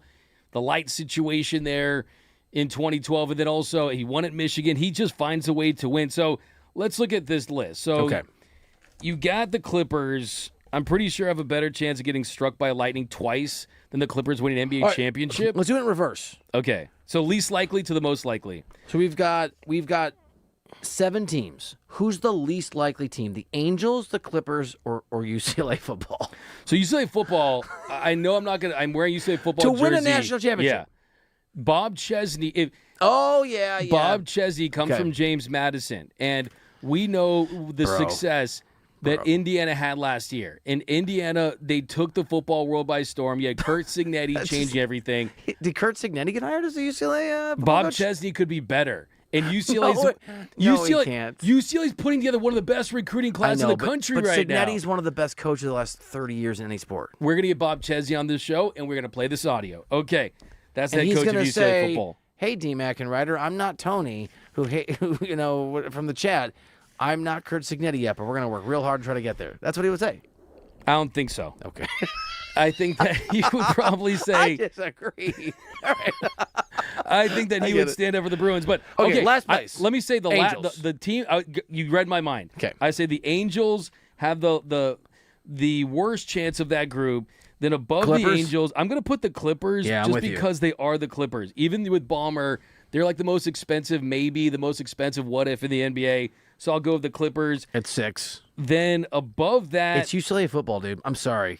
You can't say that they have a better chance to win a championship sooner than the Lakers, Chargers, UCLA basketball, or USC football. okay, guess what? I hope you're happy. I was starting to write Sorry. UCLA football. Sorry. As you were bullying me to write I UCLA wasn't football. trying to Okay. bully you. I'm trying to support you. I was going to do that anyway, but since you made me do it, right. it's there. So UCLA football. I want to hug you the way you hugged Mitch when he left. Awkwardly. Awkwardly, okay. Above that, This gets hard now. I think that USC basketball, just because it's I didn't a even put it- smaller roster. I didn't put it in there. I got it. UCLA basketball here. So because it's a smaller roster, You added USC basketball? No, I said no. UCLA Oh, I'm football, sorry. USC football. Then I got UCLA basketball. Then I got You think Chargers, and then I got Lakers. You think UCLA basketball is in a better position to win a national championship than USC football? Yeah, I do, and I'll tell you why. Where did you go to college? I went to UCLA, but a lot of my best friends went to USC. I spent a lot of Don't times play partying at the best friend USC. card. Don't play the best friend Shout out card. to Fight On What's for up? USC. I said Fight On. So I'm not a no, USC I got it. hater, right? But I will say this, that it's a smaller roster in college basketball where you need 2 or 3, 4 guys elite players to change things up. Whereas college football right now is dominated by the Ohio States, the Oregons, the teams that are dropping $40+ million on their roster. So it's much more difficult, it's a much more challenging task to do. And then I got the Chargers that second. Okay. But number one, the Lakers win titles, man. Like the Lakers find ways to win championships. And it feels like they don't go a decade plus without finding some way to win a championship. As bad as things have felt, as bad as things have been, the truth is that of the 8 NBA champions in the last 8 years, the Los Angeles Lakers are one of them. They also have one of the best superstars in the sport in Luka Doncic. They also have new ownership led by Mark Walter, a guy that has turned the Dodgers into the very best franchise in all of sports. So I got the Lakers right above Bills Bolts. That's what I'm calling now. Those are your Chargers. Bills Bolts. I'm going Chargers 1. By the way, if we do this list in a year and the Chargers have regressed or not, it may change. But right now today, I'm going Chargers best chance to be the next LA championship team, just behind the Lakers. The Lakers have 2 concerns. Can they handle this offseason properly? Critical. I don't trust Pelinka, and I still think the Thunder and the Spurs are not insurmountable, but major forces in your way, notwithstanding their disappointments in the conference finals and the finals for each of them. Third, I'm going to go USC football, that number 1 recruiting class you're talking about. 4, UCLA basketball, and then 6, Clippers, 7, Angels. So we're very close to aligned. Do you think we're kind of doing the Clippers a little dirty, right? No. You don't? James Coe's Clippers? No, I don't. Because Ballmer is a committed owner. So is Jerry Jones. So, yeah, I mean, that's the thing. But you're pointing at what is? I don't know what I'm looking at. UCLA's 11th in recruiting rankings. So does the listener. UCLA's 11th in recruiting rankings right now. Hey, listener, look at this. I'm pulling up the recruiting rankings for UCLA while Bill continues to absolutely disrespect the Bruins. And the Bruins and Bob Chesney, they're cooking up something special in Westwood. I'm telling you, UCLA football, they've got a chance. Are you showing me basketball or football? Football. Okay. Yeah. Dear listener. And Lakers are going to win a title in the next 4 years. You know what definitely is a victory? Everybody gets to listen to D-Mac and Reiter on 97.1 The Fan. Guess what? It's time for Hardwood Headlines. Something I promised you earlier. We've got some interesting news on somebody's perspective on LeBron James. We'll get that to you next here on D-Mac and Reiter.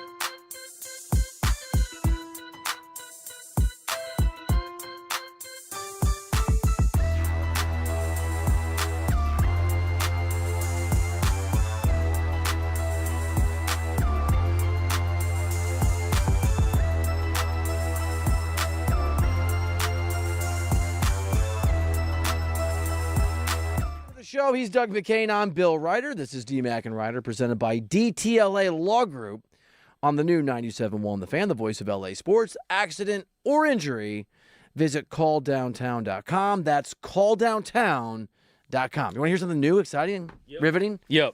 Big? Big. Noisy? Noisy. Beautiful? Uh-huh.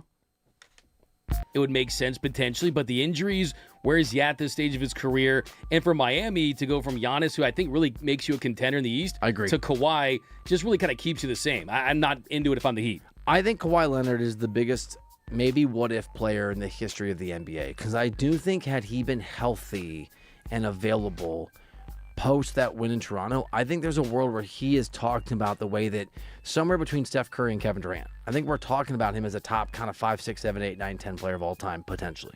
You hear something crazy? Yeah. There was a wild stat I saw a little while ago, is that Tobias Harris has more career points than Kawhi Leonard. That's kind of wild. That makes me sad, dude. Is he ahead of Brunson, though? 2 Finals MVPs? Yeah, at 2019. You said it. 2019, to win at Toronto.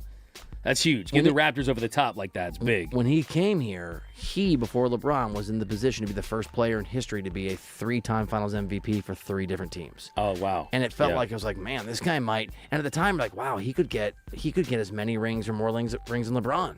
What happens then? But what happened was his utter lack of consistency or availability. It was good. I liked it better than the one on me. That was good too, though. Guys, according to the consensus on the Fan LA, are you just flexing? Oh, the consensus NBA, according to them, the Lakers are trying to move out of the 25th overall pick and fully out of the draft this season. I mean, this makes sense, and I love the context of this. I read this report. The Lakers have 3 tradable draft picks in the first round. One of those draft picks is this pick. They are desperate to improve and help Luka.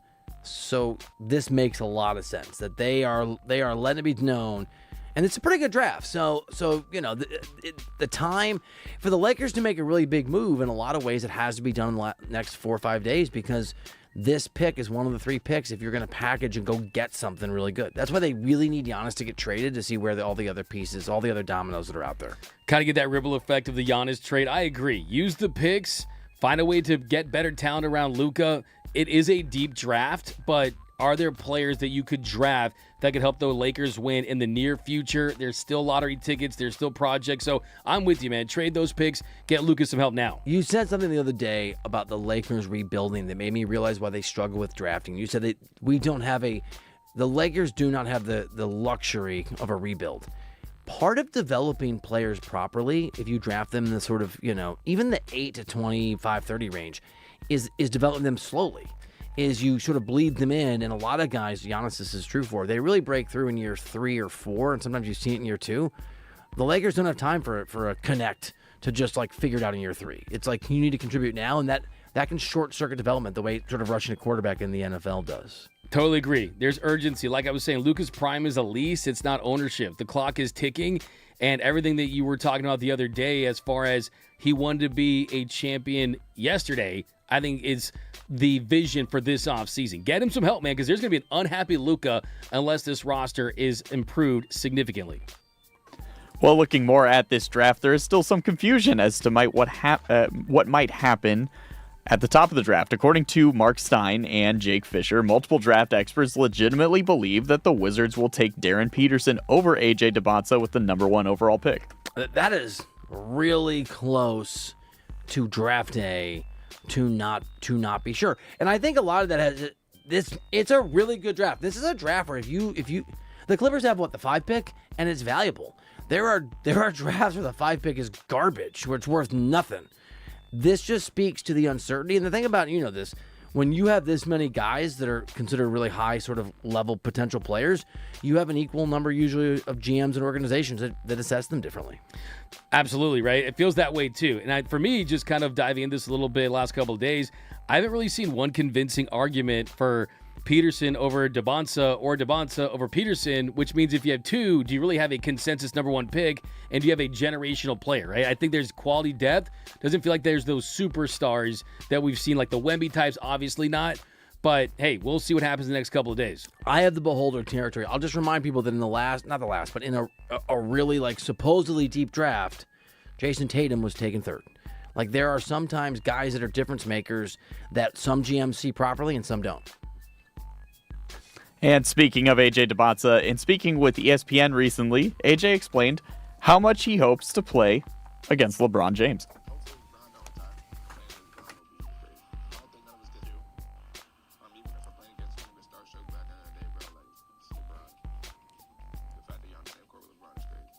That is respect. That is cool. That was really cool. Honestly, it's got to be wild for these guys to play with LeBron and some of these guys they looked up to and they idolized. So we'll see. He's got personality, too. He's kind of got that vibe to him. I will say this. I don't think that in Ireland, I think was where they are now, on the Cleveland Cavaliers. Are we at 10 years? It's not 12, right? We're doing 10 on this one? I think on the 10-year anniversary of the Cavs championship comeback 3-1. Oh, man.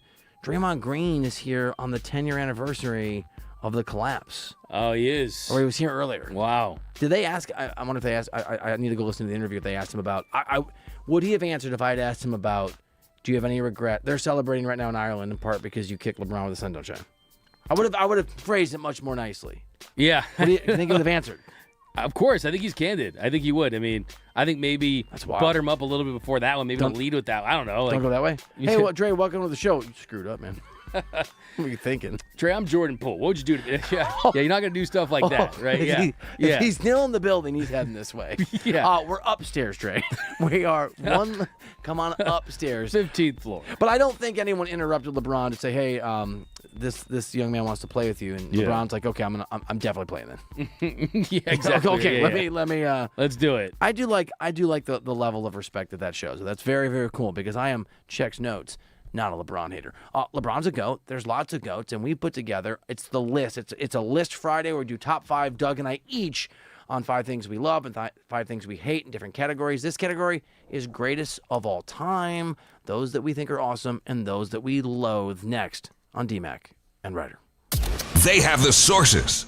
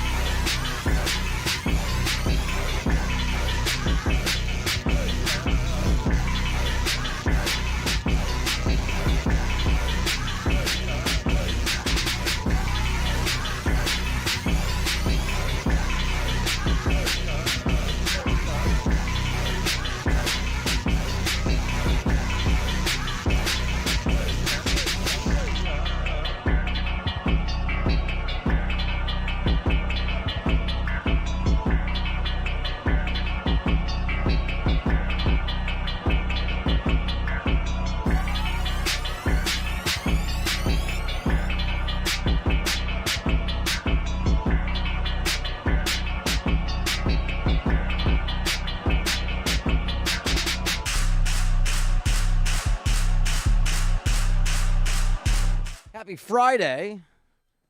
For many of you, long weekend. Thank you for spending your time with us here on the new 97.1 The Fan, the voice of LA Sports. He's Doug McCain. I'm Bill Reiter, and that makes this DMAC and Reiter, presented by DTLA Law Group on the new 97.1 The Fan, the voice of LA Sports. Accident or injury, text injury help to 40222. That's injury help to 40222.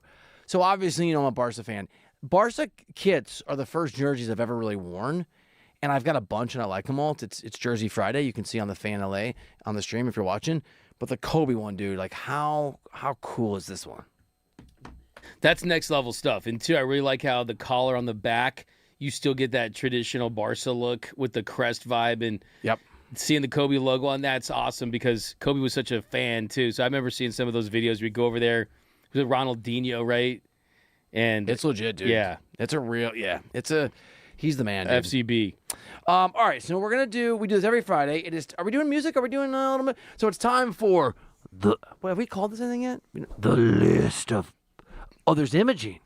Oh, damn, here we go. LA, let's get it. The best, the worst. This is your top 5, bottom 5 on DMAC and Reiter. We're just dancing if you're just listening. You want what's going on. So today we're doing GOATs. So we should do the best first and the worst last, or are we doing it the other way around? What order do we want to do this in, Bursch? Let's go best first. Best first. All right, you start us off, my man. You want me to start you off? So this is the best and worst, our favorite and least favorite, GOATs or best or worst, however we did it, greatest of all time, with sort of the right to interpret. Are we doing numbers, aren't we? Number 5. All right, coming in at number 5. For me at least, I'm going to go Lionel Messi. Just for me personally. Wow, I'm not saying that I'm saying for me personally. I mean, Messi, clearly one of the best players in the history of the sport. Wow. Messi is the best soccer player ever. I think you look at where he's been, even now with the 3 straight goals. He was great, right? But for me, he's number 5. I mean, I'm not going to just sit here and say he's my number 1. I mean, that's kind of crazy for me, right? I feel like I would feel like there was a injustice if I did that. You feel like a poser. I feel like a poser. Okay. This is not me. If he's your GOAT, that's fine, but he's not mine. I still think he's great, though. We did this in part because Messi scored 3 goals the other day as the best player of all time in the history of the soccer football, and we're like, let's but okay. He's number 5 for me. I mean, it's very reasonable. Can you see me looking at you like you're not reasonable? I feel that. I feel like daggers coming from you. And plus, I know you're going to have him probably on your list, probably very high. So he's number 5 for me. Okay. Number 4. Number 4 for me, I'm going Muhammad Ali. Muhammad Ali, float like a butterfly, sting like a bee. Transcended just being an athlete. He was someone that was as charismatic as any athlete in the history of sports. I think that he ushered in the era of really a superstar athlete that was bankable. I mean, we talked about Superman earlier. There was a Muhammad Ali Superman comic where Muhammad Ali actually beat Superman because Superman agreed to lose his powers to face Muhammad Ali. So Muhammad Ali actually beat Superman. Yeah. In a comic? In a comic. It's pretty kind of crazy. Muhammad Ali said, hey, I told people I was the greatest even before I knew I was. So that's my number 4. Number 3. Number 3, I've got Tiger Woods, man. I got Tiger Woods, 13 major wins, most of any player in that stretch of the new decade. 11, the Tiger Slam in 2000. I think he absolutely transcended golf. He made it cool to be a golfer. He got all those dudes paid. Red Tiger on a Sunday. I mean, what he did at the Masters in 2019 after the accident and just coming back. Tiger Woods, to me, absolutely incredible. He's my number 3. Is that where he limped his way to that win? It is. Like tore up his knee. That was amazing. Tore up his knee. But he came back. Number 2. Number 2, I'm going Michael Jordan, man. Jordan's the GOAT for me for basketball. I think Michael Jordan, this to me was a 1A, 1B situation. I think that if I'm going to do the GOAT of all GOATs, who I think is the greatest of all time, not just mine, Michael Jordan's my number 1. But for me, 6 titles, 6 for 6 in the finals. He made the NBA a global sensation. No one's cooler than number 23 in red and black. He also made the game-winning shot in college with North Carolina. Just the lore. Michael Jordan, number 2. Number 1. And then number 1. Don't do it. You don't deserve it. As great as Lionel Messi is, as great as Michael Jordan is, there's a much higher chance that we'll see another Messi and another Jordan than there is that we're going to see another Shohei Ohtani. As great as, there we go, Shohei's my number 1. Here's the thing. As great as Messi is, imagine if Messi was a combination of Roberto Carlos and Messi, right? And you want to bench one of those two guys. I would not want to bench one of those guys. But Shohei Ohtani, I think that one weird thing we're going to see from him, he has 295 home runs. I think we're going to see 7 more years. I'm giving him 40 home runs a year. So I think he's going to have 600-plus home runs. That's wild. I think he's going to pass Barry Bonds with MVPs. He's going to get his 5th MVP this year. No one's had more than 3. And if he passes Barry Bonds, even though Barry Bonds has the 762, eventually, so he'll get 5, 6, 7. I think he'll end up with 8 MVPs in his career because he's still going to pitch and hit. I think he ends up being the greatest player of all time. I mean, I think he's going to win a batting title. I think he'll eventually win a Cy Young. Oh, stop! You don't get to say that. I do. You're on the no-fly list. And I'm going to throw one more your way that I think Shohei's going to win that no one's going to talk about. You're on the no-Cy list. No-Cy list. There you go. They should change it to the Shohei Ohtani MVP award. I think that he is going to win a Gold Glove in his career at some point, whether it be in right field, first base. I think he's going to win Gold Glove. Your head would explode. And I would love it. 4 times in the outfield. I would love it, man. You would hate it. You are lying. He's got his WBC. He's got his World Series titles. There will never be another Shohei Ohtani. Baseball Jesus. He's the greatest athlete of all time because he plays 2 sports. He does it at an elite level. He's an absolute one of one. I'm so happy that I've been able to exist at the same time as Shohei Ohtani. We should all be thankful. Earth has been around for billions of years, and we get to experience Shohei in his prime in L.A. We should all be thankful. I agree with that. That is crazy. That's my list, baby. You the don't GOAT want to of pitch, goats. but you want him to play center field. Right field. After he's done pitching. Let's put him at shortstop. So that's funny. I think he's going to do it at shortstop. He's not going to be done pitching. At some point he will. He's too good at it. He told me he wants to pitch his entire career, but I also think that at some point. But you know what's best for him. I have my ideas. He's the GOAT, I baby. do love and respect that about you. You do have your ideas. All right. Is it my turn to do my best? Go for it. Number 5. I'm going to go Shohei Ohtani with real love. At 5? Yeah. Yeah. Respect it. He's still in his career. Okay. He's still going. That's why I want him to get a Cy Young so he can jump high on the list. You're like, no. October. If he sits tomorrow, we've won 4 World Series consecutively because that's baseball math. Shohei, if you're watching this, don't forget who had you at number 1. All this, I hate Shohei. Hey, he's my number 1. I don't pander. Okay, fine. That's funny. Number 4. This one's actually going to make you mad. I have Greg Maddux here. I like it. I just think he's the greatest pitcher I've ever seen to have finished his career. But one of the things about Greg Maddux that I find really interesting is they let him pitch. I feel blindsided by that one. Also, I've got some personal stuff in here. I've told you this story. I don't know if I've told this story on the air. Greg Maddux was notorious as a prankster and kind of gross. And when I was a baseball writer, I was at spring training, and mostly my responsibilities were to cover the Royals. They're in Surprise. They share sort of space with the White Sox. But the Padres weren't, I think it was with the Padres, weren't far away. And I drove over just to do, I had a job where I could write kind of whatever I wanted when I got my Royals work done. I wanted to write a Greg Maddux story, and I went in to talk to him about baseball, and I was like very nervous. He's Greg Maddux, and he was sort of at the end of his career. And he was great. He was great. He answered, I think he talked to me for 25 minutes, but he farted the entire time. And Stone just didn't even make a face, and I found out later. One of the guys pulled me aside. One of the Padres, hey, I think it was a Padre. Did you know that he is notorious for just messing with people? So he gave me great answers, had a great story. He was very gracious, but he just was didn't even make a face. He just farted his way through the whole loud, and it smelled terrible. Farting is always funny, man. Farting is always. If we ever do a list of farters, he'll be higher on the list. I'm just saying. No? Number be on there. 3. So you have Tiger at 3. So we have the same. We have a very similar. This is crazy. You had Tiger at 3. I had Tiger at 3. I'll just move it on. Number 2. I had Jordan at 2. Wow. I know we're very aligned. Number 1. Doug McKay. Just kidding. Leo Messi. He is now. Sports alone, he's there. And if you don't follow soccer, then I understand why you kind of wouldn't know or get it, right? I'm totally down with it. As an athlete alone, he is number 1. He's just number 1. He just is.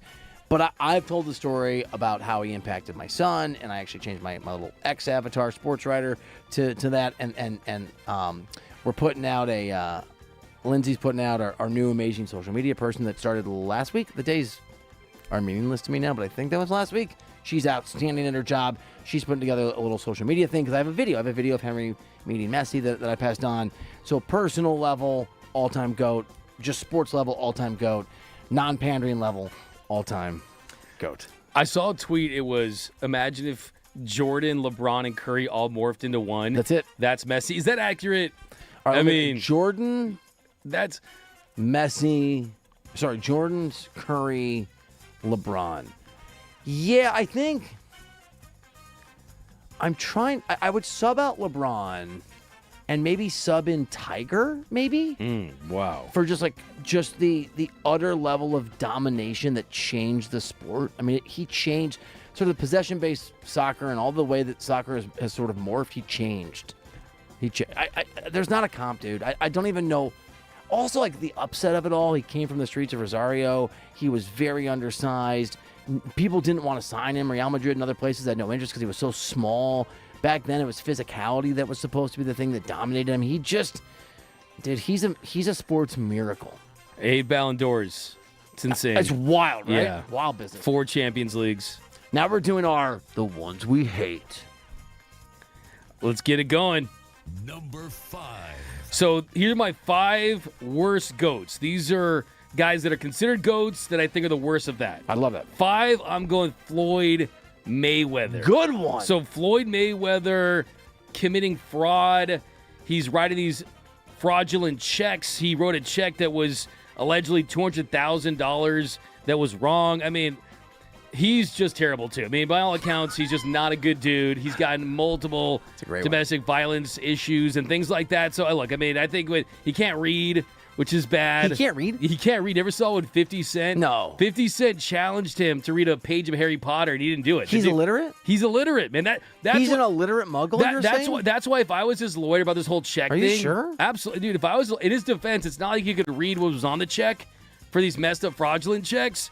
So, yeah, I don't know what is going on with Floyd Mayweather, but he lost all of his money, apparently, I think $1.5 billion or whatever it was. And the dude has managed to go broke. The money team is the broke team now. Floyd Mayweather coming in at number 5. Wow. Number 4. So number 4, I'm going with Alex Rodriguez. So Alex Rodriguez, I think, could have gone down as the greatest baseball player ever. He would have been up there with Willie Mays and the rest of the great players in the history of this game. But he did a couple of dirtbag things, more than a couple of dirtbag things in his career. Of course, there was 2004 against the Red Sox in the ALCS where he had a slow ground ball, and then he swatted the ball out of Bronson Arroyo's glove. That was wild. And then during Game 4 of the 2007 World Series, where you're not supposed to report anything, he announced his free agency that he was going to opt out of a 10-year contract. So he's a fake person. And I will say, I had a story with Alex Rodriguez. I was going to the WBC a couple months ago, and I saw him in first class on my JetBlue plane to Miami. Really? And I saw Alex Rodriguez, and he had the glasses on. And he was really nice to my daughter, by the way. He was really, really nice to her. And I said to him, I was like, A-Rod, why are you flying in first class on a domestic flight? And he was like, why are you in coach? That's what he said? Yeah, and everyone started laughing at me. It was funny, though. It hurt my feelings. Can I make 2 comments? Yeah. Can I also add he fumbled J-Lo? Oh, yeah. I mean, that's a historic. And can I just take a quick shot at someone I really like, Donovan McNabb? I was on a flight once, and I flew first class for my last job. And I was in first class, and he walked on. There was 1 seat left. It was the first class seat to my right. So I stood up and said, hey, man, have a seat. He's like, I'm a coach. And he went to the back. That's Donovan McNabb catching a stray on the worst. A-Rod, he coach shamed you. He did. He coach shamed you. He really did. It was good times, but sounds like great times. Everyone laughed at me, but then they all were like, he's kind of rude, right? But he was nice to my daughter, which was cool. So A-Rod at number 4. Number 3. Number 3, I'm going with Brett Favre. So Brett Favre, 71,000 plus passing yards. 71,838. That's 4th all time. 508 touchdown passes. The 5th most in history. But this guy is a noted douche nozzle. Like, this guy is not a good dude. There was the he's got the nozzle on it. There was, of course, the Mississippi welfare scandal where he was implicated on a fraud case, a welfare fraud case, where millions of federal funds were meant for impoverished families that were sent to his daughter's volleyball facility. So there was that. Also, the way he treated Aaron Rodgers, who's a great guy. Also, the offensive line. Here, I'll give you one. There was also the pictures that he sent to that were very bad. Those pictures when he was with the Jets. But here's one that's terrible too. Do you want to elaborate? So 2008, he was with the Jets, and the game day host for the Jets, Jen Sturger, he sent her unsolicited, inappropriate pictures. Oh, that's right. And then there was the offensive lineman incident. So Favre had arranged a big trip to Mexico for his entire offensive line, and it was supposed to be this really nice thing, and everyone's like, oh, Favre's the nicest guy. But when they got to their hotel, it turned out that they had to commit to autograph signings to pay for the hotel. So he gave them a trip, but then he made them have to sign autographs to pay for it. I didn't know about that one. Yeah, Brett Favre is not a good dude. Aaron Rodgers is. He's not. Brett Favre at number 3. My friend was the producer behind Something About Mary, so I will say great cameo. Brett Favre. Yeah, that's the thing. I wish he was better, man. I really do. No, but, your list is awesome. I got a couple more to go. I'm going to try to steamroll these. I got some stories in these, but let's roll. Brett Favre. Number 2. Number 2 is Barry Bonds. So Barry Bonds, I've talked to a lot of people that have dealt with him. Famously, I've been down at spring training. People told me that kids would go. Kids would go up to Barry Bonds and ask for autographs, and Barry Bonds would ask the kids for money for autographs. Like, he was a bad dude. There was just so many examples of Barry Bonds just being rude, was not a good dude. There was a story. I had a friend whose brother was a grocery bagger at a grocery store in the Bay Area, and one time Barry Bonds went there, and he didn't like the way he bagged his food, so he got him fired. Come on. True story. No joke. I swear. My friend Eric. It's kind of a crazy story. Like, he's that bad. It sounds really weird, but that really happened. That's terrible. That's terrible, man. Barry Bonds, a terrible guy. There's a crazy story, too, that he didn't sign autographs because he was just mean, but then he realized that he could get cash for it. So he actually, there's a book called Game of Shadows where the IRS says that he would sign autographs for cash so he could buy his mistress houses and cars. Like, that's from a book, Game of Shadows, crazy stuff. Barry Bonds at number 2. Number 1. That's wild. The number 1, I've got Ty Cobb. Ty Cobb, one of the best players ever. He won the batting title 12 times. He hit 403 times in his career, had the highest lifetime batting average in MLB history, but he was not a good dude. Babe Ruth famously called him a punk and said he was great, but he's just a terrible guy. But how about this? On May 15, 1912, Ty Cobb charged into the stands at Hilltop Park in New York and brutally beat a heckler named Claude Lucker. And Claude Lucker actually had no hands, and he was a paralyzed guy. And Ty Cobb went out there, beat him up, was suspended. It was the first time we ever had a player strike in the history of Major League Baseball. And check this out. His Tigers teammates did not play one game, and for that replacement game, they had a replacement player and a pitcher named Father Aloysius Allen Travers, who's the only Catholic priest ever to play in a Major League Baseball game. They played in that replacement game. He gave up 24 runs on 26 hits during the first player strike ever. It was because of Ty Cobb. So Ty Cobb, mean dude, not a good guy. He's my number one. That was like watching Obsession all over again. That was educationally disturbing. Isn't that wild, dude? Wild is yes. That was a great list. I hate Ty Cobb. Before I get to my top 5, I have an honorable mention. There was an honorable mention for both lists. LeBron James. He came close to being in both my lists. You would never be in the allegations, dude. All-time great because I just think he's that impactful. And well, here's why, though. My son Henry was a huge LeBron fan. And when he went after me on X, Henry got rid of all of his LeBron stuff, and I asked him not to. And I tried to explain, like, it's okay. LeBron and Daddy have this sort of, like, relationship through work. But he just broke my kid's heart. You know what? I will remove. If he messes with Henry, he's number one of my worst goats. He messed with his dad, but how do you explain to a kid? Yeah. It's because people at school came up to Henry and were like, "LeBron said your daddy's a bleeping liar." Hey, first of all, Henry's loyal. Henry's loyal, man. Shout out to Henry. Henry doesn't mess around back. the streets. Yo, LeBron, I forgive you, but my kid doesn't. Number 5. The 1972 Miami Dolphins. We have never had this conversation. This makes me almost as pissed off as the hit streak thing. Congratulations, you went undefeated, you won the Super Bowl, that's amazing. Every year, remember when they were all still like rocking the earth, they would pop the champagne. I just found it to be the most. So what would happen is when the last undefeated team in the NFL would lose, the remaining Dolphins from the 1972 team with Don Shula would go out there and pop some champagne and celebrate. And I just found it so off-putting to celebrate someone else's failure. Like, you can't share the stage 40 years later. Like, when the freaking Patriots lose the Super Bowl, we did it! Shut up, you didn't do it, that was in the 70s, leave me alone. You're not here for this? I found it to be the most obnoxious thing in the history of sports. You can't, like, greatness and success supposed to welcome other greatness and success. Remember when Lou Gehrig had his stolen base record beaten by Ricky Henderson, and he went out to congratulate Henderson. Henderson did this obnoxious, "I'm the greatest in the world." Next the guy just beat. Lou Gehrig wasn't like, he was like, "Congratulations, graciousness, Brock." Did I say Lou? I'm all mad. Brock, Lou Brock. I know the names, except when I get really pissed off. I love when the 72 Dolphins would do that. You would. It's a tradition. A couple of weeks ago, I said that I was popping champagne when Christopher Sanchez They didn't make up the popping champagne thing. They did it, but I mean, it's cool. They're the only team to go undefeated throughout an NFL season. They should celebrate it. Not when someone else fails. They should welcome them. They should just be like, "Oh, that's cool." It was so rubbing their faces in it. Every year, the best team in the National Football League had to be associated at that point with the Dolphins celebrating their loss. Give me a break. And wasn't that a 14-win season? So you went 17-0 or something? Yeah. Congratulations. I like the pool. I'm not going to lie. I hate it. Number 4. Bobby Knight is not on my list. And I found him obnoxious, rude. So Frank Martin and I are friends. Frank Martin, obviously, is a longtime college basketball coach. Almost won a national championship at South Carolina. I got to know him at K-State. You'll be shocked to know that we became friends when he got mad at me for something I wrote. Shocker. Oh, really? But then he got to know me. He's like, "Okay, you're actually mean the things you say," and whatever.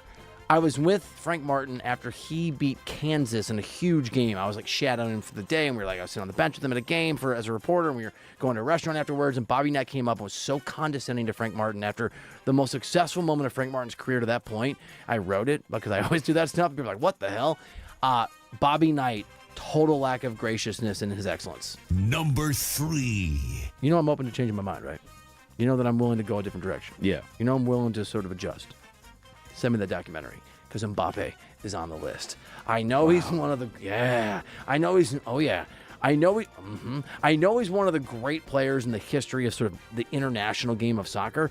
I find him to be so obnoxious. He doesn't run for his club team. He abandoned PSG. They won 2 Champions League to your benefit immediately. I do love the fact that he just torpedoed Real Madrid. It's beautiful, so maybe I should put him on the other list if he keeps doing it. I just find his selfishness over the team to be really obnoxious for a guy that has the talent to be the greatest soccer player of all time. Number 2. Ronaldo, baby. Ronaldo, baby. You suck. That guy's the worst. I don't need to say anymore. That's it. Ronaldo. Number 1. I have a Barry Bonds at number 1. For all the reasons that you had him at 2? 3. 3, all the reasons you outlined. And I'll add this. You talk about how much I love baseball. I used to write about baseball back when I was sort of a generalist. And I had a career opportunity to I got very lucky and had some good work when I was at the Kansas City Star and had a chance to do other things. My dream was to be a baseball writer.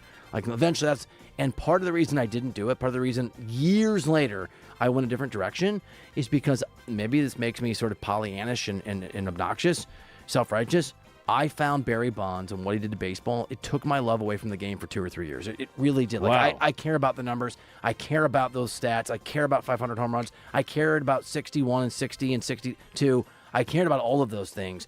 And that McGuire and Sosa did it as a fact, but there was some shame they felt. There was some shame, right? There was some understanding, I think, of both those guys.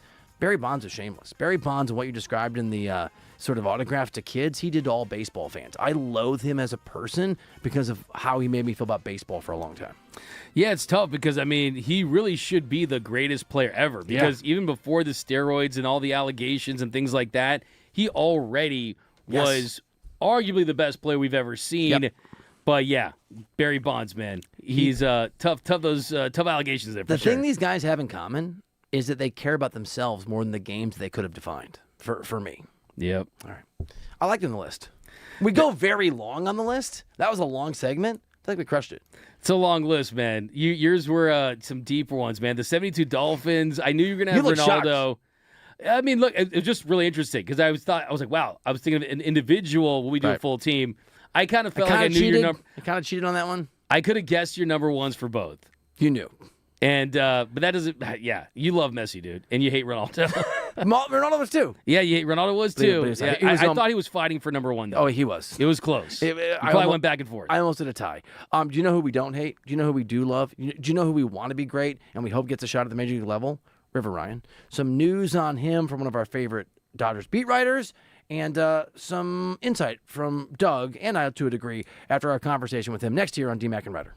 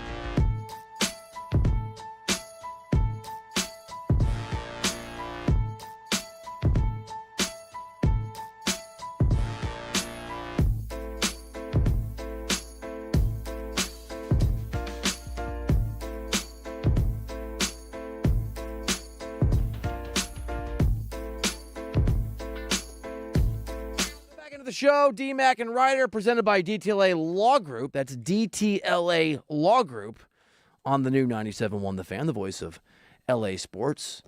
Accident or injury, visit calldowntown.com. That's calldowntown.com. Look, it's lipstick on a pig, I understand. But I'm going to say, this is a fire Barca jersey with the Barca.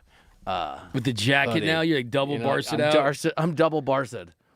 Why are you shaking your head? It looks great. At the It's Fan so, LA. it's so iconic. It's By so the way, iconic. Yours is awesome, too. I didn't realize it was a Jordan brand. Yeah, their football team, the basketball team, they wear a Jordan brand. It's rare. Let me see it. It's nothing crazy. It's good, It didn't serve a purpose, though. And now I'm just some random guy wearing a UCLA football jersey. I was trying to get some love from Quentin Lake. It's jersey. UCLA football legend. We're going to hear from him later. Yeah, He was on we Brock are. and Alex Midday in LA. I know. Dude, that guy's good. The guy's very good. You know who else is good?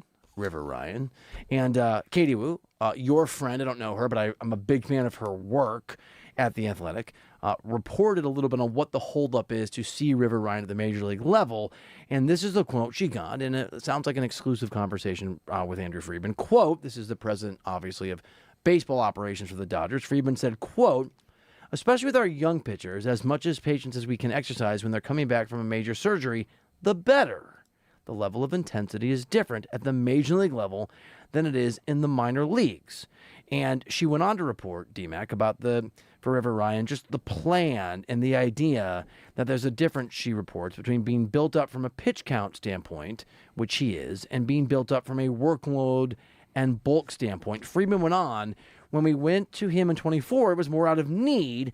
We knew the talent level would meet the elevated level of competition, but the ability to post every 5 or 6 days and be able to pitch into at least through 5 into the 6th inning was going to be really important because we had to rush him. We weren't necessarily to that point, end quote. And Andrew Friedman just goes on that before he got hurt, their focal point was just to build up volume tolerance. And that then I'll just read this last quote here. Friedman told Katie Wu at The Athletic about River Ryan, quote, then obviously he got hurt, and so now the focal point remains the same, which is to continue to build up volume for him, especially being that he hasn't pitched much in his life, end quote.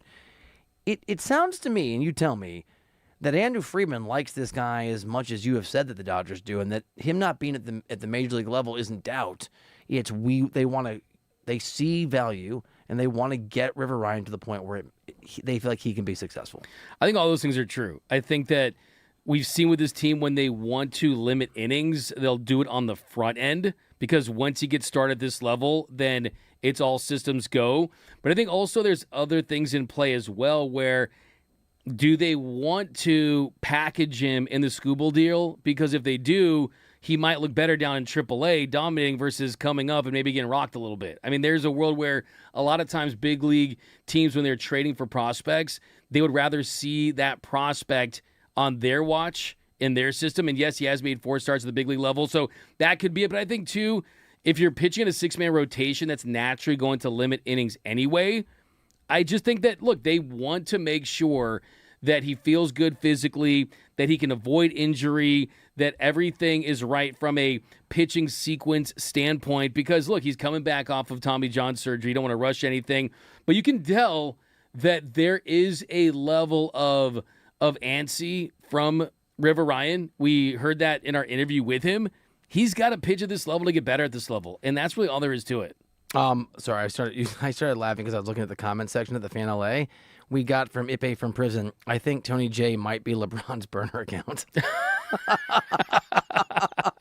From earlier in the show. Wow. Let me ask you this about River Ryan. So, and I know you hold him in high regard, and you have said on the show that you think the Dodgers hold him in high regard in the sense of some prospects you pointed out to us, DMAC and Reiter 97.1, The Fan, that some prospects they think are really good and they want to trade those prospects, and some they know are really good and they would like, if able, to have them be at the major league level. Correct me if I'm remembering this wrong, but you think they view River Ryan as the latter, as if it all works out, the kind of player they'd like to be here. If there is a bidding war for Tarek Skubal, and the Yankees, as reported earlier, do have a package, as John Heyman said, that really actually legitimately tempts Detroit. And let's say, I don't know, the Brewers get involved, or Arizona, you've noted, could get involved, and the price gets high, and there's already a lot of the names we put out there. Do you think if Detroit said, look, we've got this package from you, Andrew Friedman, it's really robust, throw in River Ryan on top of these names, and we have a deal, despite how much you've told us they like him. Is that a go? I think it would be. I think that he could be the crown jewel of a package to get Tarek Skubal, but I think from the Tigers' end, too, is he's someone who just had Tommy John surgery a few years ago. He also hasn't pitched a lot in his career. Remember, he's a converted shortstop. Yeah. When he was on the Padres, he was still playing shortstop. He was an 11th round pick. The Dodgers developed him into one of the top 100 best prospects in baseball, one of the best pitching prospects in baseball. But guess what, Bill? He's only pitched over 100 innings once in his career, right? So he doesn't have a lot of experience doing this. There's also something called service time manipulation. And I'm not saying the Dodgers are doing this, but when a pitcher is down to minor league level, well, that clock isn't starting, isn't going. The second he goes up, well, the clock starts towards getting him to arbitration, and team control starts to get limited. So I don't think there's any of that, but I also think they're being extremely careful with an asset. This is asset management by the Dodgers. This is also a byproduct of someone that you hated has pitched well, Eric Lauer, right? Lauer. I see you bringing up old stuff, and I respect it, because if I were you, I would do it too here on DMAC and Reiter. But I now respect Eric Lauer. I know you do. And he's pitched well, right? A sub-4 ERA. No, I thought he was going to be garbage. It's totally fair. And he's pitched well. I was outraged, actually. But you know why I would feel more comfortable trading a River Ryan potentially? Just because of how well Roki Sasaki's pitched recently. Roki Sasaki looks like he's turned a corner. It looks like he's going to be the real deal. Yes, he did have a rough last start in Chicago. He's pitching tonight. So did River Ryan. Yeah, no, exactly. And that was at the minor league level, right? Yeah, yeah. I do think that they would prefer trading River Ryan over Josue DePaula. So I will say that, 100%. To whatever degree it matters, and maybe it does not, when we had River Ryan on the show, was that last week or this week? I can't even keep track of the days. Was that this? Well, it was this week. That feels like Monday, 6 months ago. That was literally 15 years ago. I know, DMAC and Reiter, where time doesn't matter, but where guys like River Ryan do time join. Isn't real. Did you say time is a wheel? Yeah. Are you doing a Stephen King thing? A little bit. Which one? Okay, it's okay. I didn't have to. Dark Tower. There you go. Yeah. Time is a wheel. The Dark Tower is a thing. And River Ryan says that if he can choose, he told us this, to be a Dodger. There's a lot of mock trades, and it's really easy to get caught up in, what the media is saying and what other people are saying about where I may end up. But I definitely want to, be in the starting rotation for the Los Angeles Dodgers and pitch for the Los Angeles Dodgers, and in any role that they see fit, and contribute to winning another championship. That's really just my focus. I mean, the chips are going to fall where they fall. If I end up with another team, I end up with another team. But like I said, I want to pitch for the Dodgers and help them win another championship. This is DMAC and Reiter on the new 97.1 The Fan, the voice of LA sports, and one of those voices is Showtime LA, who says on the chat at the Fan LA, River has 10 times the talent of Lauer and his trash 91 mile per hour fastballs. I will just add, comments today. No one is saying that is River Ryan's burner, by the way. I'm not saying it. You're not saying it. Nobody's saying it. I will note to Showtime LA, okay, but that might be the reason that Detroit would prefer River Ryan or anyone else. River Ryan is also an asset more than Eric Lauer because of, maybe a nicer version. But here's the thing, he's really good. He's really good, but I mean, there's some issues here because with River Ryan, then move him, dude.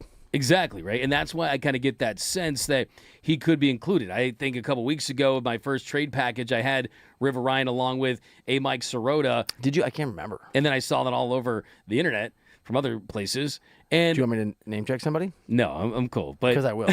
But I will say this. Tyler Glasnow should come back. Blake Snell should come back.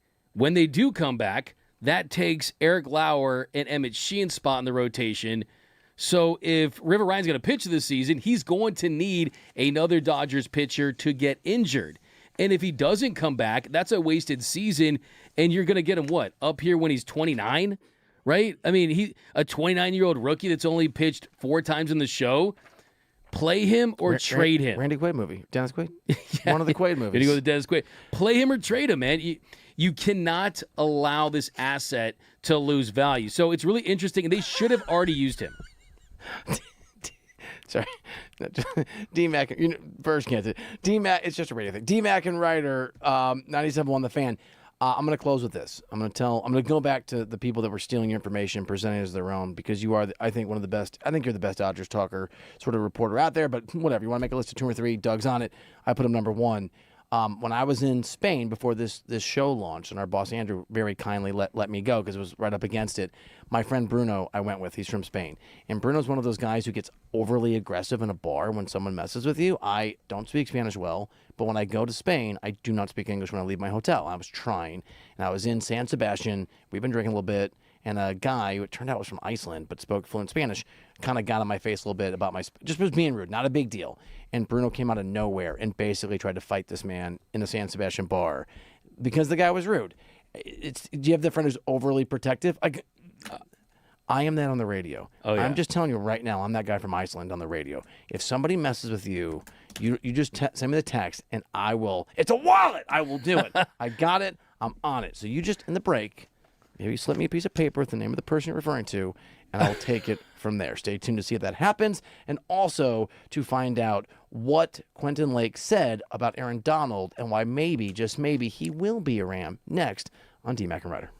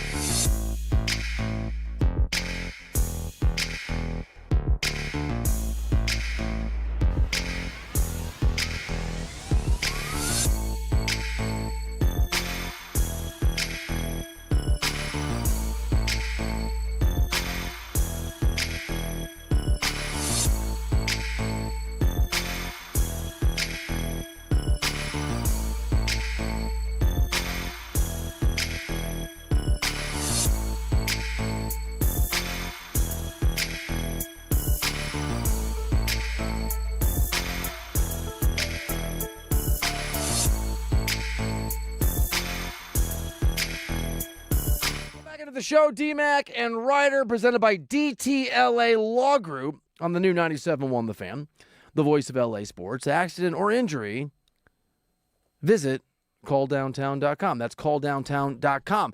If you missed the show, if you want to listen to it later, you can always download the podcast wherever you get your podcast or the free Odyssey app. So make sure that you are subscribing to, giving a good review to, and just generally listening to, getting, when you're away from the radio, the podcast version of DMAC and Reiter. All the content we do is there. If you want to call us, 855-97-LA-FAN. And, of course, on the chat, on the stream, at The Fan LA, at The Fan LA. It's time for the NFL Report. It's time for the latest headlines on and off the gridiron. It's DMAC and Reiter's NFL Report. That's right. This is the NFL Report. We're focusing in on some stories with the Rams, Raiders, and Chargers today. And, of course, with the Rams, Quentin Lake, captain of the Rams defense, was with Brock and Alex in studio today. And he talked about the big billboard that 97.1 The Fan has that's given a pitch to Aaron Donald to return to the Rams. On the 405. Oh, yeah. The fan put a billboard up, said, please come back, Aaron Donald. Right. We went, because Les Snead came on the morning show with Derek Fisher. Yeah. And he was like, if you guys want to keep talking about it, please keep Right. talking about it. Maybe it'll keep him up at night. Yeah. Literally took the homework assignment and took out a billboard that day. Yeah, it's the subconscious is there. Hopefully he passes that billboard over the 405 every day. Yeah, right? Hey, man, maybe at some point it's like, man, so many people are just telling me I just have to. Yeah, just got to go do it. Peer Right, pressure. right. This is like the perfect kind of peer pressure. Exactly. I mean, I love this guy's vibe, and I love this guy. He was really, really cool, and I'm with him. We all hope that the Fan LA billboard, what did he say? Subconscious, Yeah, I Win love him that over. too. Just kind of find a way to get into Aaron Donald's brain and say, I want to come back. So we did our part here at 97.1 The Fan. We've been pushing for it. Try it. We put the money where our mouth is, man. We put that billboard out there, and everyone's seen it, including Quinn Lake. You can hear how much he wants Aaron Donald, right? Whenever people are asked, it's like, there's no we'll see. It's the vibe is basically, yeah, man, we hope so. Yeah, Please. makes life easier for him, right? Yeah. In other news for the Rams, the NBC4 reports that Rams offensive lineman Alaric Jackson won't face felony charges after a domestic battery arrest earlier this month. The DA's office has referred the matter to the LA city attorney for potential misdemeanor prosecution, which is currently being reviewed by officials. Okay, so we don't have a lot of details, but a misdemeanor charge is vastly different legally. And let's be frank, in terms of the potential outcome of an NFL investigation or punishment than a felony charge. Does this at all, and I know, DMAC, you have some insight and some reporting here, does this at all alter the likelihood for you that A.J. Jackson is just not around? So it doesn't mean that he won't face some punishment or suspension from the league, because that's a separate thing on its own timeline. I think if you are Alaric Jackson, A.J. Jackson is camp that this, as you point out, it's going to be very different because it isn't felony. What I can do, though, is from a roster standpoint, tell you what I've heard. Yep. And that is that I've got 4 options here, right? You can stick with this and hope that Alaric Jackson comes back. If he does miss 6 or 8 games, that could be a third of the way through the season. But you do trust your depth internally to try to get the job done. You can have maybe a Warren McClendon go to left tackle and have a Keegan Trost, a guy that they just drafted out of Missouri, can play right tackle. There are some internal options that they could go with. You could also go with some other depth options around the league. You can trade for a depth piece. But I think their best move, if you're continuing the all-in approach to the season, which you know they are, is you can release Alaric Jackson and you can sign Taylor Decker.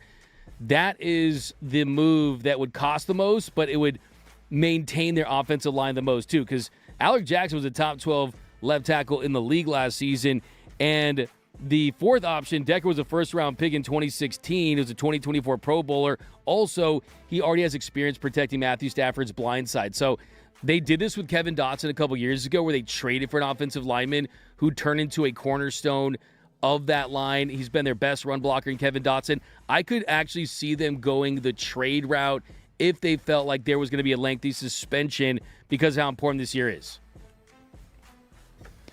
The Raiders released a video today of Fernando Mendoza's first interaction with Tom Brady at the Combine prior to being drafted. Oh shoot! What's up, Mr. Brady? How you doing? Or by the top, how you doing? Shoot. My dad. Yeah, love it. How you doing? I'm great. I'm blessed here at the combine right now. You know, hope we get this interview going. You know, I'm great. Ready for the opportunity. Good. All right. Well, enjoy everybody. I just want to say hi and yeah, good luck on everything and just keep being yourself, man. You're doing a great job. Appreciate it. Thank you. God bless. Yeah, same here, babe. Take care. We'll see you soon. I'm not gonna lie to you. When I first saw this, I misunderstood. I thought Tom Brady was in the room and Mendoza was on his phone, and I thought that because he's looking at his phone, and I thought this guy's never gonna make it. Tom Brady's on the phone. You're not even making eye contact. Get off your phone! And then I realized, oh, Tom Brady's on the phone. He's on the phone. Yeah, Mobby, as my kid would say. Yeah, it's interesting to me, this whole situation. Tom Brady trying to have impact on Fernando Mendoza that way. What's it, Fernando Valenzuela? That would be an impact. Yeah. But Fernando Mendoza just being around in the orbit of Tom Brady should naturally make him better.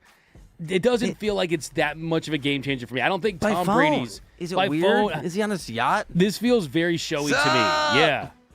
This is I'm in the Bahamas, yo! Like, what's Tom Brady doing? Come to the office. It feels performative to me, right? Like, hey, check it out. Look what I'm doing. Look at the influence I'm having. It does feel performative. Yeah, so I'm not, to me, it's not going to change whether or not he's going to be a good quarterback his rookie season, at least in my estimation. Can I unfairly armchair psychoanalyze? Yeah. My whole view of this, too, was like, oh, my God, Tom Brady's so over this guy. He's so over this, like, these mortals, these mere mortals. Totally unfair, but that was my sort of... He's going to have his cool factor rub off on him a little bit, so yeah. A little bit? A lot of it. He needs it. A lot of it. Yeah. Oh, it's a lot of it. Last one here, guys. Sean McVay signed a sneaker deal with Jordan Brand. He joins Ron Rivera and Sean Payton as the only head coaches ever with sneaker deals. I know you love Sean. A coach sneaker deal? This is so cool. I'm going to go buy a Phil Jackson shoe or whatever. I love this. I probably have owned over 100 pairs of Jordans in my life. Okay. I wish I had a sneaker deal. I love the fact that Kyle Shanahan up in San Francisco, he has to buy his own Jordan just for the love of the game, while Sean McVay gets them sent to his house in big boxes. Based on the Caitlin Clark history, we'll be able to buy this in 2037. So he's not getting his own signature shoe. He's just getting free Jordans. He wears the Jordan 1 low on the sideline. Okay, great. I'm sure it's going to go great. It's not like they're... Anyway, Nike's great. And so is our Dodgers preview next on DMAC and Reiter. They have the sources. They have the...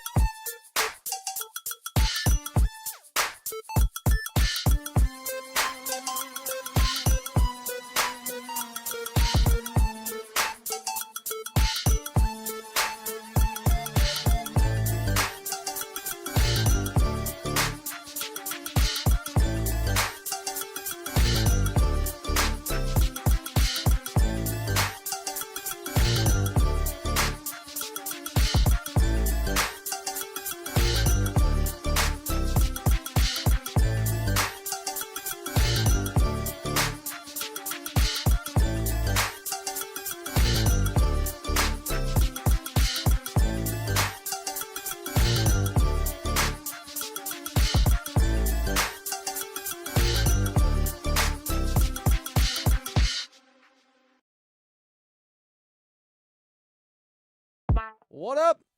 Welcome into the show. Bill Reiter, that's me. Doug McCain, that's my partner. Put them together. Like peanut butter and chocolate. Who thought of peanut butter and chocolate the first time? Like, seriously. As a good combo? Just to put it together. Yeah, it's a dynamite combo. I mean, peanut butter's good, Yeah. ketchup's good. You don't put them together. It's a good point. You got to try it once. Somebody did that too, huh? Yeah. You know what? They put us together, and they got D-Mac and Reiter. Let's Presented. Let's go. By DTLA Law Group. I don't know why I followed your Let's Go. Your Let's Go is enough. I should have let it go. D-Mac and Reiter presented by DTLA Law Group on the new 97.1 The Fan, the voice of LA sports. Accident or injury, text injury help to 40222, 40222. We did our list an hour ago, and I liked mine a lot. Your top 5 GOATs, was yours you hate or the worst? How would you characterize your process for that? So, like, we were trying to clarify in the group chat, like, is this guys that are considered, guys and gals that are considered the GOATs that are the worst GOATs? What adventure did you choose? I was kind of choosing ones that might have allegations or a checkered past, guys that might have reputations for not being the best dudes. Got it. Yeah. All right. But they're also, undeniably considered to be amongst the greatest of all time, which all those guys are, for better or worse. Bonds and Mayweather. I mean, all these guys, A-Rod, No, they're stars. Ty Cobb, Legends. they are all-time greats. Can I, to celebrate what I thought was a great list from you of the 5 GOATs that are not your favorites, can we do caller number 5 on what's about to happen? Are you down with that? I'm down. All right. Let's go. Let's go. Let's go. Out your. Oh my God. That was great. Let's go, Tommy. Let's go, everybody. All right. Birch is not laughing. WNBA's biggest celebration is coming to Crypto.com Arena on Sunday, June 21st. From special guests to one-of-a-kind giveaways to an in-game performance by Warren G. It's going to be an unforgettable night celebrating the 30th anniversary of the first Sparks game on June 21st, 1997. Get your tickets now at www.lasparks.com/1997. But for a lucky caller, caller number 5, let's go next, right now, be caller number 5 at 855-97-LA fan. I tried to steal your Let's Go, but I didn't do it as well as you. 855-97-LA fan. Caller number 5 will be the winner. Dodgers are back in action. What do you think most of these guys do on their day off? That's a good question. I mean, I was trying to get Ryan Ward on the show yesterday, but he had a bunch of errands. So I think they just like to take care of things. I mean, you go on these road trips, you're gone for 10 to 14 days. There's all kinds of stuff that you have to do. I think also they really just like to chill and spend time with their families. Like, that's the number one thing. Yeah. Yesterday, Mookie had a pickleball tournament. So Mookie was playing pickleball. Jeremy Lin was there. So sometimes it's random. Yeah, he always gets these celebrities there. Like Jeremy Lin was there. I covered Linsanity. You did? I was living somewhere. Where was I think maybe the Midwest, and my then employer just said go to New York. I was in New York for forever. Oh wow. The heat destroyed Linsanity in Miami, and I got to go home to see my family. Some people claim that Melo destroyed Linsanity. Do you agree with that? He definitely wasn't a part of it. My memory of this, having covered it, was Melo didn't love it, and he came back from injury. But I remember every time that Jeremy Lin went to play someone. Remember Darren Williams? Was that guy's name? The point guard for in Brooklyn? Jazz? They would say, Illinois? yeah. They would say, like, we're going to end Linsanity. And then Jeremy Lin would play amazing. And I remember I'd covered the Heat the last few years. They were going to Miami, and they were LeBron and Wade and Bosh were respectful, and like and that's when I thought, oh, he's toast, because they don't mean a word. They're just laying the trap, and then the Heat just humiliated Jeremy Lin in that game. But I'm glad he's good at pickleball. Are you ready for the injury report? What? Yeah, no, he's good. I Yeah. didn't mean that as a. that felt a little. It was an unnecessary shot. It was. I'm sorry, Jeremy Lin. Okay, I almost made a pun. I didn't do it. It's the injury report brought to you by Ozeron Law, the Injured Worker Hotline. Here are some of the notes from that injury report from Dave Roberts today, D-Mac. You're on D-Mac and Reiter. Will Smith received another scan on his neck.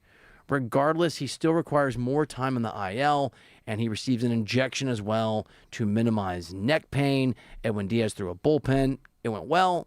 Dave Roberts told the collected media Blake Snell is close to throwing a bullpen of his own. Teoscar Hernandez will go out on rehab next week, most likely. AAA is where he'll be headed, and Evan Phillips' return date is looking like early July. So that's a lot. It's a lot to process. That's a lot, but where's Tyler Glass now? What happened to Tyler Glass now? He was chilling in Manhattan Beach. Is he still at the bar? When I Tyler was there. Glass now? Yeah. So that's the big one I have. The big question I have moving forward, because you have to assess this rotation. Who do you have? But Edwin Diaz still in the bullpen. That's a major positive. It feels like he's had no setbacks. That's very good news. Blake Snell is the biggest news of that bunch. It's like we forget that Blake Snell is a multi-time Cy Young Award-winning pitcher that's just on their roster. Most organizations, they're going to get a Blake Snell update every single day because of how important he is to their team. But they've slow played him, and then Teoscar Hernandez coming back very soon is going to be good for this offense because Mookie still needs to pick it up. Kyle Tucker is still underwhelming. And before he went out with the injury, Teoscar Hernandez was really starting to heat up. And the big X factor on that list is 100% Brock Stewart. What are the Dodgers going to get from Brock Stewart this season? If he's good, it puts less pressure on them to go out there and add another arm at the deadline. If he isn't good, I think you'll see them explore the trade market a little more. And then Evan Phillips, another wild card too, coming back in early July. Interestingly, DMAC and Reiter here on the new 97.1 The Fan, the voice of LA sports. And if you're chilling at The Fan LA on the stream or on X, you can comment either on X in the comment section, the mentions, or on the comments part of YouTube, and we'll get to those. Dave Roberts did not give the lineup when he normally does. Still not out. And said it's because, quote, I'm just working through some things with some position players, so we'll have it out shortly. Interesting. Yeah, what do you think that means? Could be maybe what they want to do at third base. Are they considering a platoon situation anywhere? Is someone banged up and they're seeing how they go through warm-ups? That's always something that is a possibility there. I think Tommy Edmonds the interesting choice because Dave Roberts did say that he'd be playing 3-4 times a week, so it's not like he's going to be that everyday player. Katie Woo's got a little sort of step on there. Let's hit it. Dodgers have yet to release a lineup, which indicates a potential IL stint incoming. Stay tuned. I really hope you're not getting what you wanted, which is a Shohei shutdown. I can't believe you. I do not want to Shohei. So yes, you. Well, I'm not mad at you. I'm mad at you, but that's not a misrepresentation. If that did happen, that'd be pretty interesting. That'd be big news. I am hoping that Shohei Ohtani gets his spot skipped in the rotation a couple of times, possibly. I thought you wanted him to be out till September. I did not say that. Did I misremember this? I think you may have. On DMAC and Reiter? I still need him in the lineup, right? His offense, his bat is so important. But if this is the case, maybe they see something in the knee, and maybe they feel like, hey, this is inflammation, but it's very precautionary. Remember, you want to nip this in the bud when it's small so it doesn't become big. You want to put out that fire. So I hopefully it's not that. Hopefully this isn't something where another position player is injured, just kind of looking at the roster of other possibilities. Miguel Rojas was dealing with something a little while back. I hope it's not. He is a bench guy. Right. So if that was a part of the lineup, it's a right-handed. Yep. It's a right-handed pitcher tonight going for the Orioles and Gibson. So it's not like they would factor him into the lineup that much. I'm going to start texting people right now. Can I give you the last couple lineups here on DMAC and Reiter, and you can tell me if any of these names strike you? Obviously, they did not play yesterday. On Wednesday, it was Edmund, Pajes, Freeman, Betts, Rojas, Tucker, Cole, Rushing, Freeland. And then the day before that, it was Shohei, of course, leading off. Pajes, Freeman, Betts, Muncy, Tucker, Ward, Freeland, and then Chucky Robinson was the catcher that particular day. So it's DMAC and Reiter. We don't have news for you, but there is a pause in the lineup being released when it normally would be. Dave Roberts talking to the media and setting up a bit of a red flare of a worry, saying that he's working through something with a position player. Katie Woo is speculating, the excellent Dodgers daily beat writer for The Athletic, that it could mean there's an IL stint incoming, and DMAC, who knows everybody over there, is efforting, sending some texts to see if we can get to the bottom of it. When we know, however we figure it out, we'll, of course, let you know here on 97.1, The Fan, the voice of LA Sports. Yeah, certainly just send some text out, see if we hear back. I'll text like the high-ranking people and be like, hey, Shohei Alguchi? Like, is that how you communicate with these guys? Not all of them, but here and there. Sometimes it's fun, but most of the time it's extremely on the professional side. But we'll see what happens. Lineup is out. Sorry to jump on you. Okay. Okay. For the Orioles, so it's Tucker. Wait, Tucker's leading off. Am I seeing this right? Tucker, Pajes, Freeman, Betts, Muncy, Edmond, Ward, Rushing, Freeland, Sasaki is obviously the pitcher. So there's no Shohei. No Shohei. That's pretty interesting. That is worrisome. That is worrisome. Interesting. I'm withholding. Look, guys, I don't want to be that guy, but it does feel like that's something that's pretty telling. It does.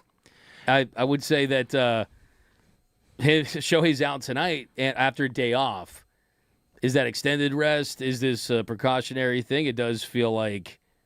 So typically, if you're at Dodger Stadium, this is how it works. So if Shohei is the day after his start, he's going to pop out on that field at some point. Shohei Ohtani is going on paternity leave? Yeah, Fabian Ardaya just tweeted Ohtani's going on paternity Ohtani leave. is going on paternity leave. A sigh of relief from me. A grit of his teeth. No, I'm D-Mac. happy. I'm happy, No, man. no, I was just. You wouldn't miss your. By the way, can we have this? We haven't had this conversation because Dave Roberts went to his daughter's graduation at Stanford last Sunday, and people were getting. Did you see that? People were getting on him. People were getting him on in the chat, and I think maybe a call on D-Fish and Decker that morning. I have zero problem. Look, I want Ohtani to play all the time. When people are having kids, when people are having life events, I have zero problem with them missing time or games at work. Zero. Not even an issue for me. All I got to say is if a fan or a teammate has a problem with a player or a coach attending their kids' life milestones, including graduating from Stanford, and you have a problem with it, I don't want that fan to be a fan of the team that I love. I mean, like, that's just wrong. You want these guys to obviously be all about their jobs, and you want them to always be 100% every single day. But Dave Roberts has earned the right. Dave Roberts has 100% earned the right to go to his Dodgers graduation. The man has won not one, not two, but 3 World Series titles for this team. He's going to be a Hall of Fame manager. Anyone that has an issue with Dave Roberts being out for a day, you can kick rocks, man. Let me ask you a question, D-Mac and Reiter, and I want to ask this not in the spirit of what you think should happen and what you want to happen, because I know that you're very much on the Tarek Skubal. I mean, I get it. Like you are very much a believer, and we did a deep dive on this earlier today on D-Mac, why you think, and this isn't just you sitting in your living room, like you are at Dodgers games all the time, you are a Dodgers expert, you talk to folks, you text folks, you want the Dodgers to go for Skubal. To what degree do you think an outing like tonight with Roki Sasaki, as a way to build more sample size for the Dodgers brass, to what degree he is reliable as a top-level pitcher? Because obviously we know when he came over from Japan, the expectation, Friedman said it himself, he's good enough. They think talent is not necessarily execution, but Roki Sasaki good enough to be maybe the best pitcher in baseball.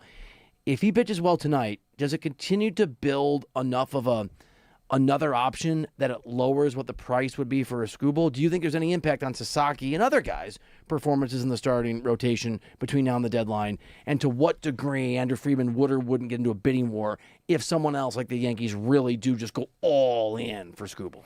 That's a fantastic question because there's so many moving parts to that. The way that the Dodgers view Roki Sasaki, I think that a year, maybe 2 years, maybe even 3 years, they think that he's a game one starter like a Yamamoto, like a Snell.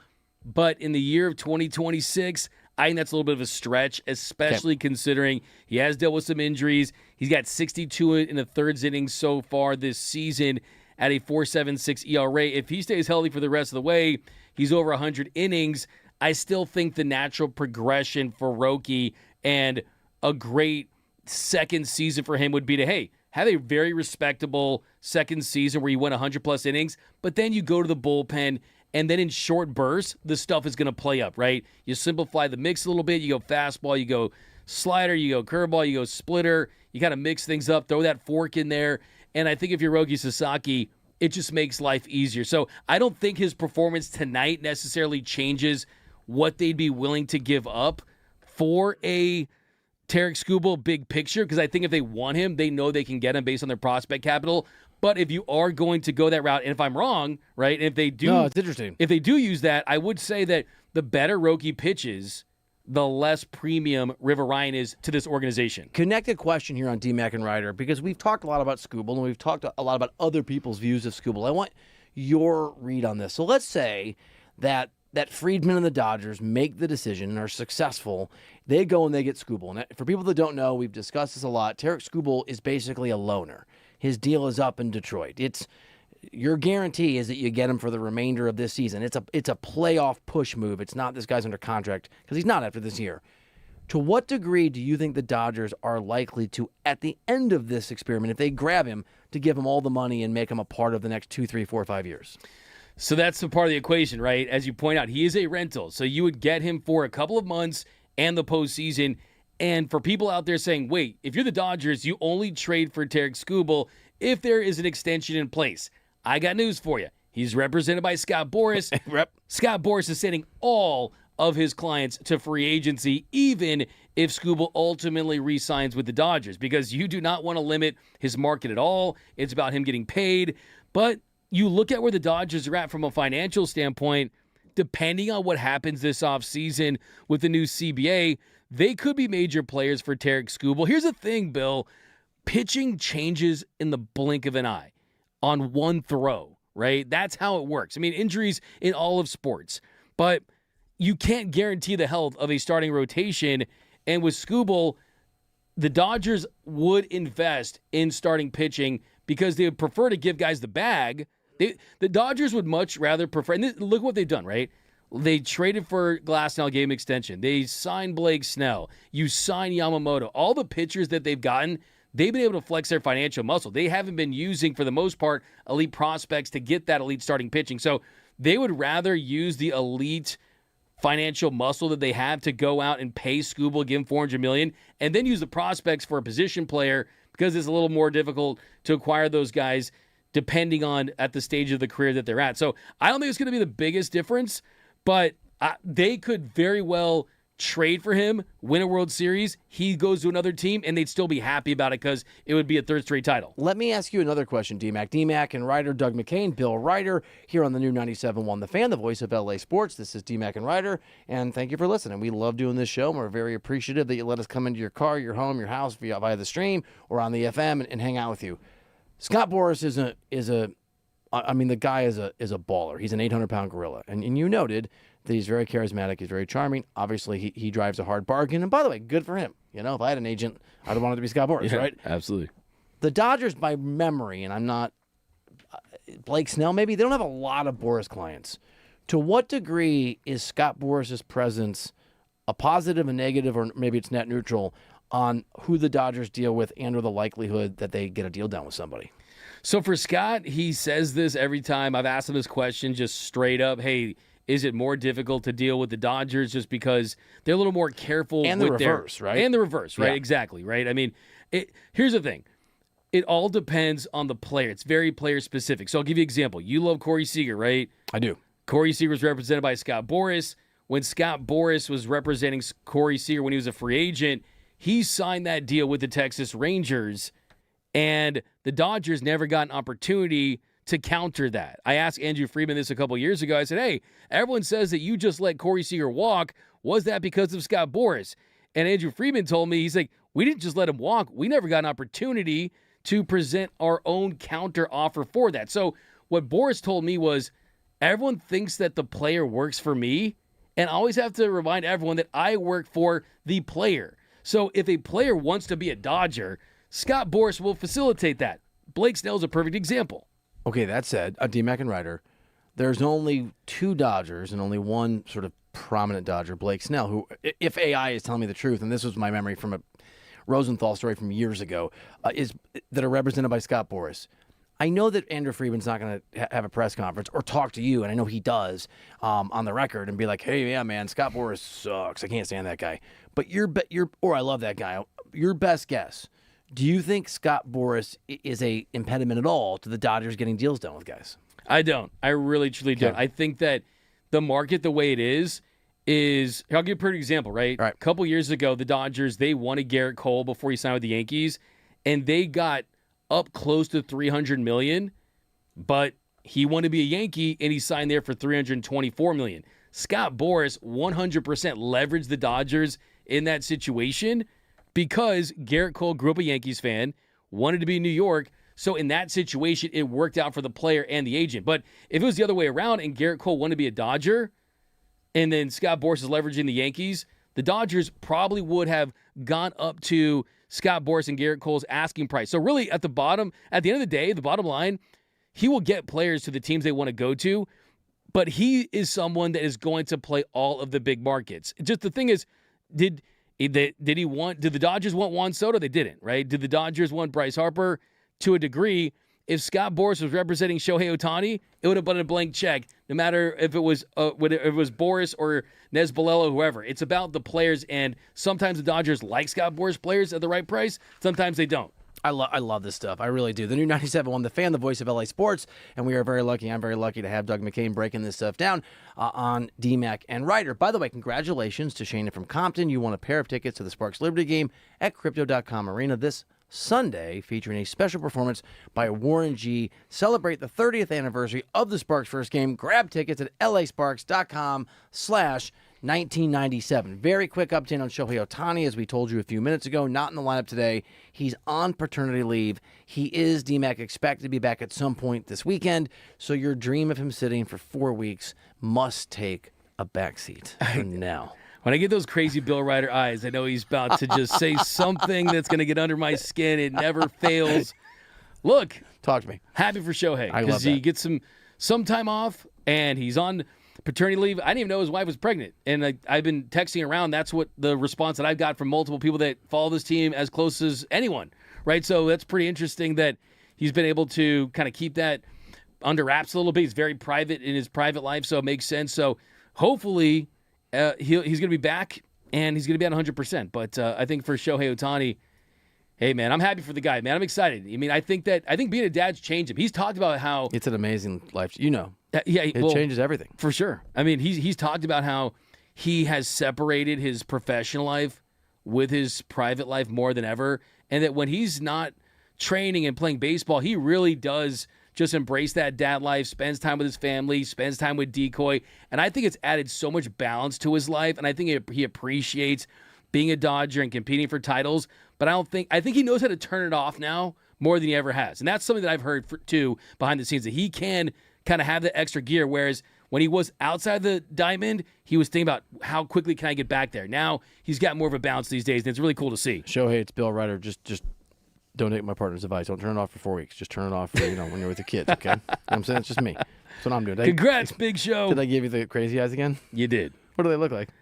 Okay, that's crazy. So it's the eyes. So radio listeners, he looks at me with his crazy eyes, and then he activates it with the head tilt. I crane the neck. And then the neck goes. Like one of those little dinosaurs in Jurassic Park where they... and the ears go...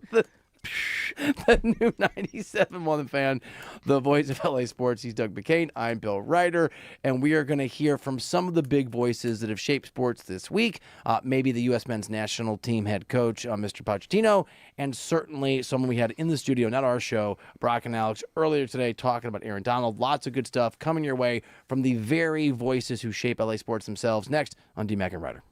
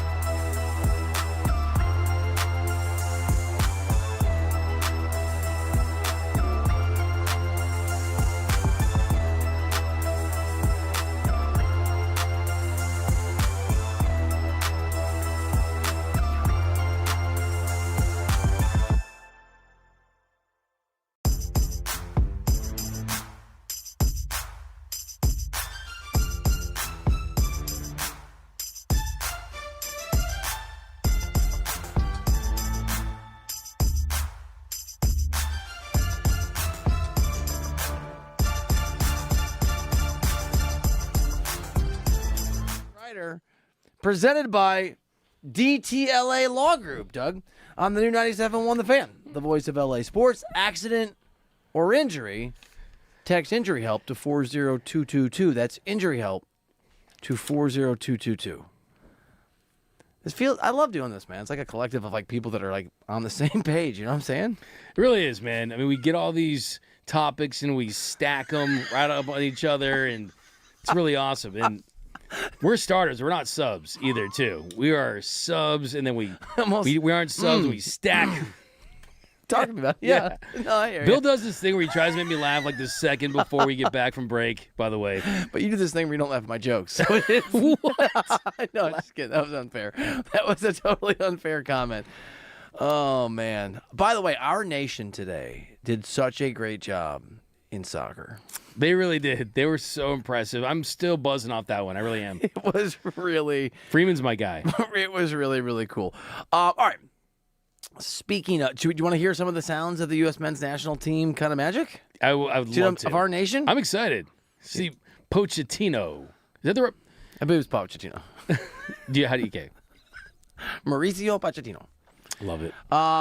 So he was on the field post-game and reacting to the fans, who many of whom, let's be honest, probably were not saying nice things about him 4 months ago, chanting his name after that 2-0 victory.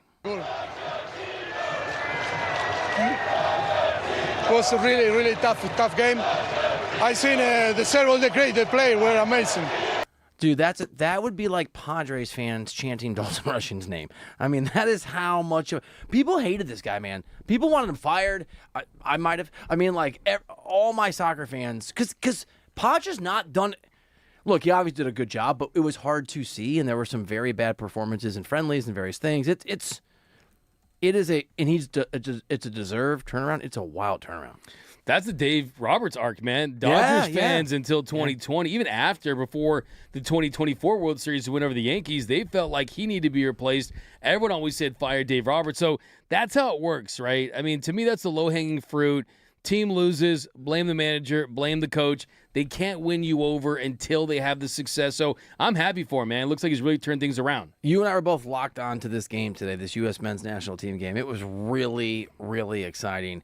And Alex Freeman, who you noted has played extremely well, had an incredible game, scored a goal, but just was so active. And Potts talked about Freeman's impact in that win. That you really enjoy being with him, not only coaching, if not being with him. He's a lovely guy and he's an amazing player for me. Have potential to be one of the best players in his position on the world. So we're at the point now where I think the expectations for the USA, we're probably not going to win the World Cup, but I think the expectations that we win this group, that we beat Turkey, which is still an important game next week, final group stage, and that we go out there and we assert ourselves against pretty good teams, which is what we are, and that we compete and give ourselves a chance to win, even though we'll be an underdog against elite teams. I think that is my expectation based on what we've seen. Poch is a big part of the reason, and I think it's a realistic level now to hope for, even to expect from this team. And then the question becomes: you take it as far as you can this time around, and then do expectations continue to rise for the next World Cup? I mean, is that how it works, or do you think you're just taking advantage of this golden generation, of this current group? Because to me, I want to get greedy, man. I want to find a way. Like, at what point do we get to where we start really saying maybe like a 5% chance? Like, like I think we're building it. Yeah, like the miracle on ice, man. Like, when are we going to approach that? It's so difficult in this sport, but man, it's encouraging. So, not catch-22. This is the best opportunity because I do think that playing on your home soil it's like home field advantage in football times 100. It's just such a difference maker for any country. The next World Cup in 4 years, are we going to still have a very good roster? Yes. Do we have young players that are at a very high level? We do. Are we going to continue to have players be in Europe and improve everything? I think so. I also think that if we do well in this World Cup, it attracts a higher level of manager after Pochettino goes somewhere else. But that World Cup is in Spain and Portugal and I think Morocco maybe, and then there's a couple matches in Argentina. So this is our chance to do it on home soil. So this is a pretty a pretty good year. Speaking of home soil, on this space where we're standing right now, we had Dr. Dre yesterday, right? We had Draymond Green in the studio earlier on Brock and Alex midday in LA, and we've had a collective of people who've been rocking it. And Quentin Lake was on not our show but the earlier show. Ram, obviously, very good player, very cool guy. And he talked to Brock and Alex about the potential of the Aaron Donald, returning to the Los Angeles Rams. So, Aaron, if you're listening to this or watching this, man, please, enjoy retirement for now. But if you can find that fire, and that's the biggest thing. Mm-hmm. Everybody knows you'll be in shape. Everybody knows that you'll take care of your body and, be able to handle it. But it's really finding that fire, because I know it's tough you have to have a lot of confidence and, self-discipline as a person to say I'm done with football, right? That takes a lot to say I'm done and I'm walking away. Yeah. But the same amount of effort that you said you wanted to walk away with, you have to find that same effort and energy to say, hey, I want to relight that fire. Mm-hmm. So that's it. If you can find that, please, everybody will be like, Please? we'll welcome you back in open arms. And I think a lot of people out there are going to try and do their best to kind of influence you and push you and nudge you to, find that fire. I mean, look, we are all aligned. We are all on the same page. We want Aaron Donald to be back. And that was a nice pitch, because it doesn't have to be rah-rah. He's just stating the facts. And everyone wants to see him back. His teammates, former teammates, current teammates, everyone basically except Eric Dickerson wants to see him back on the Rams. It feels like maybe the buzz isn't where it was a couple weeks ago. But, hey, Quentin Lake could have easily said, hey, man, it's not happening. He could have shut it down, and that would have been very telling. He did not do that. The vibe, we're doing vibe. We're trying to read vibes here check on DMAC and Reiter. Yeah, so this is an imperfect science at best. But every time I hear somebody talk about Aaron Donald who is remotely in a Rams circle, who would at least know somebody who knows somebody who's talking to him or has some insight, there's a swell of positivity.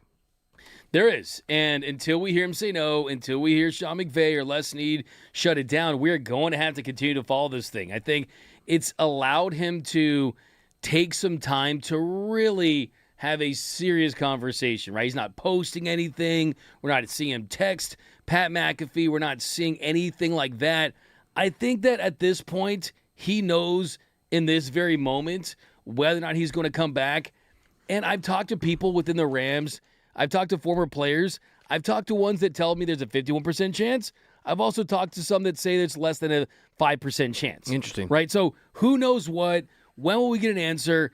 The great news is that this Rams team still has a great shot to win the Super Bowl with or without Aaron Donald. Real talk. Yeah. So it would just be absolute icing on the cake. It would be the cherry on top. It would be massive, but they can still win it without him. And as you sensed earlier, I'm very excited about Sean McVay being a Nike client now. So maybe that can sway Aaron Donald a little bit. You know what I'm saying? Give him some free Jordans, man. D-Mac. Yeah, he has no problem doing that, though. All right. I was just looking for positivity. You know what I'm saying? Yeah. D-Mac and Reiter. This roster's stacked, man. This roster is so stacked for the Rams already. They don't need a lot of subs to be a good team. It's already super stacked. I just moved my neck to pretend I was going to come, but it hurt. 97 on the Fan. I went too aggressively. Speaking of health and health issues and neck issues, Dave Roberts has talked in the last 30, 40 minutes pregame for the Dodgers game, of course, tonight, hosting the Orioles, about the latest on Will Smith's health. Had a scan recently, and the results were sort of fine, nothing really bad, but I think he's going to get some type of, shot to kind of minimize the sensation or whatever. But he feels okay, not great. And I think for us, we're just trying to make sure that we don't have a setback.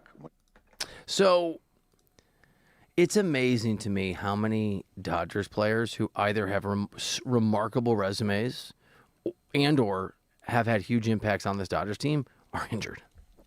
Really, though. And I think this is a byproduct of deep postseason runs, World Series runs. At some point, all of this starts to factor in. This is a Dodgers team that a couple years ago, they went to Seoul, South Korea to start their season, had a shorter offseason, and then you go to Tokyo after winning the World Series, so you have a shorter offseason. So, yeah, I mean, if guys are injured, you can't play them, especially ones that you already know how good they're going to be. It's not like they need Will Smith to continue to develop. They know what he looks like when he's right. I am very happy about the fact that he's forthright with his injuries, though. A couple years ago, when he had that ankle bone bruise, he was playing through that. Last year, had the hand bone bruise. He was playing through that. This is a guy that's played through injuries, and he's a guy that, well, pour some dirt on it, right? Get out there.